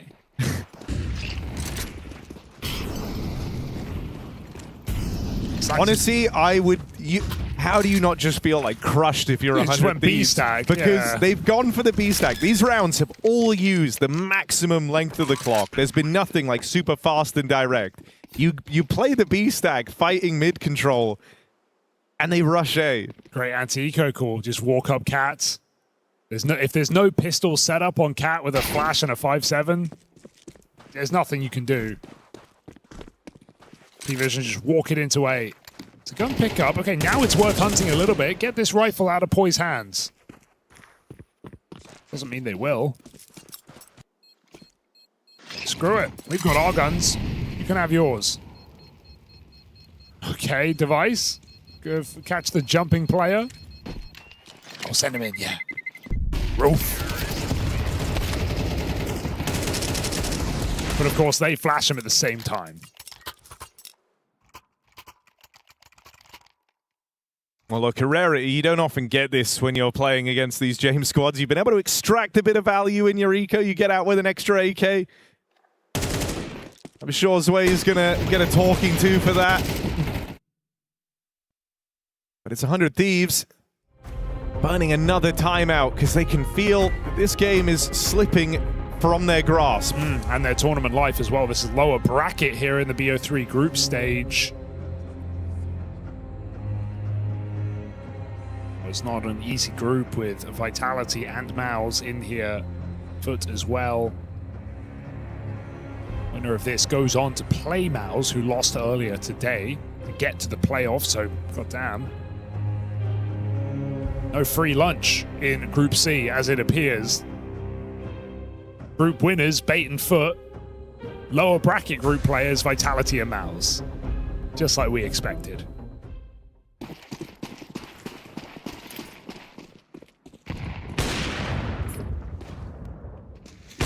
Gonna get skewered. Device. It's a lot of util mid. I mean, largely, you feel like you've been seeing the same util, the same kind of round starts, but you never feel any the wiser as to where it's ending. This mid-smoke could mean 10 different things based on what you've seen in the game thus far. Thankfully, you've got Gizmy eyes on the catwalk just to confirm that no one's here. But it hasn't dismantled the triple A lean for 100 Thieves. In fact, they kind of double down on it now, bringing Poi into the bomb site. And so the B hold is just 2 players again. You're looking at Device, you're looking at Rain. They've got a multi-kill, or else this is another round on the board for P-Vision. Like this for Rain, but if they break the smoke, he could be in trouble. There it is. A lot of eyes on. Rain does back out. It's a sneaky move to survive, and that might cancel the call as a re-smoke comes in. Gizmy's making a move. Flit's dead. 4 in the tunnels. They've got to go. How are they going to find a way to win this, Harry? They shouldn't. Look at these reinforcements, just layers of defense now at B. And so for the first time in a long time, one of these mid-round pushes really sets up 100 Thieves. Gizmy finding that timing, getting the kill in mid. Suddenly it all becomes clear what's happening in that round. Jame ready for this, though. Doesn't look like it. Double AWP available, but not going to see it with Device hedging his bets on B in many of these rounds. Not really been playing on the car side.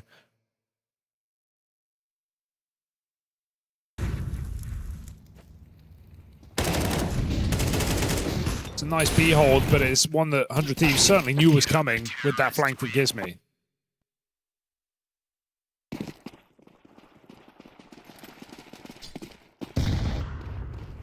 Oh my. You wouldn't, would you?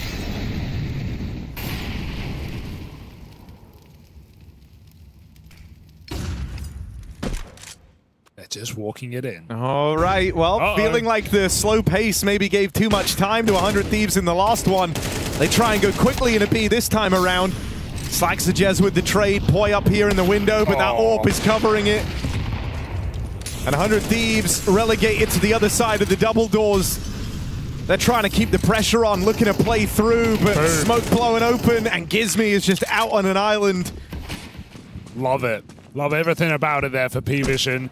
It just feels like if you kill that site player on the B hit, you've won the round, because James is not going to miss the window shot. You either have to multi-kill or just play full retake. Because players trying to flood in to help their teammates from window, just every time have died to James Orb.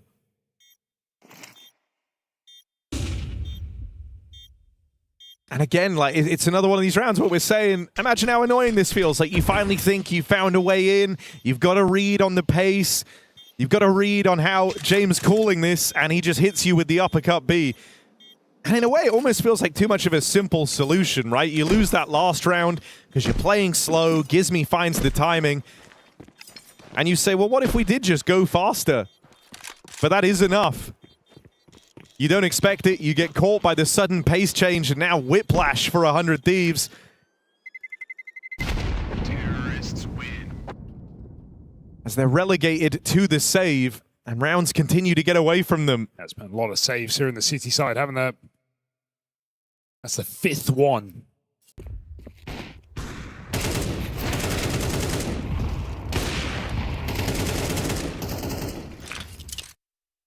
Well, at least it keeps gun rounds going. They've had a lot of buys in this map. But Now we're reaching the tail end of the half where 100 Thieves will have to start going for some of these.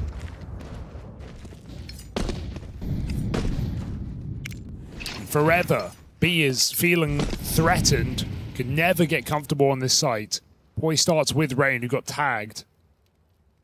Devices once more looking for this mid pick. He has been giving us good output, but they've not been giving him the chance in middle. No one out mid because there's no door smoke. He comes in late. It's me with nades on Cat.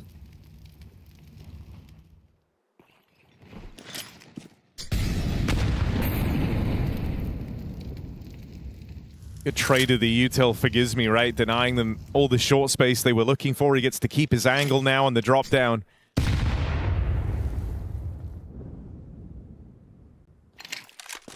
Will eventually have to relinquish this space. Feels like he's held on to it long enough. Just found a new set of util and just leaving them around for him.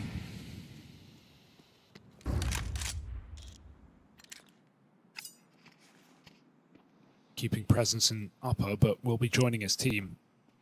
Meant to be before the Cat hit. It's Yellow, hard lurking long on low health. Oh, James, it's optimistic. Now they've got to go.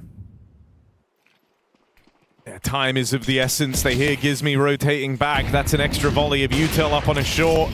And with Device covering the cross, you want to say he's a very safe pair of hands. Over the top of the smoke, Flit has found it, but you got 10 seconds to run this bomb in.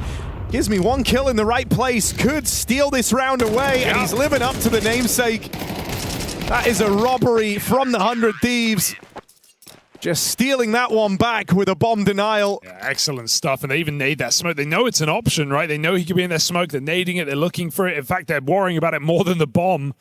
And it doesn't get put down. Gizmi denies. Nice to see Device continually in the right place in this CT side. He does over-peak, but he got his first. And he hasn't been on car at all this game, but on the first proper Cat hit, he is there. 100 Thieves hanging on in this CT side. Definitely the chance to sweeten this half. It's just an expensive round at the end when they run in on Catwalk. They didn't really need to do that. They lost them 2 more guns, but they'd already won the round. So if they lose this, they're in trouble. And it seems like P-Vision want to do what they do best. Another blind B hit. James didn't even show that AWP there either. Oh, that smoke will stop it for a second. Just, you know, they do have Flit, like, doing all the usual tells that you're taking a bit of mid-control, that you're looking for short. He threw in the molly on the drop-down, but Gizmi's just not bought it whatsoever. And it was his push on short that actually started this comeback for 100 Thieves. He's looking to do it again. And so once more, Gizmi is going to piece this together in time for the Thieves to rotate over. Now they start to assemble a B stack. If you are going to go, you've got to hit now because the window's closing. B site stacked to the 9s. And boy, hits like a one-man army. 3 kills for him as they come out through the tunnels. Jame left saving. Another Gizmi MVP round. I mean, what can you say? He's won them like 3 rounds at this point on the CT side. Straight up single-handedly getting the most important kill or information or winning to the clock. It's a great job from Gizmi there on that repush up Cat. Device also had full long doors, right? It's a bit of a team effort. He had full long doors locked in with the AWP. They knew that was going to be B. Felt too obvious there. And so Dastan with a first timeout in this map for the last round of the half. So P-Vision can really try and squeeze one more off their T side because it slowed down a little bit. 100 Thieves winning 3 of the last 4.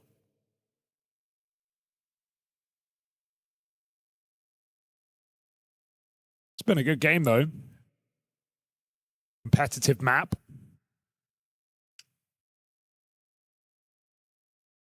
Some of the riflers on P-Vision a little quieter than Anubis.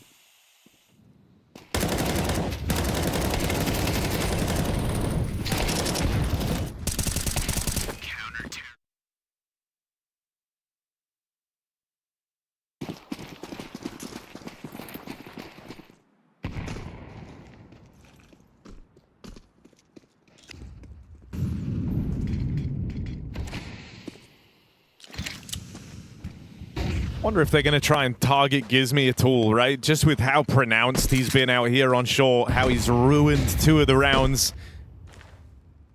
You're telling yourselves it would just be so much easier if he didn't exist. But they're going to try and make their problem go away. That's what Luminosity said.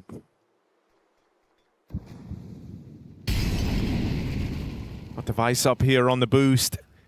With a molly down, they're moving behind it. Ooh, saw something. Fast play out mid to B in the downtime, and James Orp in with an opening. Rain, they run right into him, and Slaxages just spams him through the smoke. Rain's hoping to play later, catch them by surprise as they're planting that bomb. Never gets to. What a check.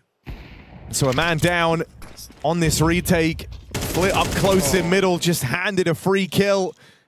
And a very lengthy flank for Sierra in through the tunnels. This is all the making of a 1-out half for P-Vision.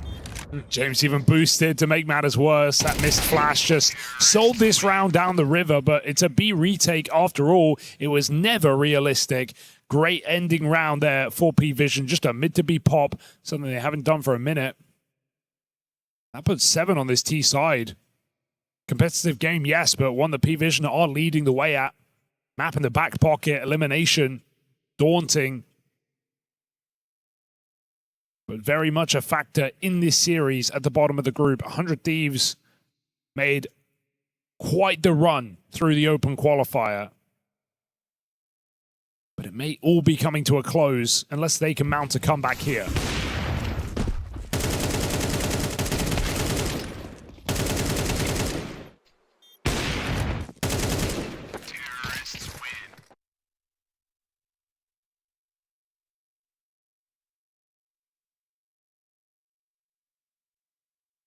100 Thieves have largely had a pretty good time in these pistol rounds at least. So hope ain't lost yet. Looking like an A play. You got all the util to do it. 5 men in the long doors. Jame just plays for the spot. Ooh. Not quite. Maybe there's a gap here, and yes there is. Way exploits it to the maximum degree. Double headshot through the smoke. Sure, the bomb makes it in, but P-Vision aren't thinking about that. They're thinking about this post plant, setting up on Catwalk to retake together. P250 must save them.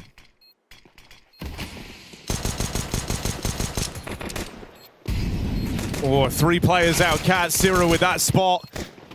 And so Device just trying to battle through this CT grouping, but they lose their teammate in the site. Gizmy here as well. It's so claustrophobic as he comes back from long. How did James get all 3? He was a spawn player.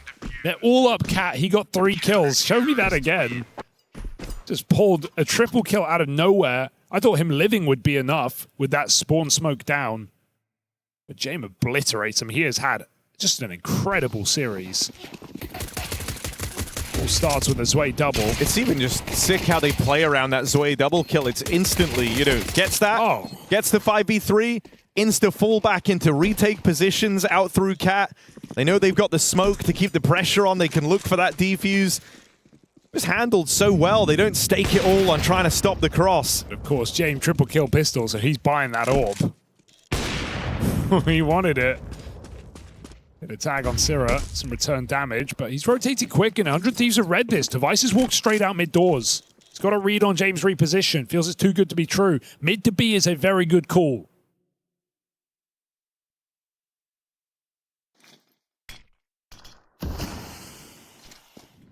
Let's see what Slaxages can do. Oh, he's done a lot of damage, but they're replying.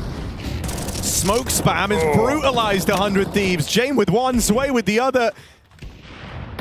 And it's another round where you're left saying this was the right idea, this was the right move.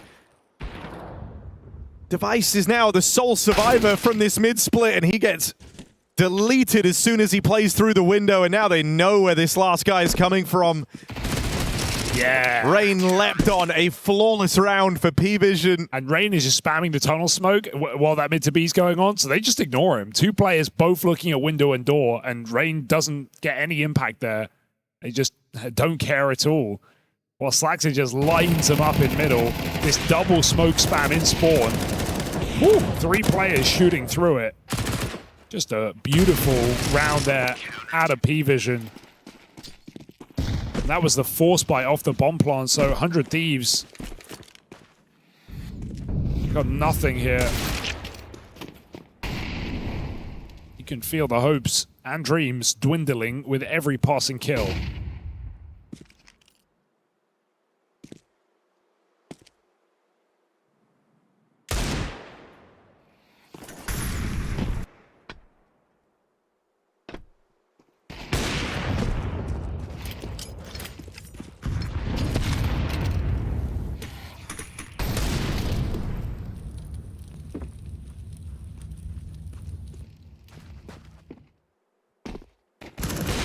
I mean, when they're switched on, like, no other team kind of makes every effort feel as futile as this one. You try all these new ideas, you're changing the pace, different types of aggro. CT side, you know, like looking for room, looking for information. T-half now. Even when you kind of have misdirected them, it hasn't come to matter. P-Vision Mouse is sounding like a banger game to me. You're thrashing around, you're struggling, but you're silently all ending, isn't it, for 100 Thieves? They've got another buy here, but they're running out of time if they want to save themselves. Now or it's never. James 15 and 5. You went 20 and 7 last match. Yeah, it's just the craziest KDs. Uh-oh. Close. Neither AWP connects. Rice gets out of danger. I want to see James just no-scope the wall. Feels like that kind of game, huh? Rice. Up Cat. James lets him go.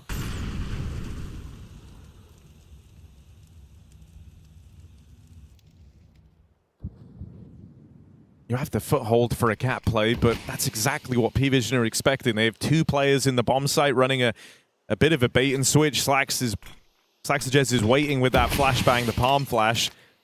And that's going to come out now, so he's ready to play. Bit of support from Zwei coming back long side as well. Quick to deal with the CT drop down. Oh man. And everywhere you go, you just feel like you're playing into the hands of this CT defense. Flit was full blind and surely dead, but it's Yellow from B who spammed that ramp player out through the smoke. He saves his teammates' life. They're just trying to scrap their way back into this round. But 100 Thieves getting nowhere fast is just Poi. Flit lives and goes on with a double.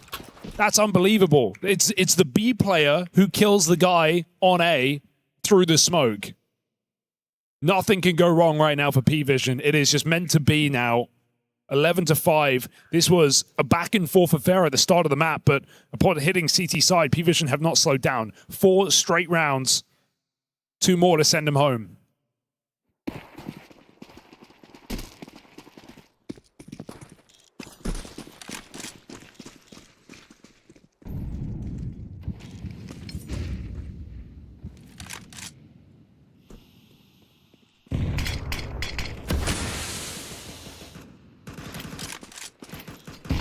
Pistols trying to make their way up the catwalk, but it feels scary. Spam's coming through. 2 missed nades on that. It would have destroyed them.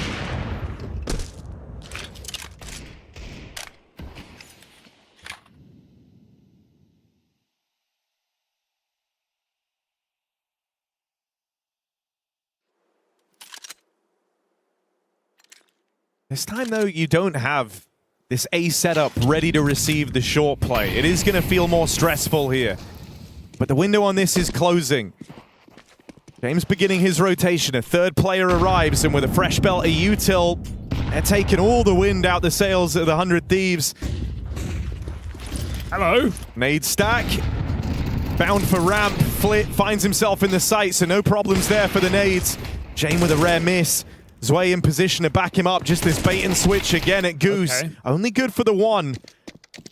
Don't try and chase Jame alongside, even if he was looking away. He's stealing himself in on the corner, ready for a retake.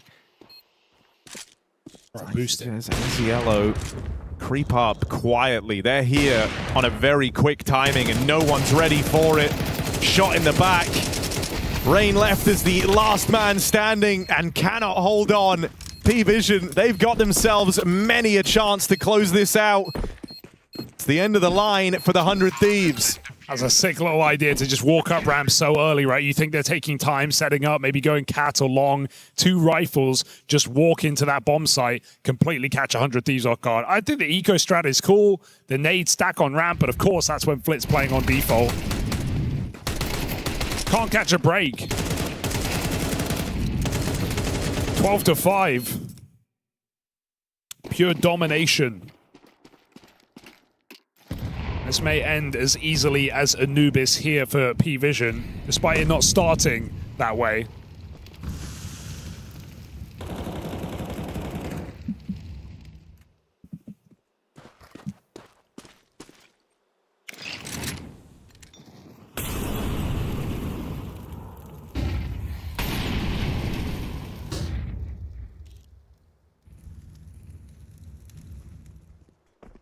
See no long control this entire game. A nice off angle.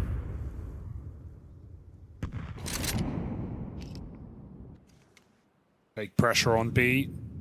Zway's going to confirm what we already know.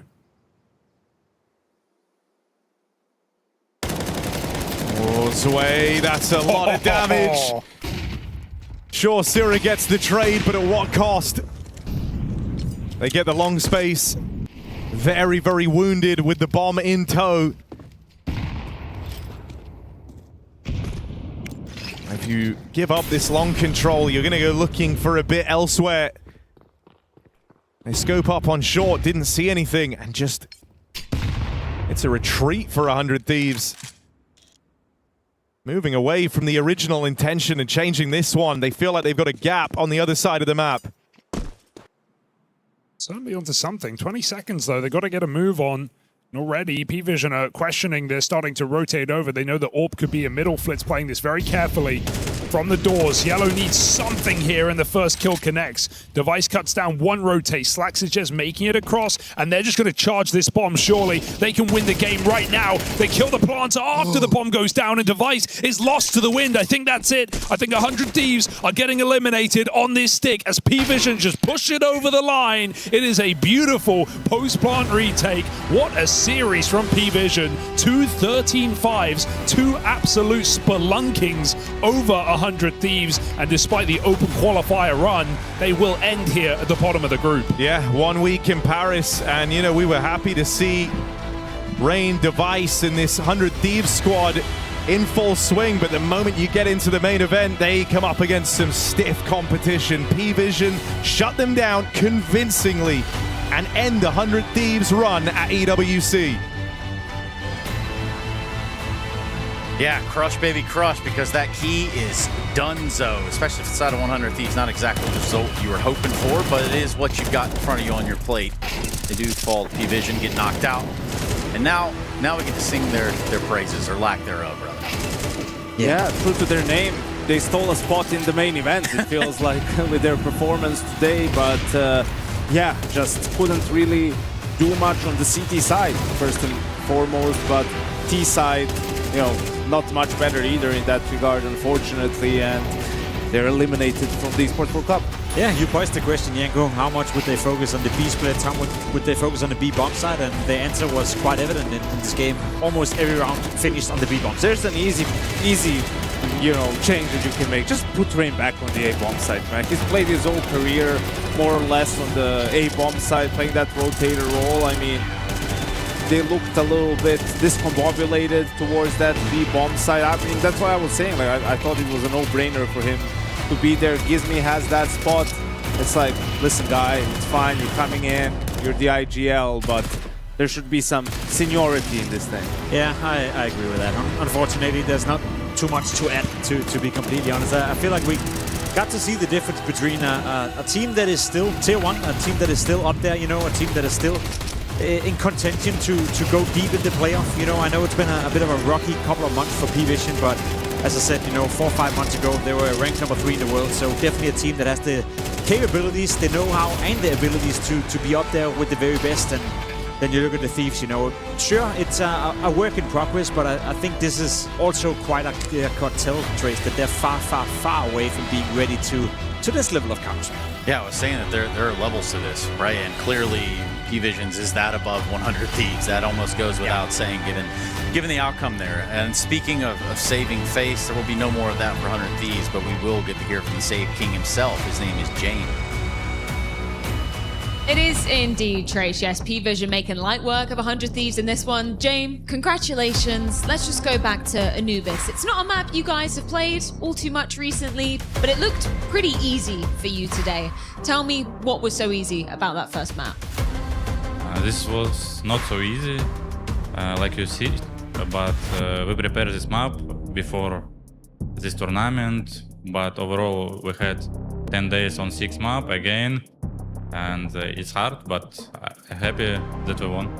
Your individual form also looked great. Great calling, great fragging from you. What clicked in terms of your individual form today? I don't know, maybe easy frags, maybe like a day. I'm not sure, we will see tomorrow. Tomorrow, very important match. Yeah, it's going to be versus Mouse. What do you make of them at the moment? I don't know, I have no expectation. I don't think about them. I'm just 1-2 tips. Nothing special. And in terms of the expectations for P-Vision here, what would be the goal for P-Vision? It's playoff, and we will see tomorrow. Like I said again, very strong opponent. They won last year, won championship.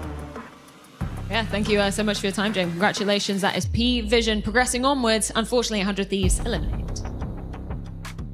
Yeah, 100 Thieves out of here. Get them out of here, Yanko. Get them out. Gizmodo them out of here. James definitely got them out. I mean, that's plus 12 round swing. Obviously had a ton of impact. Was very good on both maps and punishing some of those aggressive moves with the AWP. And even on the CT side, he was also a nuisance, and just the 100 Thieves couldn't find an answer for him. He died 13 times over the course of 2 maps and 36 rounds of Counter-Strike. I think that's pretty impressive if you're looking towards game, you know. Easy kills, I don't know about that. I think he played well, you know. I think he got a game that he wanted, you know. People came to him, the Thieves came to him, and he was just ready to punish it time after time after time. You know who else, preferably died for this, right? BC Game.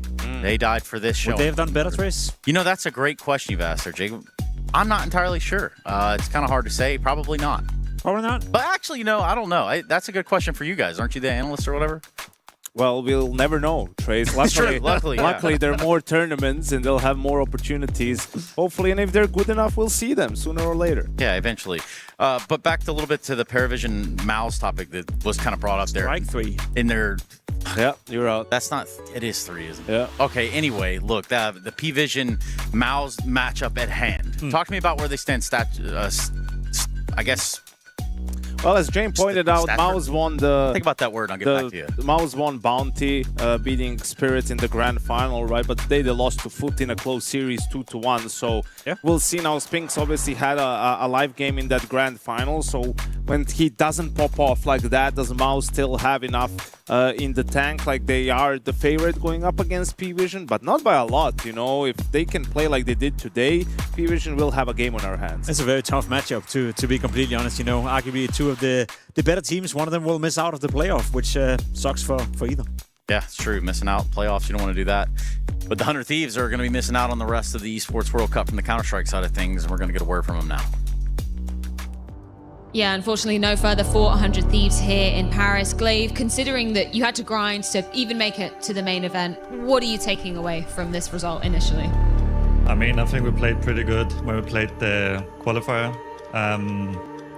But of course, there's much better opponents coming here, and we did play against a lot of Tier 1 teams, like in our first month as a team, but I also felt a little bit of fatigue coming into this event because I think we have been on a very, very huge grind and maybe a little bit too much. Like, one example, this 3 best of 3s a day we had in the qualifier. It was a very long day, and I think that how we reset after this was maybe not the best. I think we could have tackled it a little bit better as a team. So this is something that we needed to look into because I do feel like people were a bit, tired. Understandably so, as you said, so much grinding to get to this position. I just do want to touch upon this game briefly. That Anubis, the desk was noticing, CT side, you're playing quite aggressive. Was that something that you decided to bring to the table? Was that more of a gizmy call? Can you kind of talk to us about that? I mean, I would say it's a little bit of both. It's just how we want to approach the map. Like, we don't want to have all the rounds where we're just playing like full defensive, because it can just be really hard if you are running out of utility too fast and you don't have any control over the map.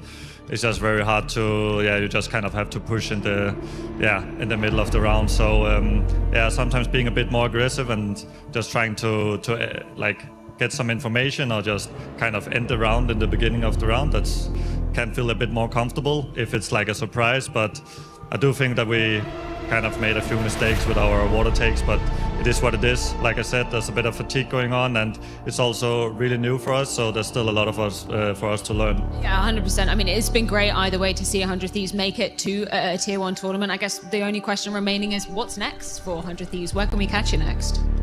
What's next? I mean, we'll have a tournament in Stockholm, the pool speed one, and then of course some open qualifiers, trying to qualify for even more Tier 1 tournaments, because this will give us the points necessary to hopefully make the major.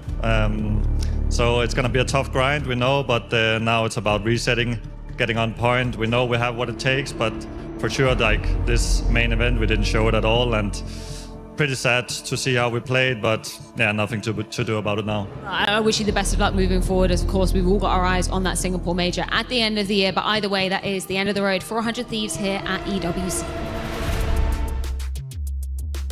Yeah, and the word I was looking for is statures, but in terms of statures, the 100 Thieves, I don't know how I feel about that one. They're exhausted, Yanko. Yeah, well, he'll have some time to rest from Czech's notes, a 7-day trip to Paris. Oh. And granted, before that, they had a couple of online events. Maybe they were at, their office and whatnot. But guys, 3 best of 3s in a day? So what?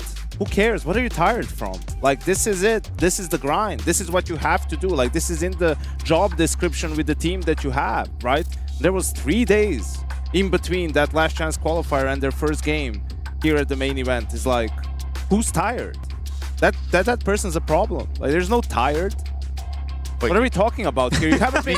You haven't been jet like. lag coming all this We're way? talking about a guy also that traveled 3 continents in 3 events back when he was playing for Astralis. Like, that's tired. Like, that's exhausting. Like, being on a plane every week and changing time zones for 7 or 8 hours. Like, this is just the start of the season. Like, what are you exhausted from? I get it. There's been some officials there, and sure, this qualifier thing, but like, you can't. I'm not saying that was an excuse, but how is that the thing that you're even talking about? It's an issue. Not a great look. No, and it's an issue if that's a thing within the camp of the Thieves, because as you said, that's the job description. So if they want to establish themselves into getting invites into Tier 1 tournaments, then you gotta grind your way up. There's 40 teams right now fighting to get some of those invites. It's never been a more close and stronger field of teams between, I guess, top 15 to top 50, and they're just one of many teams in that department, right? So if you're tired now, then good luck. But if you're burned out from the schedule, you're the coach. It's your job. You decide the schedule in terms of practice, how much you practice during the day, how many days, the off days. Like, if everyone is burnt out from going to one LAN, you're doing something wrong. Yeah, that doesn't quite add up, does it? Like, even if you're as an experienced player of that caliber, to now kind of look back and say that this was exhausting seems a little bit far-fetched. Like, you don't get, this was your best opportunity. Yeah, since you put this roster together, this was the best tournament you were at. This was the best opportunity for you to get points to be at the major, right? Sure. Tired? What are we talking about? Yeah. It's crazy. I'm Jacob, tired. Thoughts? I'm tired, for different reasons. Let's talk about Danish representation. We're already here. You cycled to Italy or something this morning. Yeah, that was just Am this I morning. allowed to be tired or what? No. No? Okay. No, absolutely not. You're most certainly not. But the highlights can roll in across the series, but they're going to paint the same exact picture. There was a little bit of tit for tat there, but there was no life in the Thieves. No, that was one of the most uninspiring games I've watched all tournament long. Flat game, no tension, no excitement, no nothing. And I very much agree with what Yanko is saying right here. This was the greatest opportunity that the Thieves were going to have in order to accumulate some VRS points, accumulate some potential invites to bigger tournaments. Now they have to go back to that online grind, online qualifiers, smaller LAN events all over the place. And I don't want to mitigate the fact that it's a tough task, because it is for a lot of these teams. As said, between top 15 to top 50, there's so many teams. But it's also just the reality, right? And if you're Rain, if you're Device, if you're Glaive, you're used to getting whatever you want, right? You're pointing towards the tournament and they invite you straight away. They were part of the circuit, you know, when it was invitational only for many of these tournaments. So it's just a new world and a new day and age. They have to accept it, you know, accept it's going to be a grind, accept it's going to be tiresome. And I guess the carrot at the end of the stick would be the sooner you start winning your games, the sooner you get out of that, you know, let's call it Elo hell, where you have to play all these weird-ass tournaments. It's funny because we saw on Anubis like all the CT-sided aggression and whatnot, and then early on Dust 2 as well, they sent 2 guys out long tunnels to peak. Maybe it was first or the second gun round, and I'm like, all right, so you just like don't care which map it is, you just have to full send it early on for whatever reason. So it is that part, guys. You know, 100 Thieves fans, we've already heard that they've lost. We've seen that they've lost, and now we're gonna crush. Big's want to get in there. If only he was that excited. Yeah, well, I mean, he looks like he's about to smile at least. Which, I mean, I understand. You don't necessarily want to smile given the parameters of why you're crushing this key. But yes, you did win today, so there can be a little bit of a smirk. You know why he's not smiling? It's that tomorrow. It's that Mamba mentality, Trace. Job's not finished. Job's not finished. I figure it's because he didn't have the answer, Sway. But anyway, so let's take a look at the bracket to see. Jacob, bail us out. Yeah, I'll bail you out. You know, I see that it's progressing more or less as we expected it to. I think the big surprise, or 2 of the big surprises, all of the surprises actually in this group are coming in the upper bracket. You know, Mouse losing to Foot. I didn't see that coming, to be completely honest, even though that we haven't forgotten how good Foot can be and probably will be with X-Flout. They were looking kind of promising. Biggest surprise of the tournament so far, at least in my book, is B8 taking down Vitality in a best of 3. To those of you at home who didn't watch it, sure, 2-1 seems like it was a close game. Third deciding map was 13-4, I believe, for B8. So easily, to me, the biggest surprise of the day. Yeah, we were wondering how they're going to look like after the roster change, but I think I speak for everyone when I say we love a good Foot and they're already in the playoffs. Mouse against P-Vision, not out of the woods yet. The lower bracket and the difference in quality of those 2 games as well, I'll be honest. Mouse, as you said, Janko, they just won a trophy at the Blast Bounty, and P-Vision is a team that is seemingly, you know, crawling their way back into top 10 of Counter-Strike. One of those will miss out on a massive playoff with 16 teams, and then you have Vitality playing Linvision Gaming, who, I mean, Vitality would have to play twice as bad as they did today in order to lose that game. Hey, be careful, bro. I know you're on one today with this. I know. I'm telling you. I'll take it. I'll retire if I lose that game. I'll retire straight up. We'll get you back on camera. I just want to know where our level is at in relation to Linvision, Jacob. Where our level is at, I think we're on par at that point. You know, we're not far off. I really have not been amused by Linvision. I didn't watch the game versus Tyloo, but I think they played. But you just know. Yeah, I just know. You know, I've watched Linvision the last couple of months, and there's been 0 inspirational stuff coming out from them. I think Linvision, Tyloo, they played 86 maps against each other the last couple of years or something like that. It's ridiculous, Trace. Yeah. Send them home. Get them out. Save them the goal for the stream, man. Just relax for a second so we can do this. You like the next group. You want to walk us into it? Is it D? What, Yanko? Well, Group D is on your screen right now. Now, there hasn't been that many surprises in this group, and we'll see if there's going to come some surprises tomorrow. We still have the lower bracket game going on. Pain Gaming versus Wildcard. One of them will have to lose. Not really sure who's going to be in that regard. The cool game for me, at least, in this one is 9C versus Furia. I think a bit of a rematch from the quarterfinal. Yeah, exactly. But you look at this and you have a hard time seeing anyone but the teams from the upper bracket not being in the playoffs. Right? Whoever loses between Furia, 9Z, or Mongols, Navi, like they should be beating, you know, the teams that are in the lower bracket. So I mean, 3D Max 9C could potentially be a game if that were to be the case. Oh, it'll be a game. I mean, it's right. It's clear as day going to be a game, Jacob. I think that we can also continue down this path. You guys want to look at A real quick while we're here? If you say so, Trace, you're the boss. Well, hold on. Don't say that too loud. Someone might actually hear you and think that's a good idea. So, GG How, after the first day, get humbled back to where they were by Gamer Legion. Yeah, and you look at some of these matchups compared to the other groups, right? Aurora versus GG How for a playoff spot, and then you have Spirit and Big. On the other side of things, obviously Gamer Legion and G2 already securing a spot in the playoffs yesterday. So yeah, Spirit has looked shaky, but you feel like they're going to get better with each game, or at least you hope so. I just feel for Big to some extent. GG How somehow, some way found a way to eliminate Big now that they have to play Team Spirit, so that's a rough run. Just your favorite Danish player is on that team as well. Who's that? Blamev. Oh, I thought it was Tessus. I thought you were a fan of NPL personally, but Massive fan of NPL. Send him to Navi, as a matter of fact. Now, Group B, Vitality is not in this group. That's Falcons, who took down Astralis. You're not wrong. I am not wrong. The big surprise to me... English, man, it's hard. Yeah, I know. It's not my native language. FaZe Clan looking solid. You know, they're kind of confirming what we saw at Blast Bounty, you know, that they are getting better and better and better. I'm super curious to see FaZe Clan in that playoff. If they get a somewhat decent matchup in the first round, I'm not ruling out that they could make a bit of a run. Yeah, I'm excited to see them in the playoffs too, right? A good mix of experience and youth. Twists back in that IGL role, is doing some good work early on, and yeah, just good to see FaZe back on track. Back on track. That's what they're saying. It's like phase up, down, whatever. I think clearly tomorrow we have more Counter-Strike. Still so much more. Out of them best of ones, far forgotten at this point. I think that's a banging schedule, to be completely honest. Navi versus the Mongols. Again, we at least I personally maybe have a bit of a habit of sleeping on the Mongols whenever they make these roster changes, thinking they can't replace Sensu. Then they somehow, some way find a way to do it. They can't replace Msinio, and so far they're looking, you know, competitive. I think that could be a cool game versus Navi. 9C versus Furia, you know, rematch from Cologne quarterfinal. I think that's a spicy one, and I think 9C have looked great ever since the player break as well. Already have a trophy to the name from the Chinese tournament, so watch out, Furia. That could be a spicy one.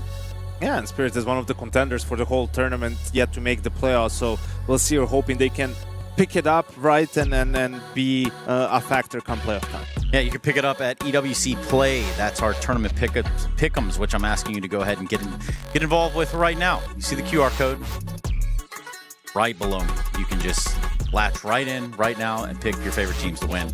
And of course, we're going to be doing way more of that tomorrow. So much more Counter-Strike to go, guys. You having a good time in Paris at the minimum? Great time. Great time. There's a heat wave outside. I don't know if you noticed. It's pretty hot. And we're inside. Yeah. I've been avoiding the outside for a couple days now, clearly. So, all right, yeah, let's go to bed, gentlemen. We'll see everybody tomorrow, and that does that. Thank you so much for watching the Esports World Cup in 2026. Counter-Strike, it's eternal. It's going to be here forever, and you better be here tomorrow, too. See you there.